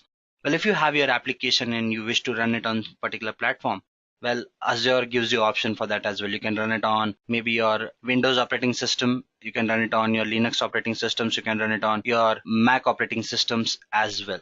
Plus, it is language independent. That means whether you are building a Node.js application, you are building it in some other programming language like Python or stuff like that, you can definitely run this piece of code or build your applications using different programming languages, and you can run those on different platforms as well. Freedom to work with containers. Definitely true. What do I mean by this? Well, containers are something that let you simplify the process of virtualization, or in simple words, they let you separate your piece of code and binaries from the platform on top of which you wish to run those. So in simple words, your code is locked into a container which can run anywhere. There are containers like Kubernetes, Docker. So basically what it does is it lets you push your applications on top of these containers. You have Azure Container Registry as well, if I'm not wrong. That is an Azure service for containerization basically. So you have the freedom to move your applications on top of these containers or inside these containers as well. Deployment to the other cloud vendors, definitely yes. Now, the fact being that this is an Azure service and it lets you create pipelines does not mean that it restricts your applications to Microsoft Azure only. If you have been using other cloud vendors or your customers or whatever it is, I mean, your end goal is to move it to some other cloud platform, you can do that. If you're talking about cloud platforms like AWS, which is popular, GCP, which is a very good competitor, if you wish to move your codes or your applications to these vendors, well, definitely deployment to these vendors is also supported. Support for open source, yes, Microsoft Azure has put in a lot of effort in recent times to ensure that Azure is open to open source projects, applications, and tools as well. This being said, it is very easy to integrate open source services with Azure these days, and that is why if you wish to keep your project open source or you want it to be accessible to others, you can take care of that as well. So these are some of the features that make Azure Pipelines a must-have tool or a must-have service. So let us just quickly move further now and quickly switch into the demo part because I do not want to stall any of your precious time. So let us just quickly take a look at what Azure Pipelines can do for you. So guys, what I've done is I've actually gone ahead and I've switched into the console. Now, if you talk about Microsoft Azure, they give you some free credits to use Azure services for free for 1 month. The credits are somewhere around 12 to 13,000 Indian rupees and somewhere around $200 US if I'm not wrong. So you can utilize these credits to use these services because these services are chargeable. But the fact that you have free credits, you can utilize these services for free for one complete month so that you can test and practice what these services have to offer to you. So if you do not have a free tier account, just go ahead and sign in for Azure Portal. And once you do that, guys, you would be having this free tier account which you can use. Once you do that, probably you would want to search for Azure DevOps, something that we are going to use. Just type Azure DevOps in your browser and you would be redirected to this page. And from here on, I would be taking you further. So let us take a look at what you can do with Azure Pipelines, guys. So I'm going to start with Start Free. No sooner I click on this icon, guys, it would probably, if you are starting as a fresher or somebody who hasn't worked on any project, it would ask you to create an organization and a project to start with. The fact that I already have an organization or a project, it has actually redirected me to this particular page. So let me just quickly see if I can just go ahead and delete this particular project or organization and see if we can start fresh. How do you do that? Just come here and say delete. And this was the name. Just gonna copy it. Control C, Control V, and delete. So guys, when you click on Start Fresh, this is how it should start if you've started fresh. If not, you can continue from the interface where I just left from. So it says, do you want to get started with DevOps? I would say yes. Give it a name, your organization. I'm just gonna say sample for today. Okay, South India. I'm kind of based in Bangalore right now, so that is why it says South India. And it would say create a project. So the name should be demo project for me. You can name it whatever you want to. If the name is available, you can use it. Do I want it private? Do I want it public? I would say public for now because I wish to import certain repositories as well, and keeping it public would make it easier for me to get access to those repositories. No other reason. So I'm just going to go ahead and say create. So guys, we've gone ahead and we have an organization for our usage, and under that we have a project as well. So if I just scroll down, I would see following options. I can switch to these 5 services that we've discussed, and I can also have them on one tab as well, which you can see it here. I've already added those as extensions to my dashboard, so we can use it from here as well. Let's just say create pipelines for now. There are no pipelines here because I've deleted my previous project as well. So I'm just going to go ahead and say create a new pipeline. So where is my code is what it is asking me. Is it in Bitbucket? Is it in Azure repositories? Is it in GitHub? I have some pieces of code in GitHub. So let's just go ahead and use a random piece of code that is there in my repository. Once you click here, guys, if you're not authorized to use your repositories or use your GitHub, you would be required to sign in here. It would throw in a page where you can actually log in with your credentials to GitHub. and pick up your repositories if you wish to use those. I have this one here. It is available actually. You can look for pipelines, Python, Django for Azure, and probably you would get these anywhere. You can just fork it by clicking here. If you do not have it, do not worry. I would be sharing the link for this as well. For now, let us just go ahead and continue with the demo part. So I'm going to select this. So guys, this is basically a piece of code for Django framework supported by Python. What it does, it tests a Django project on multiple versions of Python. It adds steps that help you analyze the piece of code, save, build artifacts, deploy, and more. So basically, you can visit this particular link as well to know more about this piece of code. So this is what it does. You can see step by step the information is here. What VM it is going to use. Again, what are the versions that it is going to use. What is the script that is here to export a particular path. Source, plus if you go ahead, these are some of the commands that you would be wanting to take a look at. These are nothing major. It just basically goes ahead and builds a particular project for you and deploys it. So let us just go ahead and do that as well. Let's just say run. So it would configure your piece of code, and once it starts doing that, you would get all the information as in what is happening here step by step. So bear with me. Let it just configure the stuff and give you the information. Probably might take half a minute to get started. And there you go guys, it has already started. The agent is ready for the job is what it says, and it would start the connection. Once it does that, there would be a log made available to you people. So guys, this is what has happened, and this is what is happening. You can see it is getting logged step by step, whatever is happening. And you can see the commands and piece of code running in the background. And once it has succeeded, it would give you the status succeeded. So it initialized an agent, prepared a job, initialized the job, checked out, then it used a Python version.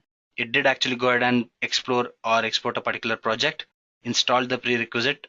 It ran test on top of it. It published the piece of application or the result basically, and it actually did go ahead and check out and finalize the job. So these are the things it has actually gone ahead and performed. You can take a look at the summary part as well, as in this is what has happened step by step. Tests, these were the tests that were run and those were successful. So you have the stats for those as well.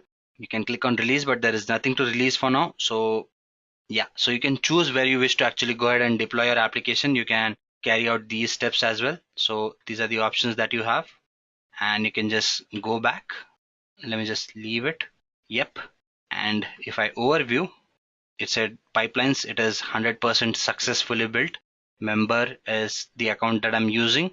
Pipelines, if I go here, it would give me information about that as well. This is the master branch that I'm using. I can actually go ahead and update my piece of code as well if I wish to. So guys, there are a lot of things that you can do. You can actually go ahead and commit certain pieces of codes here as well. You can go to repos. You can decide what piece of code you want. The existing master branch that you're using in the pipeline, you can actually go ahead and fork that particular piece of code. When I say fork, you make a copy of it for your own sake. You make changes in it and then you push it to the master, and if the master finds the latest version doable with the proper access admin rights, you can actually go ahead and merge that piece of code, something called as commit. You can commit your code to that particular pipeline. So guys, this is how your pipeline works. This is how your piece of code works, or this is how basically you actually go ahead and use your Azure pipelines. There are a lot of other things that you can do. You can actually go ahead and install certain extensions to your Azure pipelines so that you get quick sites, or basically you get analysis as in what was the process that was implemented and what steps it took. If you wish to know more about it, do visit our YouTube channel and visit Azure DevOps video where we've talked about that. The video also talks about how you can actually go ahead and add badge to your particular piece of code or your application, suggesting that whether all the builds were succeeded or were successful or not. As far as this session goes, guys, I believe I've talked enough about what Azure pipelines are. I've shown you a sample as in how you can actually go ahead and create a sample piece of code using Azure pipelines, or not a piece of code, or how you can actually deploy a sample piece of code using Azure pipelines. I believe most of the parts here are covered, but let us quickly take a look at some of the other pointers and then probably we can rest this session. So here you'd be having summary of what is happening. Dashboards, I don't think it would show any dashboard. You can just go ahead and add widgets if you want. So you can click it or click on this particular icon, select a widget. You can add it here and you can say add. So now if you go to your dashboard, you can select a pipeline here. Let's say this is the pipeline and I say save. So it gives me the history as in what has happened 4 minutes ago, and whatever changes happen, those can be studied and understood here. So I believe, guys, we've talked about a lot of stuff here. I would not want to get into the details of these topics because we would be having separate sessions for all these topics.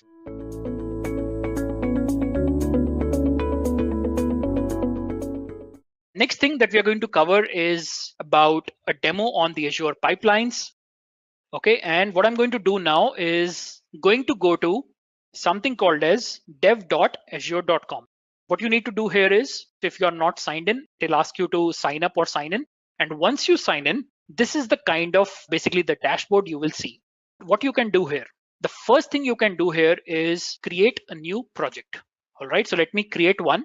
What do you see here? It is asking me that is it a private project or is it a public project? Now let's say if I want to create a project called my test project 4, I'm not going to create it. It takes some time, to set up everything. But what I can show you here is that now it is asking that what is the version control? So basically, where do you want to keep your source code? Do you want to keep it in Git or do you want to keep it in TFS? Okay, so you can go ahead and select the different version control options which are available. Now, of course, I think with time, they will keep adding more and more, source controls or the version control repositories here, which you can use. But most common ones, which everybody knows, is Git. We also have GitHub, which is again a repository for storing the Git-based version control. Of course, there is something from Microsoft which is available, which is the Team Foundation. If some of you guys have worked before with TFS or the Team Foundation services, this is the one. It is totally up to you. How do you want to store your code?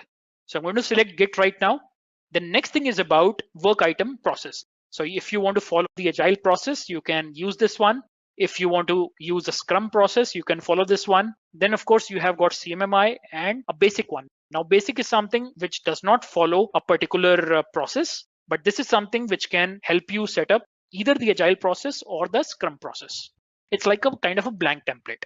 But if you are comfortable working with agile environment, you can select this one and you can click on create.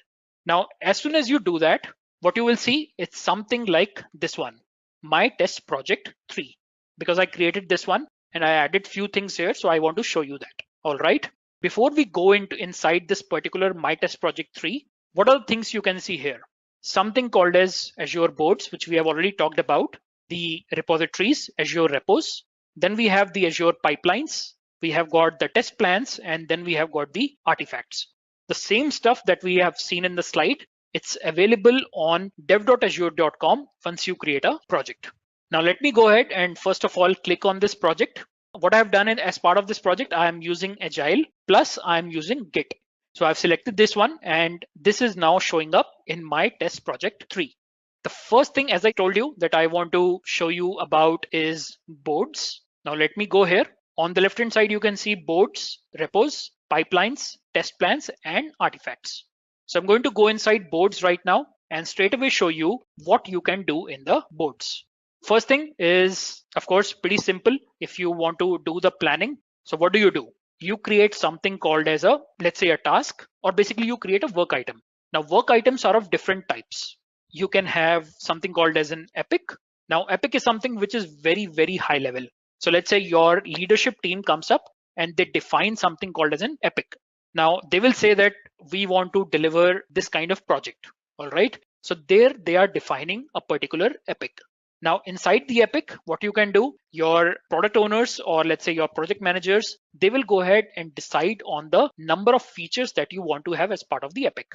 Let's say you want to build an e-commerce site. So in e-commerce site, the business says that we want to set up some e-commerce setup for this business. That's an epic.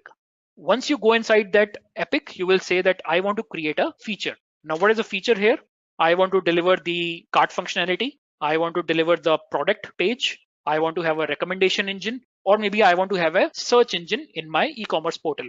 Now, this is what will be created by product owners, or they will be created by the project managers. Now, when you say I want to create, let's say, a search service in my e-commerce site. So as part of the search service, what do you need? You will go ahead and create some stories. So in the story, what will you say? You will say that I want to have some database ready, which will contain all the information of my products. Then I'm going to have, let's say, one more story for building up a middle layer, which can help me, building some APIs, which can help fetch this information from my database and show it to the end users. Then I'll build another story to say that I want to show it to the end customers. And once you have these user stories, then you go ahead and create task inside that particular story. So let me start building up, let's say, one feature.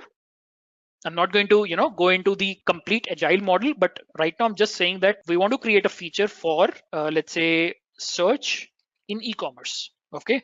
Just remember, guys, this is not the way we write in agile format. So if you want to, just create a new feature, there is a particular format in which you should create the feature. Basically, the text has to be in a particular format.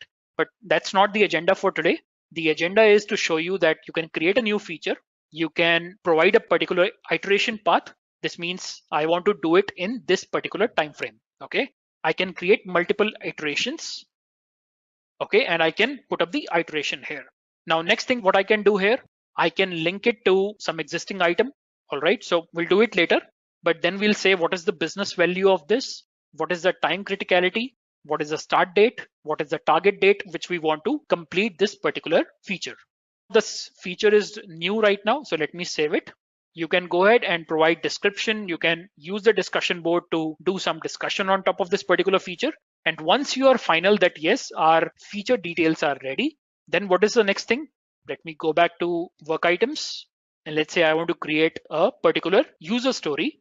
What will I do? I'll say that I want to create, let's say in the search, I want to create the APIs. And what do I need to do? I need to link it to the epic, or in fact, I'll need to link it to the feature. On the right side, add link, existing item. And I can also say that what is the parent here? So the parent is, we search for it. So the parent is search in e-commerce. Okay. So I'm going to link this one and say that I'm creating a user story. Let me save it.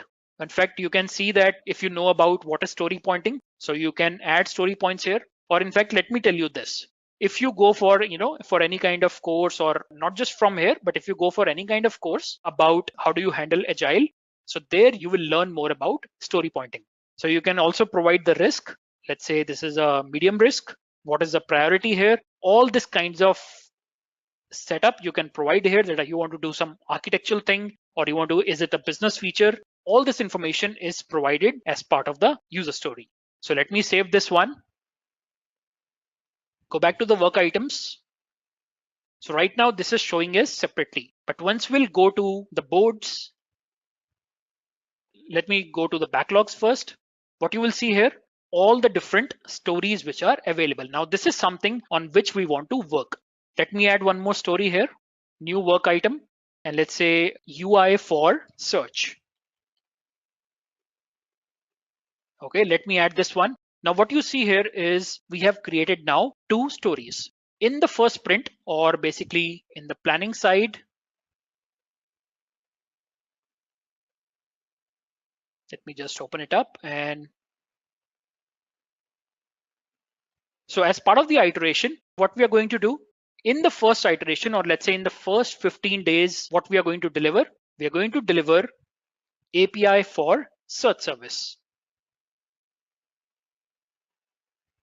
Or in fact, actually both of them have got into the same iteration. So now you can see here, we have got one story which we are going to cover in iteration 1, which is right now the current one, and one story we are going to cover as part of the second iteration. Now, in fact, if you go ahead and add more tasks to it, let's say if I click on, I can even change the priority for this one by dragging and dropping. Now click on API for search service. I can go ahead and click on, or in fact, I can see the whole history of that particular feature, or in fact, that particular user story. I can also go to this particular link and I can say that I want to add some child items here. Okay, so I can say add a new item, and that is a child item, which is of type task. And then I can say that I need to do some basic setup, or maybe let's say some design of my search service. So that is one task I'm creating. All right, so what is the original estimate for creating this particular task? I can say 10 hours. What is the remaining time? 10 hours. Completed 0. And I'll provide some description here and save it. So this means if I close this one, and in fact, I'll just refresh this page. you will get a complete idea of what are the tasks which are, or what are the stories on which you are going to work on, or basically what are the backlog items on which you are working in, and what are the tasks under that. So this is the kind of thing that you can set up with Azure DevOps. I hope this stuff is clear to you guys. So we have got different iterations. Let me click on sprints. So you can see right now, the first iteration is going on and the design is here. Once I start working on this, I can even use the visual editor to make it active. Once this stuff is done, I can even move it to the resolved state. Okay, let me just open this one.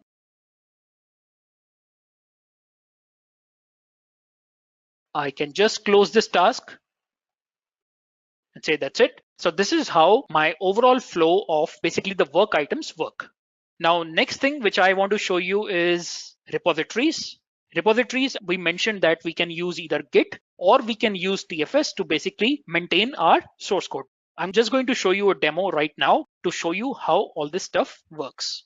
So what you will do here, you can set up a repository which is like a Git or a TFS. Then you can go ahead and start checking in your code. What first thing you will see here is, because we are using Git, so I'm clicking on something called as branches. And in the branches, there is a default branch which is always available. Now that's called as a master branch. In fact, you can go ahead and create more branches. In some of the source controls like TFS, you will have one single place where everybody is checking in the code. Now, in case of Git, it does not work the same way. It's a very different structure. So what you do is you create your own branch. You work in that branch, which means branch is basically a copy of a master branch. So you will go inside that branch, you will make your check-ins. Now that is your branch in which you are making the changes.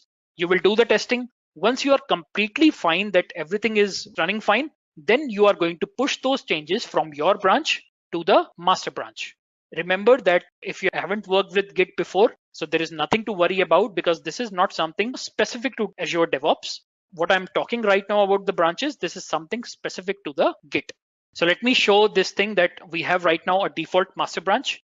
If I'll click on this one, what you will see, I have already checked in one particular project into my repository. Okay, that's called as a web application 2. If I click on this one, it's a very simple MVC application that I've created and added it into the source control. I'll go to the Visual Studio. Now in the Visual Studio, you can again see that I am using Git tools for Visual Studio. And this is showing me that I have got a master branch. Now what I can do, let me create one more application and check that in. So let me create a simple application, file, new project, ASP.NET Core Web Application. Remember, you can use Eclipse, you can use IntelliJ, or you can use any other IDE to do the development. Okay, so this is not restricted to .NET or Visual Studio. You can use any kind of platform or any framework to build your application, or it can be in any IDE. Eclipse, IntelliJ, anything will work here. All right. So what I'm going to do is create a new application called Web Application 3.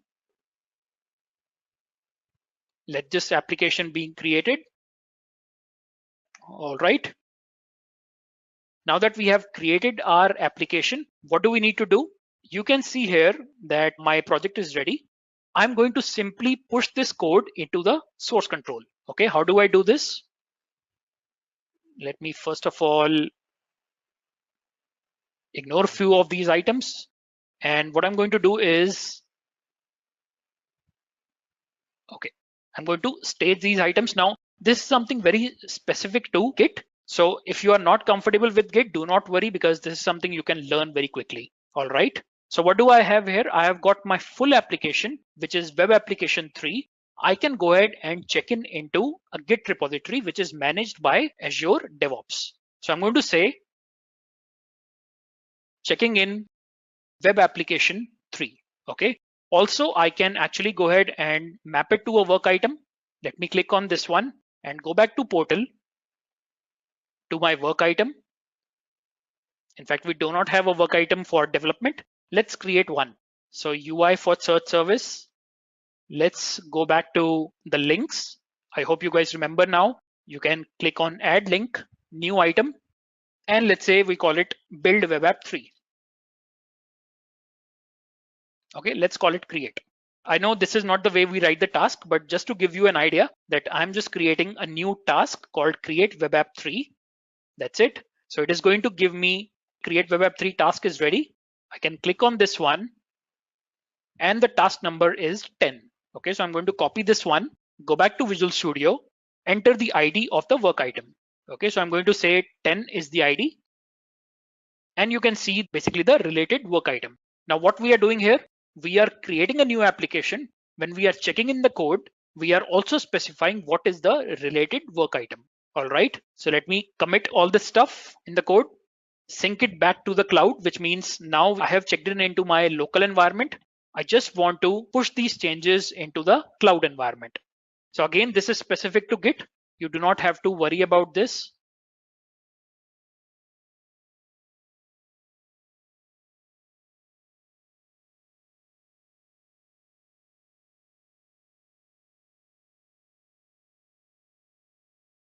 Just give me a second. I'm just something related to, Git. I need to.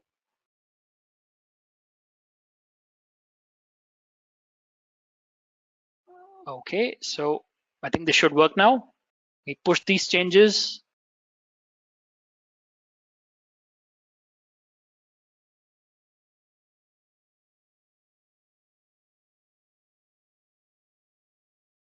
Okay, so now this is going to push my changes to the source control. All right, so you can see here it has been successfully pushed to the master branch. If I go back to the DevOps environment, what you will see here, in fact, if I just open up the application as well, so you can see here, this is the parent side. And in fact, let me just refresh this one. Okay, so what you will see here in the description or basically in my history, I can see that I have done some check-in here. So it is linked to that particular check-in. Now you can start visualizing this stuff. So you have got tasks, you have made your check-ins. From those check-ins, it is coming in. Once you make a check-in and attach it to a particular work item, it will be linked to that particular work item. So if anybody is going and looking into what changes you have made as part of this task, you can actually go ahead and see all that stuff. Now this is a part of the task. Next thing is let's go back to the repos and see the commits. Okay, we have made a commit into the repository. What do we see here? We have got check-in web app 3. Okay, so this is what we have checked in as part of the web application 3 that we just created. Now the next thing is I want to build this application. Okay, so if you guys remember, the second thing was checking in the source code.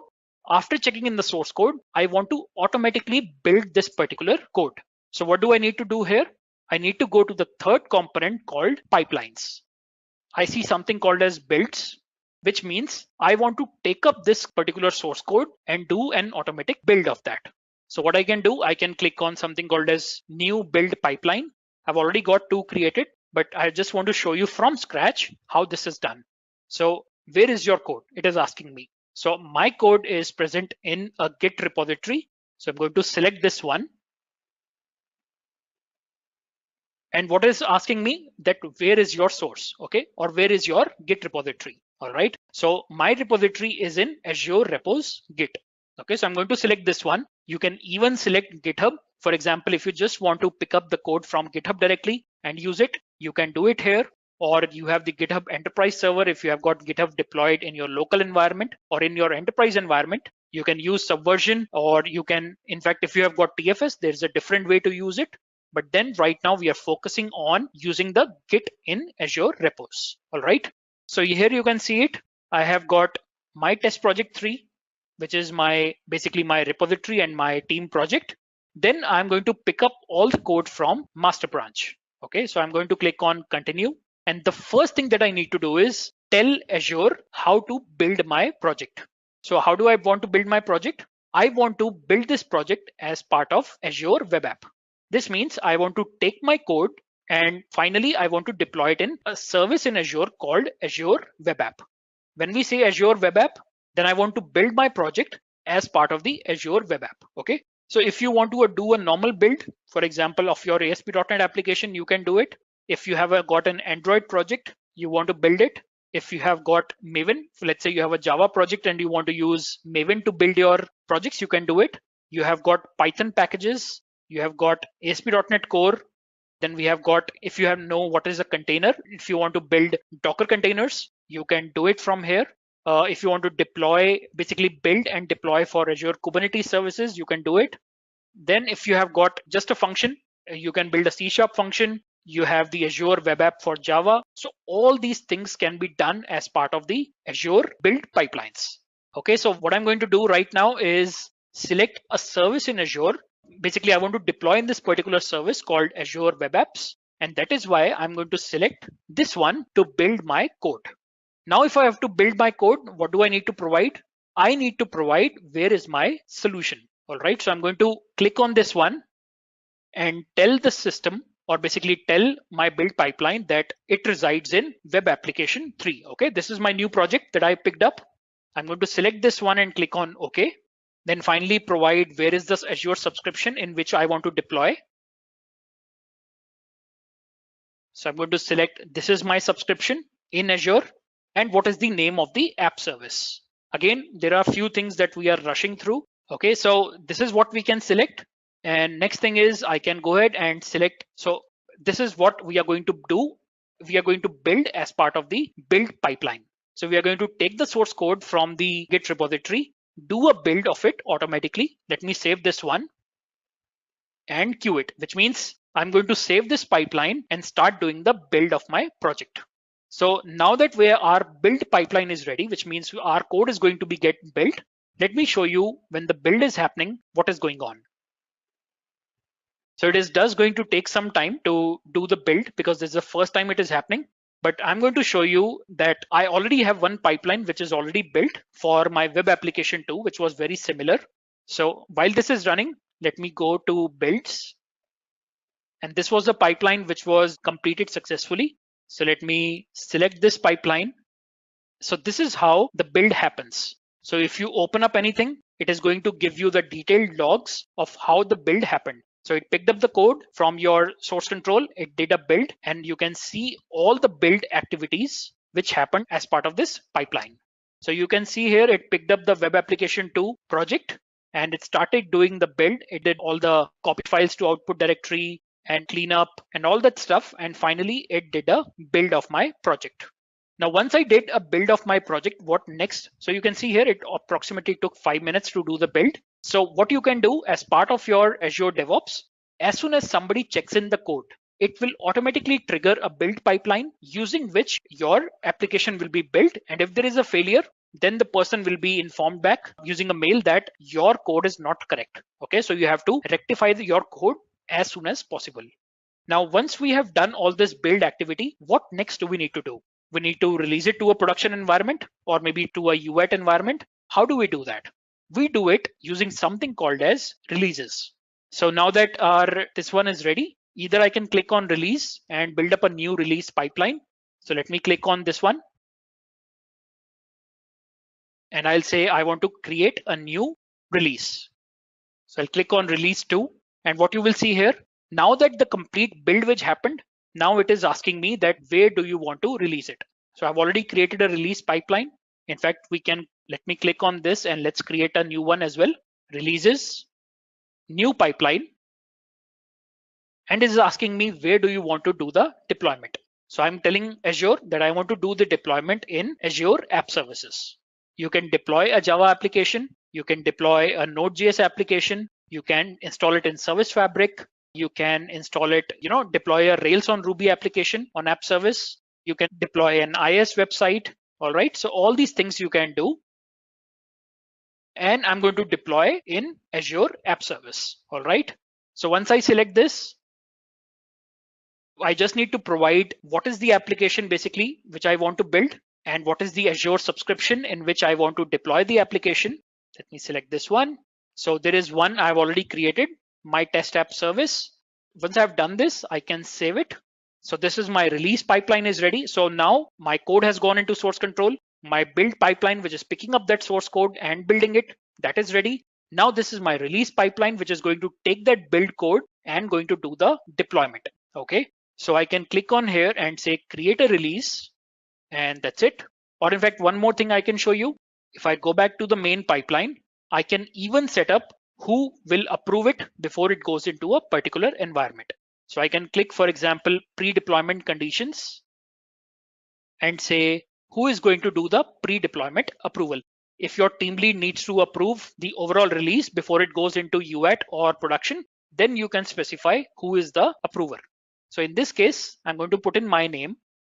All right, and I'm going to save this one. So this means as soon as the deployment will start happening, it is going to ask me for the approval. I'll get an email that please approve the release deployment. Then only it can go to production. So I'm going to click on now create a release and click on create. So go to the release which has been created now, and you can see it is saying pending approval. What I can do is, because right now I am the owner, so I can click on approve and say, yes, I want to basically approve this particular release. And then it will continue further to do the deployment. Now you can see here the approval is done. And right now this is under queue, which means as soon as the resources are available in Azure, it is going to start the release deployment. And while this is right now, it's in a queue state, I can show you the one which I deployed for web application 2. So I'll go back to the releases. Okay, so this one is already done. In fact, not this one, just give me a second. Okay, so this one is already done. So what you will see here, after basically everything is done, or basically the release starts and it starts deploying, you can see the logs here. If there is a failure in your pipeline, it is going to inform you that there is a failure in the release. You will get email, so you can quickly act on that. Otherwise, it will download all your build artifacts. In our case, it was a web application. So it downloaded all the artifacts of my web application, and then it is started deploying it to the Azure App Service. Okay, so you can see all the logs. In fact, you can even write custom logs here that this is what we are doing as part of the release deployment on Azure App Service. All right, so you can see here, successfully updated the deployment history. App Service application is running at this particular URL, and then you can use this URL. Now, once this release completes, this means our code which we created has been deployed into production. Let me go back to Azure now. Okay, and I'm right now into Azure Portal, which you can get from portal.azure.com. You can click on My Test App Service, which we are using for deployment. And if I run this particular app service, which is basically a platform for hosting the websites, or in fact, platform for hosting different websites, APIs, mobile applications. So I can click here and see my application is successfully deployed. So just to summarize all this stuff, now you can see here the application is ready.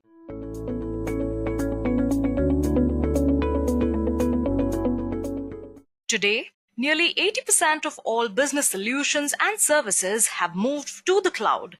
Most of the projects are happening by utilizing cloud platforms, which include software as a service, infrastructure as a service, and platform as a service. With projects being hosted on the cloud architecture, it makes perfect sense to utilize DevOps solutions to continuously deliver value for enterprises. Building upon that, we have the Microsoft AZ400 exam, or the Microsoft Certified DevOps Engineer Expert. But what is the AZ400 exam? As described by Microsoft, AZ400 certification training is an intermediate level course from Microsoft for professionals who want to gain knowledge of designing and implementing DevOps processes and practices for an enterprise. This 5-day AZ400 training course is ideal for professionals who combine people, processes, and technologies to deliver value to the organization. Some of the skills that are outlined by this curriculum include developing an instrumentation strategy, which carries a weightage of about 5 to 10%, developing an SRE strategy, which again carries a weightage of 5 to 10%. Then you have development of a security and compliance plan, which carries the weightage of 10 to 15%, as well as managing source control, which has the same weightage. Apart from that, you also learn how to facilitate communication and collaboration between your teammates, stakeholders, and vendors, and define and implement continuous integration, or CI, which has the majority of the weightage, which is about 20 to 25%. And finally, you learn how to define and implement a continuous delivery and release management strategy, which again carries a weightage of 10 to 15%.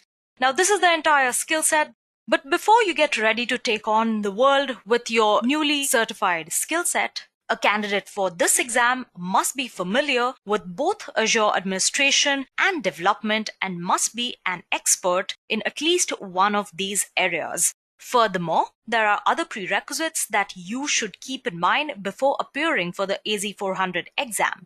Now, even though these are not mandatory prerequisites, these are the ones which can improve your chances of qualifying the exam, such as proficiency in agile practices, the ability for designing and implementing DevOps practices for version control, configuration management, build compliance, release, and testing, all of this by leveraging Azure technologies.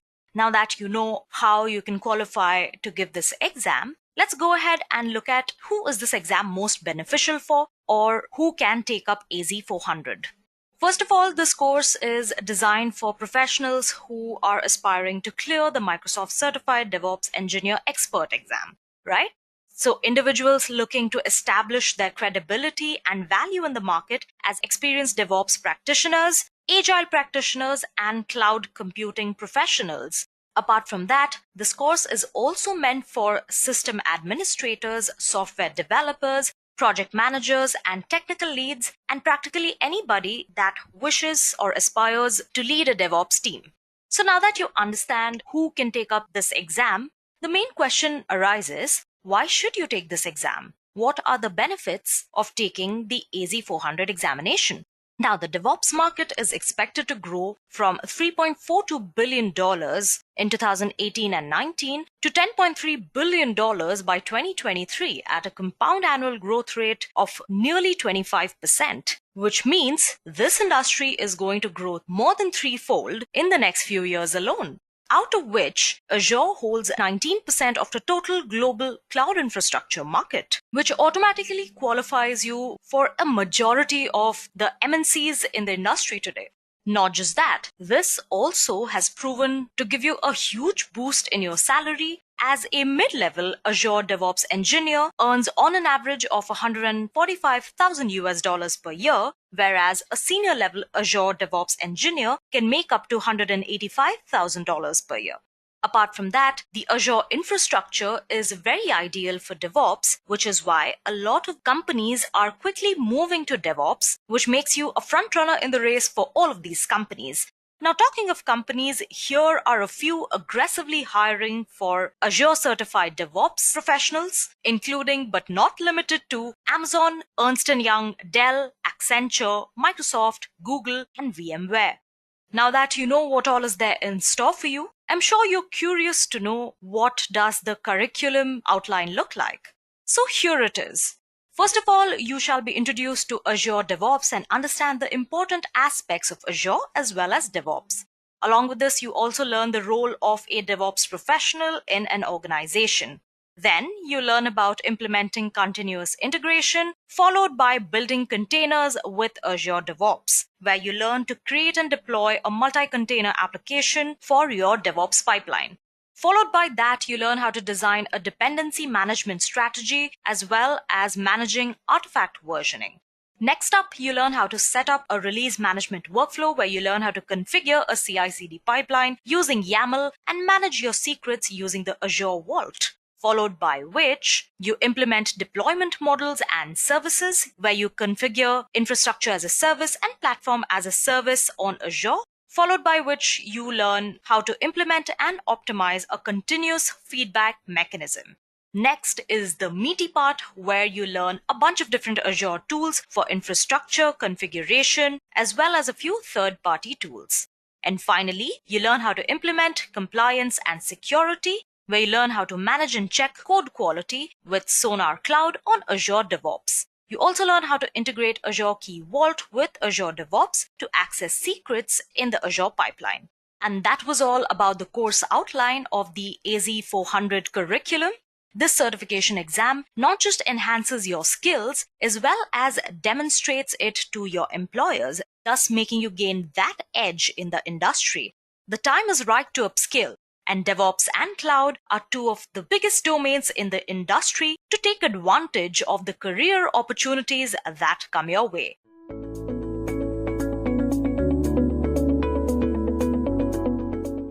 let's move on and compare AWS DevOps versus Azure DevOps. So let's talk about the services that it provides. The Amazon Web Services code pipeline is a continuous delivery service for fast and reliable application updates. Code pipeline builds, tests, and deploys your code every time there is a code change based on the release process models you define. On the other hand, Azure DevOps services for teams to share code, track work, and ship software. Azure DevOps provides unlimited private Git hosting, cloud build for continuous integration, agile planning, and release management for continuous delivery to the cloud and on-premise. It also includes a broad integrated development environment support. In the next comparison, we will talk about what category of tech stack do they belong to. As you can see, Amazon Web Services code pipeline belongs to continuous deployment category of the tech stack, while Azure DevOps can be primarily classified under integrated development environment tools. Now let's talk about the features of Amazon Web Services and Azure. As you can see, Amazon Web Services provides workflow modeling, AWS integration, and it also has some pre-built plugins in it. Whereas Azure, on the other hand, provides agile tools like Kanban boards, backlogs, Scrum boards, and it also provides reporting tools like dashboards, widgets, Power BI, etc. And it also allows you to integrate with Git, which provides free private repositories and pull requests. Now, why do people like AWS is because it is extremely simple to set up, whereas Azure, on the other hand, is a complete package. It's full and it's very powerful. Now, let's move on and check out the uses of AWS and Azure. As I've already mentioned, AWS is extremely simple to set up. It also has several managed services. It can be easily integrated with GitHub, and it also has parallel execution. Deployment is completely automatic, and there are manual steps available, so you're never lost. Azure, on the other hand, supports open source. It also has several integrations. That is, it can be easily integrated with GitHub and Jenkins. It also has several project management features. And the most important plus point of Azure is that it is free for stakeholders. I hope the uses between AWS and Azure are extremely clear. Now let's move on and talk about AWS and Azure clients. So Amazon Web Services is used by companies like PlayHQ, Affirm, Curo Education, UP, Ready4, and Bitbank Incorporation. Whereas Azure has clients like Microsoft, Kingsman Software, Evodeck Digital, Muse, Energy to Market, and QR Point. Now, the next important difference is with what tools that these cloud services can be integrated with. Amazon Web Services, as you can see on the screen, can be easily integrated with GitHub, Jenkins, Amazon EC2, Amazon S3, AWS Elastic Beanstalk, RunScope, and CloudBees. Azure, on the other hand, can be easily integrated with Git and GitHub, Docker, Slack, Jenkins, Trello, and Visual Studio. Now let's move on and compare the salary of an AWS DevOps engineer and Azure DevOps engineer. As you can see on the screen already, the median salary for an AWS DevOps engineer is rupees 4,67,000 rupees, whereas the median salary for an Azure DevOps engineer is about rupees 6,04,000 rupees a year.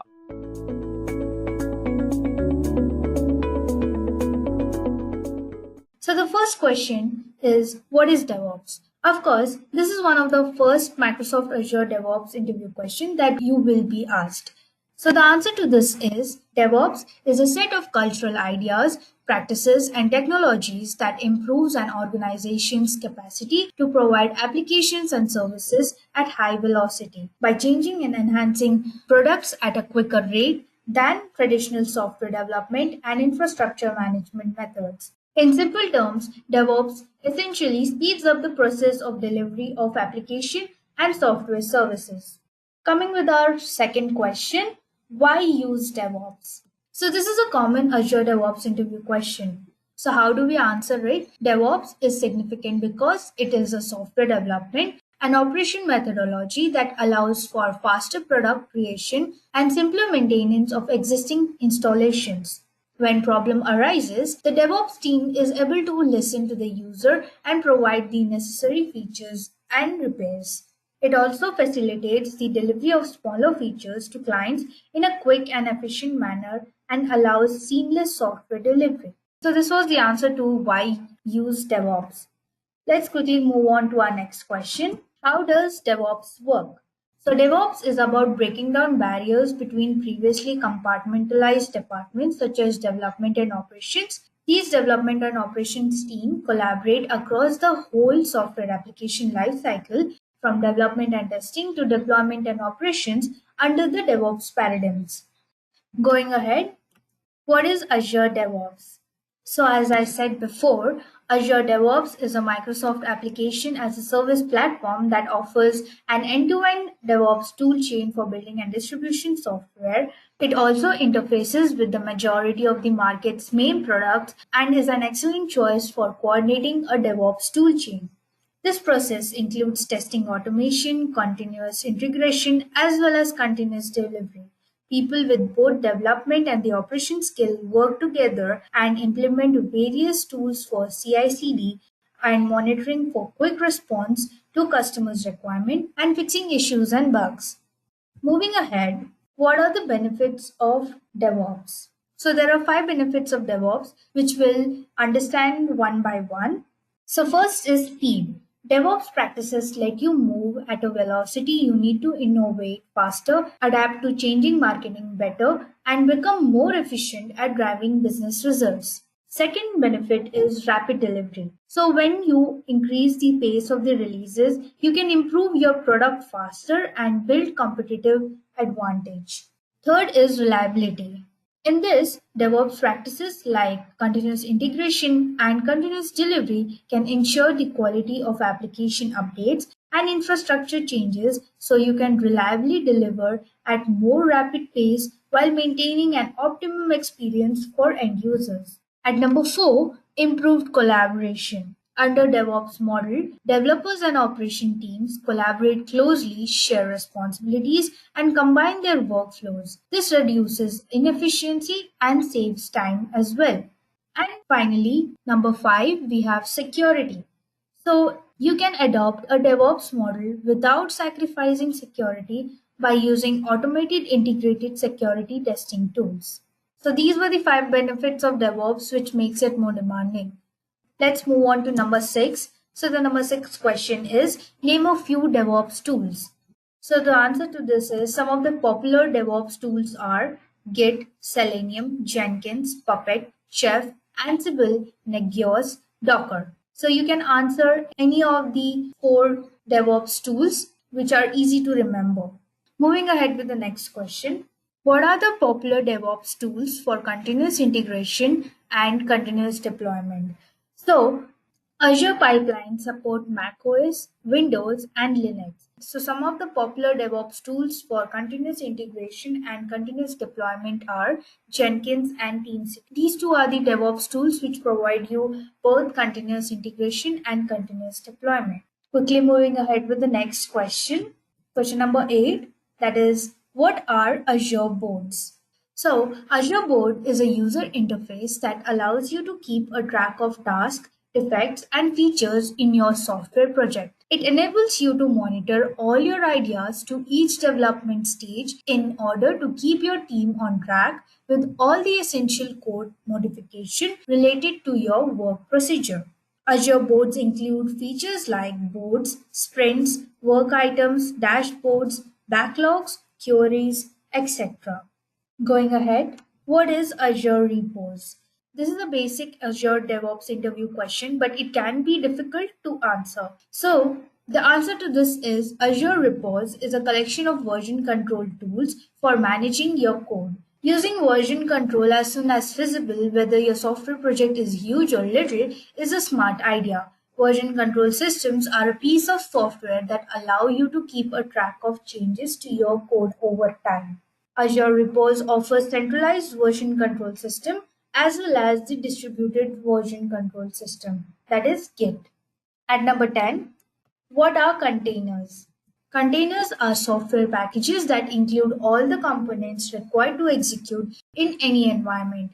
Containers virtualize the operating system in this fashion, allowing them to operate anywhere from private data center to a public cloud or even a developer's own laptop. Containers also provide the means to package software code, its configuration, dependencies, and packages into a single unit or object. Multiple containers can run on the same machine or share OS with containers for running fast, reliable, and consistent deployment anywhere. Moving ahead, what containers does Azure DevOps support? So Azure DevOps support the following containers such as Docker, Azure Kubernetes Service, ASP.NET with containers, Azure Service Fabric application with Docker support. So these are the containers which are supported by Azure DevOps. Moving ahead, what are Azure pipelines? Azure Pipeline is a cloud service that allows us to automatically create and test our code projects. The Azure Pipeline includes several features such as continuous integration and continuous delivery that allow us to test and build our code on regular and consistent basis and ship to any destination. It automatically develops and tests the code projects. It is a service on the Azure cloud that offers well with most project types and languages. Going ahead, at number 13, what is the use of Selenium in DevOps? Selenium is widely used browser automation technology, and testing teams heavily rely on it in DevOps pipeline. It is an open source solution that saves money for testing teams and functional testers that are in charge of UI testing. It specializes in the form of regression and functional testing. At number 14, what are Azure Testplan? This is another one of the popular interview questions asked in Azure DevOps. So the answer to this is Azure Testplans is a service provided by Azure DevOps that offers a browser-based test management solution for exploratory, scheduled manual, and user acceptance testing. In addition, Azure Testplans includes a browser extension for exploratory testing and getting feedbacks for the stakeholders. Additionally, it also focuses on automated testing. It combines the contribution from developers, managers, testers, product owners, and user experience advocates and enhance the quality of the project. Moving ahead, what are the some important features of Meme Cache? So Meme Cache offers a wide variety of features. Some of them are like it is an open source, it's a UDP or TCP server client program. It works as a standalone service. The cached nodes are very ignorant, so they don't have other nodes involved. They are also under the license of Berkeley Software Distribution and it reduces the database load. So these were some of the important features of meme caching. Quickly moving ahead, at number 16, what is a dogpile effect and how can you prevent it?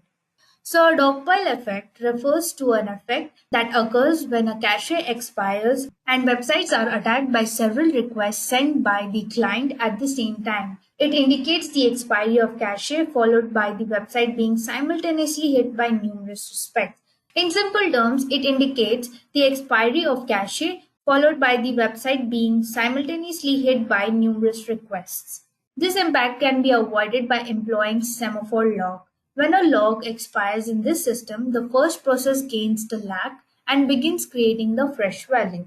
At number 17, what is continuous testing? What is the use of test automation in DevOps? As we know, DevOps is all about people, culture, and automation. In this, continuous testing is the process of running automated tests as a part of the software delivery pipeline to get feedback on the business risks associated with a software release candidate as soon as feasible.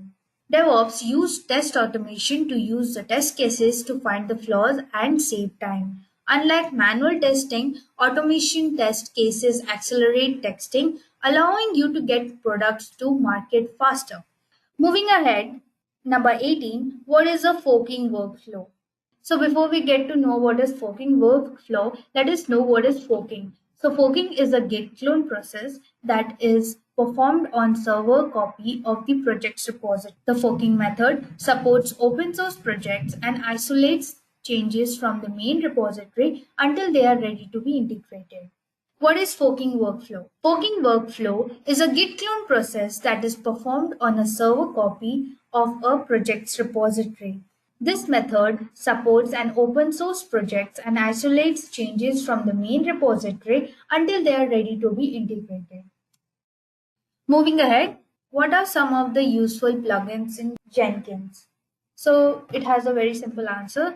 So there are many useful Jenkins plugins, out of which would be describing few. So among them are Amazon EC2, Maven 2 project, HTML publisher, join, copy artifact, green balls, and many more. So these are few useful Jenkins plugins, and it will be very easy for you to remember it. Quickly moving ahead with number 20, can we move or copy Jenkins from one server to another? So the answer to this is yes, it is possible. Jenkins can be removed from one server to another just by cloning the job directory from the previous server to the new or the current one, and later you can rename it. This enables moving an installation by copying the corresponding job directory. So these were the top 20 Azure DevOps interview questions. So let's look on to some scenario-based Azure DevOps interview questions. So the first one is, we have 50 commits in develop branch, out of which only 5 commits need to be pushed in the release branch, which will eventually deployed in the production. Okay, so the question is, we have around 50 commits in the develop branch, which is mostly used for development activities. So in that we have multiple commits, and the release branch is used to release your changes into your proper environments like your stage production. So here, out of 50, only 5 commits need to be posted into the release branch. So the best way to achieve it is through Git cherry picking. Git cherry picking is the act of picking a commit from a branch, applying it to another. Git cherry pick can be useful for undoing changes. For example, say a commit is accidentally made to the wrong branch. So what you can do, you can switch to the correct branch and cherry pick the commit to where it should belong. More simply, it would be like a box of cherry in which you have to pick 5 best cherries out of it. So you start picking the best cherries, and if you want to run this cherry picking, you need to use the Git console. So using the git line command, you can initiate the cherry picking. So let's move on to our second scenario. So in the second scenario, a developer has created an ASP.NET Core application, and now he wishes to automate the entire build and release process through Azure DevOps.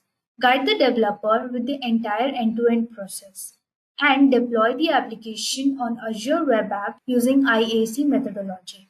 Okay, so guys, as you can see that we have multiple questions, and in this entire scenario which we are talking about, the first question is that there is a developer which is very much new to DevOps, and he has reached out of the reaches of DevOps engineer, and now he asks how to automate the entire build and release process. And in the another scenario, we need to deploy this on the Azure web app using the IAC methodology. So the first step is to be taken by the developer to build the application locally.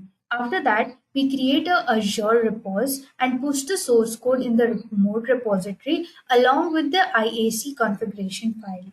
And lastly, we create a build pipeline, classic or YAML based, in which we can build the solution using MS Build or VS Build, run the code analysis through SonarQube, Veracode, etc., run code coverage, copy ARM or Terraform configuration files, also publish the artifacts either on FillerShare or Azure Pipeline drop location. So this was the answer to the scenario. Moving ahead with the next scenario, here the developer named Ram has few commits changes in his local branch, and now he has to empty the current work directory to accommodate emergency change. So how can Ram handle such scenario without losing his uncommit changes? So to achieve this, he used git stash. What is git stash? Git stash is a command that takes your uncommitted changes, that is both staged and upstaged, and save them away for later use, and then reverts them from your working copy. So there are commands like git stash, which stashes the uncommit changes, and next is git stash list. So you can list all the stashed changes. Then there are other commands like git stash pop, to reapply the most recent stat changes, and get stats drop to drop the most recent stat changes. So this is how he can overcome the scenario without losing any of his uncommit changes. Let's quickly look on to our next scenario. That is, a developer has developed a microservice application, that is ASP.NET Core, and it automates the entire end-to-end process to deploy the application on Azure Kubernetes service. Make sure to use pipeline as a code methodology for the entire build and release. So for this, the first step to be taken is by the developer to build the application locally. Then he needs to create an Azure repos and push the source code in a remote repository along with the IAC configuration file. Then again, he needs to create a build pipeline, classic or YAML based, as we had discussed in the previous scenarios. Then after that, he needs to use an ARM template or a Terraform configuration to create an Azure web app. Later, he can create a release pipeline and run the ARM template task. And post web app creation, he can run ASP.NET application deployment task. So this was the answer to this scenario. So let's check on to our last scenario, that is a developer has developed an application module, and while developing he made around 100 commits locally. Now he needs to push all his changes into a remote developed branch as a single commit. We don't want the developer's messy history in the developed branch. So the answer to this question is Git squash. So what is Git squash? Git squash is a technique that helps you take a series of commits and condense it to the few commits. That means you can condense it to one single commit, and those 100 commits will be condensed and converted into one single commit. So you can use the git command line, that is git rebase hyphen I head 3, where I represents interactive. So it is interactive head. And 3 means it will take the last 3 commits you want to try on your console or get command or git command line. So this was the answer to the scenario. So guys, this was all from my side. Thank you. I hope you have enjoyed listening to this video. Please be kind enough to like it, and you can comment any of your doubts and queries, and we will reply them at the earliest. Do look out for more videos in our playlist and subscribe to Edureka channel to learn more. Happy learning!